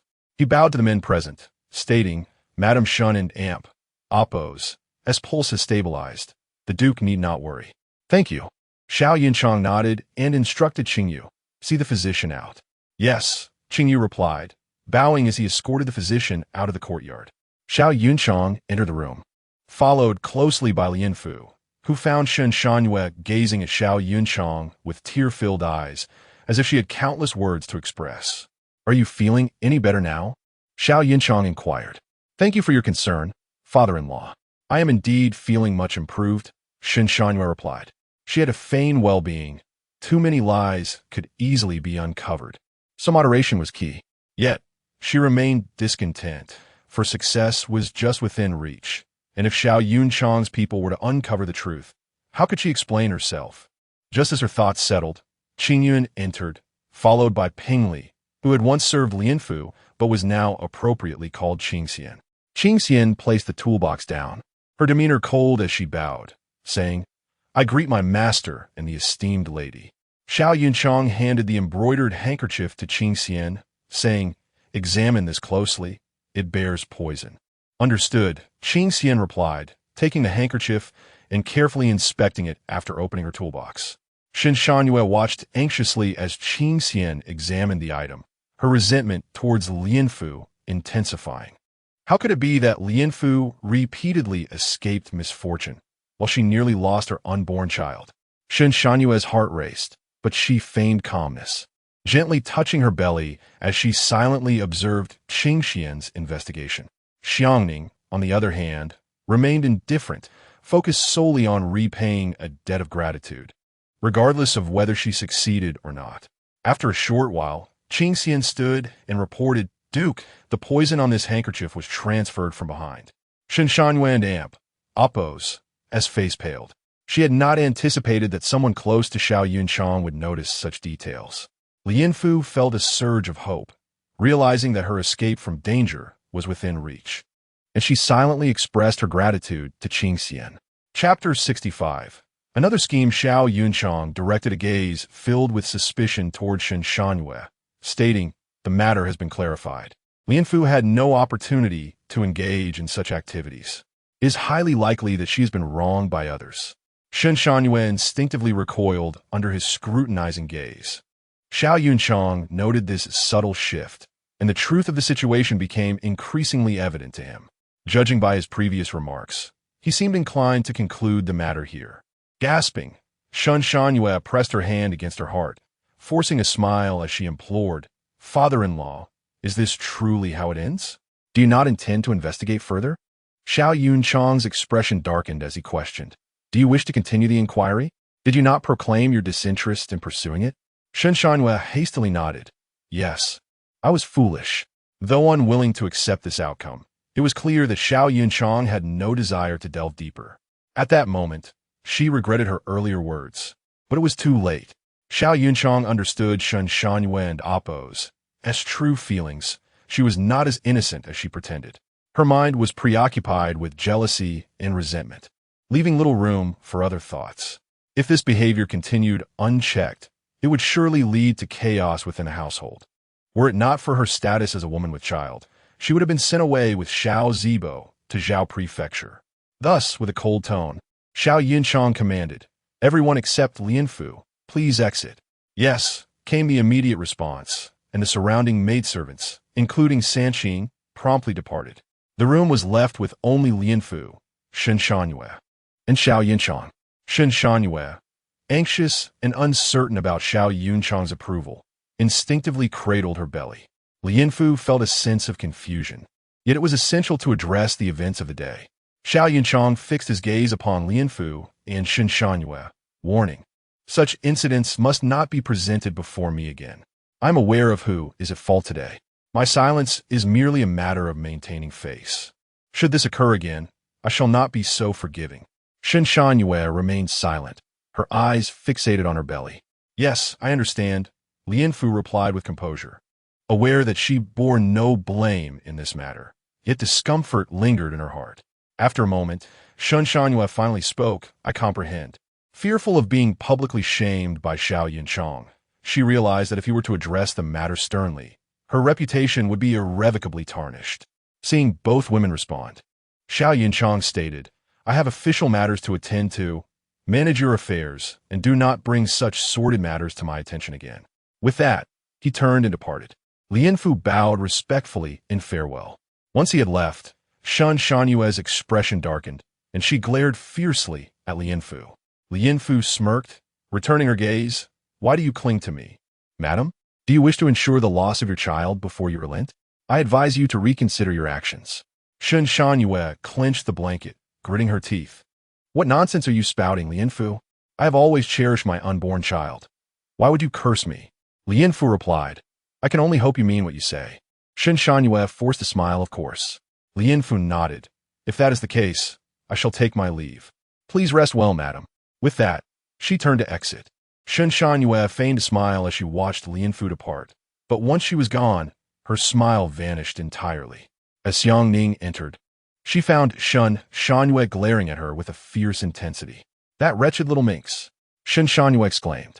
Xiang Ning approached with concern. "Madam, do not let her provoke you."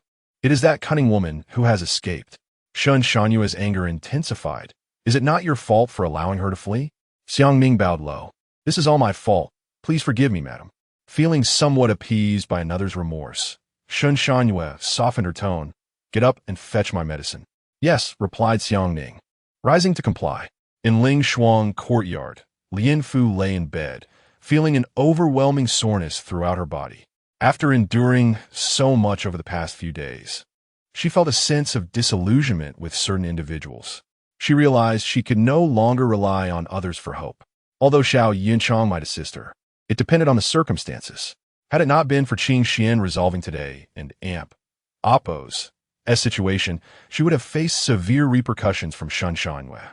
She could place her hopes in others, but not in men, who weighed their options and would abandon her in critical moments. It was not that she was ungrateful. Rather, Xiao Yunchang had done too little for her. He might assist her. It was clear that such help was not guaranteed every time. She had thought that, given her condition, he would trust her today. Yet, within mere days, he had seemingly forgotten her plight entirely. So be it. She resolved never to place her hopes on others again. In this world, she alone could be relied upon. It seemed her plan to leave the estate would need to be expedited, for remaining would only invite further persecution from Shin Shanwei. Lian Fu murmured to herself, rising to recount her silver, and found her assets had far exceeded her expectations. Elated, she thought she would no longer need to worry about finances. Among these funds, there was enough to pursue other ventures. Most of the silver Xiao Yunchang had previously given her had been exchanged, leaving only the property deed to be dealt with. She felt a surge of frustration upon seeing the tangible items Xiao Yunchang had provided. Since her birth, she had navigated numerous troubles using her past life's experiences. Yet she bore immense pressure. Each night, she was haunted by nightmares of her previous life, compounded by Xiao Yunchang's recent indifference, which was almost unbearable.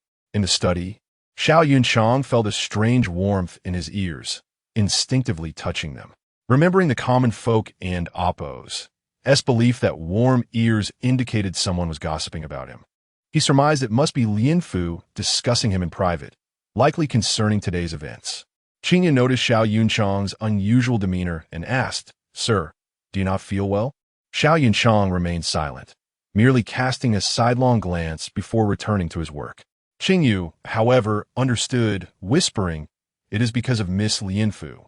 Qingyun and Oppo's eyes widened in disbelief, as if to say, How could you possibly know that? Thus, the two exchanged incredulous glances at Xiao Yunchang throughout the evening. Xiao Yunchang pursed his lips, casting a discreet glare at the two.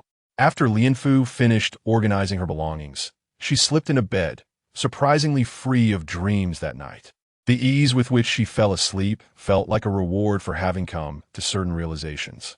The following day, Lian Fu awoke feeling remarkably refreshed, having enjoyed a rare good night's sleep. Chapter 66. Hypocrisy. After rising and completing her morning routine, the weather outside was splendid. Lian Fu felt exceptionally clear-headed and, recalling her plans before sleep the previous night, her spirits were quite high. She resolved not to place her hopes in others. Having made the decision to leave, she must prepare for her departure. Foremost among her concerns was her freedom, for her contract still resided with Shin Shanwei. No amount of preparation on her part would suffice without that contract. She glanced back at the place she had temporarily called home and sighed. This was the residence of Xiao Yunchang, and she had lingered here long enough, initially believing that staying would deter the ill intentions of certain individuals. Yet, recent events had proven that as long as they wished, they could intrude anywhere. Having made her decision yesterday, it was time to vacate this space and avoid the discomfort of lingering. Just as she was about to leave for Yamatang, a group entered at the doorway. Upon closer inspection, she recognized the lead figure as a young maid from Shan Shanyue's courtyard, followed by several other maids, each carrying a box. Confused, Lian Fu surmised that Shan Shanyue was likely intent on saving face. Indeed, the young maid approached her and bowed, stating, Miss Lian Fu, I have come on behalf of Madame to deliver something to you. Lian Fu returned the gesture, inquiring, What gift has the Madame sent? The young maid stepped aside, gesturing for her to look. Please see, all these gifts are for Madame. She heard her grievances yesterday and feels quite troubled. Thus she has sent these as an apology. Feigning surprise, Lian Fu responded, "The madam is so concerned for me?" Her expression nearly betrayed her as she appeared on the verge of tears. After all, acting was a skill known to many. The young maid continued, "Madam expressed that she misunderstood you last night and feels indebted. She hopes you will not take offense." Lian Fu nodded. "The madam has shown me kindness, and I bear no ill will." Sensing her compliance, the young maid pressed on, "In that case, I hope you will accept these gifts so that I may report back." Uncertain of Shan Shanyue's true intentions, Lian Fu contemplated the situation. Ultimately, she decided to accept the gifts, planning to exchange them for money later. After all, she had resolved to leave the Duke's residence, and she could not afford to miss any chance to amass wealth. Thus, she said, "If that is the case, please convey my gratitude to the madam for her thoughtfulness. I shall accept this gift." Relieved, the young maid responded, "Miss Lian Fu, the madam also instructed me to convey a message." "Please speak," Lian Fu replied, her mind racing with the realization that this situation was far from simple. Shen Shanyue's gifts were rarely born of genuine goodwill. The young maid gestured for the others to enter the main hall, then turned to Lian Fu. "Perhaps we could speak privately for a moment?" With raised eyebrows, Lian Fu followed her to a more secluded area, curious about Shen Shanyue's numerous schemes. The young maid relayed, "Madam says, it is best not to take certain matters too seriously, and one must always remember their place. I am now the lady of this household, and there are certain things I will not pursue with you." Upon hearing this, Lian Fu found Shen Shanyue's remarks utterly perplexing. She understood that these words indicated Shen Shanyue was rapidly reaching her limits, driven to desperation. Returning to the main hall with a stern expression, Lian Fu gazed at the pile of gifts on the table, her heart a tumult of emotions. Shen Shanyue and Amp, Oppos. S-word served not only as a warning, but also as a reminder of her original status. Though she now served the elderly lady in Yamatang, her contract remained in Shen Shanyue and Amp, Oppos, S hands. Given Shen Shanyue and Amp, Oppos, S current demeanor, retrieving her contract would be exceptionally challenging. Should she provoke Shen Shanyue, it was likely that she would be summoned back to serve by her side, rendering any intervention by the elderly lady futile. It appeared she needed to reconsider her plans, as her earlier aspirations had overlooked the existence of the contract and were now entirely unrealistic. Meanwhile, in the main hall of Huizhong Courtyard, Shen Shanyue received a letter. Trembling as she opened it, it was the first correspondence from Xiao Zibo, who was far away in Zhao Prefecture since his departure from the Duke's residence. Overwhelmed with emotion, Shen Shanyue found herself at a loss for words. She could hardly fathom how Xiao Zibo, raised in luxury, was faring in the military camp, where life was far from the ease of the capital. As she had anticipated, Xiao Zibo detailed his recent hardships in the letter. Life in the camp was arduous. General Yang was undoubtedly harsh, having likely received a letter from Xiao Yinchang. Each day, he was tasked with the most grueling duties and often found himself hungry. He had initially hoped that revealing his identity as the Duke and Oppos, as eldest son, would afford him some privileges, only to find that it had worsened his plight. Previously, he could manage 6 steam buns, but now he was limited to 3. Shen Shanyue wept bitterly. Being pregnant, she should have had her husband by her side during this time, yet they were separated by thousands of miles, making even a meeting nearly impossible. The very person responsible for this turmoil was enjoying life in the estate, nearly trampling over her dignity in the process. Consumed by a mix of indignation and resentment, she could not restrain herself from shattering a tea set. Xiangning hurriedly signaled for the maids to leave the room. "Madam, please calm yourself. You carry a child." With a cold laugh, Shen Shanyue retorted, "With my husband absent, I am still subjected to humiliation within this household. What use is this child?" Xiangning recognized that Shen Shanyue and Amp, Oppos, S-words stemmed from anger and replied, "Madam, do not be disheartened. You are the only remaining support for the master in the estate. If you falter, whom can he rely upon?" Finally feeling a semblance of resolve, Shen Shanyue acknowledged Xiangning and Amp, Oppos, S point. The most pressing matter was to eliminate Lian Fu. As long as she remained, Shen Shanyue could find no peace of mind. In Zhao Prefecture, within the confines of his tent, Xiao Zibo had grown considerably thinner. His complexion darkened, and he was a far cry from the pampered young master he once was. At this moment, his hatred for Lian Fu reached its zenith. It was this woman who had caused his suffering in this place. Otherwise, he would still be living carefreely in the Duke's residence. Since arriving in Zhao Prefecture, he had not experienced a single day of peace. He had foolishly believed that revealing his identity would improve his situation, only to be met with hostility. The soldiers here harbored deep resentment for the young masters from the capital, and thus they intensified their maltreatment of him. Chapter 67. The Price of Salt. Thus, the days of Xiao Zibo have become increasingly arduous. However, with no one to confide in, he could only send a letter home. In Ling Shuang courtyard, after cleaning the room previously occupied by Yin Mutang, Lian Fu hurriedly moved her belongings there. Xiao Yunchang remained blissfully unaware of this development. Cui Yun was delighted to see her return and eagerly offered to help with the moving. "My dear girl, you cannot imagine how much I have missed you. At last, you have returned." Hearing the cheerful banter, Lian Fu felt a wave of joy wash over her, dispelling the gloom that had clouded her heart these past few days. Once she had arranged her things, she smiled and said, "I am equally delighted to be back. It is wonderful to have the old lady with us again." Cui Yun sighed. "The old lady has been in seclusion for at least 2 months. Not being able to see her has left me feeling rather despondent."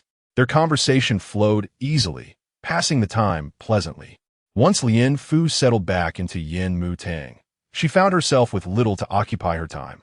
Coincidentally, she had many tasks to attend to, necessitating an outing for preparations.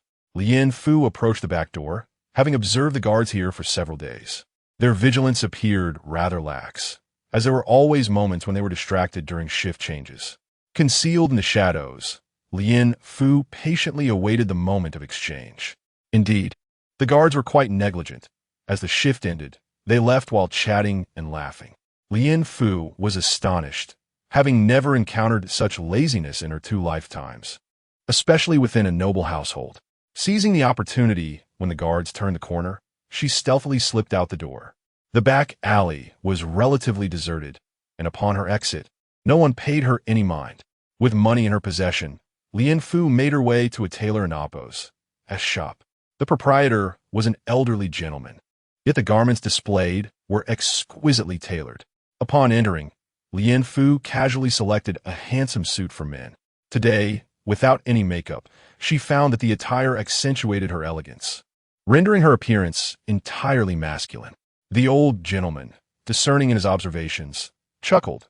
"You wear this better than many men do." Startled, Lian Fu quickly realized the old man meant no harm and replied, "I hope you will keep this a secret, sir." The old man laughed heartily, stroking his beard. "Not to worry, I shall remain silent." Feeling somewhat at ease, Lian Fu paid him and exited the tailor's shop. As she wandered the streets, she pondered that since she intended to leave the Duke and Appo's residence, it would be wise to arrange for her future accommodations. This way, should unforeseen circumstances arise and she managed to escape, she would have a safe haven. The residence provided by Xiao Yunchang was ultimately his, and there was no guarantee it would not be discovered. Rather than risk exposure, it would be better to procure a place of her own. As she was about to leave the alley, she noticed an elderly vegetable vendor sighing heavily. Lian Fu, having been confined for some time, approached him with curiosity. "Good sir, is your business not thriving? Why so glum?" Looking up and seeing the well-dressed young gentleman before him, the old man felt a twinge of fear. Yet, reassured by the polite demeanor, he replied, "You may not know, young sir, but the price of salt has soared in recent times, making it unaffordable for us common folk." Lian Fu furrowed her brow, having been oblivious to the market fluctuations during her time in the estate. "What is the current price of salt?" she inquired. The old man replied, "It is now 4 to 5 times what it was 3 months ago." "What?" Lian Fu was taken aback, astonished that the price of salt could rise so dramatically. The old man continued, "You cannot fathom how difficult life is for those of us at the bottom. We often rely on salt to enhance our meager meals, giving us the strength to work. Now, with the price of salt skyrocketing, we cannot afford to eat, let alone purchase salt. I am considering selling my house and returning to the countryside." Lien Fu and Amp? Amp? Oppos. His heart leaped at the thought, and she asked, "May I inquire where you are from?" The old man replied, "I hail from Lu County in Linzhou, currently residing in Yuanlin town outside the city. Many in our town are looking to sell their homes." Unbeknownst to him, the old man sensed Lien Fu and Amp, Oppos, interest in purchasing property and mentioned these details. As a solitary elder, he had little to lose, but his neighbors were families. In such dire times, returning home was the only option, and he felt compelled to help where he could. Lien Fu, having considered this information, tentatively asked, "What price are you hoping to sell your home for?" Upon hearing this, the old man understood that there was potential for a deal today. He pondered carefully before responding, "My house is quite old. It may not be to your liking." Lien Fu waved her hand. "Please, do not hesitate to share your asking price. I shall decide after I inspect the property." The old man scrutinized Lien Fu, noting her refined appearance, which seemed far removed from the ordinary. Yet, her words bore a sincerity that warranted consideration. If a deal were struck, it would provide him with funds for his journey home, a semblance of dignity in returning. After much deliberation, he finally said, "If you truly wish to buy, let us agree on a price in line with the market." Lien Fu, after reflecting on the current market rates, found them reasonable. As long as it was not an excessively grand estate, the old man did not appear to reside in one. He seemed clean and tidy, suggesting he was a man accustomed to maintaining his surroundings. Therefore, it did not seem a disadvantage. Nodding in agreement, Lien Fu added, "Even at market price, there is no rush. I have other matters to attend to today. Perhaps we could reconvene another time." The old man beamed with joy. "Excellent. We shall arrange to meet again. I come here daily to sell my goods. Should you wish to proceed, simply seek me out." Lien Fu nodded. "That sounds perfect. May I ask your name, kind sir?" "There in Oppos. There's no need for formalities." The old man gestured. "I am Lin." After a moment and Oppos, as consideration, Lien Fu fabricated a name for herself. "I am Lien," as in the carriage driving Lien. They exchanged a few more words before parting ways. As Lien Fu continued her stroll, she reflected on every word the old man had spoken. From him, she learned that salt had become a luxury beyond the reach of ordinary citizens. Though she had recently acquired some wealth, it was clear that relying solely on these gains for sustenance was not sustainable. People could never have too much money. Especially given her current circumstances, more was undoubtedly better. Chapter 68. The salt tax, however, regarding the matter of salt water, it seems she has overlooked something of great significance. Although she cannot pinpoint what it is at the moment, she feels an overwhelming sense of its importance. As Lien Fu continued her thoughts and arrived at Salt Shop, a recollection from her past life suddenly struck her. She remembered that in her previous life, the Shun family had not enjoyed the favor of the sage for many years. It was only through their involvement in unraveling a smuggling case concerning salt that they caught the emperor's attention. This incident eventually led to Shun Shanyue's escalating hostility towards her. And similarly, Xiao Zibo dared not defend her. During that time, Shun Shanyue was quite arrogant, and no one from the Xiao family dared to show her disdain. Even the matriarch of the Xiao family treated her with considerable kindness. Historically, salt water has always been viewed as a lucrative commodity, which makes sense. As Lien Fu reflected on this, a heavy realization struck her heart. This was when the Shun family gained the sage's favor. Moreover, Xiao Yunchang had suddenly become exceedingly busy during this period. Could it be that he was dealing with this very matter? Yet, why did the credit ultimately go to the Shun family?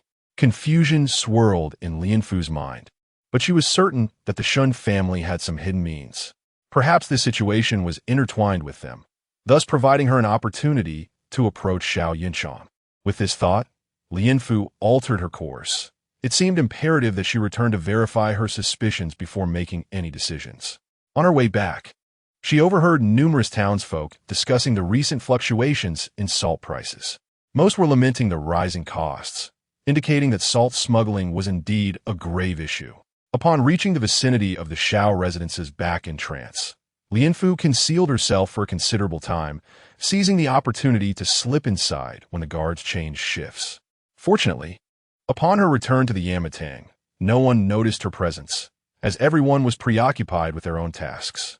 After changing into a different outfit, She made her way to the small kitchen in the courtyard, deliberately avoiding the larger kitchen to evade any trouble from Huayu and her group. Thankfully, the small kitchen was adequately stocked. Lianfu intended to prepare a plate of pastries to visit Xiao Yunchang, and at that moment, Suyin happened to be nearby. Seeing Lianfu busily preparing pastries, Suyin teased, "Sister Lianfu, you are truly concerned for our duke, even going so far as to make these treats yourself." Reflecting on the recent troubling events, Lianfu could not muster a smile, especially considering that Xiao Yunchang had not been of assistance to her and had even joined in the criticism against her. This left her feeling quite nauseated. Yet, she had to maintain a semblance of decorum as she was still within the Duke and Appo's residence. Thus, she feigned modesty, saying, "The Duke has been working so hard these past few days, my heart cannot bear it." Suyin understood the underlying sentiment and replied, "Sister, you are skillful and the Duke treats you differently. Surely good fortune is near?" Internally, Lianfu rolled her eyes at the notion of good fortune. Merely avoiding trouble was a feat in itself. She had come to realize that much of the turmoil surrounding her was instigated by Xiao Yunchang.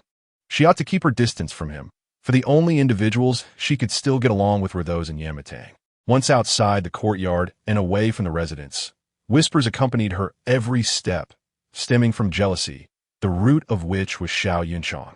Lianfu timidly replied, "Let us not speak of such things. If others were to hear, I would be in for a world of trouble." Suiyun chuckled, disregarding Lianfu's words entirely, convinced of the romantic connection between Lianfu and Xiao Yunchang. After finishing a plate of pastries, Lianfu adorned herself with an exquisite hairstyle, embellished with the jeweled hairpins gifted by the matriarch.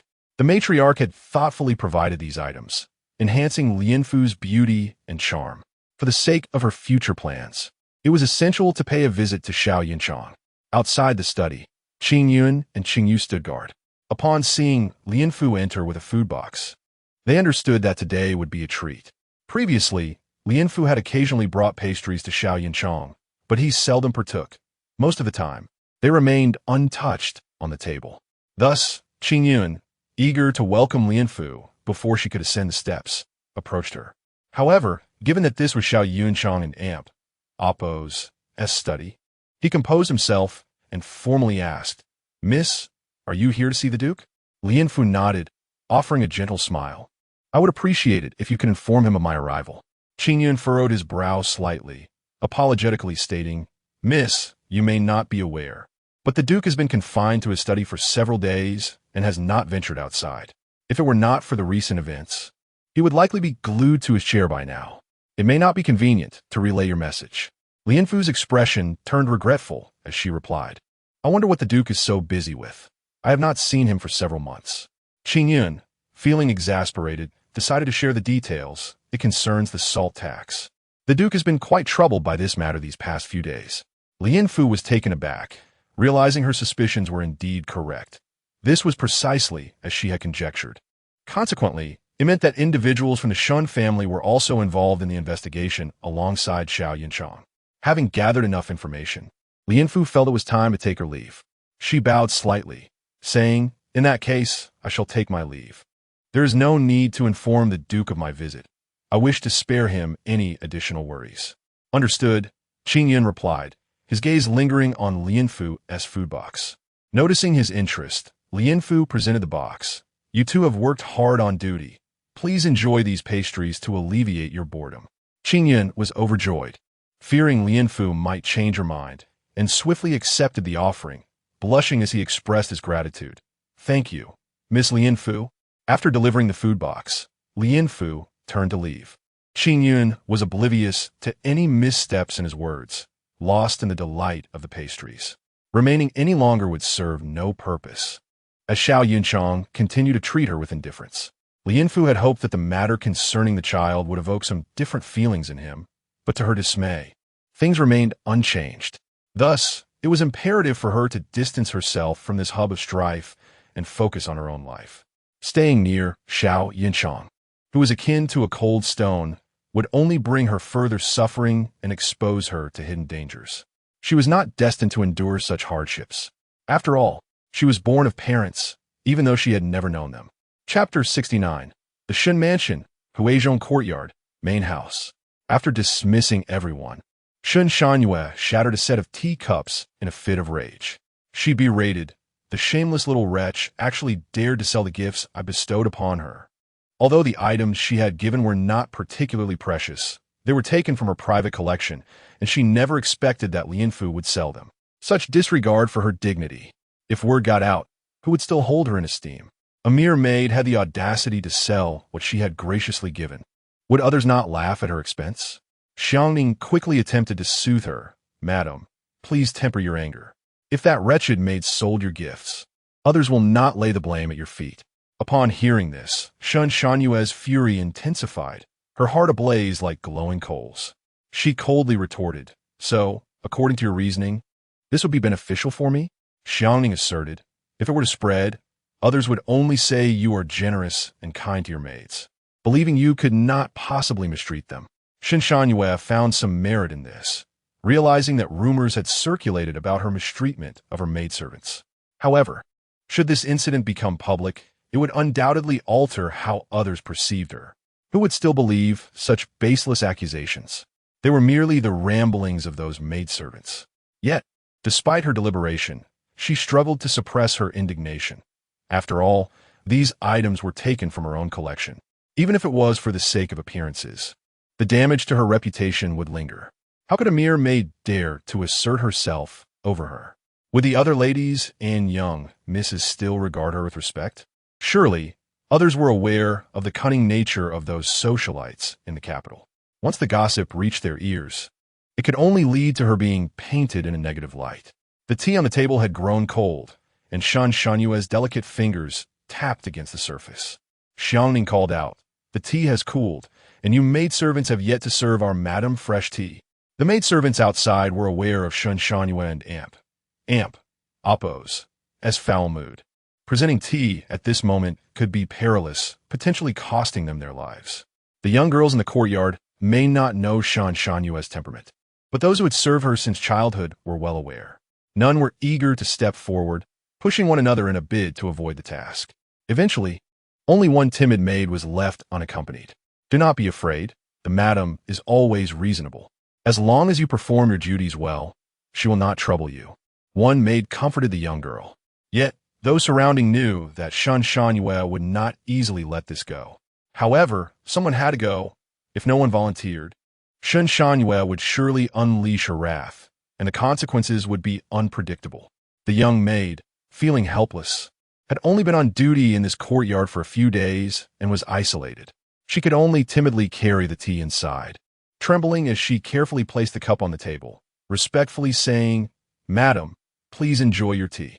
To her dismay, Shun Shanyue let out a cold laugh and replied softly, "Am I some sort of monster?" The young maid was frightened into an immediate kneel, exclaiming, "Madam, you are the most beautiful person in the world. I merely feel inferior in your presence." "Oh," Shun Shanyue replied enigmatically, lifting the teacup to her lips for a delicate sip before gently placing it down and saying, "Take her out and kill her. Do not let anyone see." Those two seemingly light phrases struck the young maid like a bolt from the blue. Desperately, she bowed her head and pleaded, "Madam, spare me. I did not mean to offend you. Please have mercy." Shun Shanyue lowered her gaze, lifting the maid and Amp, Oppos, chin with her finger. The young maid and Amp, Oppos, face was streaked with tears. Shun Shanyue chuckled softly. "You appear quite obedient, yet you do not even know where you went wrong and already plead for mercy. I fear you shall have to go. Take her away." The young maid's cries grew louder, and the other maidservants outside trembled in fear. Yet, no amount of weeping would save her. She was ultimately dragged away by Xiangning.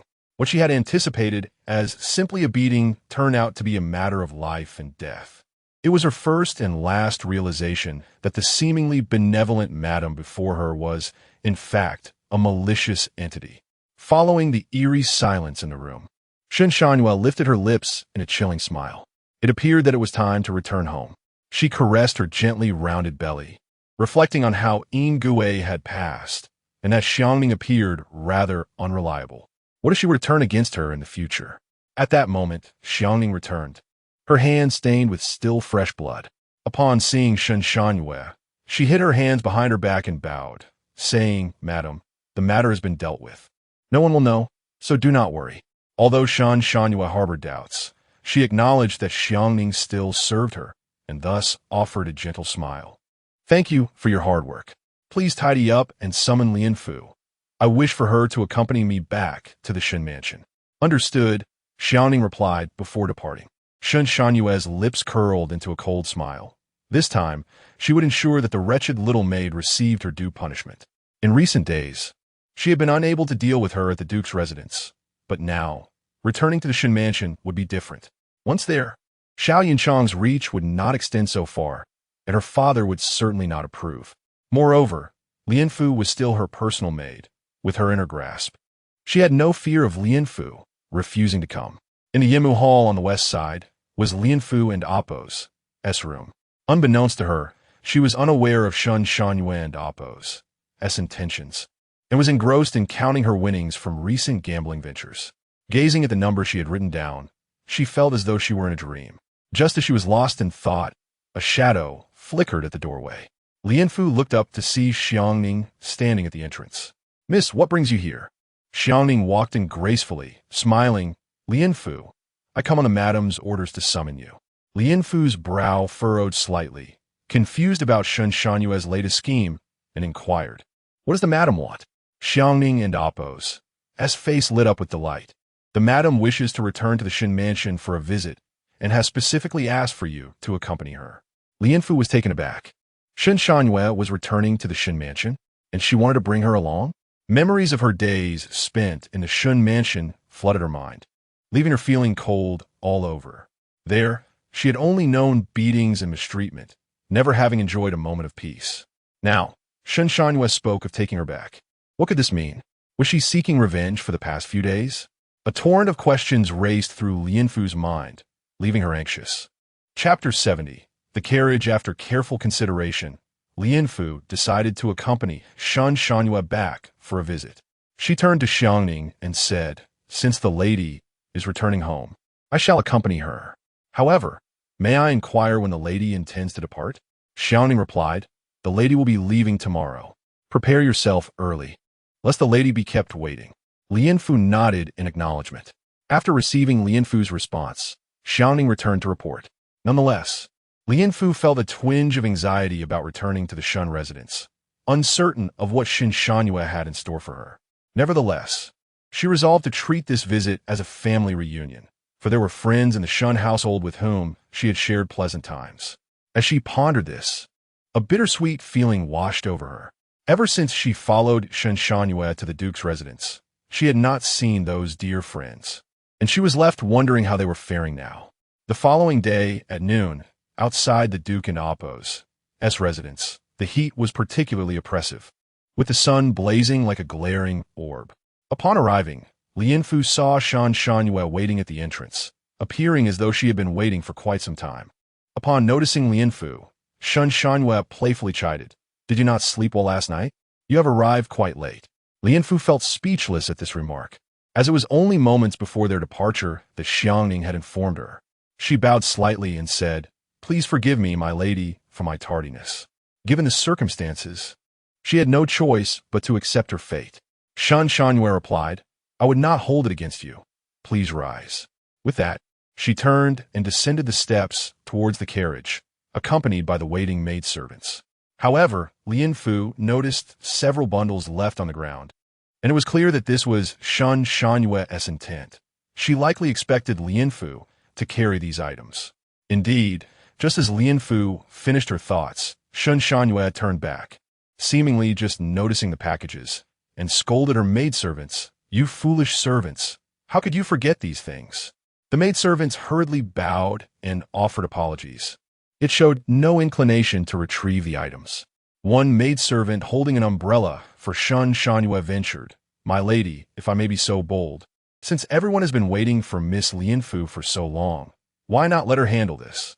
It is but a few items and should not be too burdensome." Upon hearing this, Shan Shanhua frowned slightly, appearing to deliberate as she looked at Lian Fu. "Perhaps it would be best if you took on this task," she suggested, adopting a tone of compromise. A chill ran through Lian Fu, Shan Shangyue was indeed skilled with her words. Given the throngs of people coming and going at the Duke and Appo's residence, her suggestion seemed a deliberate display of weakness. Lian Fu, determined to maintain her dignity, replied, "It is my duty. Firstly, I was only informed of your departure moments ago. And secondly, I have indeed kept you and everyone waiting." However, Shen Shangyue was not pleased with Lian Fu's response. She had intended to embarrass Lian Fu, but instead, she found her to be quite eloquent. With a light laugh, she said, "Very well." With that, she turned and climbed into the carriage, while the maidservants remained silent, standing quietly on either side. Lian Fu was left with no choice but to load the items onto the carriage herself. Under the scorching sun, her previously pampered skin felt as though it were burning. Inside the carriage, Shan Shangyue appeared through the curtains, feeling a sense of satisfaction. Indeed, once away from the Duke's residence, Lian Fu was entirely at her mercy. After Lian Fu finally placed all the items inside the carriage, Shen Shangyue wasted no time and said, "The day is growing late. Lian Fu, bear with it for a little longer. You may rest once we arrive at the residence." Lian Fu swallowed her frustration, replying, "Yes, I understand." As the carriage began to move, Lian Fu followed, but noticed that the maidservants had not joined them. They had returned to the Duke's residence. This filled her with anger, as it meant that she was now the sole maidservant attending to Shen Shangyue. She could only imagine the tasks that would now fall solely upon her. And given Shen Shangyue and Appo's nature, she knew she would not let this opportunity slip by. Yet, there was little she could do. She would have to take each step as it came. To her dismay, the carriage began to speed up unexpectedly. Lian Fu, already exhausted from carrying Shen Shangyue and Appo's belongings, struggled to keep pace. The distance between the Shen residence and the Duke's house was considerable, and her strength was waning. Inside the carriage, the air was scented with incense, and ice was placed within for comfort. Shen Shangyue reclined, her eyes sparkling with delight at the thought of Lian Fu trailing behind. Once they returned to the Shen residence, she would thoroughly deal with this little wretch. Outside, Lian Fu hurried her steps, but the carriage continued to pick up speed. It was clear to her that Shen Shangyue was deliberately making things difficult. Fortunately, the driver, succumbing to the heat, began to doze off, causing the carriage to slow down. Unaware of the chaos outside, Shen Shangyue was on the verge of sleep when she suddenly felt the carriage lurch. Alarmed, she exclaimed, "What is happening?" The startled horse bolted. No matter how hard the driver pulled on the reins, it continued to charge forward. Lian Fu watched with a cold smile, her hairpin now securely back in place. She had merely given the horse a gentle poke to startle it, and it bore no injuries, nor could Shen Shangyue discern anything amiss. Inside the carriage, Shen Shangyue was tossed about, desperately protecting her abdomen. Concerned about the onlookers outside, she could only softly chastise what was causing the horse to run so fast. The driver, wiping the sweat from his brow, replied, "My lady, forgive me. It must be the heat that startled the horse. I am doing my best to rein it in." Shen Shangyue could only feel a mix of anger and fear as she clutched her belly. After what felt like an eternity, the carriage was finally brought under control, and the driver stood outside, trembling. Shen Shangyue lifted the curtain and fixed the driver with a steely gaze, her smile devoid of warmth. "You, who cannot even control a single horse, what will happen on the remaining journey?" Under normal circumstances, she would have slapped him, but given the public setting, she had to maintain her composure. The driver quickly knelt, quaking with fear. "I understand my mistake. Please forgive me this once, and I promise the remainder of the journey will be smooth." Shen Shangyue gritted her teeth in frustration, but found herself at a loss for words. She managed a light laugh. "Very well, I shall allow you this chance to redeem yourself." With a final glare, she retreated into the carriage. "Thank you, my lady," the driver stammered, wiping the sweat from his brow as he prepared to drive again. Just then, Lian Fu stepped forward and said, "My lady, I can drive the carriage. Perhaps you will allow me to give it a try?" Chapter 71. Mother Shen Shangyue lifted the curtain of the carriage, furrowing her brow as she cast a glance at Lian Fu.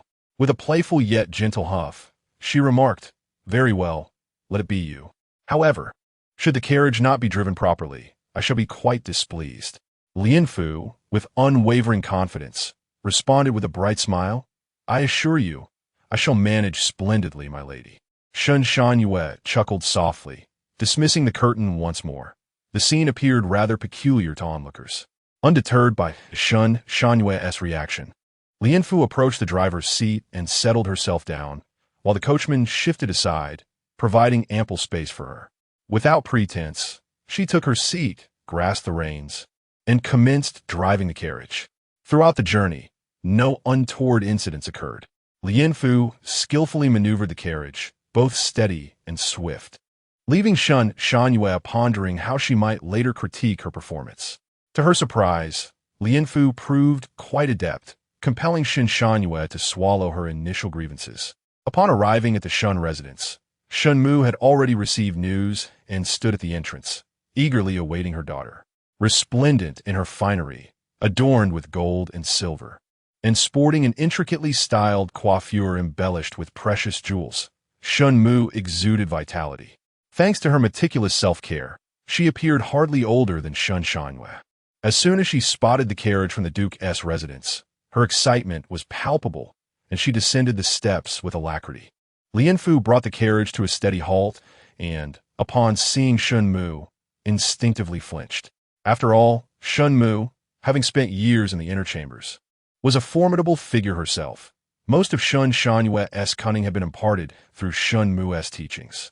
Lianfu bowed respectfully to Shen Mu before announcing to Shen Shangyue within the carriage, "Madam, we have arrived." Shen Shangyue responded with a soft acknowledgement, extending her hand outward. Lianfu stifled a roll of her eyes, accepting Shen Shangyue's hand as the former coachman lifted the curtain. With a slight pout, Shen Shangyue gracefully descended from the carriage, supported by Lianfu as they made their way toward Shen Mu. "Mother," she called softly. Shen Mu regarded her daughter with affection, scrutinizing her from head to toe, nodding in satisfaction. "Very well, very well. Seeing you thrive brings me great comfort." Shen Shangyue affectionately linked her arm with Shen Mu as they strolled inside, followed closely by Lianfu. The belongings from the carriage were naturally taken care of by the Shen family's servants, relieving them of that concern.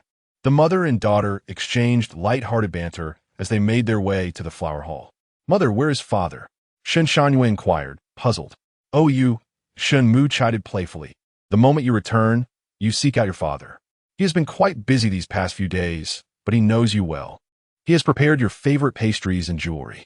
At these words, Shen Shangyue nestled into her mother's embrace, elated. Shen Mu sighed, "Enough now. You are to become a mother yourself soon. How can you still act so childishly?"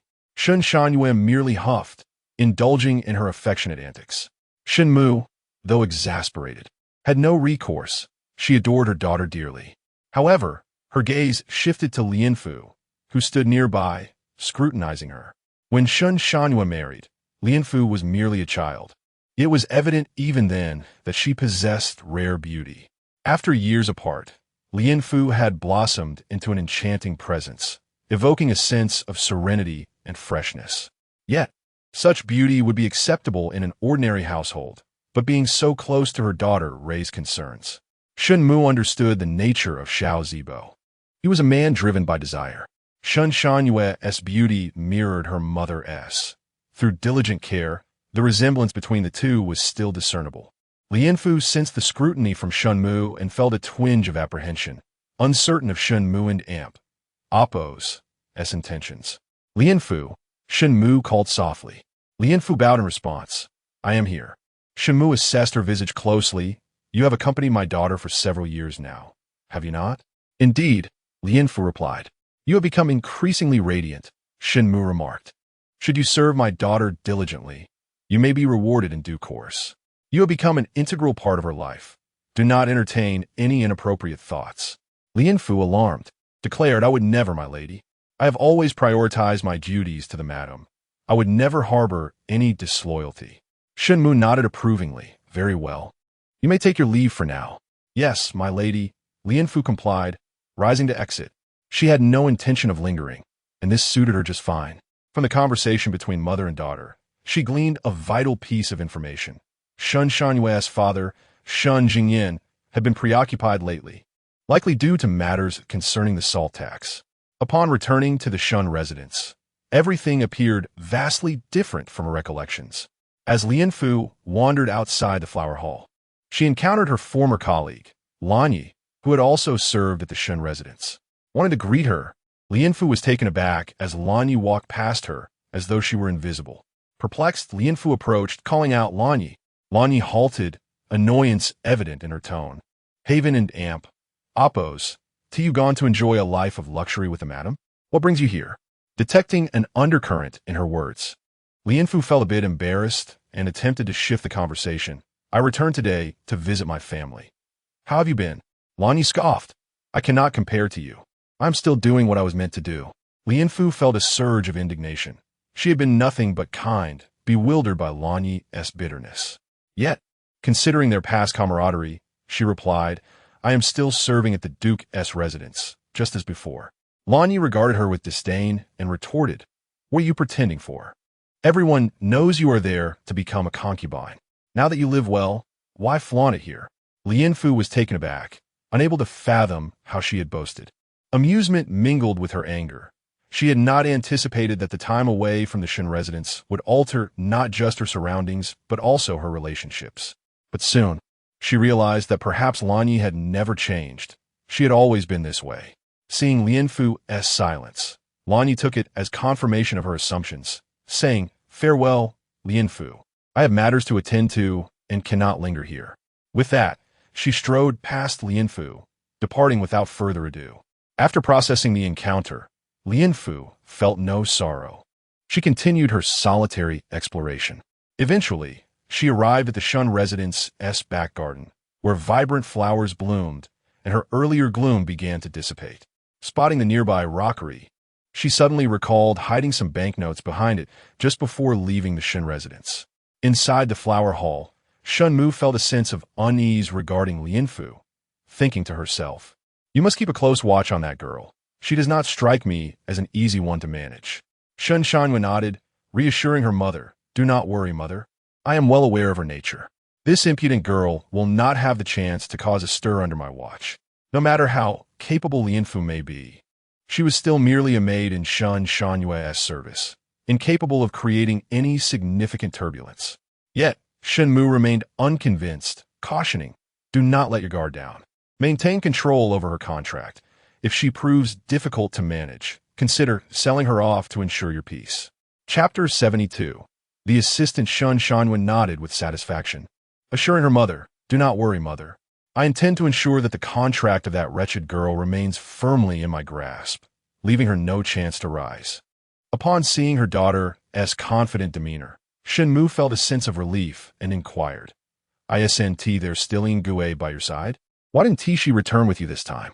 Mention of this caused a surge of anger within Shun Shanyue, and she replied coldly, it is all due to that little wretch, Lian Fu. Noting her daughter and Amp, Oppos' reaction, Shen Mu grew anxious and asked, what has happened?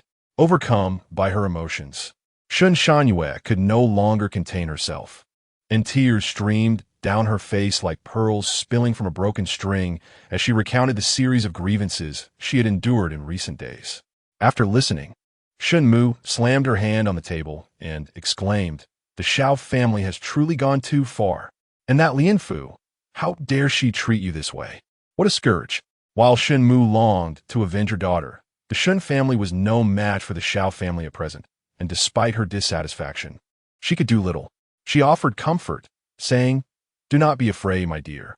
Now that I understand your predicament, I will not abandon you. With her mother's words, Shen Shanyue felt a bit of her unease dissipate. Her return home was not solely to visit her parents, but also because she lacked support. Hearing her mother's reassurances allowed her to finally relax. Shen Mu turned to the old maid, Yang, and instructed, go fetch someone from the Zhao family.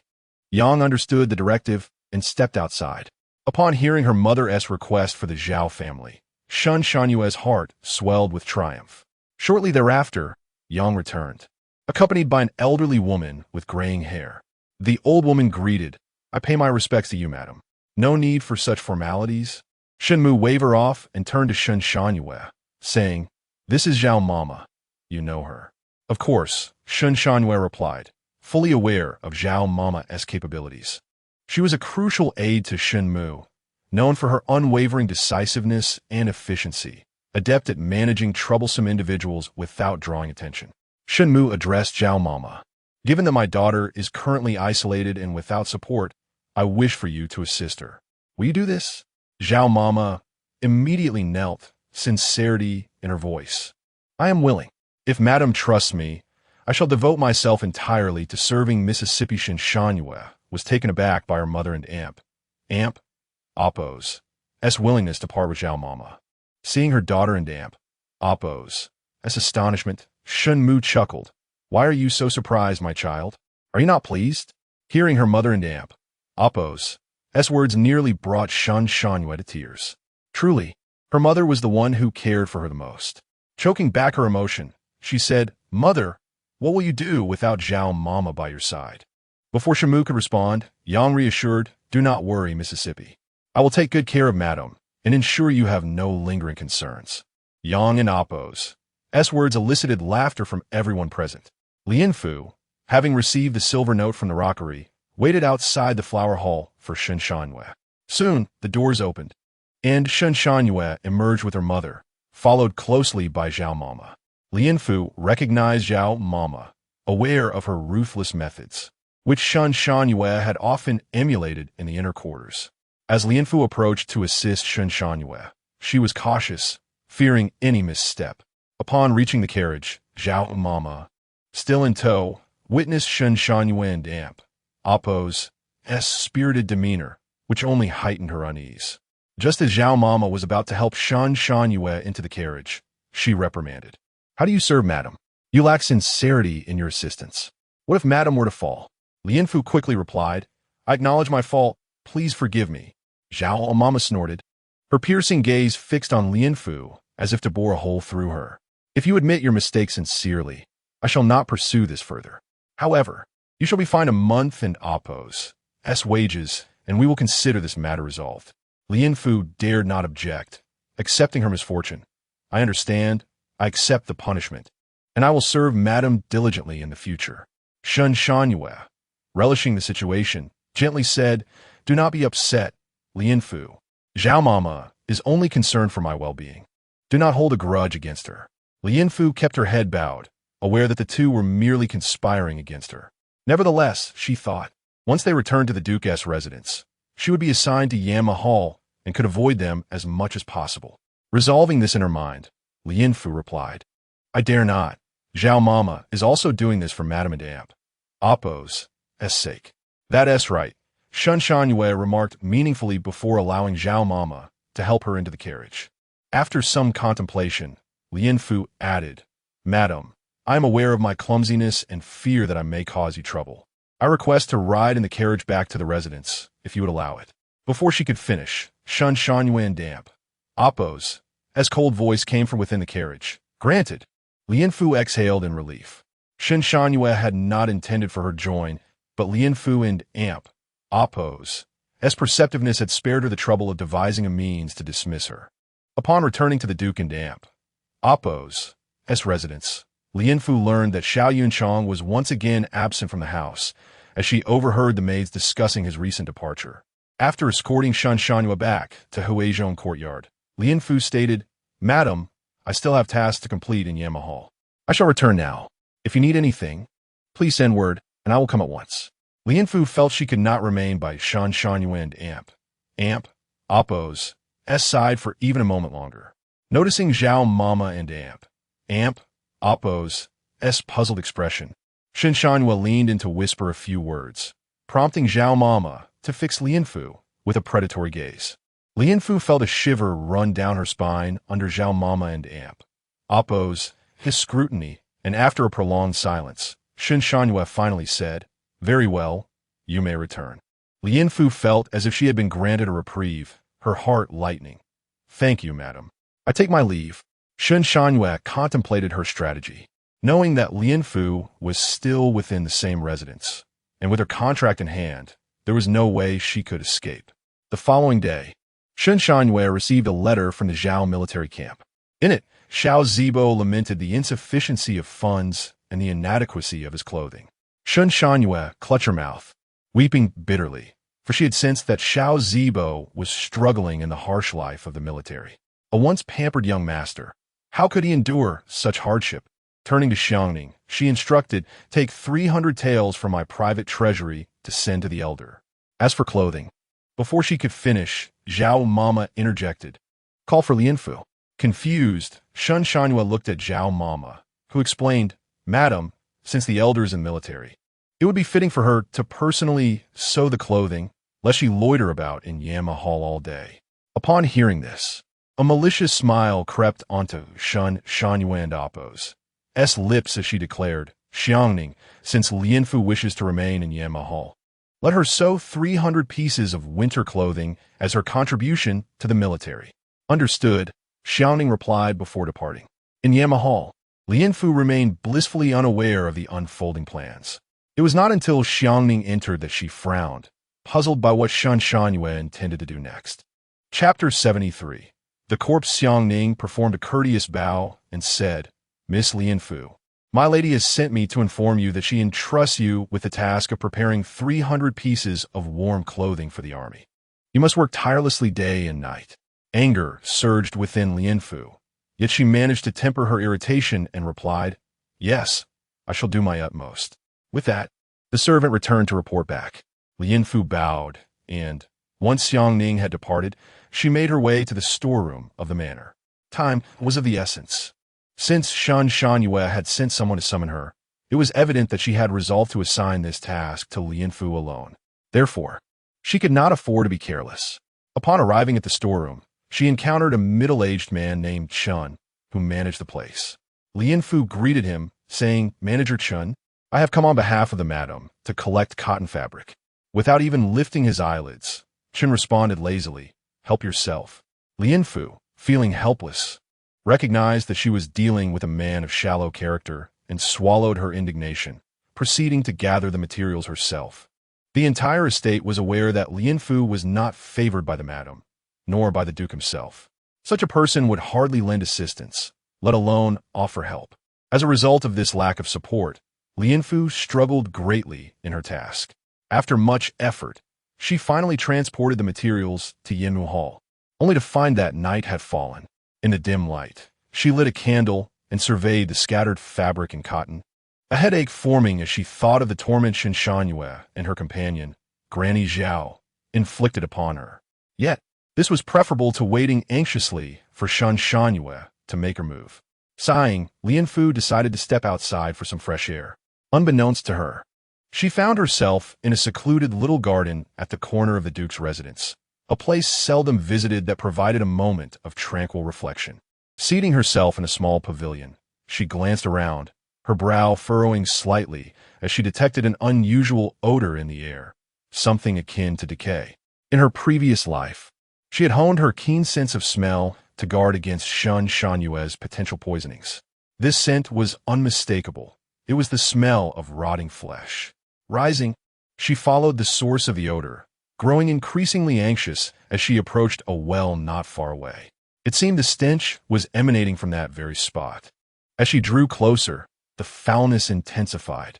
Peering into the well, Lianfu's eyes widened in horror as she beheld a bloated female corpse. Covering her mouth tightly to suppress a scream, she took a moment to regain her composure. In a world where she had already experienced the surreal event of rebirth, what was one more corpse? Steeling herself, she looked again into the well and was struck with recognition. This was the body of a young maid who had recently begun serving Shin Shanhua. How could she have died so suddenly, without a whisper of warning? It appeared she had been disposed of quietly by Shin Shanhua. So young, with many days yet to live, and now reduced to a cold corpse. Lianfu gazed at the body, murmuring, "You have died unjustly and must seek revenge. If that is so, why not join forces?" The young maid and Appo's escorts could prove invaluable in the future. Returning to Yinmu Hall, Lianfu focused her mind and began stitching the garments. Unconsciously, time slipped away, and before she realized it, it was well past midnight. She set down her needlework and stretched. She had completed over a dozen pieces of clothing, and while she considered resting, her thoughts remained fixated on the corpse in the well prompting her to rise and venture out. The night was deep and still, and it was strictly forbidden to wander the estate after dark.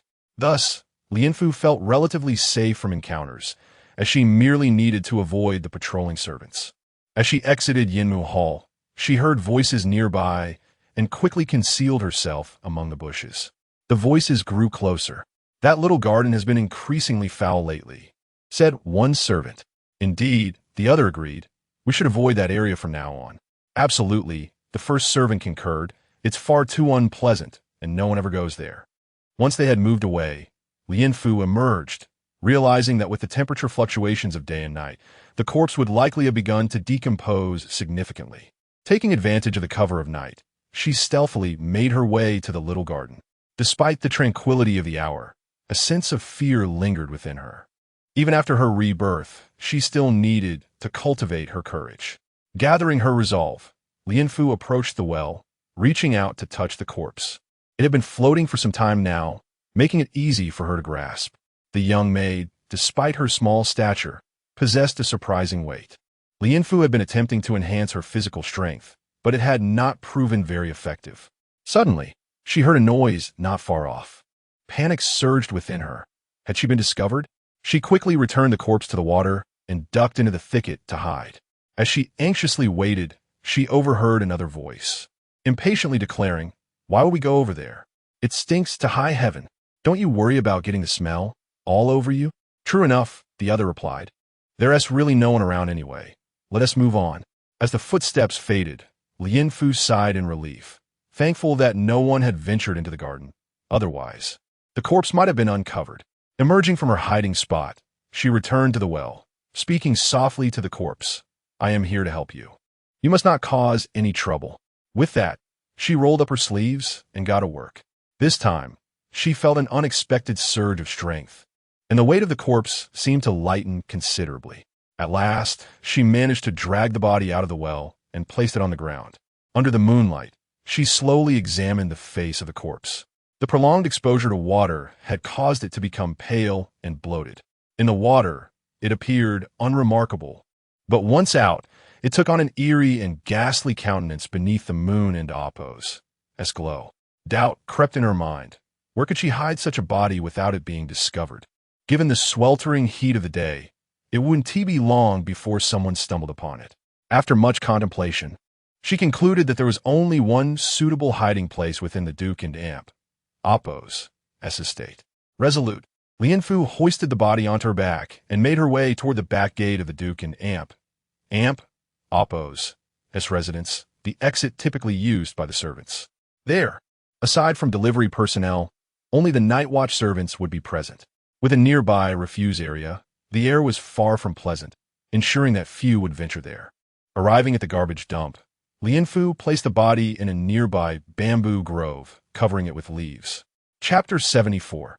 Rumors. Lianfu bowed respectfully before the corpse and said, "I sincerely wish to assist you. Do not misunderstand my intentions." With that, she turned and departed. The following day, Lianfu meticulously disguised herself and set out early with the kitchen maids who were on their shopping errands. They arrived at a street dedicated to funerary services on the west side of the city, where Lianfu entered a coffin shop. The proprietor, previously a mortician, was well-versed in the local burial grounds, and Lianfu felt confident in trusting the body to him. Noticing the young girl before him, the shopkeeper barely lifted his gaze and remarked, "A standard coffin costs 3 taels of silver. Who are you purchasing it for?" Lianfu placed a silver ingot on the counter and replied, "Keep the change. I have but one request." That night, while the guards changed shifts, Lianfu stealthily carried the body out through the back door, where the shopkeeper awaited her in the alley.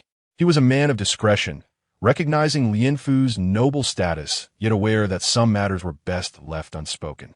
He accepted the body she entrusted him with and assured her, "I shall remember your instructions clearly." Lianfu nodded. "It is imperative that this body remains undiscovered forever." "Understood," he replied, eager to please, motivated by the silver in his possession. Though he found her request peculiar, he respected her wishes. Having observed her demeanor and determined she was not involved in any conflict with the deceased. After securing the body, the shopkeeper departed in his cart. On her way back to Yinmu Hall, Lianfu could not suppress a cold smile. A grand spectacle was about to unfold. She mused that in the coming days, Shen Shangyue would likely lose sleep over these events, a fitting retribution for the recent grievances she had endured. For the past few days, Lianfu had refrained from stepping outside the courtyard of Yinmu Hall, frustrated by Shen Shangyue and Appo's demands. Yet Shen Shangyue was relentless, working tirelessly at night to prepare winter clothing while summoning Lianfu during the day to trouble her. The tasks once assigned to the usual maids now fell solely upon her shoulders. Originally, washing clothes and preparing medicine were not her responsibilities. Yet Zhao Momo insisted that she handle these chores. The moment Lianfu exhibited any sign of displeasure, Zhao Momo would unleash a torrent of scolding. For instance, just earlier, when Lianfu caused a bit too much noise while gathering firewood, Zhao Momo was still berating her. "You little wretch, the lady has been kind to you, yet you cannot even brew a potion properly?" Lianfu defended herself. "Momo, I truly meant no disrespect. I simply lost control momentarily, and I acknowledge my mistake." However, Zhao Momo continued her tirade, raising her voice. "Lost control? Are you implying that I have wronged you? Do you wish to disturb the lady and Appo's rest so deliberately?" A few maids gathered at the kitchen door, observing the exchange. Lianfu felt utterly speechless. Zhao Momo accused her of willfully creating a disturbance, while she herself was the one raising her voice. She murmured, "I understand my error and will not repeat it." Feeling isolated and unsupported, Lianfu knew she could not afford to provoke Shen Shangyue and Appo's heir, lest her very life be forfeit. Satisfied with Lianfu and Appo's subdued demeanor, Zhao Momo departed, having been instructed by Shen Shangyue to avoid outright punishment, but to find ways to vex the girl. Shen Shangyue relished Lianfu and Appo's pitiful and helpless appearance. The maids at the kitchen door began to gossip about Lianfu, intermingling their chatter with rumors of others. A robust maid said, "I heard she was a handmaiden to the lady, yet now she is reduced to these tasks." A slightly leaner maid replied, "You may not be aware, but she has offended the lady and is now serving in Yinmu Hall." Understanding dawned upon the stout maid, who nodded in comprehension. One of the maids pointed at Lianfu with malicious amusement. "How long do you think she will last?" The others inquired, "Why do you say such things?" The speaker, Qiu Dai, sneered, "Not long ago, another maid offended the lady too, and we haven't seen her in days." It just struck me. Upon hearing this, the others suddenly recalled the incident, realizing they had not seen the other maid for an extended period. Indeed, why haven't we seen her? Didn't T's sister Xiangming say she was taken away for punishment? As the speculation swirled, Lianfu continued to prepare her medicinal concoctions, her spirits lifted by the gossip outside. Now, the question was how Shen Shangyue would react. Feigning curiosity, Lianfu turned and asked, "What are you all discussing, dear sisters?" The stout maid replied, "We're talking about a missing maid from the courtyard." "Missing?" Lianfu feigned confusion. How could a perfectly fine person go missing in the courtyard? Has it been reported to the lady? The maid cautioned, "Do not let the lady hear you speak of this. She has her own matters to contend with, and she will not take kindly to such discussions." Lianfu, feigning sternness, retorted, "Silence. The lady is known for her gentleness. Why are you all fabricating stories about her?" The maids merely shot her a glance, their rebellious thoughts bubbling to the surface. Just as they were about to respond, a clear voice rang out from behind. They hastily dispersed. The newcomer was Xiangming, who fixed an unfriendly gaze on Lianfu and addressed the group. "Are you all so idle? Gathered here, gossiping will not bode well for you." Lianfu bowed and turned back to her work. Xiangming watched Lianfu and Appo's retreating figure before entering the main chamber. Inside, Shen Shangyue reclined lazily, dozing off, while ice blocks cooled the air, and a maid fanned her. Xiangming dismissed the maid, instructing, "Leave for now. No one is to enter without orders." Once the maid exited, Shen Shangyue frowned slightly and opened her eyes, asking, "What is so urgent that it requires privacy?" Xiangming replied, "I must report to the lady on a matter of great importance." Shen Shangyue sat up, her interest piqued. "Speak quickly." Xiaoning said, "Lady, there are whispers outside regarding the incident with the maid from a few days ago." Shen Shangyue and Appo's demeanor shifted instantly. She grasped the armrest tightly. "What is the situation?" Xiaoning hesitated. "I do not know the details. I overheard the other maids discussing it outside." Shen Shangyue and Appo's gaze fell, a wave of unease washing over her. She looked up. "Where did you place that body?" Xiaoning replied, "It is in the manor. No one will discover it." Shen Shanyue's anxiety intensified. She scolded, "Fool! How could the manor remain undiscovered?" Realizing her misstep, Xiaoning quickly added, "This was my error. I shall check on the body immediately. Please remain calm, my lady." Shen Shanyue, distracted, felt an ominous sense that something was about to go awry. Chapter 75. A cry for justice. Xiang Ning arrived at the small garden, approached the well, and peered inside, her complexion shifting dramatically. The body in the well had inexplicably vanished. At that moment, she felt the air around her grow colder, and she hurriedly turned back toward Huizhong courtyard. Lianfu, witnessing Xiang Ning and Appo's transformation in the small kitchen, immediately grasped the situation and secretly scoffed. In the main house, after hearing Xiang Ning and Appo's report, Shen Shanyue felt an intensified sense of unease. She pressed her hand against her heart, frowning deeply. "Did you not claim everything was handled? How would the body have disappeared?" Xiang Ning bowed slightly. "Madam, I assure you, it was indeed taken care of, and I anticipated that no one would come across it. As for where the body has gone, I too am perplexed." Xiang Ning remained relatively unfazed. After all, her role was merely to assist Shen Shanyue in tidying up, and while she sought to repay a debt of gratitude, the prevailing circumstances required caution. She could not leave the estate, as the numerous eyes within could easily catch sight of her slightest misstep, potentially drawing the ire of the Duke's household. She was not foolish enough to expose herself to such risks. Shen Shanyue was agitated, unable to express her frustration. Her fear mingled with anger as she glared intensely at Xiang Ning. At that moment, Lianfu appeared at the door, carrying medicine. Noticing the main house's door was tightly shut, she understood the unfolding drama and knocked with a cold smile. "Knock, knock, knock." Startled by the sudden sound, Shen Shanyue exclaimed, "Who is it?" Lianfu, almost bursting into laughter, steadied her voice. "It is I, the servant. The medicinal broth is ready, and I have come to deliver it to the madam." Shen Shanyue sighed in relief, glancing at Xiang Ning. Xiang Ning went to open the door, and Lianfu entered with the medicinal broth. Shen Shanyue, her mind in turmoil, fixated on the ground.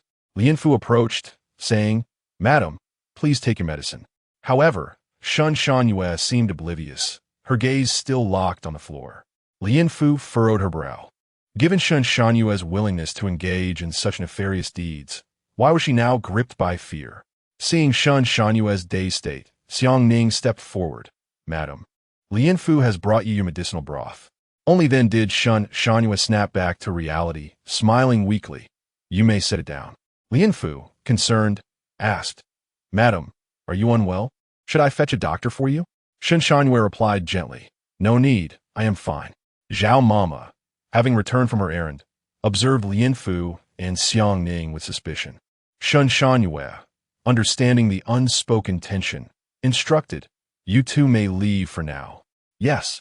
Lianfu set down the broth and exited the main house alongside Xiang Ning. Lianfu remained astonished by Shen Shanyue's attitude towards Xiang Ning. Logically, Xiang Ning had become Shen Shanyue's confidant. Yet, there were still matters concealed from her, indicating that something of great importance to the Shen family was at stake. Recent urgent matters concerning the family were closely tied to the court, likely involving salt taxes. Zhao Mama had returned bearing a message from old Madame Shen, stating, "Madam, the old madam has mentioned the salt tax." Back in Yimu Hall, Lianfu surveyed the pile of winter clothing within the room, gradually formulating a plan. Upon reaching the back door, she was halted by a gatekeeper. "Who permitted you to leave? Do you have a gate pass?" Lianfu maintained her composure. "The madam has sent me to purchase needles and thread. It is urgent, and I had no time to prepare." Upon hearing that Shen Shanyue had sent Lianfu, the gatekeeper swiftly stepped aside. then do return promptly. Thank you, Lian Fu expressed as she exited the estate. She headed straight for the needle and thread shop, purchasing a few items, then proceeded to a nearby rouge shop. There, she acquired the brightest red and white powders. And as she surveyed her basket full of items, a sinister smile crept across her face. Tonight, someone was destined to lose their sleep. Returning to the Duke and Appo's residence, Lian Fu approached Xiao Yunchang's study, casually pulling a female servant aside to inquire. Is the Duke in the residence today? The servant laughed. You little girl. The Duke is staying at the palace tonight and will not return. Why do you ask? Feigning shyness, Lian Fu replied. Sister, I was merely asking out of curiosity. The servant, charmed by Lian Fu and Appo's bashful demeanor, remarked, You this girl, the Duke has been busy with court matters these past few days. If you wish to see him, it may not be possible. Lian Fu feigned disappointment and asked, Then, he will not return tonight? The servant affirmed, He will not be back tonight. You should return for now. If he does come back, I will be sure to inform you. Very well. Lian Fu, reluctantly complying, turned away, casting glances back as she left the vicinity of the study. Once she was out of sight, a cold smile broke across her face. Fate had presented her with an opportunity. Heaven itself seemed unable to tolerate Shen Shangyuan and Appo's actions, allowing Xiao Yunchang to remain at the palace tonight. Returning to Yinmu Hall, Lian Fu rummaged through the accumulated fabrics until she found a piece of white cloth. In Huizhong courtyard, Shen Shangyue was restless within the main house. Even with Zhao Mama standing guard beside her, a sense of impending crisis loomed. She felt an uncanny premonition that something would transpire that night. Zhao Mama reassured her, Madam, there's no need to worry. I will stay by your side tonight. If any malevolent spirits approach, I will not allow them near you. Yet, Shen Shangyue remained troubled, confessing, Mama, I still feel unwell, as if someone is watching me. In the past, she had always focused solely on eliminating her enemies, never contemplating that one day the tables might turn. Zhao Mama, observing Shen Shangyue and Appo's demeanor, recalled the days of grandeur when old Madame Shen ruled the family with an iron fist. Comparing that to the present, she felt that Shen Shangyue had become overly pampered. Her courage diminished. Despite her thoughts, she continued to offer comfort. Madam, rest assured, you need only to sleep tonight without concern. Having heard this, Shen Shangyue felt unable to voice further objections and merely nodded. Aside from Zhao Mama, Xiang Ning remained close by, which somewhat alleviated her fear. As midnight approached, the moonlight gently streamed into the main house. Zhao Mama and Xiang Ning, stationed nearby, had already begun to doze off. Shen Shangyue, however, could not find sleep. Her eyes remained fixed on the slightly ajar window, her mind racing with images of an elongated, pale hand creeping upward, followed by a pallid, swollen head. I have died so unjustly. Suddenly, a haunting and ethereal voice echoed in her ears. Initially, she thought she might have misheard, but as she stared intently at the window, she truly saw the hand she had envisioned countless times, slowly climbing up. In that moment, she forgot to scream, her eyes wide open as she gazed in silence, even neglecting to breathe. Soon after, that swollen, pale head began to rise into view. Bathed in moonlight, Shen Shangyue could see droplets of water cascading from the strands of hair. An indescribable sensation wafted in through the night breeze. Shen Shangyue felt dizzy, unable to discern whether she was awake or in a trance. The figure continued to creep inside, half of its body already through the window. She finally caught sight of its swollen, pale face, adorned with lips as red as blood. Chapter 76. A flawed heart. A heart-rending scream pierced the air above the Duke's residence. Zhao Momo and Xiang Ning were jolted awake, instinctively turning to look at Shen Shangyue, who had curled up in a corner of her bed, clutching the quilt and trembling. What is wrong, my lady? Xiang Ning approached with concern. Shen Shangyue, shaking, pointed toward the window, exclaiming, There's a ghost. There's a ghost. Quickly light the lamps. Following her gaze, Zhao Momo instructed Xiang Ning. Why are you still standing there? Light the lamps. Xiang Ning hurriedly ignited the candles within the room, and gradually, Shen Shangyue and Appo's anxiety began to subside. Several maidservants had already gathered outside, whispering among themselves upon hearing Shen Shanyue's cries. When Xiang Ning opened the door, the maidservants rushed forward, asking, "What has happened to the lady?" Xiang Ning replied, "The lady has had a nightmare. She is fine. You may all return and rest. Do not wait until tomorrow and be too fatigued to serve." Momo is not as lenient as the lady. Upon hearing this, the maidservants immediately dispersed in a flurry. Inside, Shen Shanyue fixed her gaze on the partially opened window, while Zhao Momo sat by her side, saying softly, "Do not be afraid, my lady. I have just checked outside. There is nothing there." Shen Shanyue slowly inched toward Zhao Momo, yet her eyes remained locked on the window. Zhao Momo embraced her gently, murmuring, "Do not fear. I am here, and no one shall harm you." Shen Shanyue nestled into her embrace, her gaze trembling as she whispered, "Momo, I truly saw something." In Yimu Hall, Lian Fu had returned to her room, taking advantage of Shen Shanyue's scream. She was surprised that Shen Shanyue was so timid, nearly losing her composure from such a minor fright. Lian Fu and Appo's tricks, she believed, could not last long, especially with Zhao Momo, who was no novice in Shen and Appo's household. Zhao Momo had overseen many lives, and she was never one to be trifled with. Lian Fu and Appo's petty schemes were insignificant in comparison. Sitting before the mirror, she meticulously applied powder to her face, ensuring she would remain unrecognizable. The white cloth she had hidden away earlier would not be found.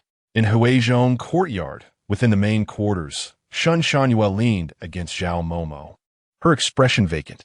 She had indeed seen something real. Why did no one believe her? Xiang Ning returned from outside, stating, "Momo, there is truly no one outside, but there are signs that someone has climbed the window." Zhao Momo responded, "My lady, did you hear that? In my humble opinion, it was merely someone trying to create a ruckus. Do not be afraid. Such tactics were old and used before. How could there be ghosts in this world? These petty tricks were meant to deceive the innocent. Had she not previously employed such strategies, she might have been fooled.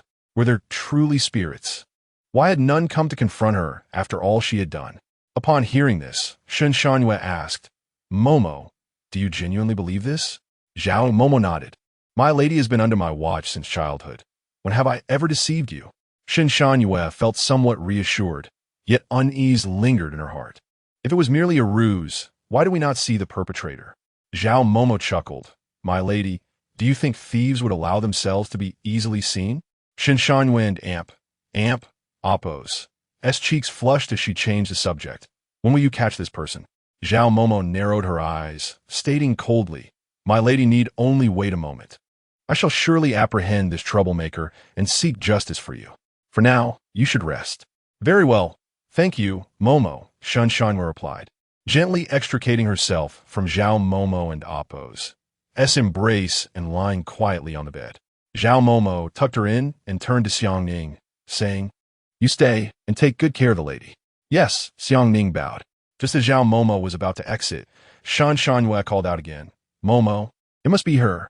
Her tone was resolute, and Zhao Momo halted, inquiring, "Who do you speak of, my lady?" Shen Shanyue gritted her teeth in anger. "It must be that little vixen Lian Fu. She holds a grudge against me. How dare a lowly maid harbor resentment toward me?"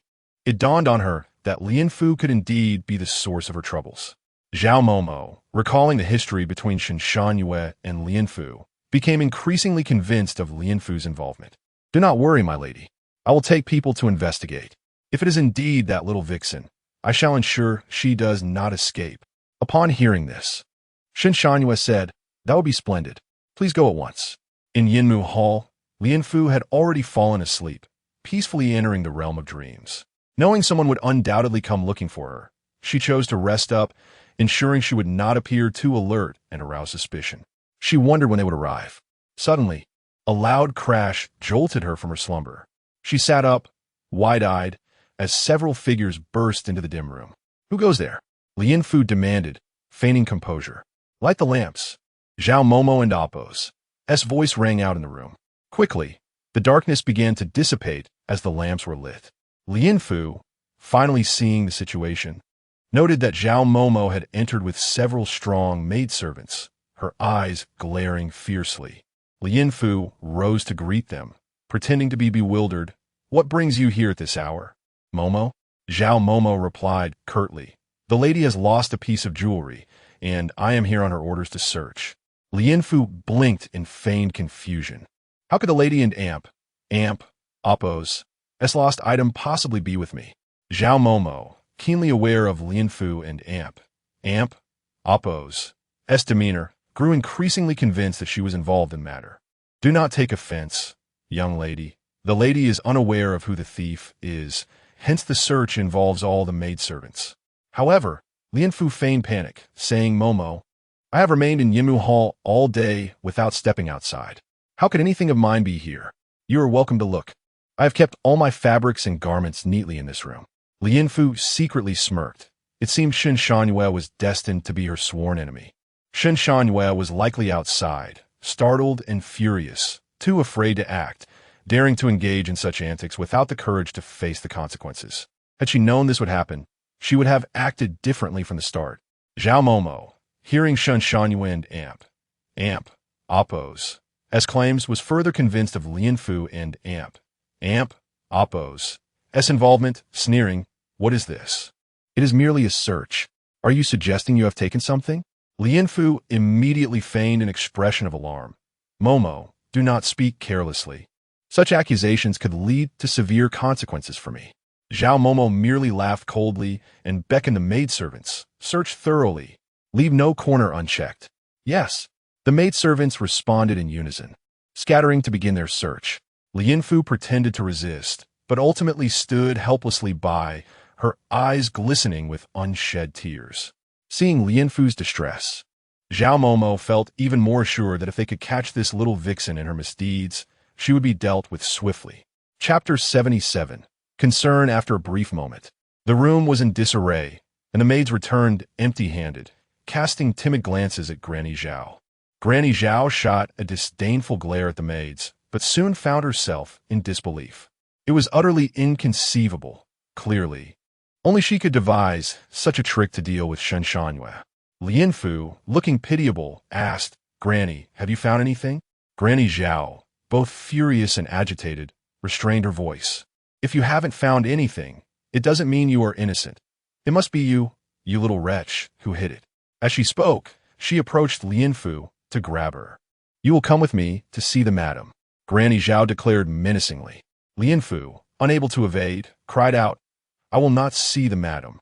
I have never taken anything from her. Do not slander me. Granny Zhao, undeterred, commanded, You all come here and bind her, gag her.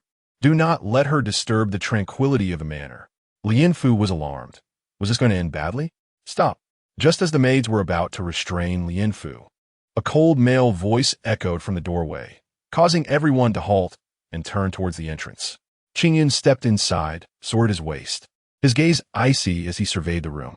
Granny Zhao, unfamiliar with Qingyun, hesitated, but recognizing his attire and demeanor did not suggest he was an ordinary person. She cautiously stated, This young master, I come in the name of the madam to apprehend a thief. May I ask who you are?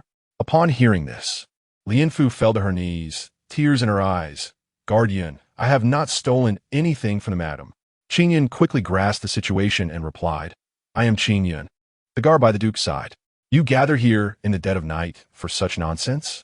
Granny Zhao, now aware of Qingyun's identity, dared not act haughtily in his presence and replied, Young master, you may not know, but recently the only one with a thieving heart near the madam has been her. After she left, the madam's most cherished ornament went missing. You have made such a fuss. Have you found it? Qingyun inquired. Well, Granny Zhao stammered before finally admitting, We found nothing, which is why we intended to take her back for questioning. Questioning? Qingyun's eyes narrowed, his imposing aura emanating. And he sneered, Do you think the duke's residence is a place where you can simply apprehend anyone for questioning? Granny Zhao was a loss for words, finally muttering, Do not blame me. I was merely anxious. Then disperse at once. Qingyun commanded, You troublemakers. Yes, Granny Zhao replied, her reluctance evident. Yet she could only lead her people out of Yimu Hall. Once they left, Lianfu, tear-streaked and grateful, expressed, Thank you, Guardian. If you hadn't arrived, I would have been wrongfully accused tonight. I truly have not taken anything. Seeing Lianfu and Appo's sorrowful state, Qingyun reassured her, "Do not cry, Mississippi. They have wronged you without cause, and it is they who should be ashamed." "Yes, thank you, guardian." Lianfu wiped her tears, yet a sense of confusion lingered in her heart. How could Qingyun be in the manor? Even if he were, he should be in the study. Their voices Shu and Ti have reached him. How could he arrive so promptly? Was it possible that Xiao Yunchang still harbored doubts about her and had specifically left Qingyun to keep an eye on her? A chill ran down Lianfu's spine as she recalled her every action in the past few days. Qingyun softly replied, aware that remaining in his male form was inappropriate. "If you need anything, miss, you may come directly to the study to seek my assistance." Lianfu bowed. "Guardian, safe travels, and thank you for your help tonight." After bidding farewell to Qingyun, Lianfu returned to her bed, surveying the chaos strewn across the floor, a cold smile creeping onto her lips. Shen Shangyue was indeed desperate and reckless. Today had nearly turned against her. Fortunately, Qingyun had been present. Otherwise, she could only imagine the consequences. The events of the past few nights would undoubtedly reach Xiao Yunchang's ears, especially since Qingyun was now aware of them. Shen Shanyue's forthcoming days would likely be fraught with difficulty, as the matter concerning the young Maid had already become a hot topic within the manor. Noble families are particularly sensitive to reputation. If such matters were to leak, it would not only bring shame to the Duke's residence, but would also tarnish Shen Shanyue's own standing. Thus, Lianfu decided to observe how Shen Shanyue would attempt to rectify this situation. The next day, Xiao Yunchang finally returned from the palace after concluding his official duties. Although he had been residing in the palace, everything he did was scrutinized under the emperor's watchful eye. He had to tread carefully in every word and action. Upon returning to the study, Xiao Yunchang resumed his work on the memorials. In Yinmu Hall, the maid he had encountered earlier indeed came to inform Lianfu. Blushing, Lianfu shyly remarked, "Sister, how could you really come to speak with me now that the master has returned?" The maid chuckled, "You silly girl.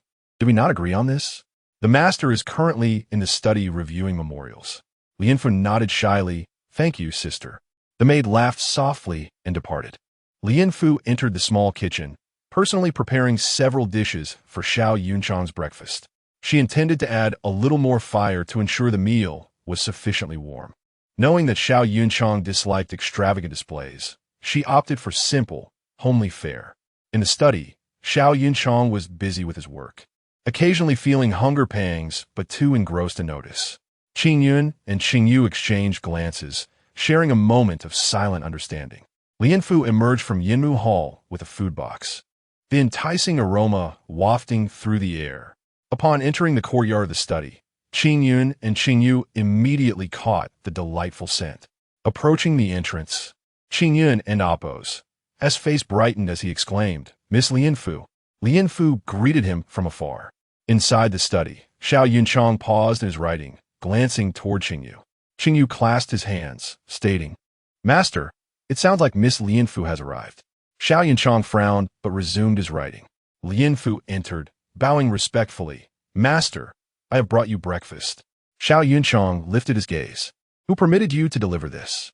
Lianfu was momentarily speechless, unsure of how to respond, while Qingyun felt the awkwardness in the air.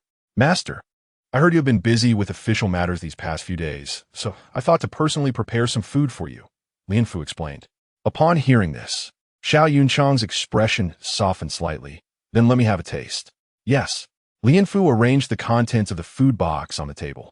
As Xiao Yunchang caught the enticing aroma, he set down his brush and approached the table. Lianfu served him a bowl of porridge, saying, "Please enjoy your meal, master." At that moment, Xiao Yunchang realized just how hungry he truly was. He took a spoonful and brought it to his lips. Lianfu, perceptive as always, ensured that whatever Xiao Yunchang glanced at was quickly placed before him, allowing him to enjoy this breakfast thoroughly. Yet, an unsettling feeling washed over Xiao Yunchang as he noticed Lianfu's eyes were red-rimmed. Chapter 78. The virtuous name. In recent days, he had been residing within the palace, unaware of the occurrences back at the estate. However, upon observing Lianfu's swollen eyes, Xiao Yunchang could not feign ignorance and inquired, "What troubles you? Why are your eyes so puffy?" Lianfu had been awaiting this question, and with reddened eyes, she replied, "I am quite well, sir. It is merely the dust and sand that have entered my eyes." Xiao Yunchang, hearing her response, chose not to press further and resolved to partake in breakfast first. After all, Lian Fu had not divulged anything, leaving him reluctant to pry. Suppressing the tears that threatened to fall from her eyes, Lian Fu said, "Master, please enjoy your meal. I must excuse myself as there are unfinished tasks awaiting me in the Yinmu Hall." Xiao Yinchang nodded, "Go ahead." Lian Fu left the courtyard without a glance back. Qing Yun, who had been anxiously observing, wondered why Lian Fu remained so reticent. Qing Shi, noticing his concern, whispered, "What ails you? Are you troubled?" Qing Yun shot her a glare, retorting, "You are the one who seems troubled. I am simply concerned about Miss Lian Fu's predicament." Xiao Yunchang inquired, "What is the matter that you speak of behind my back?" Qing Yun, startled, broke into a cold sweat and replied, "Last night, someone from the Huizhong courtyard troubled Miss Lian Fu, and I spoke a few words on her behalf." He recounted the events of the previous night in detail. Upon hearing this, Xiao Yunchang furrowed his brow slightly and merely responded with a noncommittal, "Oh." Silence enveloped them once more, as Qing Yun and Qing Shi exchanged puzzled glances, bewildered by their master's reaction. Xiao Yunchang believed that the matters of the palace took precedence, and since Lian Fu had not brought it to his attention, it was best to avoid unnecessary complications. Certain matters could be addressed at a later time. Seeing their master's demeanor, Qing Yun refrained from further comment. In Yinmu Hall, Lian Fu had not anticipated any significant reaction from Xiao Yunchang. Her actions were merely an attempt to create an illusion of isolation and helplessness, facilitating her future endeavors. Upon entering her room, she began packing the 300 pieces of winter clothing she had stitched. The sheer volume was too much for her to transport alone. As she exited the courtyard, she encountered a maid outside the study. "Sister, do you have any pressing matters at hand?" The maid, named Guan Yang, brightened upon seeing Lian Fu and asked, "What brings you here, little one?" Lian Fu replied, "I have made several garments, but cannot carry them all. I seek your assistance." Guan Yang, playfully teasing, exclaimed, "Ah, you little imp, I thought you had something delightful to share. It turns out you only want my help." Lian Fu tugged at her sleeve, imploring, "Please, dear sister, assist me." Guan Yang feigned reluctance and asked, "Where shall we take them?" Lian Fu sweetly responded, "You're truly my dear sister. I wish to deliver these garments to the study for the master's review." Guan Yang's heart leaped with joy at this, understanding that many hands make light work. However, Xiao Yinchang, puzzled, inquired, "What are you two up to?" Lian Fu curtsied, "Master, these are the winter garments I have crafted." Guan Yang added, "Master, I have seen these garments. The young lady's skill is indeed remarkable." "What garments?" Xiao Yinchang asked, confused. Lian Fu explained, "The old matriarch has gone out to pay her respects, and I found myself idle in the courtyard. I thought to contribute a few pieces for the officers of Zhao Prefecture, taking it upon myself to create them." Upon hearing this, Xiao Yunchang's expression softened. "It is commendable that you dedicate your time and effort to such a noble cause. It is merely a token of my goodwill." Lian Fu replied. Xiao Yunchang glanced at the large bundle of clothing and said, "However, you need not bring them all over." Guan Yang interjected, "Master, you are unaware. This girl insists that her work is insufficient and has insisted I help her bring it to you for your critique." She chuckled as she spoke. Lian Fu, blushing, affirmed, "That is precisely my intent." Xiao Yunchang observed Lian Fu and Amp Oppo's demeanor and the multitude of tiny needle pricks on her hands. A wave of indescribable emotion surged within him. He asked, "Where are you currently residing?" Lian Fu raised an eyebrow. Realizing Xiao Yunchang was unaware she had moved from Ling Shuang courtyard, feeling a tinge of embarrassment. "I now stay in Yinmu Hall, in the guest room arranged by the old matriarch." Xiao Yunchang inquired, "Is Ling Shuang courtyard unsuitable?" Lian Fu hesitated. "I have been there for some time. It would be inappropriate to disrupt you continually." Xiao Yunchang, without looking up, replied, "Did I ever say you were a disruption?" Lian Fu responded, "You have not." Xiao Yunchang fell silent. Guan Yang, listening in, found the exchange amusing. The intricacies of their relationship were indeed peculiar. "Master, please do not mind the roughness of my work. As a mere woman in the rear courtyard, I can only contribute in this way. Supporting the valiant soldiers at the front, Lien Fu stated. Xiao Yunchang, recalling his troops, felt a surge of warmth and remarked, "You speak wisely. Your efforts are commendable and virtuous." Lien Fu chuckled lightly. I dare not take such credit. Having invested considerable effort and spirit into the garments, Lien Fu's once delicate hands now bore the marks of her labor. It was evident she had toiled day and night to complete them. As he contemplated this, Xiao Yunchang's heart softened. Return the items. And come back later to assist me with grinding ink. Yes, Lien Fu replied, her face brightening. Guan Yang discreetly squeezed Lien Fu's hand, sharing a knowing glance. Together, Lien Fu and Guan Yang transported the clothing back to Yinmu Hall. Along the way, Guan Yang could not resist teasing. Oh, how fortunate you are. Now you serve right by the master and amp. Appo's sighed. Her words held no malice. Guan Yang understood Lien Fu and amp Appo's circumstances and recognized that serving the master would afford her a better existence, sparing her from the grievances inflicted by others. Although Xiao Yunchang had a peculiar temperament, he was certainly preferable to those who feigned kindness while harboring venomous intentions. Lien Fu responded, Sister, you love to jest.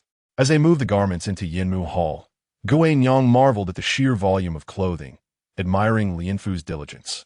The thought of one person quietly stitching together so many pieces was impressive. It was evident that her hands bore the scars of her relentless labor. Regardless of Lien Fu's inner thoughts, her accomplishments were undeniably admirable. Once everything was settled, Lien Fu accompanied Guan Yang to the study. Inside, Xiao Yunchang was already grinding ink when he noticed Lien Fu's entrance. He set down his brush and said, You are here. Lien Fu curtsied, yes.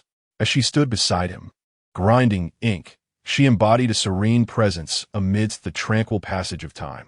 Qing Yun and Qing Shi, watching from the side, found it utterly astonishing that, one day, a woman could stand beside Xiao Yunchang, apart from Qing Yu and Qing Xian. Chapter 79. Value Xiao Yunchang sat upright, diligently penning a memorial. Lien Fu, grinding ink, covertly glanced at the contents of the memorial. The more she observed, the clearer her intentions became. It seemed that the day of her departure was drawing near. Perhaps she could use this matter to strike a bargain with Xiao Yunchang, which would greatly simplify her exit from the residence, sparing her the need to endure his moods and the trials imposed by Shen Shangyue. With this thought, Lien Fu felt a surge of joy, her mind already envisioning a promising future beyond the Duke and Amp Appo's manor. Xiao Yunchang furrowed his brows, the tip of his pen hovering indecisively, as if unsure where to begin.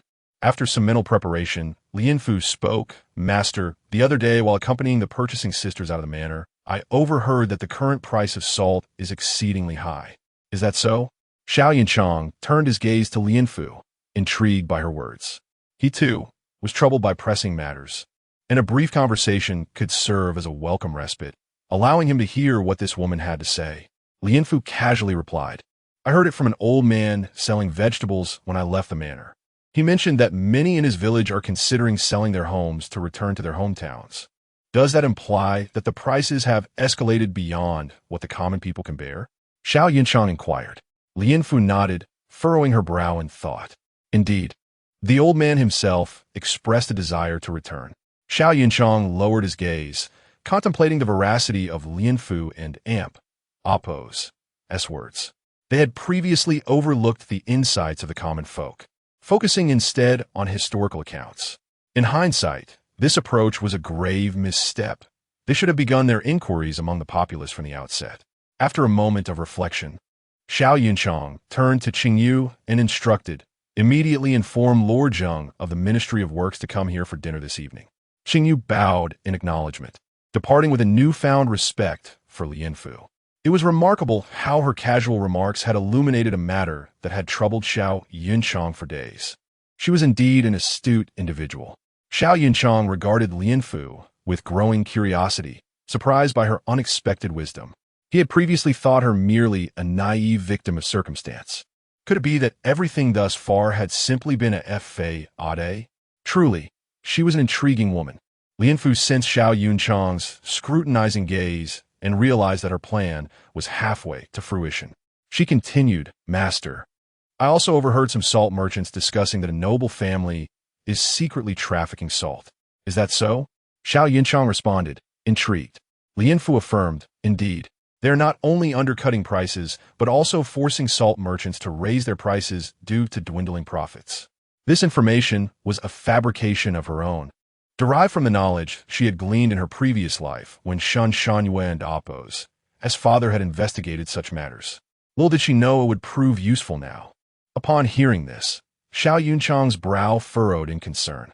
The current emperor was benevolent, with low taxes, yet here were individuals seeking to exploit the populace for personal gain. Sensing that she had conveyed enough, Lien Fu fell silent, standing quietly by. Initially, Xiao Yunchang had speculated that there might be spies attempting to incite chaos. But now he believed it was merely greed at play. He recorded his thoughts in the memorial, intending to present it the following day. Before long, evening descended, the sky darkening ominously as if heralding a storm. Qingyu returned to announce, "Master, Lord Liu from the Ministry of Works has arrived." Xiao Yunchang set down his pen and glanced at Lien Fu. "You may leave." Lien Fu curtsied. "Yes, I take my leave," with matters nearing resolution. She could only hope Xiao Yunchang seized this opportunity. Should events unfold as they had in her previous life, she would need to seek a different path. As Lien Fu exited, she encountered Lady Gue leaning against the wall, watching her with an ambiguous expression. "Sister, what brings you here?" Lien Fu wondered, for there seemed little to occupy oneself within Xiao Yunchang's courtyard at this hour. Lady Gue smirked. "Have you been sitting for so long that your legs aren't numb?" Lien Fu laughed. "Numb? Not at all. I was just about to return to rest." "Then you should head back," Lady Gue suggested, her expression still teasing. Perplexed, Lien Fu continued on her way, leaving the courtyard. The maids on duty who witnessed her departure from Xiao Yunchang's study began to gossip. "Who is she? Why is she coming out so late from the Duke's study?" One maid wondered. "You don't know her?" Another replied incredulously. "She was once a maid serving the First Lady, now working in Yinmu Hall, favored by the old lady. She even bore the Duke's child, though few are aware of this." Another maid chimed in dismissively. "Enough of that. What is her status now?" A third maid asked. "She is just another maid like us, though she has gained some favor due to her connections with the old lady," came the reply. "So, she's essentially a concubine the old lady arranged for the Duke, tasked with alleviating his burdens?" One maid concluded, laughing heartily at the thought. "Don and Appo's. Forget, she used to serve the First Lady. Isn't a maid in her position effectively a concubine?" Another chimed in, leading to further laughter. The third maid quickly covered the mouth of the second, warning, "You mustn't Appo's. Speaks so carelessly. The master could hear you." "What an Appo's? Is there to fear? There is no one else around. Besides, isn't it true? Serving both father and son simultaneously is quite shameless," the second maid retorted, her voice rising. Frightened by the implications, the first maid quickly distanced herself from the group, wary of repercussions. The other two maids mocked her lack of discretion. The next day, as Lien Fu went about her duties, she was met with numerous curious glances. Wherever she went, conversations ceased, and some even scattered at her approach. Confused, Lien Fu wondered what she had done to offend these individuals. Shaking her head, she thought that she had already endured enough gossip in the Duke and Appo's manor. One more instance would hardly matter. She was determined to leave the Duke and Appo's residence, unperturbed by their scrutiny. Chapter 80.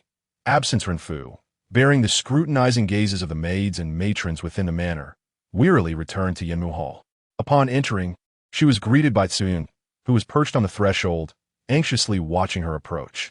As soon as their eyes met, Tsuyun rushed forward, her voice laced with urgency. "At last, you have returned." Ren Fu raised an eyebrow in confusion. "What is the matter? What has happened?"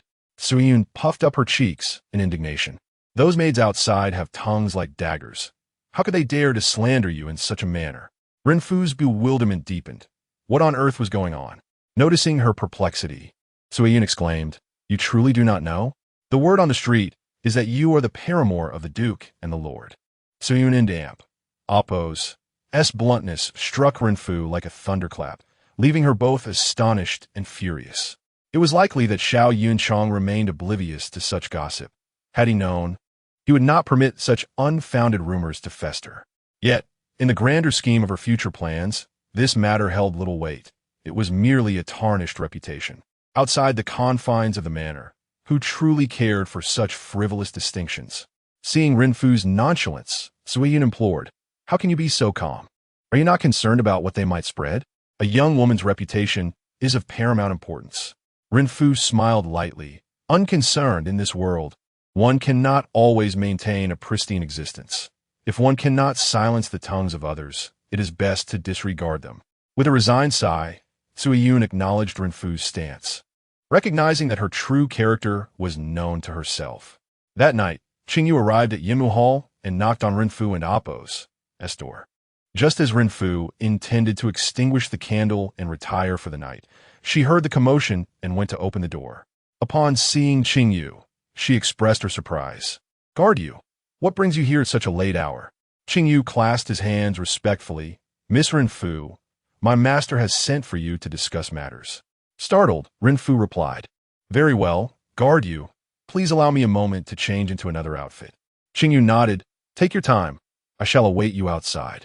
Shortly thereafter, Renfu emerged, clad in a fresh green attire, her hair arranged in an elegant and unique bun adorned with a simple hairpin gifted by the old matriarch. She appeared quite revitalized. Accompanying Qingyu, she made her way to the study. Qingyu announced, "Master, Miss Renfu has arrived." Renfu bowed respectfully. "Master, I pay my respects to you." Xiao Yinchang's late-night summons likely stemmed from the events of the previous evening. Perhaps her earlier hints had illuminated his understanding, guiding him toward solutions. Upon noticing Renfu and Appo's refreshing appearance, Xiao Yunchang felt his earlier worries dissipate, commanding, "Come closer." Yes, Renfu obediently approached his side, her demeanor respectful. Xiao Yunchang handed her a freshly penned document, his tone indifferent. "Please examine this. See if there are any omissions." Renfu gasped in astonishment.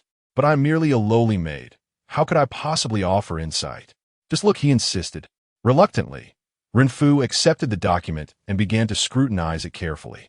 Qingyu exchanged incredulous glances, utterly bemused by the unfolding scene. Xiao Yinchang observed Renfu and Appo's expressions, noting her furrowed brows at times and satisfied smiles at others. A peculiar softness enveloped his heart, as if he had discovered a sponge amidst the rigidity of his thoughts. After a brief pause, Renfu earnestly suggested, "Master, merely checking this is insufficient. Perhaps we should discreetly review some ledgers as well. The more evidence we gather, the clearer the situation will become." "Your insight is astute," Xiao Yinchang replied, elated. He had indeed recognized this point, but had been unsure how to proceed. It was evident that Renfu understood him well. Her words illuminated the core of the issue. He was astonished by the depth of her knowledge. She was far from the petty, jealous woman confined to the inner chambers. Previously, he had regarded her with disdain, but now he realized he had been blind, hastily judging others. Renfu was not merely a woman of beauty. She possessed a cunning mind worthy of more than the role of a mere maid. Should the opportunity arise, he would strive to assist her in realizing her potential. After discussing the salt tax, Renfu returned to Yinmu Hall to rest. The young maids on duty, witnessing her departure from the study, began to speculate once more, convinced that the rumors had solidified into truth. Their hearts swelled with jealousy and resentment, and they scornfully condemned Renfu's supposed seductive nature. Unbeknownst to Renfu, even if she had been aware of their disdain, it would have held no sway over her. She cared little for superficial renown. In the following days, Renfu made it a point to prepare a delicacy each day to share with Xiao Yunchang in the study, where they would deliberate on various matters. Xiao Yunchang relished these moments, and Qingyu grew accustomed to this new routine. Even the rarely seen Qingxian began to accept Renfu's daily presence in their meetings. However, the maids grew increasingly discontent, maliciously spreading tales of Renfu's reputation outside the manor. One evening, upon returning from the study, Renfu found Yun anxiously waiting at her door, her eyes red-rimmed. As soon as Yun saw Renfu, she rushed forward, tears brimming. "Sister Renfu." Puzzled, Renfu embraced her gently, inquiring softly, What troubles you at this late hour? Through her sobs, Thune explained, Sister, my mother is ill, and I wish to return home to care for her for a day. Could you possibly take my shift? Is that all? Renfu sighed in relief. Do not worry. I shall cover for you. Go home and tend to your mother. With a daughter as devoted and considerate as you, surely she will recover. As she spoke, Renfu led Suyun inside and seated her.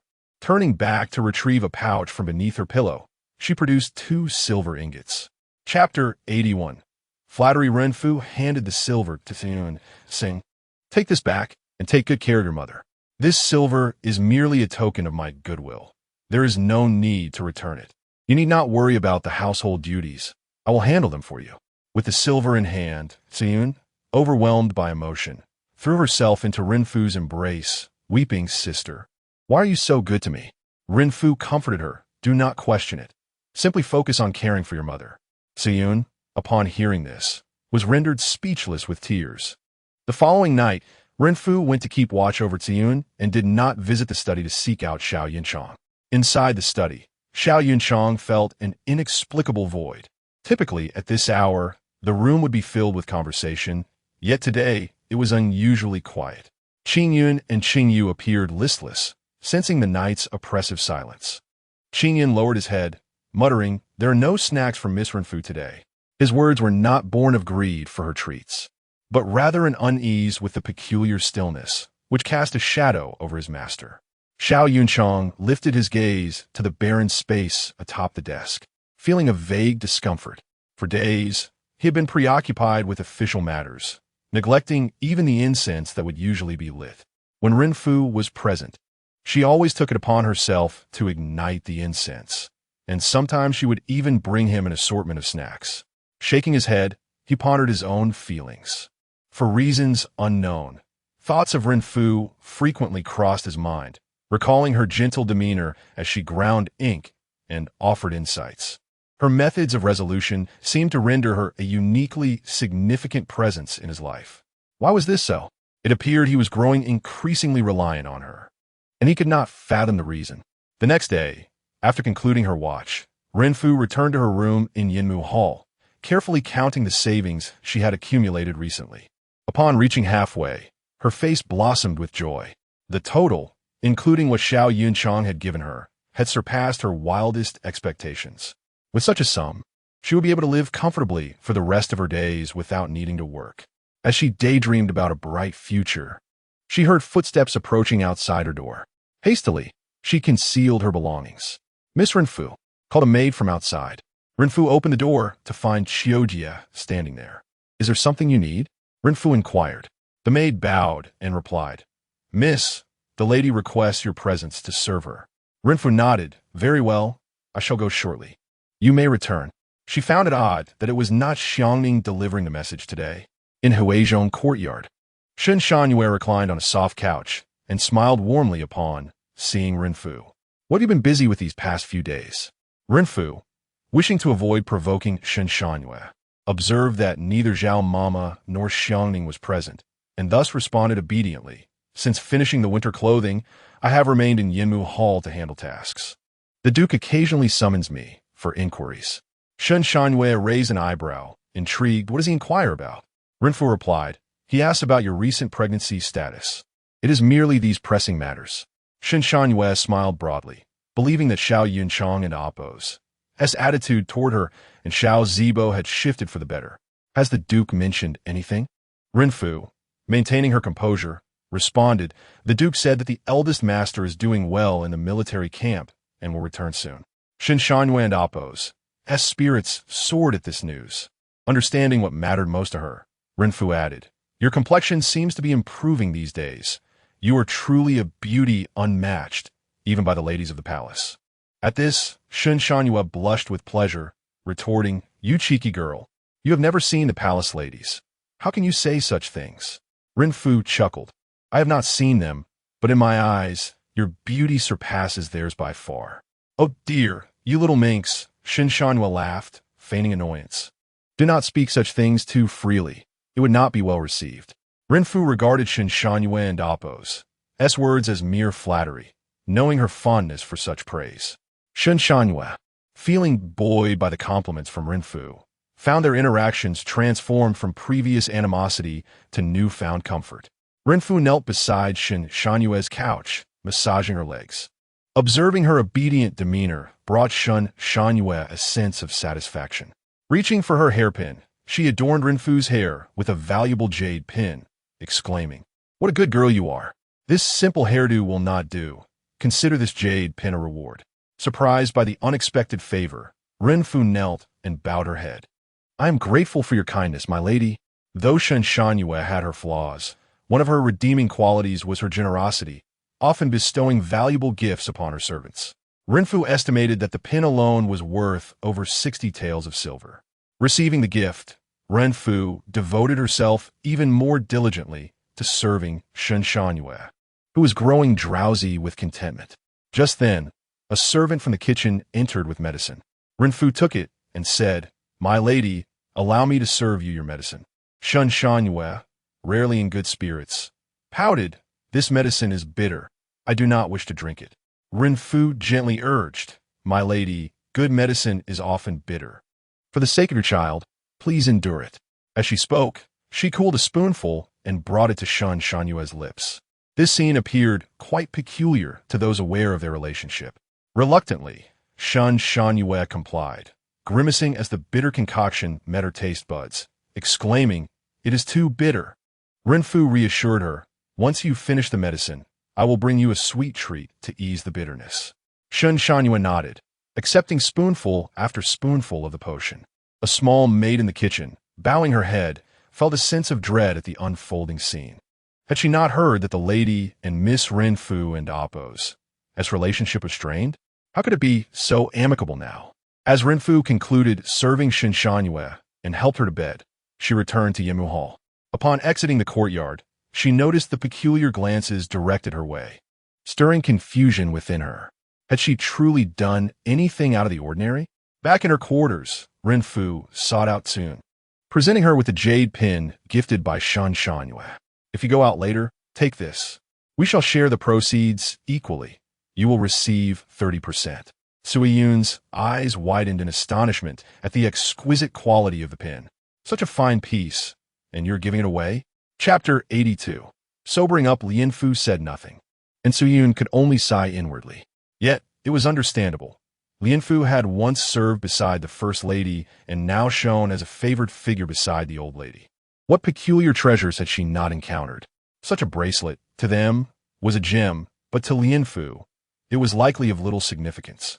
As days passed, Xiao Yunchang remained busy with duties, traversing between the palace and the manor.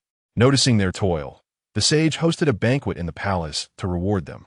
Xiao Yunchang returned, thoroughly inebriated and relaxed. Qingyun, accompanied by Lord Zhou from the Ministry of Works, helped him back.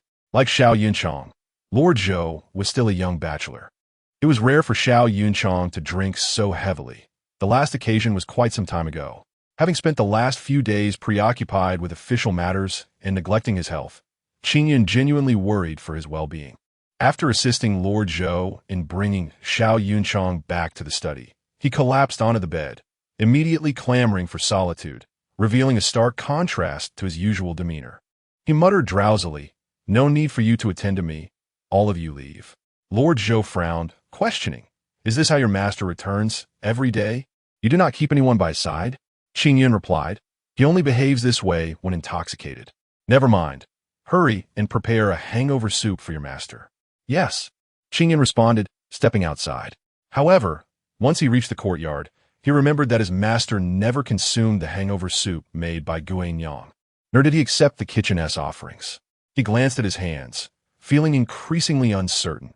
He lacked the culinary skills to create anything palatable. Recalling the disdainful looks of Qing Yu and Qing Xian during his last attempt at cooking, he felt disheartened. As he pondered, he suddenly remembered Lianfu at Yamatang, and joyfully made his way there. Lianfu and Appo's culinary skills were undoubtedly superior to theirs. Perhaps their master would be willing to consume her cooking. At Yamatang, within the inner chamber, Lianfu was embroidering a pouch.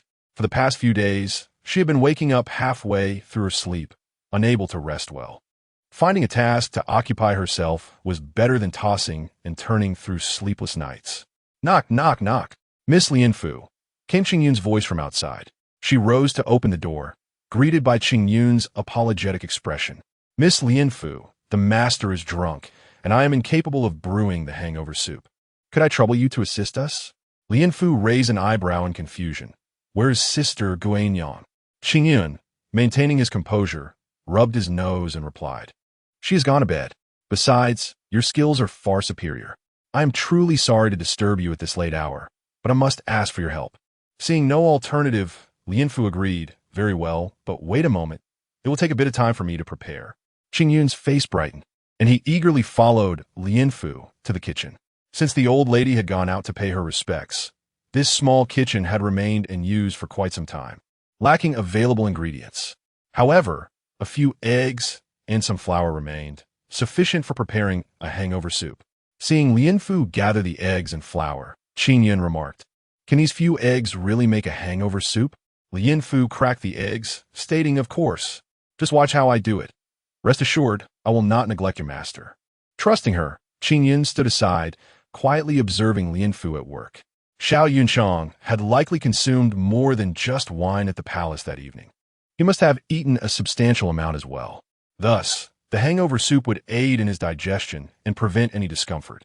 Lianfu whisked the eggs in a bowl, mixed a bit of flour with water to create a batter, and filled the pot with water. Once the water boiled, she gradually poured the batter into the pot, stirring continuously to prevent it from sticking to the bottom. After the batter transformed into a smooth consistency, she swiftly added the whisked eggs, finishing with a sprinkle of seasoning. A steaming bowl of hangover soup was ready. Qing Yun, astonished, exclaimed, Is it really that simple? Lianfu nodded, Indeed, it is that simple. You cannot possibly be so inept as to not know this. As she grew closer to the three, they often exchanged such banter. Qing Yun replied, With your talent, even 10 years would not suffice for me to master this. You are truly remarkable. Lianfu chuckled. Oh, you cheeky fellow, enough of your jesting. Hurry, take this to your master. Yet, Qing Yun hesitated, looking at Lianfu with a troubled expression. Why don't you deliver it instead? Lianfu and Appo's smile faded, and she asked, Why is that? Qing Yun explained, You do not witness it firsthand, but when the master is inebriated, he forbids anyone from approaching him. I dare not go near. Lianfu pouted. Speechless, if you dare not go. Do you expect me to? Just as she thought Qing Yun would realize the situation, he exclaimed, Oh, dear sister, dear girl, please go just this once. Your master treats you differently than others. If he sees me delivering it, he may very well scold me. After a moment of contemplation, Lianfu, unsure of Qing Yun's sincerity, finally responded, All right, if that is the case, I shall go. Her heart fluttered. She never anticipated being sought after in such a manner. Qing Yun and Appo's face lit up with joy. You truly are the most capable person in this manner. Hearing the compliment, Lianfu felt akin to a peacock displaying its feathers, proudly carrying the hangover soup as she followed Qing Yun to the study. Upon reaching the study's entrance, Qing Yun halted, saying, The master is inside. You may enter. Lianfu stepped inside, but the scene before her nearly caused her to lose her composure. At the desk, Xiao Yunchang had risen at some point and sat there, deep in thought, oblivious to her arrival. His handsome visage was quietly contemplating the clean surface of the desk, devoid of any clutter. The soft candlelight illuminated his profile, softening the usual coldness he displayed to the outside world, imparting an enigmatic allure. Lianfu momentarily forgot to breathe. Blinking to regain her focus, she softly announced, Master, I have brought you some hangover soup. Her gentle voice fell upon Xiao Yunchang's ears like an incantation. He slowly lifted his gaze, taking in Lianfu's delicate beauty. In a suddenly tender tone, he said, You have come. His voice was soft and warm, a stark contrast to his previous demeanor. Lianfu felt a flush creep to her cheeks as she approached, cautiously placing the soup upon the table. As she shifted her gaze to Xiao Yunchang, she found him looking at her with a gentle, lingering gaze. Chapter 83. Companionship. Lianfu blushed, chastising herself for her lack of resolve, and lowered her head slightly, saying, Master, the hangover remedy has arrived. Please partake. I shall take my leave first. After speaking, Lian Fu turned to leave, but after taking a few steps, she heard a voice behind her. Xiao Yunchang, with a smirk that was both teasing and ambiguous, inquired, "Where are you off to?" Lian Fu replied, "Master, I wish to return and rest." "Return where to rest?" Xiao Yunchang pressed further. Lian Fu was at a loss for words. Was there truly so much to discuss after his inebriation? Did he even realize how much he was talking? It seemed that he, usually so taciturn, had become quite loquacious under the influence. Lian Fu turned around, adopting a serious tone. "I am going back to Yimu Hall." Suddenly, Xiao Yinchang shifted to the side, creating a small space beside him, lazily tilting his head, resting it on his hand, and patting the vacant spot, saying, "Come sit here." "Don and Appos, go back. Stay here with me." Lian Fu's cheeks instantly flushed, turning as red as a ripe tomato. In a voice barely above a whisper, she protested, "Master, I must return after delivering the remedy. Please drink up." Xiao Yunchang smiled knowingly, then lifted the bowl of hangover remedy from the table and drank it down. Lian Fu's culinary skills were commendable. Even a simple bowl of soup had been transformed into something worthwhile by her hands. With her head lowered, Lian Fu dared not speak. Who would have thought that the usually stern Xiao Yunchang would exhibit such behavior when intoxicated? After placing the empty bowl down, he seemed to yearn for something more. He scrutinized Lian Fu for a moment, and a sudden idea sparked in his mind. With a serious expression, he commanded, "Go back and pack your things." Lian Fu immediately raised her head to look at Xiao Yunchang, a wave of foreboding washing over her. What did his words mean? Was he dismissing her from the residence? She had yet to receive more rewards within the estate. How could she leave? She could not leave. Tears welled up in her eyes, and with a thud, she knelt on the ground, crying, "Master, I do not wish to leave the estate. If I have erred, please punish me, but do not send me away. I do not want to go." Seeing Lian Fu in such a state, Xiao Yunchang struggled to suppress a smile and said, "I am leaving the capital tomorrow to conduct inspections, and you shall accompany me this time." "Ah." Lian Fu's sobs ceased abruptly as realization dawned upon her. Xiao Yunchang was not intending to dismiss her. She found herself at a loss, unsure whether to stand or remain kneeling. Noticing her tear-streaked face resembling that of a wet cat, Xiao Yunchang asked, "Did you not understand? Or do you not wish to come? If you do not want to, then it is unnecessary." "I wish to." Lian Fu quickly wiped her tears, interrupting his impending words, and smiled through her remnants of sorrow. "I wish to follow you, master." Suppressing his amusement, Xiao Yunchang feigned seriousness, saying, "Since you are willing, then hurry and rise. What do you look like kneeling there?" Only then did Lian Fu quickly stand, her face alight with joy as she gazed at Xiao Yunchang. The decision to take Lian Fu along on this journey was a spur-of-the-moment choice. Lian Fu possessed many admirable qualities. Such a clever and astute person could prove useful on the road. Seeing her blissful demeanor, Xiao Yunchang said, "Return now." Lian Fu promptly collected the empty bowl from the table and bowed. "I shall go pack my belongings immediately." With that, she dashed out as if she could fly. Qing Yun, witnessing Lian Fu and Appos' exuberance and not understanding the reason, approached her, asking, "What has you so delighted? Has Lian Fu received another reward?" Lian Fu replied, "I shall be going out with you all tomorrow." With that, she flitted out of the courtyard like a butterfly. Upon returning to Yimu Hall, Lian Fu felt as if she were dreaming. Never had she imagined she would one day leave the capital. Though it was not a journey toward freedom, it was enough. To venture out and see the world would prepare her for the day she received her freedom papers, ensuring she would not be at a loss. It was also an opportunity to scout her future residence. To prevent Xiao Yunchang from having second thoughts, Lian Fu hurried back to her room and began packing a few pieces of infrequently worn attire. She also retrieved a few silver coins from her box. Although accompanying Xiao Yunchang meant she would not have to worry about food and drink, it was still wise to have some money on hand in case of unforeseen circumstances. The next morning, Lian Fu rose early to prepare breakfast in the kitchen, hoping to further ingratiate herself with Xiao Yunchang to avoid any potential complications. Huayu, upon seeing Lian Fu, could not help but revert to her old habit, criticizing her with a sour tone. "Why are you up so early, trying to curry favor with others?" Huayu, harboring resentment over recent gossip surrounding Lianfu in the residence, looked down upon her even more. Lianfu took no heed of her words and replied, "I'm not like my sister, who can casually speak a few words in the kitchen and earn her monthly allowance." While he was momentarily taken aback, usually, Lianfu would have retaliated fiercely, but today she merely responded mildly. With her heart uplifted by the impending journey, Lianfu found Hua Yu's words as trivial as a passing wind. Finding the conversation dull, Hua Yu rolled her eyes and exited. Lianfu prepared a simple but flavorful meal, and even those who typically had an aversion to her paused to savor the aroma wafting from the kitchen. Noticing their unexpected interest, Lianfu merely smiled softly to herself. After arranging the breakfast neatly in a food box, Lianfu was about to carry it out when Xingyun entered from outside. Upon seeing Lianfu, he rushed over to take the food box from her, saying, "I came to Yimu Hall looking for you early this morning. I never expected to find you here. We should hurry. The master is in the study." Upon hearing this, the surrounding servants exchanged glances, their expressions revealing unspoken thoughts as they regarded Lianfu with newfound curiosity.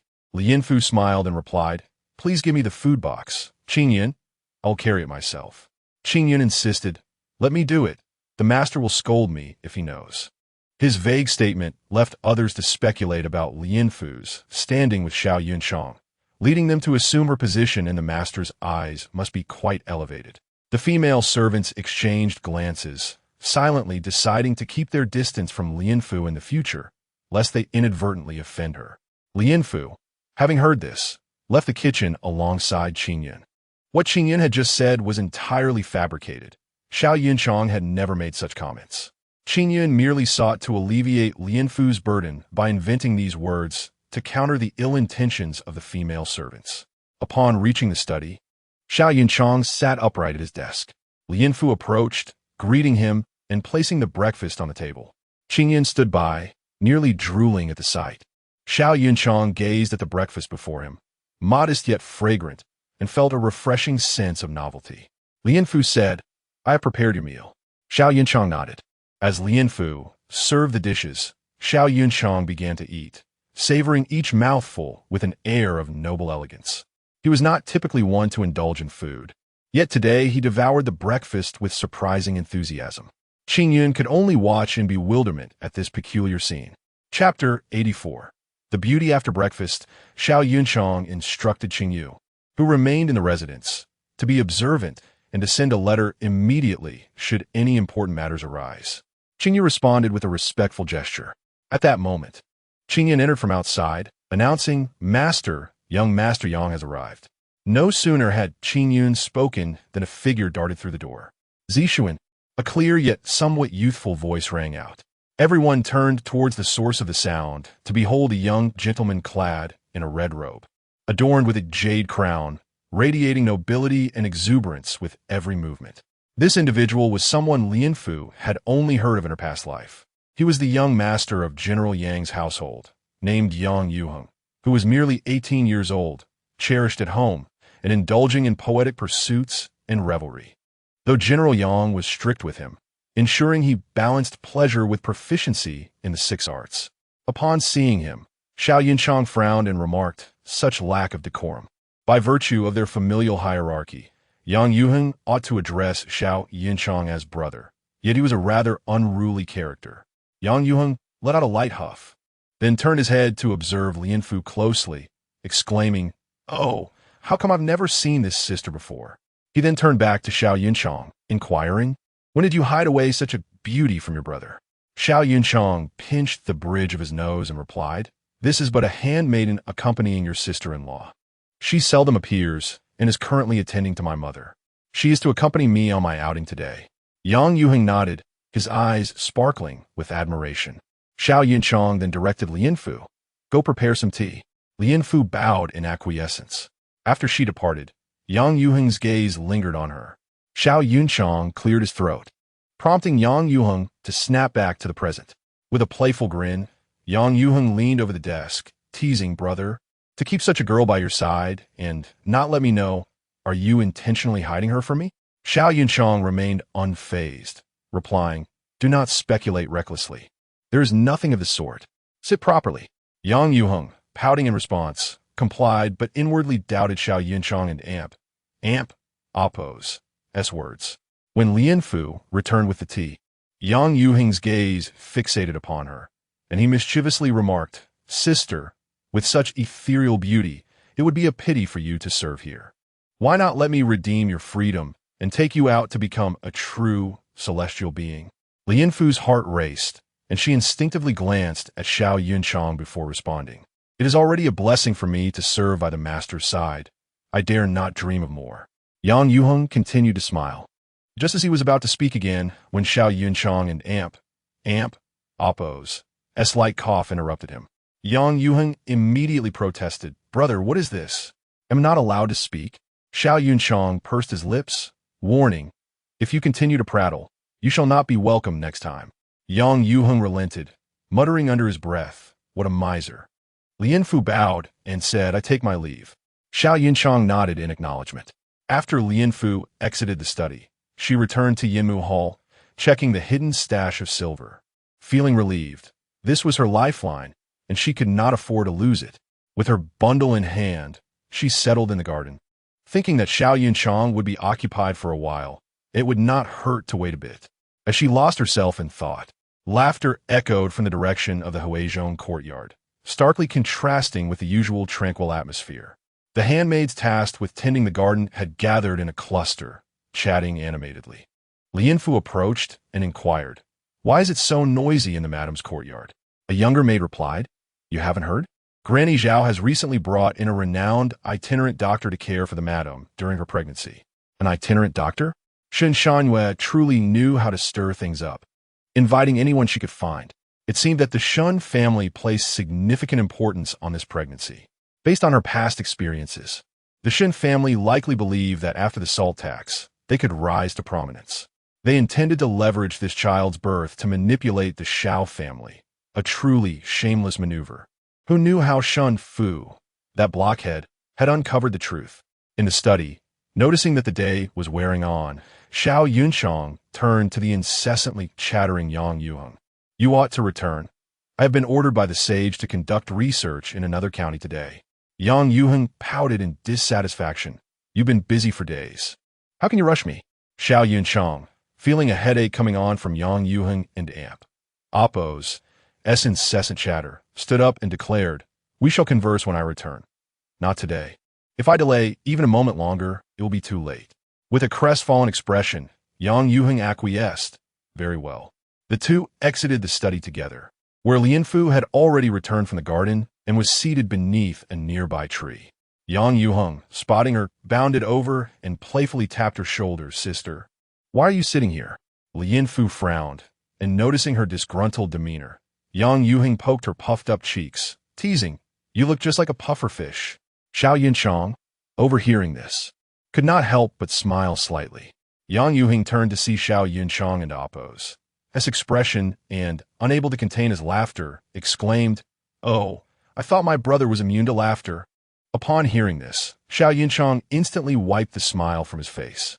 Yang Yuheng then turned back to Lien Fu, saying, "It's a pity you missed seeing him just now." He feigned disappointment, shaking his head, and continued, "With such beauty, it's no wonder my brother is pleased to see you." Before Lien Fu could respond, Xiao Yunchang and Oppo's ominous voice interrupted from behind. "If you do not leave now, I shall write to your father." At this, Yang Yuheng stood up straight and, with a respectful gesture, exclaimed, "Brother, I have matters to attend to. I shall take my leave." He then dashed out of sight. Lien Fu found the situation bewildering. She wondered why Xiao Yunchang's demeanor had shifted so suddenly, truly peculiar. Xiao Yunchang, feeling inwardly displeased, coldly commanded, "Go tidy up the study." Lien Fu turned to look at Qin Yun, who shrugged with an amused smile. Though Lien Fu felt a surge of annoyance, she understood that this was Xiao Yunchang. His moods were unpredictable, and she could only comply. At this moment, her priority was to secure her position while out and about to avoid jeopardizing her plans.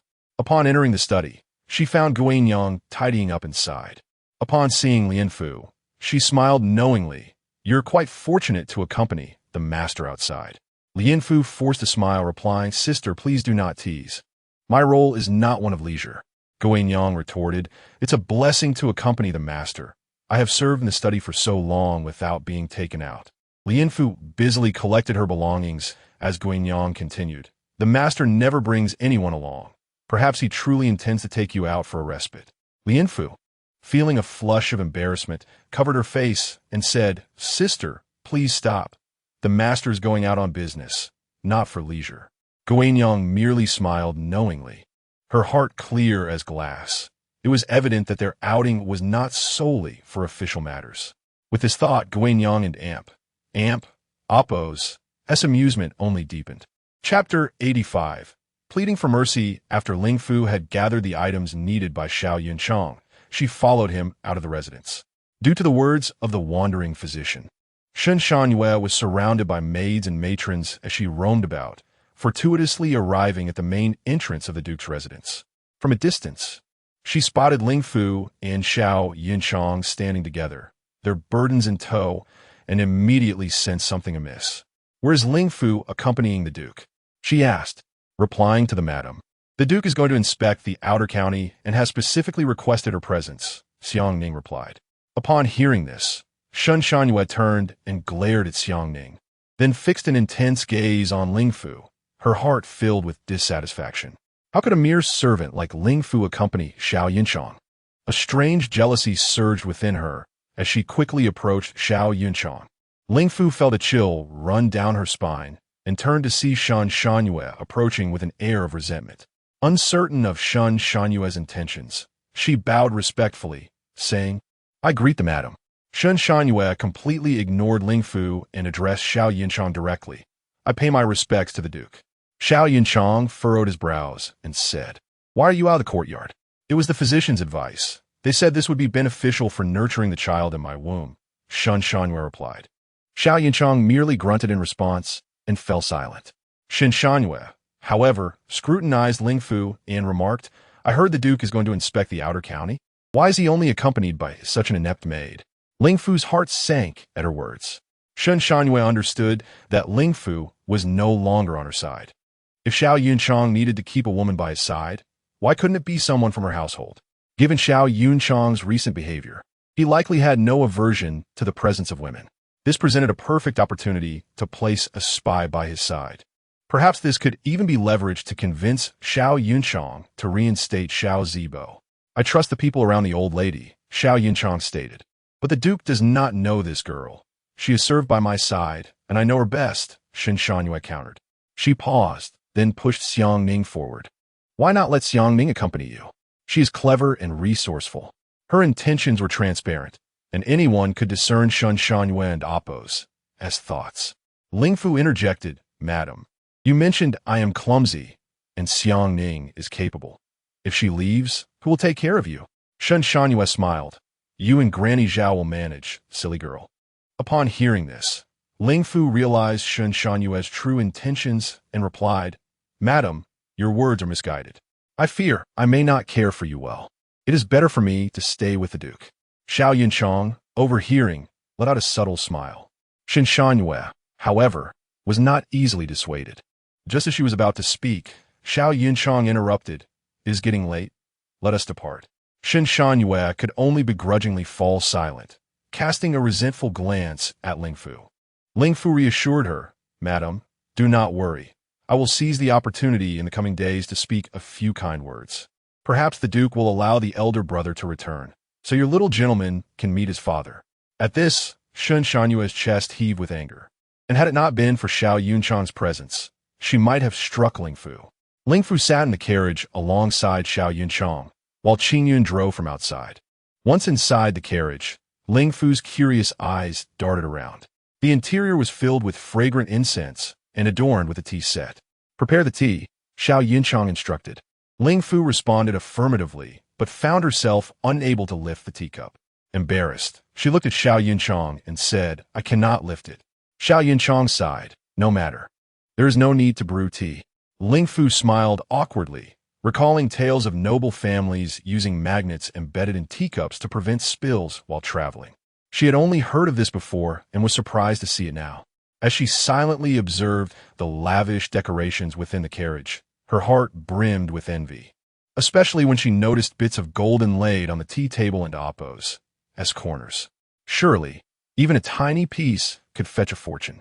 The carriage was silent, with Xiao Yunchang leaning back, eyes partially shut, discreetly watching Ling Fu. He found her inquisitive demeanor as she peered around and occasionally lifted the curtain to gaze outside, utterly captivating.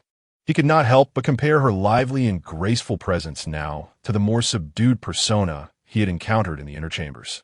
Ling Fu, lifting the curtain to view the outside world, felt a wave of melancholy wash over her.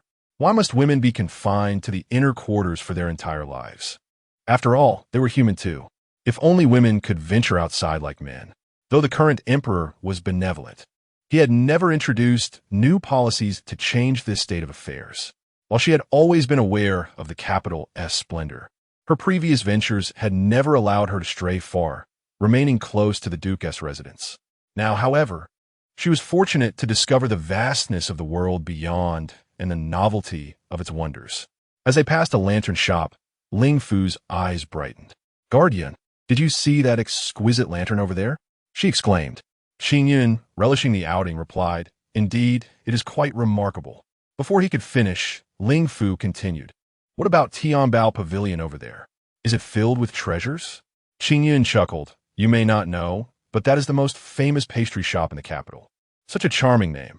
I thought it sold treasures," Ling Fu remarked. "I have never been there," she added. Xing Yun laughed. "Now you know. You can visit it when you leave the residence next time." As they chatted merrily, Xiao Yunchang suddenly interjected, "Quiet down. You are being too noisy." Instantly, silence enveloped the carriage. Xing Yun swallowed hard, trembling slightly as he continued to drive. Ling Fu's expression fell as she lowered the curtain, her gaze fixed on a corner, motionless. Noticing the sudden quiet, Xiao Yunchang picked up a book, but soon felt that the atmosphere was off. He glanced at Ling Fu, who was still staring at the corner of the carriage without moving. Putting down the book, he coldly asked, "Weren't you just speaking? Why the sudden silence?" In truth, he wished she would engage him in conversation too. An inexplicable frustration bubbled within him. Had he known it would turn out this way, he should have brought Qingyu or Qingxian instead of Qingyan. Chapter 86. Encounter. Lien Fu remained silent, dismissing Xiao Yunchang and Appo's words as mere nonsense. Observing her demeanor, Xiao Yunchang assumed she was unaccustomed to the carriage ride and frowned, asking, "Are you not used to the carriage?" Lien Fu nearly rolled her eyes in response. Suppressing the urge to retort, "I simply do not dare to speak, lest I disturb your rest." The last words were spoken through gritted teeth. Xiao Yunchang pressed his lips together, surprised by the transformation in Lien Fu. She was becoming increasingly audacious, daring to speak to him in such a manner. He asserted, "Do not act recklessly."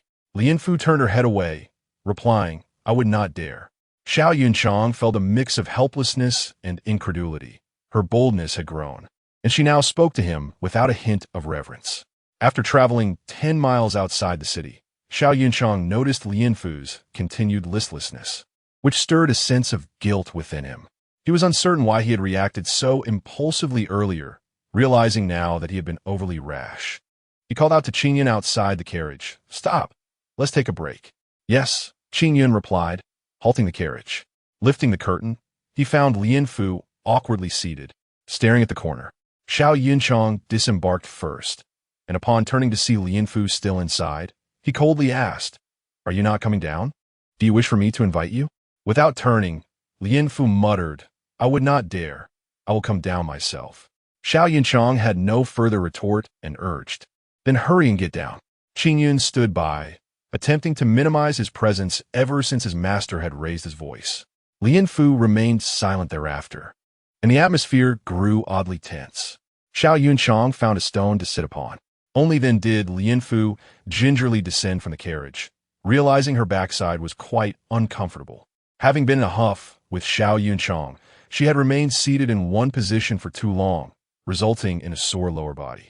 Upon receiving some provisions from Qingyan, Lien Fu realized her discomfort extended beyond her rear. She was also quite hungry. Forgetting her decorum, she immediately began to eat, her mouth full and her earlier ladylike demeanor discarded. Xiao Yunchang and Qing Yun exchanged incredulous glances as they silently observed her. Xiao Yunchang, ever the miser, had taken so long to offer her a single biscuit, forbidding her from speaking during the carriage ride. She was no wooden figure. It was unreasonable for her to remain silent. Xiao Yunchang was not only stingy, but also arrogant, issuing numerous prohibitions. Curse Xiao Yunchang, she vowed to exact revenge one day. Qing Yun, observing Lianfu, increasingly felt that something was amiss, whispering, "Master, have you noticed that Miss Lianfu seems to be upset?" Xiao Yunchang raised an eyebrow. Upset about what? Lianfu, engrossed in her food, remained oblivious to their hushed conversation. The more she thought about it, the angrier she became. And just as she opened her mouth to speak, she hastily inhaled some crumbs and began to cough. Xiao Yunchang's expression shifted. "Bring me water." Qing Yun quickly handed him the water flask, and he approached Lianfu, his tone laced with reproach. "Why are you eating so hastily? Has the Duke's household mistreated you? There is plenty of food, should you require more." His barrage of words left Lianfu feeling both embarrassed and helpless. Xiao Yunchang busied himself with ensuring her comfort, handing over the flask. Lianfu accepted it and took a few gulps. It was only then that Qing Yun realized he had mistakenly handed her Xiao Yunchang and Appo's flask. Cold sweat broke out as he found the scene exceedingly strange. His master not only handed the flask to Lianfu, but also fussed over her. After a moment, Lianfu finally regained her composure. Xiao Yunchang stood, his tone stern. "Do not behave in such a manner in the future. It could bring shame upon the Duke's household." With tears welling in her eyes and her lashes fluttering like delicate wings, Lianfu weakly replied, "Yes, I shall remember your words." Xiao Yunchang turned away coldly, leaving her with the instruction to rest briefly before continuing their journey.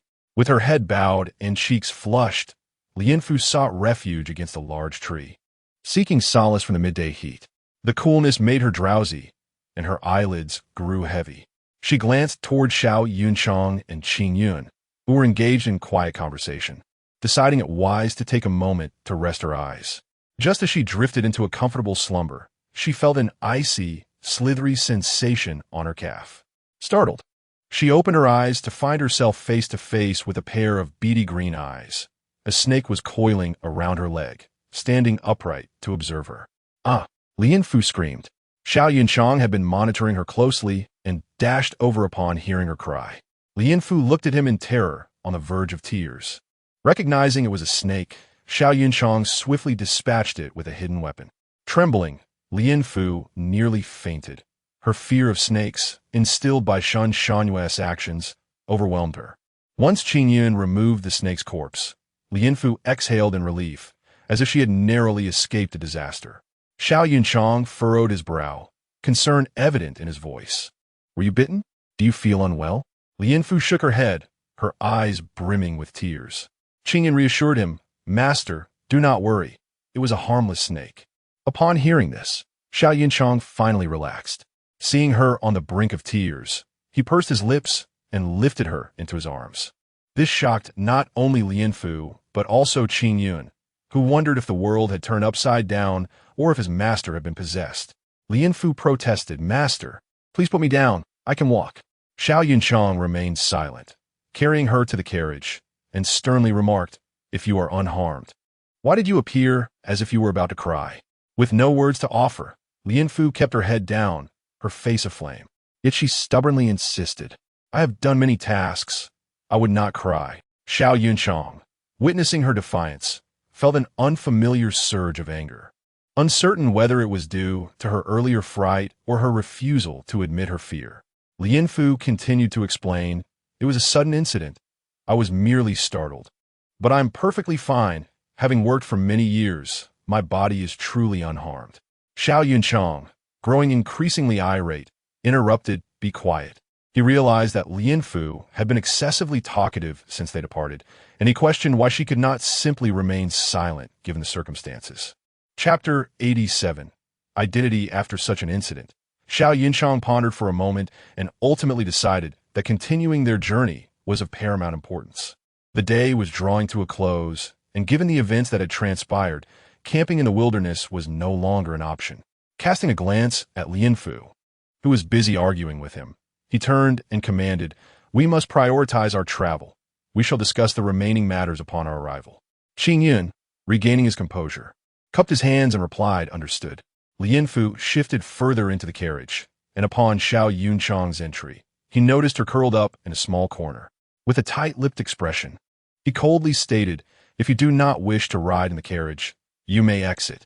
Lien Fu huffed lightly, sitting upright. The memory of their recent close proximity left her inexplicably tense. Qing Yun and Appo's driving skills were commendable. They traveled swiftly and steadily, reaching Lanling County just before twilight. The county magistrate, surnamed Wang, had received word in advance and was waiting at the city gate. As Xiao Yunchang's carriage approached, he stepped forward to greet them. Magistrate Wang bowed respectfully, saying, "I am Wang Yaomin, the magistrate of Lanling County, here to welcome Your Excellency." Xiao Yunchang remained silent, but Qing Yun returned the gesture, inquiring, "Might I ask where the inn is located for our respite?" Unfamiliar with Xiao Yunchang, Magistrate Wang was struck by Qing Yun's remarkable appearance and distinguished demeanor, prompting him to respond with utmost respect, "I have prepared accommodations for Your Excellency at my residence, and I hope you will honor me with your presence." Qing Yun nodded. "Then please lead the way." Magistrate Wang complied, mounting his horse to guide them ahead. As they entered the county, Lien Fu and Appo's spirits lifted, and she eagerly lifted the carriage curtain. The carriage rolled slowly into the town, which was notably different from the capital or the other counties they had seen. While it did not possess the capital and Appo's grandeur, it exuded a certain vibrancy, occasionally showcasing individuals of foreign descent. Lien Fu, brimming with excitement, glanced around, while Xiao Yunchang observed everything silently. Upon arriving at the magistrate and Appo's residence, Wang dismounted and respectfully invited, "Your Excellency, please disembark and enter. I have arranged a banquet within." Xiao Yunchang acknowledged with a slight nod, and Qing Yun lifted the carriage curtain. The moment the curtain was drawn, Magistrate Wang's eyes widened at the sight of a young gentleman within the carriage, whose obsidian eyes and chiseled features rendered his luxurious attire pale in comparison. The aura he radiated was one of innate authority. Magistrate Wang was taken aback. He had heard of the Duke and Appo's striking beauty, but was astonished to see such youthfulness in person, a truly rare sight. As Xiao Yunchang stepped out, he paused momentarily. Just then, a unique fragrance wafted into Wang's nostrils, drawing his attention back to the carriage, where another figure emerged, a woman unlike any he had previously encountered. Her eyes sparkled like autumn waters, lips as red as cherries, and her complexion was as flawless as polished silver, her figure both slender and voluptuous. Yet, a wave of confusion washed over Wang. He had heard that the Duke was not one to indulge in female company. Why then did he have such a stunning companion at his side? Lien Fu sensed a piercing gaze upon her as she disembarked and, after a discreet observation, realized it belonged to the magistrate. Though uncomfortable, she endured, her brows furrowing slightly. Xiao Yunchang, noticing Wang's scrutinizing gaze, felt a surge of protectiveness towards Lien Fu. Stepping in front of her with a frown, Wang's heart raced with concern, suspecting Lien Fu's true identity might not be that of an ordinary maid. Her attire and demeanor suggested she was more likely a concubine of the Duke. Fearing to provoke Xiao Yunchang, he swiftly gestured for them to enter, saying, "Your Excellency, please proceed inside." Xiao Yunchang nodded coolly and cast a brief, disdainful glance before striding inside, followed closely by Lien Fu and Qing Yun. Once inside, Magistrate Wang tirelessly extolled the virtues of his estate, showcasing every detail with fervent enthusiasm, even lamenting the hardships of his administrative duties. Lien Fu and Qing Yun exchanged glances, skeptical of the magistrate and Appo's apparent lack of seriousness towards governance. Xiao Yunchang remained silent, listening to Wang and Appo's boastful monologue. Meanwhile, Lien Fu discreetly studied Xiao Yunchang, reflecting on how he had shielded her from Wang and Appo's scrutiny. Was he perhaps feeling jealous? The thought startled her. How could Xiao Yunchang, a man of such stature, feel jealousy over a mere maid? It was absurd. She chastised herself for such disrespectful musings. Should anyone discover her thoughts, it would be a trivial matter to laugh at her. The true danger lay in Xiao Yunchang's unpredictable nature, which could lead to dire consequences. She resolved to cast aside such thoughts, reminding herself that as a servant in 2 lifetimes, she should focus solely on living her life well. As she contemplated this, her mind settled. Throughout the journey, Magistrate Wang wrestled with a pressing dilemma. Given the unusual status of Lianfu and Xiao Yunchang, the previously arranged accommodations would need to be reconsidered. Not understanding Zhao's temperament, he decided it would be best to house Lianfu in the same quarters as Xiao Yunchang, ensuring he would leave a favorable impression. He led the trio to a small courtyard near the garden, stating, "Your Excellency, this is the modest courtyard I have prepared, featuring 3 chambers for your stay." Both Xiao Yunchang and Lianfu frowned, particularly Xiao, whose expression shifted noticeably as he pointed at Lianfu, saying she should be placed elsewhere. Magistrate Wang was taken aback, puzzled by Xiao Yunchang's unexpected decision. Was this beautiful woman not his concubine? Why would he refuse to share a dwelling with her? Lianfu was equally surprised, yet it made sense. After all, Xiao Yunchang was a distinguished man, and she a woman. As the saying goes, men and women should maintain a respectful distance. The presence of Qingyun aside, the situation would be awkward otherwise. She interjected, "Master prefers not to have others nearby." Others? Wang was even more bewildered. How could one so close become others? Lianfu felt a twinge of irritation, while such proverbs held truth.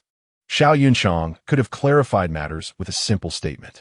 After a long day of travel, her body ached, and she longed for a place to rest. Though Wang was perplexed about their relationship, he refrained from questioning further and respectfully arranged for Lianfu to have separate accommodations. She handed her bundle to Qingyun. Chapter 88. The fool Qingyun, perplexed, noticed Lianfu and Amp oppose his anger and muttered, "What does this have to do with me?"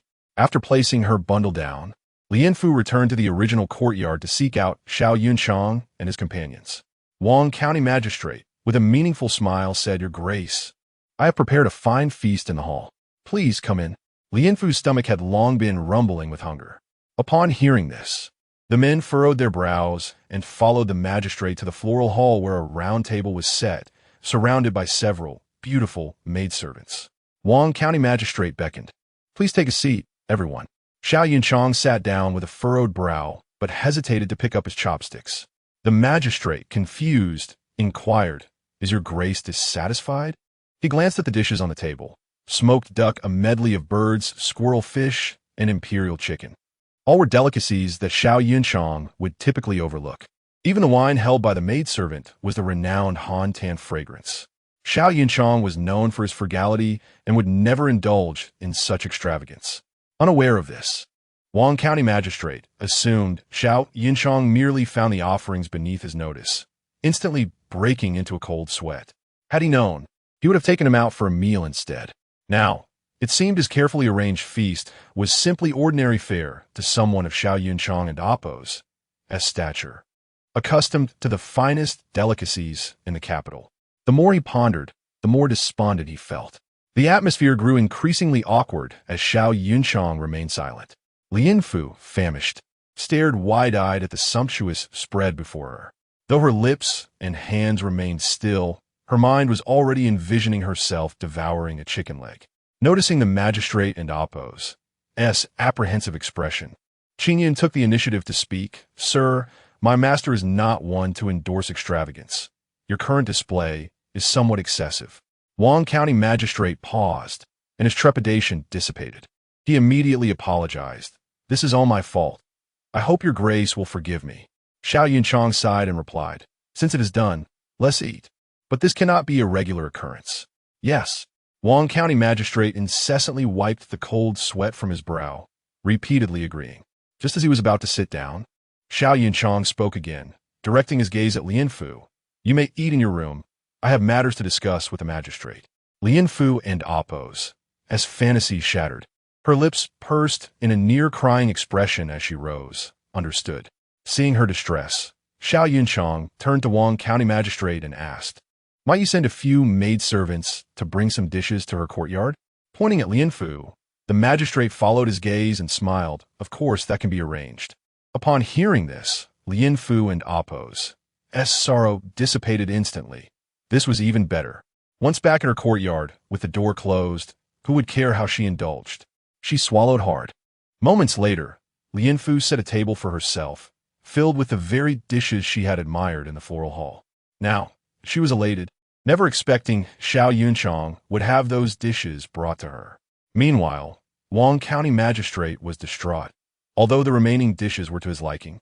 The ones taken away were his heart and Appo's desire. He had been waiting for Xiao Yunchang and Appo's visit to finally indulge, only to have this outcome. He felt like crying without tears. Faced with this situation, he could only swallow his disappointment. He forced a smile. Your grace is indeed a paragon of virtue. Who would have thought you would be so frugal in your ways? This statement sounded peculiar, prompting Xiao Yunchang to glance at him. Displeased, let us discuss official matters instead. We can address other matters later. Wang County Magistrate felt awkward, realizing Xiao Yunchang was not in the mood for small talk. He chuckled nervously. The salt tax in Lanling County has always been conducted properly, without any irregularities. I conduct daily investigations. Yet Xiao Yunchang retorted, is the salt tax in Lanling County truly normal? His questioning tone sent a shiver down Wang County Magistrate and Appo's spine. He stammered, I have indeed investigated. Everything is normal, without violations. Xiao Yunchang cast a glance at the remaining dishes. Even though they were simple, they still represented a year's worth of expenses for a common household. Wang Yaoming, as a mere county magistrate, earned less than the maidservants in the household of Shun Shanwei. How could such a person afford to prepare so many dishes? Just the wine held by the maidservant cost 45 taels. How could a lowly county magistrate possibly afford such expenses? Even with frugality, it was improbable. Xiao Yunchang smirked. Since he claimed everything was normal, he decided to probe further. He was well aware of the pitfalls he had dug, curious to see what this magistrate would say. Xiao Yunchang suddenly adopted a serious tone. Magistrate, since you just stated that the salt tax is normal, why don't you elucidate how it is so? Wang County Magistrate hesitated, his chopsticks halting midair, cold sweat resurfacing as he laid them down, trembling. Yes, the daily revenue from the salt shop remains unchanged, as does every trade. Qing Yun, standing nearby, was speechless. Although not an official, he understood that reporting to superiors was not done in such a manner. This fellow was utterly foolish, failing to restrain himself in light of the impending inspection, still attempting to ingratiate himself. Xiao Yunchang nodded. What you say is of no use. Speak of something of substance. Wang County Magistrate, filled with trepidation, dared not answer freely. Stammering, he said this. I. Seeing him like this, even Qing Yun found himself at a loss for words. And now, even Xiao Yunchang felt exasperated. They were all aware that someone was coming to investigate. Did he not realize he should prepare? Now he couldn't and Appo's even utter a half-hearted lie, leaving one to wonder how such a person could hold the position of county magistrate. Realizing he would learn nothing further, Xiao Yunchang chose to cease his inquiries and picked up his chopsticks to eat. Wang County Magistrate's scalp tightened. Fearing he had angered Xiao Yunchang, he hastily pleaded, I have failed in my duties. I hope your grace can forgive me this once. I have been busy with official matters and have not had the chance to prepare adequately. Xiao Yunchang did not refute him. These were merely his excuses. Being in Lanling County, he was not worried about missing anything. Time was on his side, and those with guilty consciences could never hide their secrets. Without looking up, Xiao Yunchang said, Eat. Upon hearing this, Wang County Magistrate, though still shaken, forced a smile and began to eat. Though his demeanor appeared calm beneath the table, his legs trembled uncontrollably. Xiao Yunchang was already formulating plans in his mind, realizing the necessity of an outing the following day. For only by witnessing the situation firsthand could he discern the truth. Chapter 89. Husband and Wife on the Other Side. Lian Fu was savoring the exquisite dishes laid out before her. This was the most perfect meal she had enjoyed in a long while, and she could not help but marvel at the advantages of wealth. As she thought of the silver coins stored in her residence, a sense of joy welled up within her. If she could manage that money wisely, she could indulge in such sumptuous feasts every day. The following morning, the servants of the Wang County Magistrate's residence brought Lianfu her breakfast. Having gone to bed early the night before, she had the rare opportunity to accompany Xiao Yunchang without the burden of chores. She slept soundly until the knocking at the door stirred her from her slumber. Initially startled, she jumped up, fearing she had overslept for work, only to remember that she was not in the Duke's residence. Upon opening the door, she was greeted by 3 or 4 female attendants, each carrying a few small dishes. They bowed respectfully, addressing her, "Miss, we have come to deliver your breakfast." Lianfu invited them in, casually expressing her gratitude. "Thank you for your trouble. You may leave once you've set it down. I do not require assistance at the moment." The attendants nodded and swiftly arranged the meal before retreating. Seeing the breakfast spread before her, Lianfu's heart leaped with joy. She hurriedly washed her face and sat down to eat. Before long, however, the door behind her swung open. Turning around, she saw Xiao Yunchang enter with a stern expression. Upon noticing Lianfu's contented state, he commanded, "Stop eating and come with me at once." Lianfu's eyes widened in surprise as she mumbled, "Sir, please have mercy. I've only just begun." With that, she hastened to devour her food. Observing her cheeks puffed like a squirrel's, Xiao Yunchang relented slightly, saying, "Finish up quickly." Grateful, Lianfu eagerly took a few more bites, mumbling, "Thank you, sir." Xiao Yunchang, feeling helpless, seated himself across from her, watching her eat. Lianfu relished her meal, oblivious to her surroundings. After all, what could be more important than enjoying a meal? Thus, she continued to eat without regard for her image. Xiao Yunchang observed her with a mix of amusement and unexpected fondness. Previously, she had always dined with grace, yet now she displayed a different, endearing side. As Lianfu stuffed her cheeks while being acutely aware of his mood, she found herself in a rather challenging predicament. Xiao Yunchang silently watched her, noting her cautious yet swift movements, and suddenly thought of her as rather clever and cute, akin to a squirrel.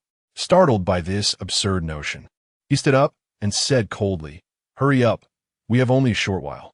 Lianfu nodded vigorously, hastily shoveling food into her mouth. Bewildered by Xiao Yunchang and Appo's sudden change in demeanor, once he left her quarters, Lianfu felt even more elated. Moments later, she arrived at Xiao Yunchang's residence. A flicker of uncertainty in her heart. Why was he bringing her along for official business? As she stepped into his courtyard, she was delighted to see Qing Xian there. She rushed over, inspecting him playfully. "Oh, look at you. Now you're dressed like a young gentleman." Qing Xian indeed wore a dapper outfit, looking more handsome than usual. Flustered by her teasing, Qing Xian replied, "I am merely here at the behest of my master." Lianfu chuckled, but their moment was interrupted when Xiao Yunchang emerged from the room with a grim expression, instructing, "Come inside." Lianfu suppressed her smile and entered, where she found Qing Yun holding a tray with a neatly arranged woman's outfit. Confused, she glanced at Xiao Yunchang and noticed he was no longer wearing yesterday's attire.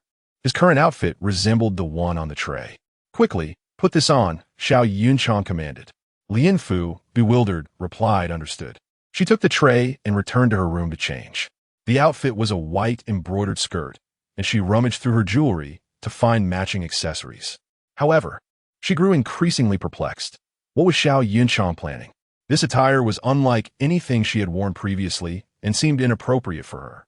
After much contemplation, she decided to dismiss her doubts. Since it was given to her, she would wear it without further thought. After all, her master's instructions could not be wrong. When she emerged before Xiao Yunchang, he appeared momentarily taken aback, lost in thought. Qing Yun and Qing Xian exchanged skeptical glances, particularly toward Xiao Yunchang. He cleared his throat and stated, "Now that you're ready, let's proceed." The group left the magistrate's residence and ventured into the bustling streets. Suddenly, Xiao Yunchang spoke, "If we are to investigate, we must adopt a plausible identity." Qing Yun, ever forthright, suggested, "Why not have the master and Miss Lianfu pose as a married couple? This way, no one will suspect anything." Lianfu gasped in shock, exclaiming, "This is out of the question. We must think of another plan." Xiao Yunchang walked ahead in silence, lost in thought.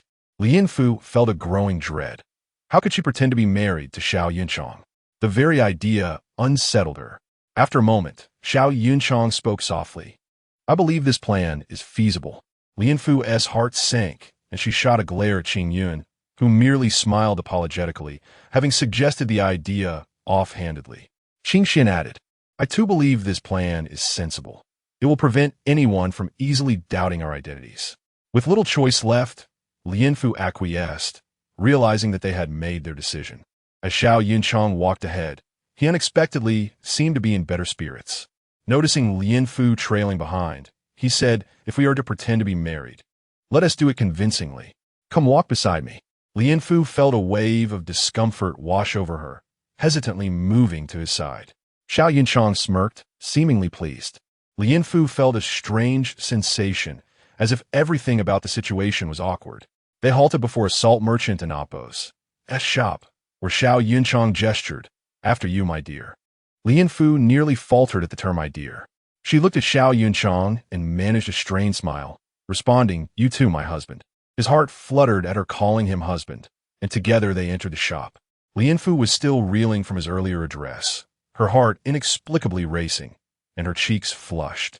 The salt merchant greeted them warmly, displaying no impatience as Xiao Yunchang requested a browse. Everything seemed normal until they reached the next shop. Although the owner was equally cordial, there was an odd undercurrent of wariness in his demeanor. What kind of salt do you wish to purchase, and how much? The merchant scrutinized the elegantly dressed couple before him. Chapter 90. The shopkeeper felt that the two individuals before him hardly resembled those who would venture out to purchase salt. Accompanied by two young gentlemen, they certainly did not appear to be common servants, adorned with swords at their waists, and exuding an air that was far from that of ordinary guards. They piqued the curiosity of the shopkeeper's wife and the staff, who began to observe Lian Fu and her entourage with heightened vigilance. Xiao Yunchang remarked, we have yet to determine what kind of salt we wish to buy. Perhaps you can enlighten us, esteemed shopkeeper? It seemed he truly did not perceive the oddity of the situation, for after he spoke, the shop staff regarded them with even more peculiar glances. Lian Fu, feeling anxious yet unable to offer a direct warning, recalled their current identities in public. Clutching Xiao Yunchang and Appo's sleeve, she feigned a coy demeanor, saying, my husband, did you not promise to accompany me today to purchase jewelry? Why we come here instead? Her last words carried a hint of reproach. Xiao Yunchang, initially taken aback, soon grasped her implication through her gaze. It is my fault. Do not be upset, my dear. We merely came to browse, he replied soothingly. Feigning anger, Lian Fu retorted, husband, you are truly incorrigible. We agreed upon this last night, and now you have broken your promise. I am quite vexed. Xiao Yunchang bowed in apology. Do not be angry. My dear, I shall take you to see jewelry shortly. We shall purchase whatever you desire. The shopkeeper and his staff, observing the interaction between Lian Fu and Xiao Yunchang, finally relaxed. They concluded that she was merely a spoiled young lady, likely here for a leisurely outing. They had indeed overthought the situation. Watching Lian Fu's charming demeanor, Xiao Yunchang felt an inexplicable warmth rising within him, as if something had shifted in his heart. Unaware of this change, Lian Fu pretended to relent, saying, very well. Since my husband has promised, I shall await the outcome. Nodding, Xiao Yunchang complimented, you possess great virtue, my dear. Lian Fu suggested, since you are to inspect the salt, may I accompany you? The shopkeeper, sensing no objection, warmly invited, if you wish to see the salt, please follow me to the back. Lian Fu exclaimed with delight. That would be splendid. Typically, a salt shop would reserve the finest salt for the discerning elite in the back, while the front displayed more common varieties accessible to ordinary citizens. The prices marked seemed reasonable, and occasional discrepancies among shops were generally acceptable within the established market range. Following the shopkeeper to a rear room, they found the salt remarkably pure and brilliant. However, Lian Fu quickly discerned something amiss. The appearance of the salt was not as it should be. Proper salt, no matter how refined, could not be entirely snow white. The current technology could only ensure the absence of impurities, not achieve such a pristine appearance. She exchanged a knowing glance with Xiao Yunchang, who mirrored her unease. It was evident that both had detected the irregularity. If even Xiao Yunchang, who rarely ventured into kitchens, recognized the oddity, How could the shopkeeper remain oblivious? Feigning surprise, Lianfu exclaimed, "Husband, look at the quality of this salt. I have never encountered such exceptional salt before." With deliberate intent, she reached out to sample it, suppressing her urge to frown. "Husband, this salt differs from what we purchase at home." Xiao Yunchong, catching her implication, inquired, "How does it compare to our household salt?" Just as Lianfu was about to respond, the shopkeeper interjected, "Dear customers, if you wish to buy salt, please inform me, and I shall assist you." Exchanging glances, Lianfu and Xiao Yunchong sensed something was amiss. Their previous remarks had been innocuous. Why did the shopkeeper react so strongly? His demeanor indicated guilt. Lianfu, pouting, turned to Xiao Yunchong, playfully asserting, "Husband, in addition to jewelry, I must have this salt." The shopkeeper, overhearing, adopted a stern tone. "If you wish to purchase salt, you are welcome, but if you intend to cause trouble, I will have to ask you to leave." Alarmed, Lianfu felt tears welling up as she exclaimed, "Husband, I want this one. After seeing so many, theirs is the best.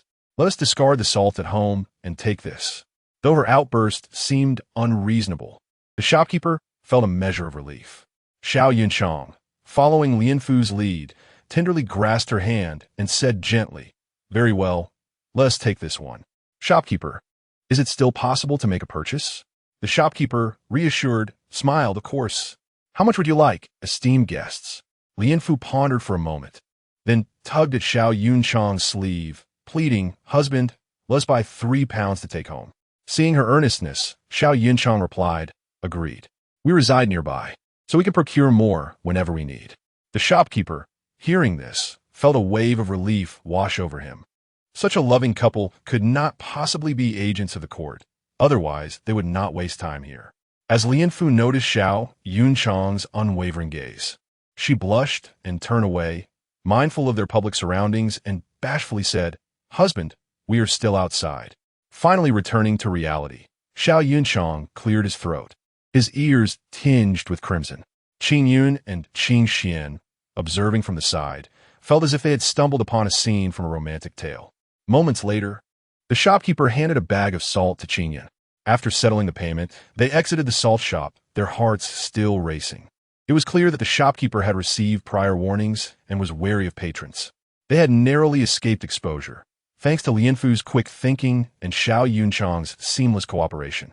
Once safely away from the shop, Xiao Yunchong finally released Lianfu's hand, the warmth and sensation lingering in his palm. For reasons unknown, he found himself reluctant to let go. Xiao Yunchong felt as if he were losing his mind for harboring such thoughts. Chapter 91. The customers after being released. Lianfu lingered on Xiao Yunchong's performance in the salt shop. His gaze, so tender it could melt hearts, and his gentle words seemed to portray a different persona altogether.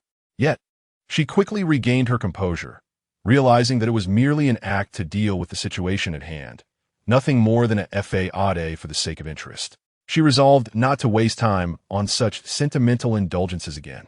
With several days still ahead, she needed to focus on visiting other locations to gather evidence regarding the salt shops. Xiao Yunchong suggested, "Let's explore other places." Lianfu, puzzled, inquired, "What is the matter?" Qing Xian, standing behind them, whispered, "My lord, there are people following us." Xiao Yunchong furrowed his brow, but Lianfu reacted swiftly, stepping in front of him and playfully chiding, "Husband, what is the meaning of this? Did you not promise me? Are you going to go back on your word?" As she spoke, she kept a wary eye on their surroundings, spotting a sneaky figure lingering near a nearby stall. Recognizing him as an associate of the salt shop owner, she was taken aback by the man's vigilance. They had distanced themselves quite a bit, yet someone was still tailing them. This only confirmed her earlier suspicions. It seemed the salt shop owner had formidable backing, as such vigilance was uncommon without significant reason. Most of the salt shops they had visited previously displayed normal behavior, with nothing particularly suspicious about the salt itself. Lianfu, with a playful tone, remarked, "My husband, please do not go back on your word. I remember what you said." After uttering this, she quietly added, "We must be cautious of the associate from the salt shop following us, lest he catch on." Xiao Yunchong raised a hand, brushing Lianfu and Appo's hair aside, and said in a feigned intimate tone, "Of course, let us wander around a bit to shake them off, to avoid raising suspicions. True to his word, he gently proposed, "Since my dear wife wishes to purchase jewelry, why not visit the largest shop in the county? Whatever you desire today, I shall procure for you. What do you say?" Lian Fu, with a playful demeanor, responded, "Since my husband insists, I shall not hold back." With that, she took Xiao Yunchang and Appo's hand and led him towards a nearby dessert shop. Having longed for the delicacies there, she felt no need to restrain herself now that Xiao Yunchang had made such a generous offer. Upon entering the dessert shop, the staff, noticing their exquisite attire, greeted them with enthusiasm, eager for the lucrative opportunity. Lian Fu pointed grandly and declared, "Bring forth your finest specialties. I would like 3 servings." The staff, upon seeing the prized cherry tarts in the display case, beamed with delight and hurriedly prepared her order. These delicacies were the pride of their shop, beloved by all, and the prospect of such a sale thrilled them greatly. Moreover, the shop owner was known for his kindness, with the staff earning commissions based on their sales, making them all the more eager to please. Meanwhile, the associate sent by the salt shop owner, tasked with following Lian Fu, grew anxious as he watched the group enter the bustling dessert shop. He feared they might blend in with the crowd and escape his watchful gaze, knowing that failing to report back would lead to reprimand. However, after a while, he spotted them exiting the shop with an abundance of packages, and his worries eased. He resumed his pursuit, observing them closely. To him, they appeared no different from ordinary folk out for leisure, especially since they had mentioned residing nearby. Surely the owner had overreacted. Yet, having been specifically instructed to keep an eye on them, he remained vigilant, trailing them quietly. Lian Fu led Xiao Yunchang to what seemed to be the largest jewelry shop in the county.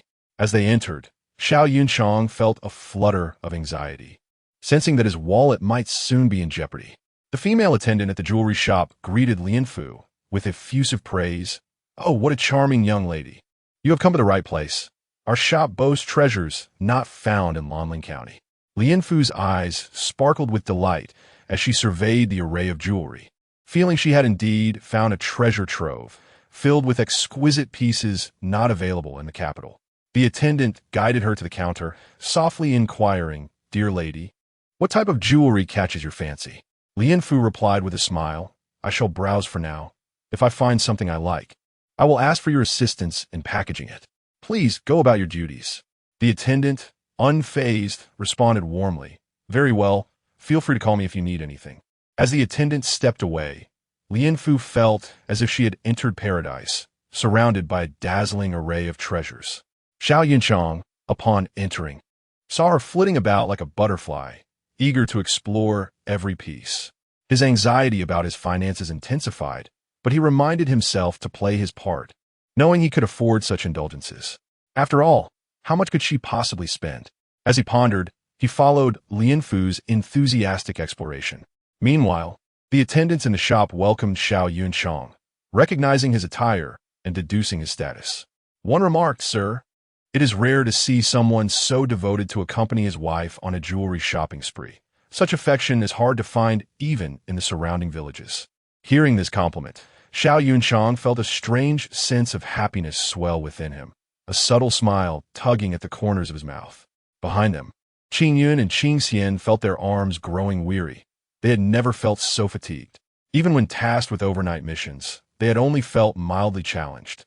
But merely accompanying their master and Miss Lian Fu on this charade felt far more exhausting, a curious irony.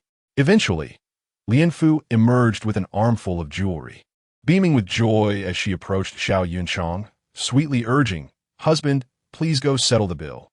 I have made my selections." "Thank you so much." Xiao Yunchang, feeling inexplicably cheerful, rose and made his way to the counter. Chapter 92. Sparks, however, upon seeing the bill laid before him, his eyelids twitched, and he cast a surprised glance at Lian Fu. She merely stuck out her tongue, slightly embarrassed, and said, "I find joy in each piece, so I chose a few that caught my eye. I may have gotten a bit carried away. You won't be angry, will you, my lord?" Xiao Yunchang forced a smile, replying, "How could I be? Today, we agreed to come out together to purchase jewelry, did we not? You know I'm not a stingy man. I would never grow angry over such matters. Besides, A loving wife brings prosperity. Upon hearing his last remark, Lianfu's face flushed instantly. Despite merely putting on an act, Xiao Yunchang's words felt all too real. Qingyun stepped forward to settle the bill, discovering that Lianfu had spent nearly 4,000 taels. While Xiao Yunchang was not distressed, he was nonetheless astonished by her purchasing power, realizing she could spend so extravagantly. He had not expected Lianfu to be this kind of person in private. The salt shop attendant, lurking outside the jewelry store, raised an eyebrow at the sight of Lianfu and her companions emerging with numerous packages. This shop was known for its exorbitant prices in the county, yet they had returned with such a large haul in mere moments. This suggested a considerable financial capability on their part. Perhaps the owner had misjudged the situation. He would report his observations accurately upon returning. Not noticing anything amiss, the attendant turned back towards the salt shop. Lianfu was elated, gazing at the jewelry boxes in her hands, reflecting on the success of her outing. The grievances she had endured in recent days seemed trivial in comparison. She could easily exchange these items for a handsome profit. Overjoyed, Lianfu forgot to change her manner of address, looking up at Xiao Yunchang and exclaiming, "Thank you, my lord, for purchasing these jewels for me." Immediately regretting her words, she realized that their relationship was no longer that of husband and wife, making such an expression inappropriate. It had merely been a pretense for others, and now that they were alone, she had neglected to adjust her address. Lowering her head, she dared not meet his gaze. While Xiao Yunchang and Appo's face blushed deeply, as though he had just emerged from hot water. Upon hearing Lianfu and Appo's words, an inexplicable flutter surged within him, making him wish to embrace her tightly, to hold her close. He remained silent, his gaze fixed on her lowered head, where he could still see her rosy lips. Qingyun and Qingxian exchanged astonished glances, both taken aback by the transformation in their master and Lianfu and Appo's relationship. Especially Qingyun, who realized that what they had witnessed was merely a facade, masking deeper affections. After a moment, Lianfu stammered, "I misspoke earlier. I beg your pardon, my lord." Xiao Yunchang snapped back to reality, astonished by his own feelings. How had he transformed in such a manner? Although he was bewildered by this change, he forced himself to remain composed, replying, "No matter, it was merely a slip of the tongue." Despite his words, the tension in his clenched fist betrayed his true thoughts. Had he truly begun to harbor feelings for this woman? This unsettling notion did not linger long, as he remembered his official duties, prompting him to regain his composure. He stated coldly, "Since the others have departed, let us return quickly. There is much to attend to today." "Yes," Lianfu replied, remaining upright and not bowing in deference. Qingyun and Qingxian silently carried out their responsibilities, struggling under the weight of their burdens as they made their way back to the residence. Lianfu had intended to assist, but with the editor still outside, she could only let Qingyun and Qingxian exert themselves. Meanwhile, at the salt shop, the attendant returned to relay his observations to the owner and his wife. However, the owner remained skeptical, stating, "This matter seems too peculiar. You must have misjudged. Are you certain there was nothing unusual?" The attendant replied confidently, "There was no mistake. I followed them closely. They first visited a dessert shop and then the jewelry store. They emerged with numerous packages, and they appeared quite intimate, unlike mere acquaintances." The owner's wife, having overheard, chided her husband, "Why do you make such a fuss? We have connections above. Why fret here?" The owner shot her a stern look, retorting coldly, "What do you understand, woman? If someone from above comes to investigate, it is no trivial matter. Should we be implicated, it could spell disaster for our entire family." The owner's wife, suddenly alarmed, inquired hastily, "What should we do? What if they truly are?" The owner and Appo's eyes narrowed as he replied, "Then we must be ready to flee at a moment and Appo's notice. We cannot afford to be caught." The owner's wife found this suggestion reasonable. Meanwhile, at the county magistrate and Appo's residence, Lianfu eagerly tugged at Xiao Yunchang and Appo's sleeve, moving swiftly as she chanted, "Let us hurry back. I'm utterly exhausted. I need to take a good rest." Xiao Yunchang, taken aback by her boldness, reflected on how her audacity had grown, openly pulling at his sleeve. Yet, despite this thought, he felt an inexplicable pleasure, wondering why he found this moment so agreeable. However, he quickly dismissed this troubling notion. Why was he thinking this way? She had never inspired such thoughts before. Could it truly be her influence? Once they reached the courtyard, Lian Fu took her packages and returned to her quarters. Xiao Yinchang, looking at his empty sleeve, felt an unexpected pang of reluctance. He proceeded to his study, sitting at the desk, and instructed, Qing Xian, you are most adept at this. I entrust this matter to you. Ensure you uncover the source of this batch of salt. Qing Xian bowed and affirmed, I shall obey your command. He retrieved a handkerchief and took some salt packets from his bag, concealing them before exiting. This task required discretion, and Qing Xian was more skilled in such investigations than Qing Yan. Meanwhile, in another courtyard, Lian Fu lay on her bed, glancing at the bundles on her desk. Her heart brimmed with joy, marveling at Xiao Yunchang's unexpected generosity. Chapter 93. Beauty. As Lian Fu was on the verge of drifting into slumber, a sudden knock at the door interrupted her reverie. Irritated, she wondered who could be so inconsiderate as to disturb her much-needed rest. Had they no sense of decorum? With a huff, she sprang from her bed and opened the door, ready to voice her grievances. To her surprise, she found Qing Yun standing outside. With an awkward smile, she inquired, What brings you here at this hour, Yin? Seeing her drowsy demeanor, Qing Yun felt a twinge of sympathy, but proceeded to relay the message. Miss Lian Fu, my master has requested your presence for a discussion. Lian Fu, momentarily at a loss for words, pouted slightly before conceding, Very well. Please wait a moment while I change my attire. Qing Yun nodded respectfully. Take your time, Mississippi. The relationship between Xiao Yunchang and Lian Fu had grown increasingly intimate. He had never relied on any woman as much as he did on her. It was quite remarkable, considering that he had always been averse to others encroaching upon his personal space. Lian Fu was the first to break that mold. Once Lian Fu had donned a fresh outfit, she accompanied Qing Yun to the study. There, she found Xiao Yunchang seated at his desk, a troubled expression clouding his handsome features. Lian Fu approached and offered her respects. I pay my respects to you, my lord. Upon hearing her words, Xiao Yunchang lifted his gaze and said, I understand you are weary, yet pressing matters require our attention. We must discuss them forthwith. Lian Fu pursed her lips, realizing there was no room for discontent.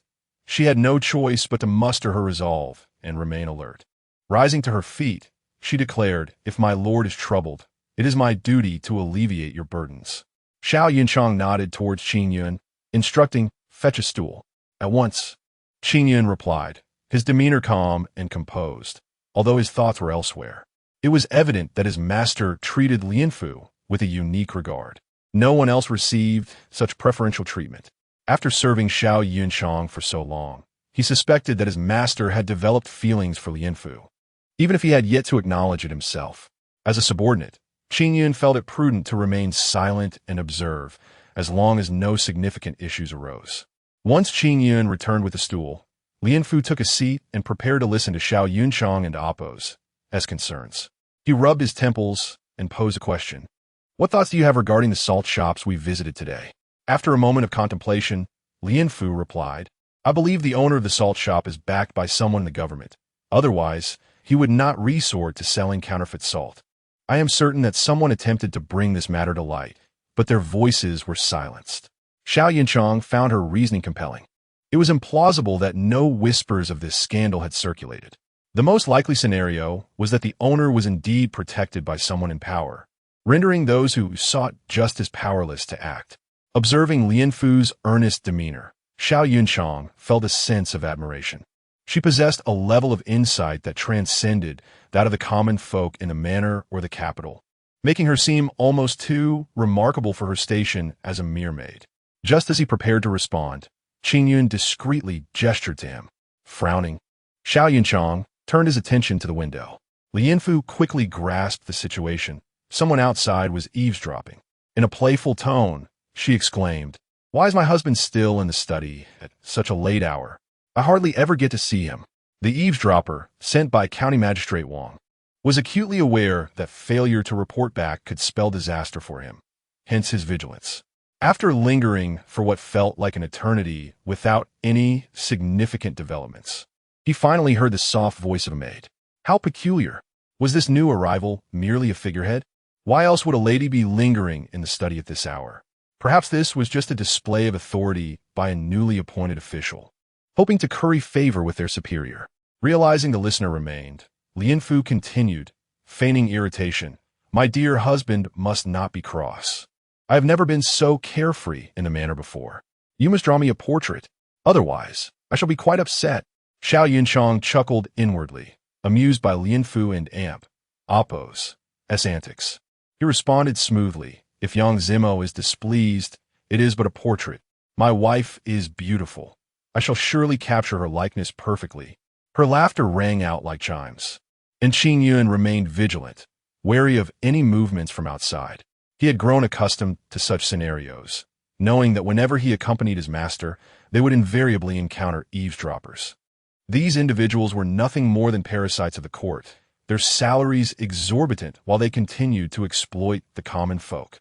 Now, with his master intent on investigating these matters, it was certain that they would not escape unscathed. Xiao Yunchang gazed at Lien Fu's enchanting face illuminated by candlelight, feeling a stir of admiration. For reasons unknown, he found himself compelled to paint her image. Meanwhile, Lien Fu remained alert, observing the situation outside. As a nobleman, Xiao Yunchang was tasked with investigating such matters, and the audacity of these individuals to eavesdrop was truly brazen. Realizing they had not yet departed, Lien Fu exaggerated her distress. My lord must take great care in capturing my beauty. Should you fail to portray me accurately, I shall be most displeased. Xiao Yunchang, fully immersed in the moment, replied smoothly, rest assured, my dear, I shall depict your beauty with utmost precision. Feigning indifference, Lien Fu remarked, I hope you live up to your words. Outside, the eavesdropper, having gleaned nothing of value, felt disgusted by the display of affection. He scoffed, muttering, I thought I had stumbled upon an upright official, but it seems he is nothing more than a lecher. What could he possibly fear? With that, he retreated from his hiding place. Once Qing Yun and Lien Fu confirmed that the coast was clear, they breathed a sigh of relief.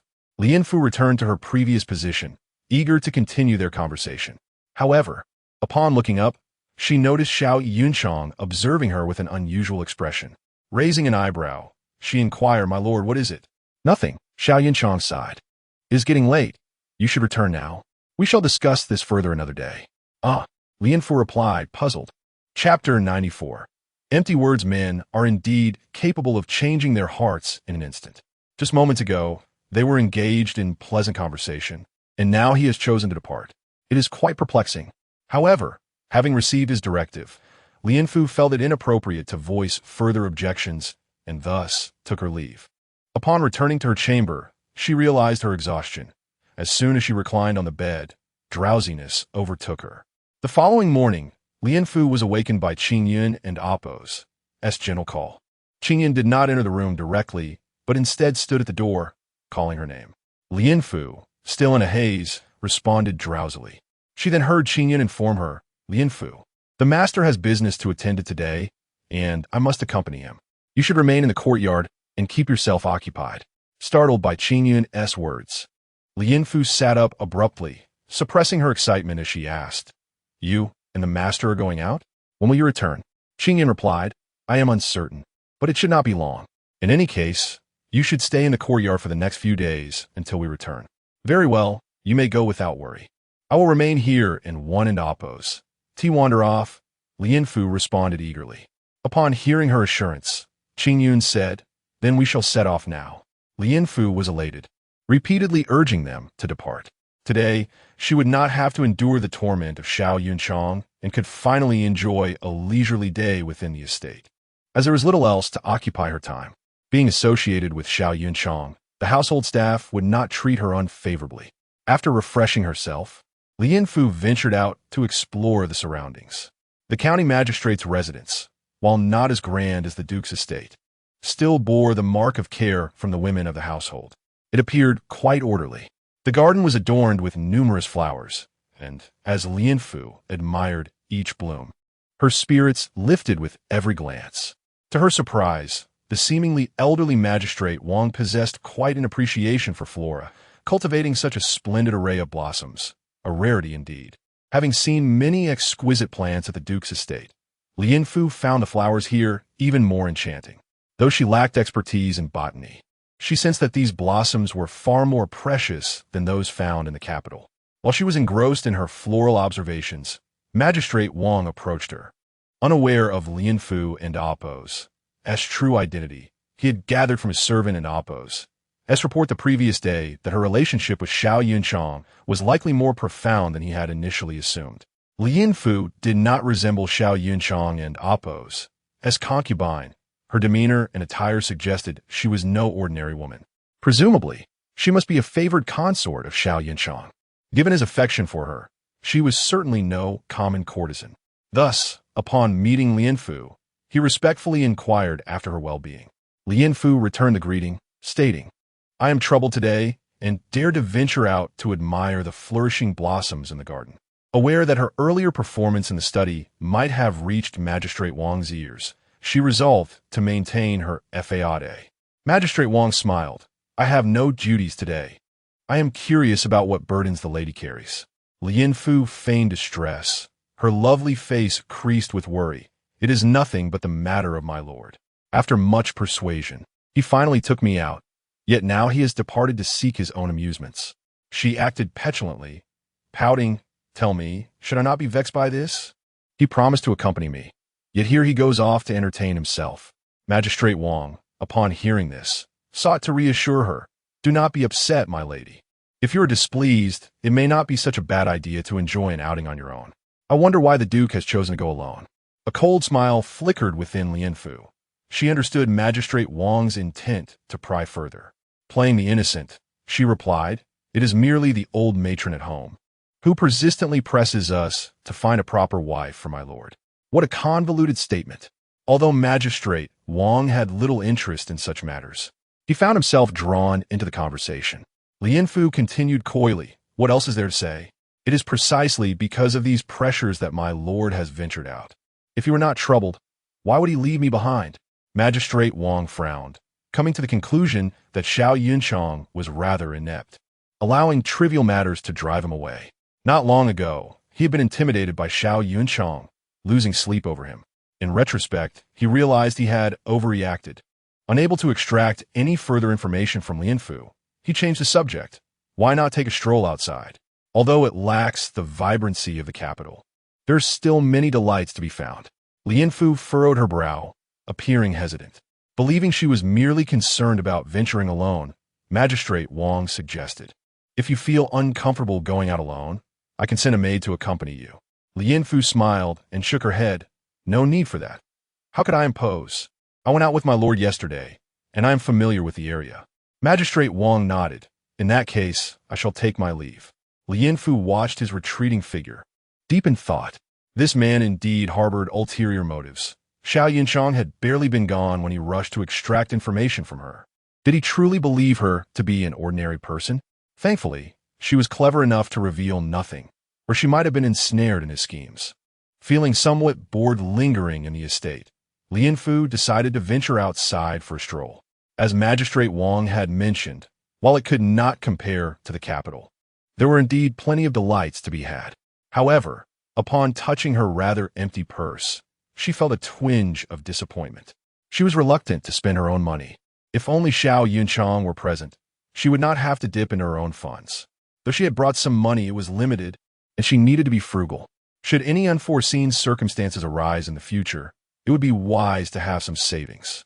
Remembering the sweet treats Xiao Yunchang had purchased for her the previous day, she found herself drawn back to the confectionery they had visited. The shop was bustling with activity, and the staff recognized her immediately, having noted her previous generous order. "Madam, welcome back," they exclaimed, escorting her inside and enthusiastically presenting the day's latest pastries. "These sound delightful. I shall have a portion of that one." Lianfu responded, her interest piqued. "Certainly." The attendant promptly packaged her order. After leaving the sweet shop, Lianfu wandered into a nearby alley where children were joyously playing with jump ropes. Upon seeing a beautiful young lady, the children rushed over to greet her, their sweet words filling the air. Chapter 95. Danger. "Hello, sister. You are so beautiful. We have never seen anyone so lovely. exclaimed a little boy with excitement. A porcelain doll-like girl, upon seeing Lianfu, tugged at her sleeve and cooed, "Sister, pretty sister, I want something sweet." Her bright eyes fixated on the treats in Lianfu's hands. Lianfu smiled, quickly understanding the children in Appo's intentions. She pulled out some snacks and shared them with the children, saying, "Why are you all playing here? Don't you want to go outside?" The porcelain doll girl replied, "Sister, there are so many people outside. It's inconvenient to play there. It's much quieter here." Nodding, Lianfu pulled the little girl into her arms, growing increasingly fond of her. Gradually, memories of her lost child surfaced, wondering if that child would have looked like this adorable girl had they been born safely. After the little girl finished the sweets Lianfu offered, she grabbed Lianfu's hand and led her towards an alley, softly saying, "Sister, come play jump rope with us. You never played with such a beautiful sister before." Initially hesitant, Lianfu felt warmth in her heart at the girl's sparkling eyes and replied, "All right, I'll join you for a while." The little girl, delighted by Lianfu's agreement, danced with joy, exclaiming, "Yay, our beautiful sister is playing with us." Unable to resist their enthusiasm, Lianfu played for a time, just as she was enjoying herself. A shift in perspective revealed a group of suspicious individuals. Several men, disguised as servants, were furtively moving bags out of a house. Glancing around in a manner that screamed deceit, Lianfu and Appo's mind raced, recalling the smuggling case involving salt that Xiao Yunchang had been investigating. Could these men be connected? Growing increasingly convinced of their wrongdoing, she released the little girl's hand, saying, "Sister has something to attend to. I'll return shortly to play with you." The little girl nodded, insisting, "You must promise to come back." Lianfu turned to leave, but just as she reached the alley's entrance, a child dashed up, calling out, "Sister, wait, a businessman is looking for you." Alarmed, Lianfu felt a surge of panic and began to run. Behind her came a commanding shout, "Catch her!" Turning around, she recognized the salt merchant from before, her heart sinking as she realized the peril she was in. The salt merchant had spotted her playing jump rope earlier, but hadn't recognized her until she turned around. Initially indifferent, his suspicion grew upon seeing her flustered attempt to leave. This situation could not be exposed, otherwise their lives would be at stake. Lianfu couldn't allow herself to flee, and now the child could also be seen as a witness. If captured, who knew what would happen to her? Don't let her escape. Grab her. Lianfu ran ahead, pursued by the salt merchant and his thugs. In her haste, she had lost track of the other children, leaving only one behind. The child's stamina could not match that of the adults, and Lianfu had to carry her as they ran. Ultimately, they could not elude capture. Lianfu had hoped to lose them in the alley, but had underestimated her unfamiliarity with the terrain. The salt merchant grinned maliciously, coldly taunting, "Why stop running now? Since you've seen what I've done, you won't live to tell the tale." After uttering these words, he commanded his thugs, "Take them far outside the city to a secluded spot and ensure they cannot escape." Lianfu was horrified. "What should I do now? I just came from the county magistrate and Appo's office. If my lord doesn't see me soon, you shall face the consequences." The salt merchant paused, momentarily taken aback, before laughing derisively. "Once we send you away, who will know what we've done? If you're dead, no one will be the wiser." A feeling of dread enveloped Lianfu. Before she could protest further, a thug seized her. She struggled fiercely, but was overpowered by their strength. "My husband is a duke. How dare you lay a finger on me?" The thugs froze at her words, their grip loosening as they exchanged glances with the salt merchant. The lead thug asked, "What should we do, boss?" The salt merchant stroked his beard, unperturbed, and sneered, "I don't care who your husband is. Here, I am in charge. Ignore her. Just knock her out and dump her outside the city to fend for herself." With the salt merchant and Appo's words, the thugs' earlier fear dissipated. Why should they worry when they had someone to shield them? Before Lianfu could scream, she was struck unconscious. Meanwhile, at the county magistrate and Appo's office, Xiao Yunchang returned from his errands and hurried to Lianfu's courtyard, needing to discuss important matters with her. However, upon entering, he was taken aback. Lianfu was nowhere to be found.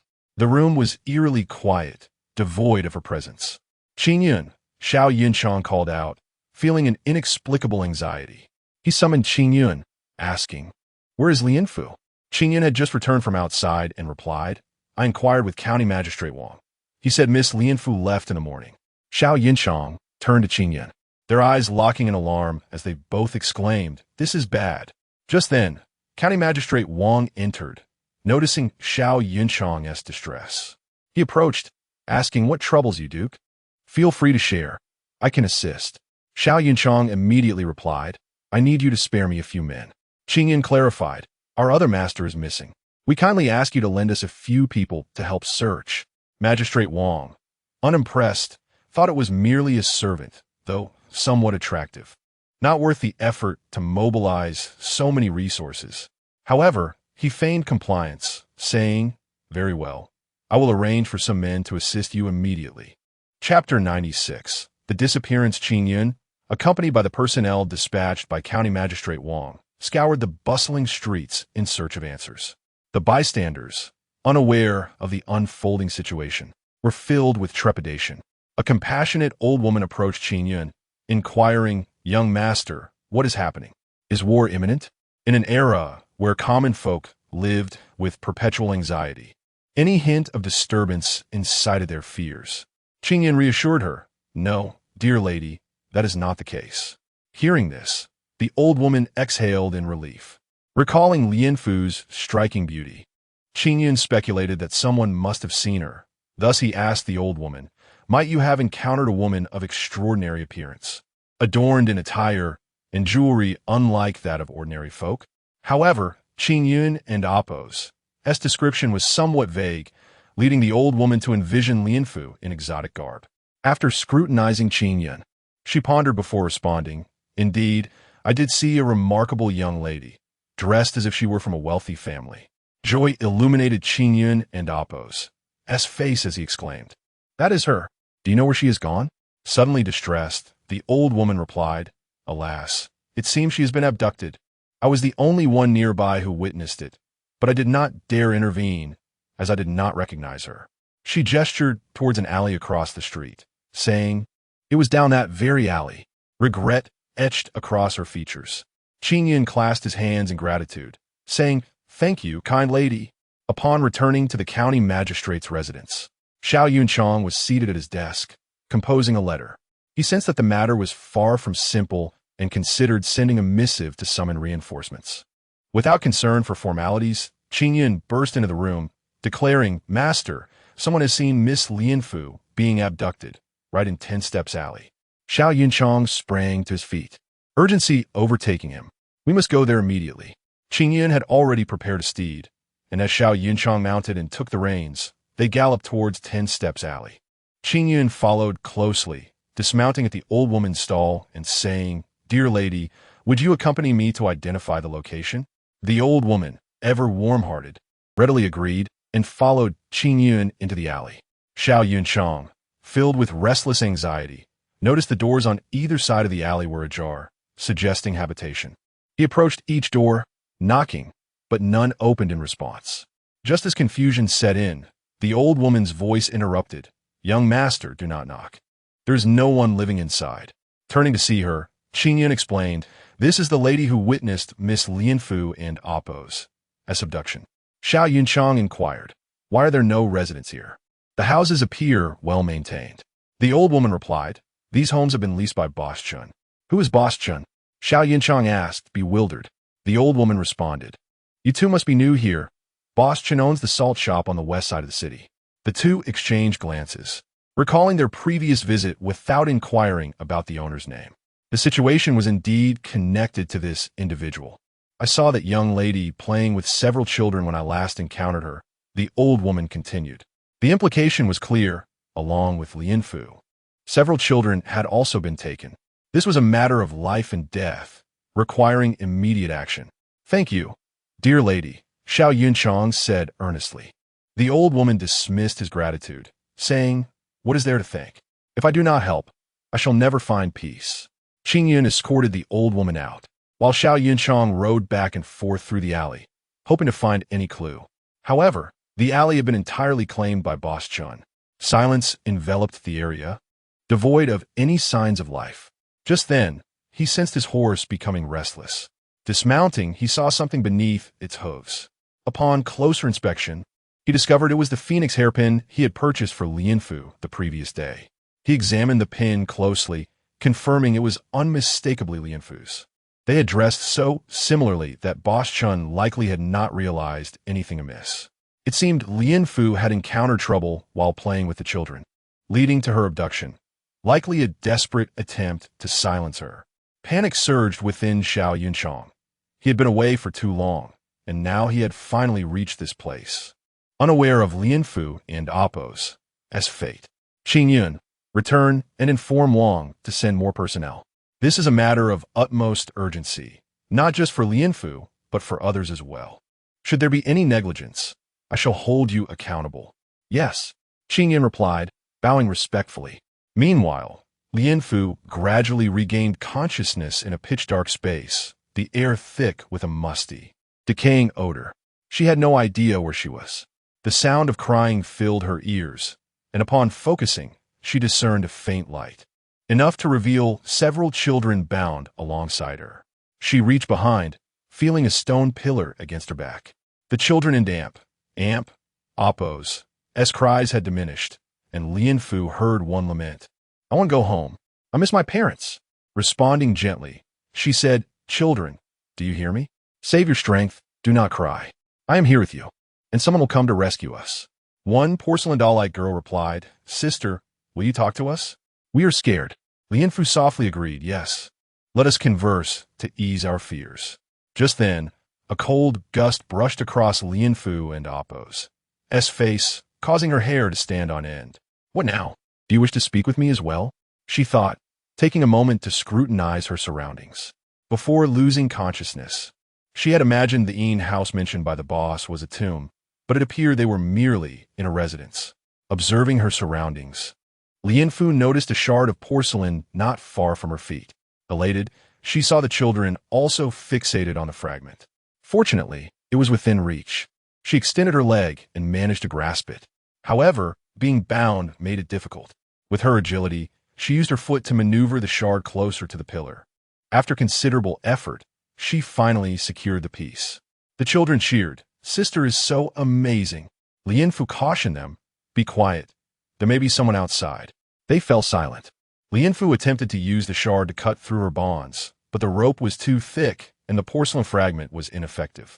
Pain throbbed in her hands, and upon inspection, she found her wrist had been cut. Just as she prepared to continue, a sudden light illuminated the space. Chapter 97. United Hearts. Lianfu closed her eyes for a moment, gradually acclimating to the blinding light before her. The windows of the house were sealed, allowing no light to enter, yet the door was accessible.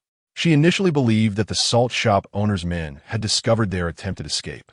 To her astonishment, upon opening her eyes, she found herself surrounded by several beggars. Their bodies were filthy, their hair tangled and matted, exuding a nauseating stench. Upon seeing Lianfu, the beggars' eyes gleamed with an insatiable hunger, akin to ravenous wolves spotting their prey. Realizing the peril, Lianfu's heart raced. Was the salt shop owner not merely intent on letting her die slowly, but also on subjecting her to humiliation? Cursed wretches! Once she escaped, she would not let them off easily. The leader of the beggars exclaimed, Brothers, we are truly fortunate. We have encountered such a beautiful young lady. The others echoed his sentiments joyfully. This time, we need not covet another man's woman. Such beauty is meant for us all to share. The air was filled with their sinister agreement. Indeed, such loveliness would surely produce exquisite little beggars. The leader continued, with such a stunning beauty. If we are to share her, then the children must be raised together. Yes? Yes. That is what the elder brother says. The surrounding beggars cheered, their faces alight with wicked glee. Lianfu observed the bizarre scene, her skin crawling with revulsion. She felt an overwhelming urge to retch. The leader of the beggars, seeing her bound, revealed his yellowed teeth and licked his lips, saying, Have we ever had the pleasure of playing with a tied-up beauty? Lianfu felt as though she would be sick any moment. Nearby, the bound children watched in fear and anger as Lianfu was encircled. One older boy bravely declared, You filthy scoundrels, do not bully my sister. Upon hearing the insult, the leader of the beggars rushed towards the boy, his foul breath assaulting the air. "You insolent brat! Do you even know what you and Oppos are talking about? It is you who have driven us to poverty. You should be throwing us money." The boy, stunned by the beggar's words, or perhaps overwhelmed by the stench, wore a despondent expression. Yet, he stubbornly retorted, "You wretched beings, do not touch my sister." It was the first time he had encountered such unreasonable behavior. His parents had always taught him that one must earn what they desire through hard work. Unlike these beggars, who had all their limbs yet chose to beg on the streets, a behavior his parents deemed disgraceful. Infuriated by the boy's defiance, the beggar slapped him across the face, yelling, "You little brat!" The boy and Oppos' head snapped to the side, and Lianfu gasped in alarm, her heart racing with anxiety. She shouted, "You beasts! If you have any courage, come at me. Do not bully the children." But the beggars, in their rage, ignored Lianfu's cries and continued to assault the boy. Bound to the pillar, he had no means to defend himself, yet he remained silent, displaying an unyielding spirit. Lianfu, frantic, pressed her hands together, feeling the tension escalate. These children, who should have been playing carefree, were now suffering due to her predicament. If anything happened to them at the hands of those beggars, she would never find peace. Even in death, the children, witnessing their companion being tormented, began to wail in terror. The room was filled with their cries, mingling with the shouts of the beggars. Desperate, Lianfu gritted her teeth and commanded, "Enough." Instantly, silence fell, and all eyes turned to her. She composed herself, forcing a strained smile. "Dear brothers, I am willing to serve you from now on." The leader of the beggars paused, perplexed by her sudden change in attitude, having just witnessed her defiance moments ago. Lianfu continued, "Brothers, after considering my situation, I fear my reputation is ruined. Rather than return home to face blame, I would prefer to wander the world with you and enjoy life's pleasures." The leader's eyes widened in surprise, and any doubt he held dissipated. He clapped his hands and laughed heartily indeed. Why live as common folk when we can roam freely and indulge in life? Lianfu felt a wave of incredulity wash over her. While every individual has their own way of life, it should not resemble theirs. Yet, she maintained her facade, replying, "Yes, brothers, let us wander together." The children fell silent, a strange sense of trust blooming within them. The beggar approached Lianfu and asked, "In that case, why not attend to us first?" Lianfu felt a pang of anxiety but feigned calmness. "Brother, it is difficult to serve when one is bound, is it not? Perhaps you could release me?" Her voice, sweet and melodic, stirred something in the beggar, yet he remained cautious. "You do not plan to escape, do you?" Lianfu and Oppos' heart sank at his suspicion. This man was harder to manipulate than she expected. She softened her tone. "Why would I, brother? I merely find this situation inconvenient. Besides, with so many brothers here, how could I possibly flee?" The beggar continued to scrutinize her, wondering how someone who had just been defiant could suddenly change her stance. However, he acknowledged her point. Surrounded by so many, escape was improbable. Moreover, she appeared delicate and fragile. What harm could she pose against a group of men? To assuage his doubts, Lianfu suppressed her disgust and gazed at him with her doe-like eyes. One of the beggars suggested, "Brother, why not grant her request? A woman is hardly a threat." The leader replied, "If that is the case, let her go." Lianfu nodded eagerly, joy lighting her face. "I shall serve you well, brothers, and obey your wishes." With their leader's approval, the other beggars quickly approached to untie her. Lianfu rubbed her wrists, her eyes shimmering with gratitude as she moved towards the leader. In his eyes, she appeared as a celestial being descending gracefully.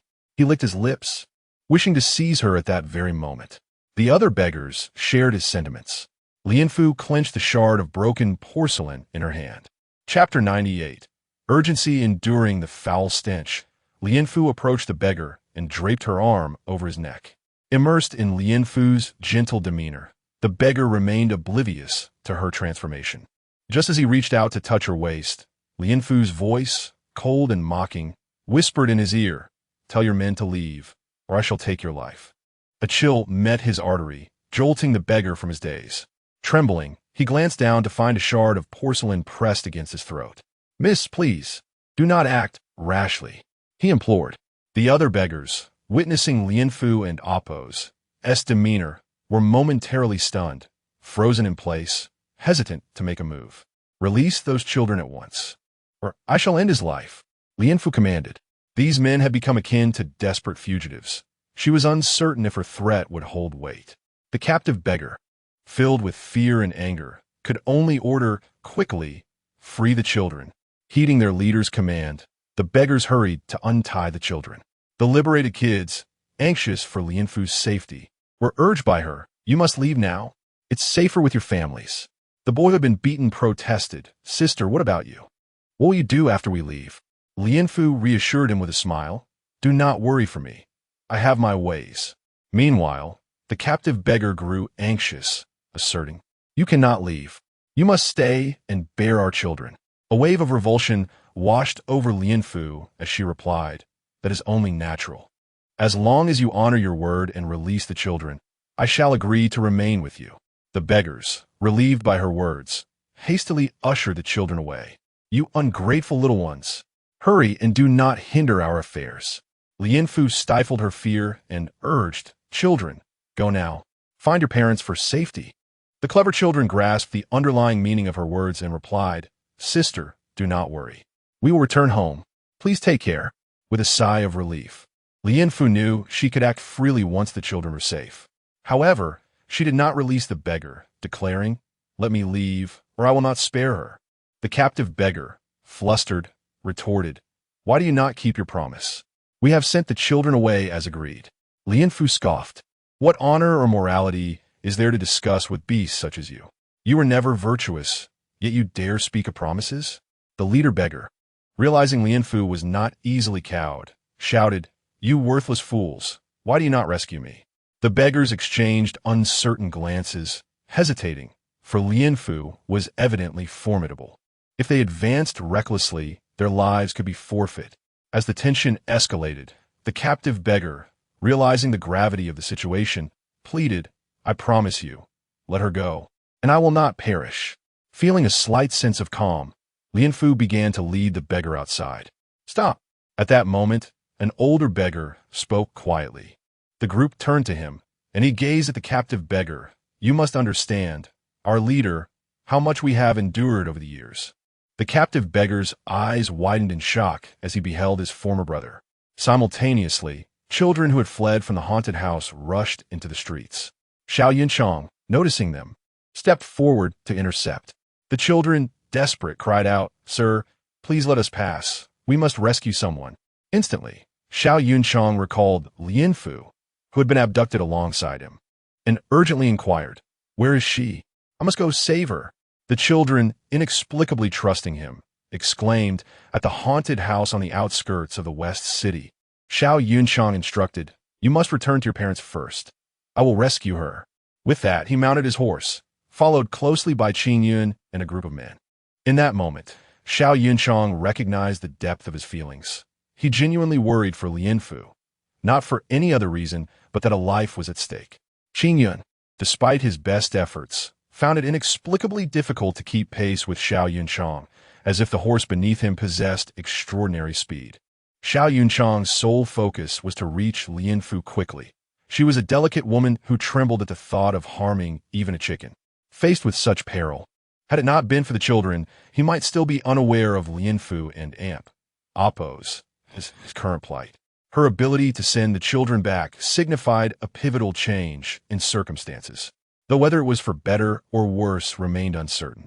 His mind flooded with memories of Lianfu and Appo's smiles and frowns, leaving him perplexed by his emotions. Never had he felt such swiftness before, and today he was overwhelmed by an urgency he had never known. Finally arriving outside the haunted house, he dismounted, drew his sword, and kicked open the heavy door. Inside, a grim scene awaited him. The lifeless bodies of beggars littered the ground.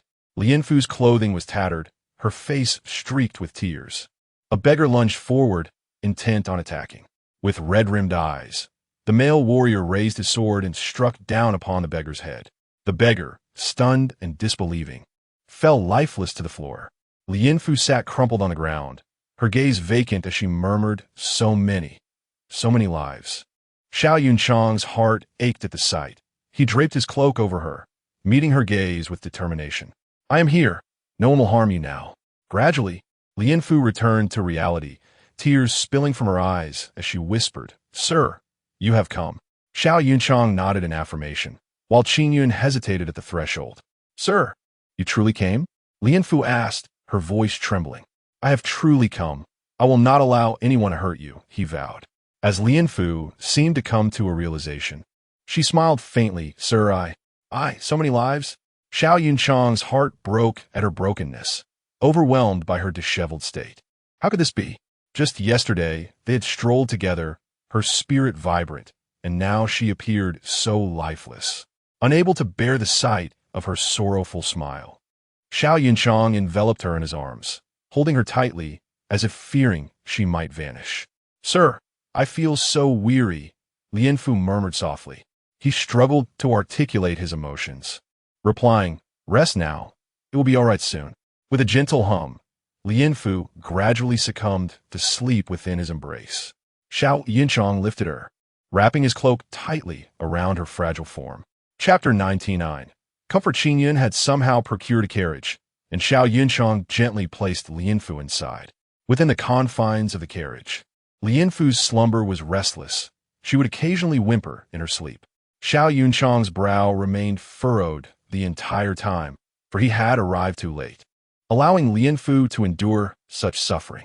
A voice from outside the carriage broke the silence. My lord, I have conducted a search and discovered 2 survivors. Xiao Yunchang replied coldly. Bring them back and ensure they are well cared for. He emphasized the words well cared for. Qin Yun understood immediately and responded, Yes, I will certainly take good care of them. In this desolate place, how had the beggars arrived? Qin Yun felt a surge of anger. These individuals seemed to disregard their own lives, committing such heinous acts without a second thought.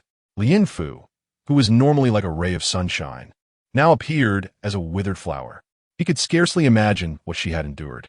Upon returning to the county magistrate's residence, Xiao Yunchang carefully lifted Lian Fu from the carriage. Fearful of causing her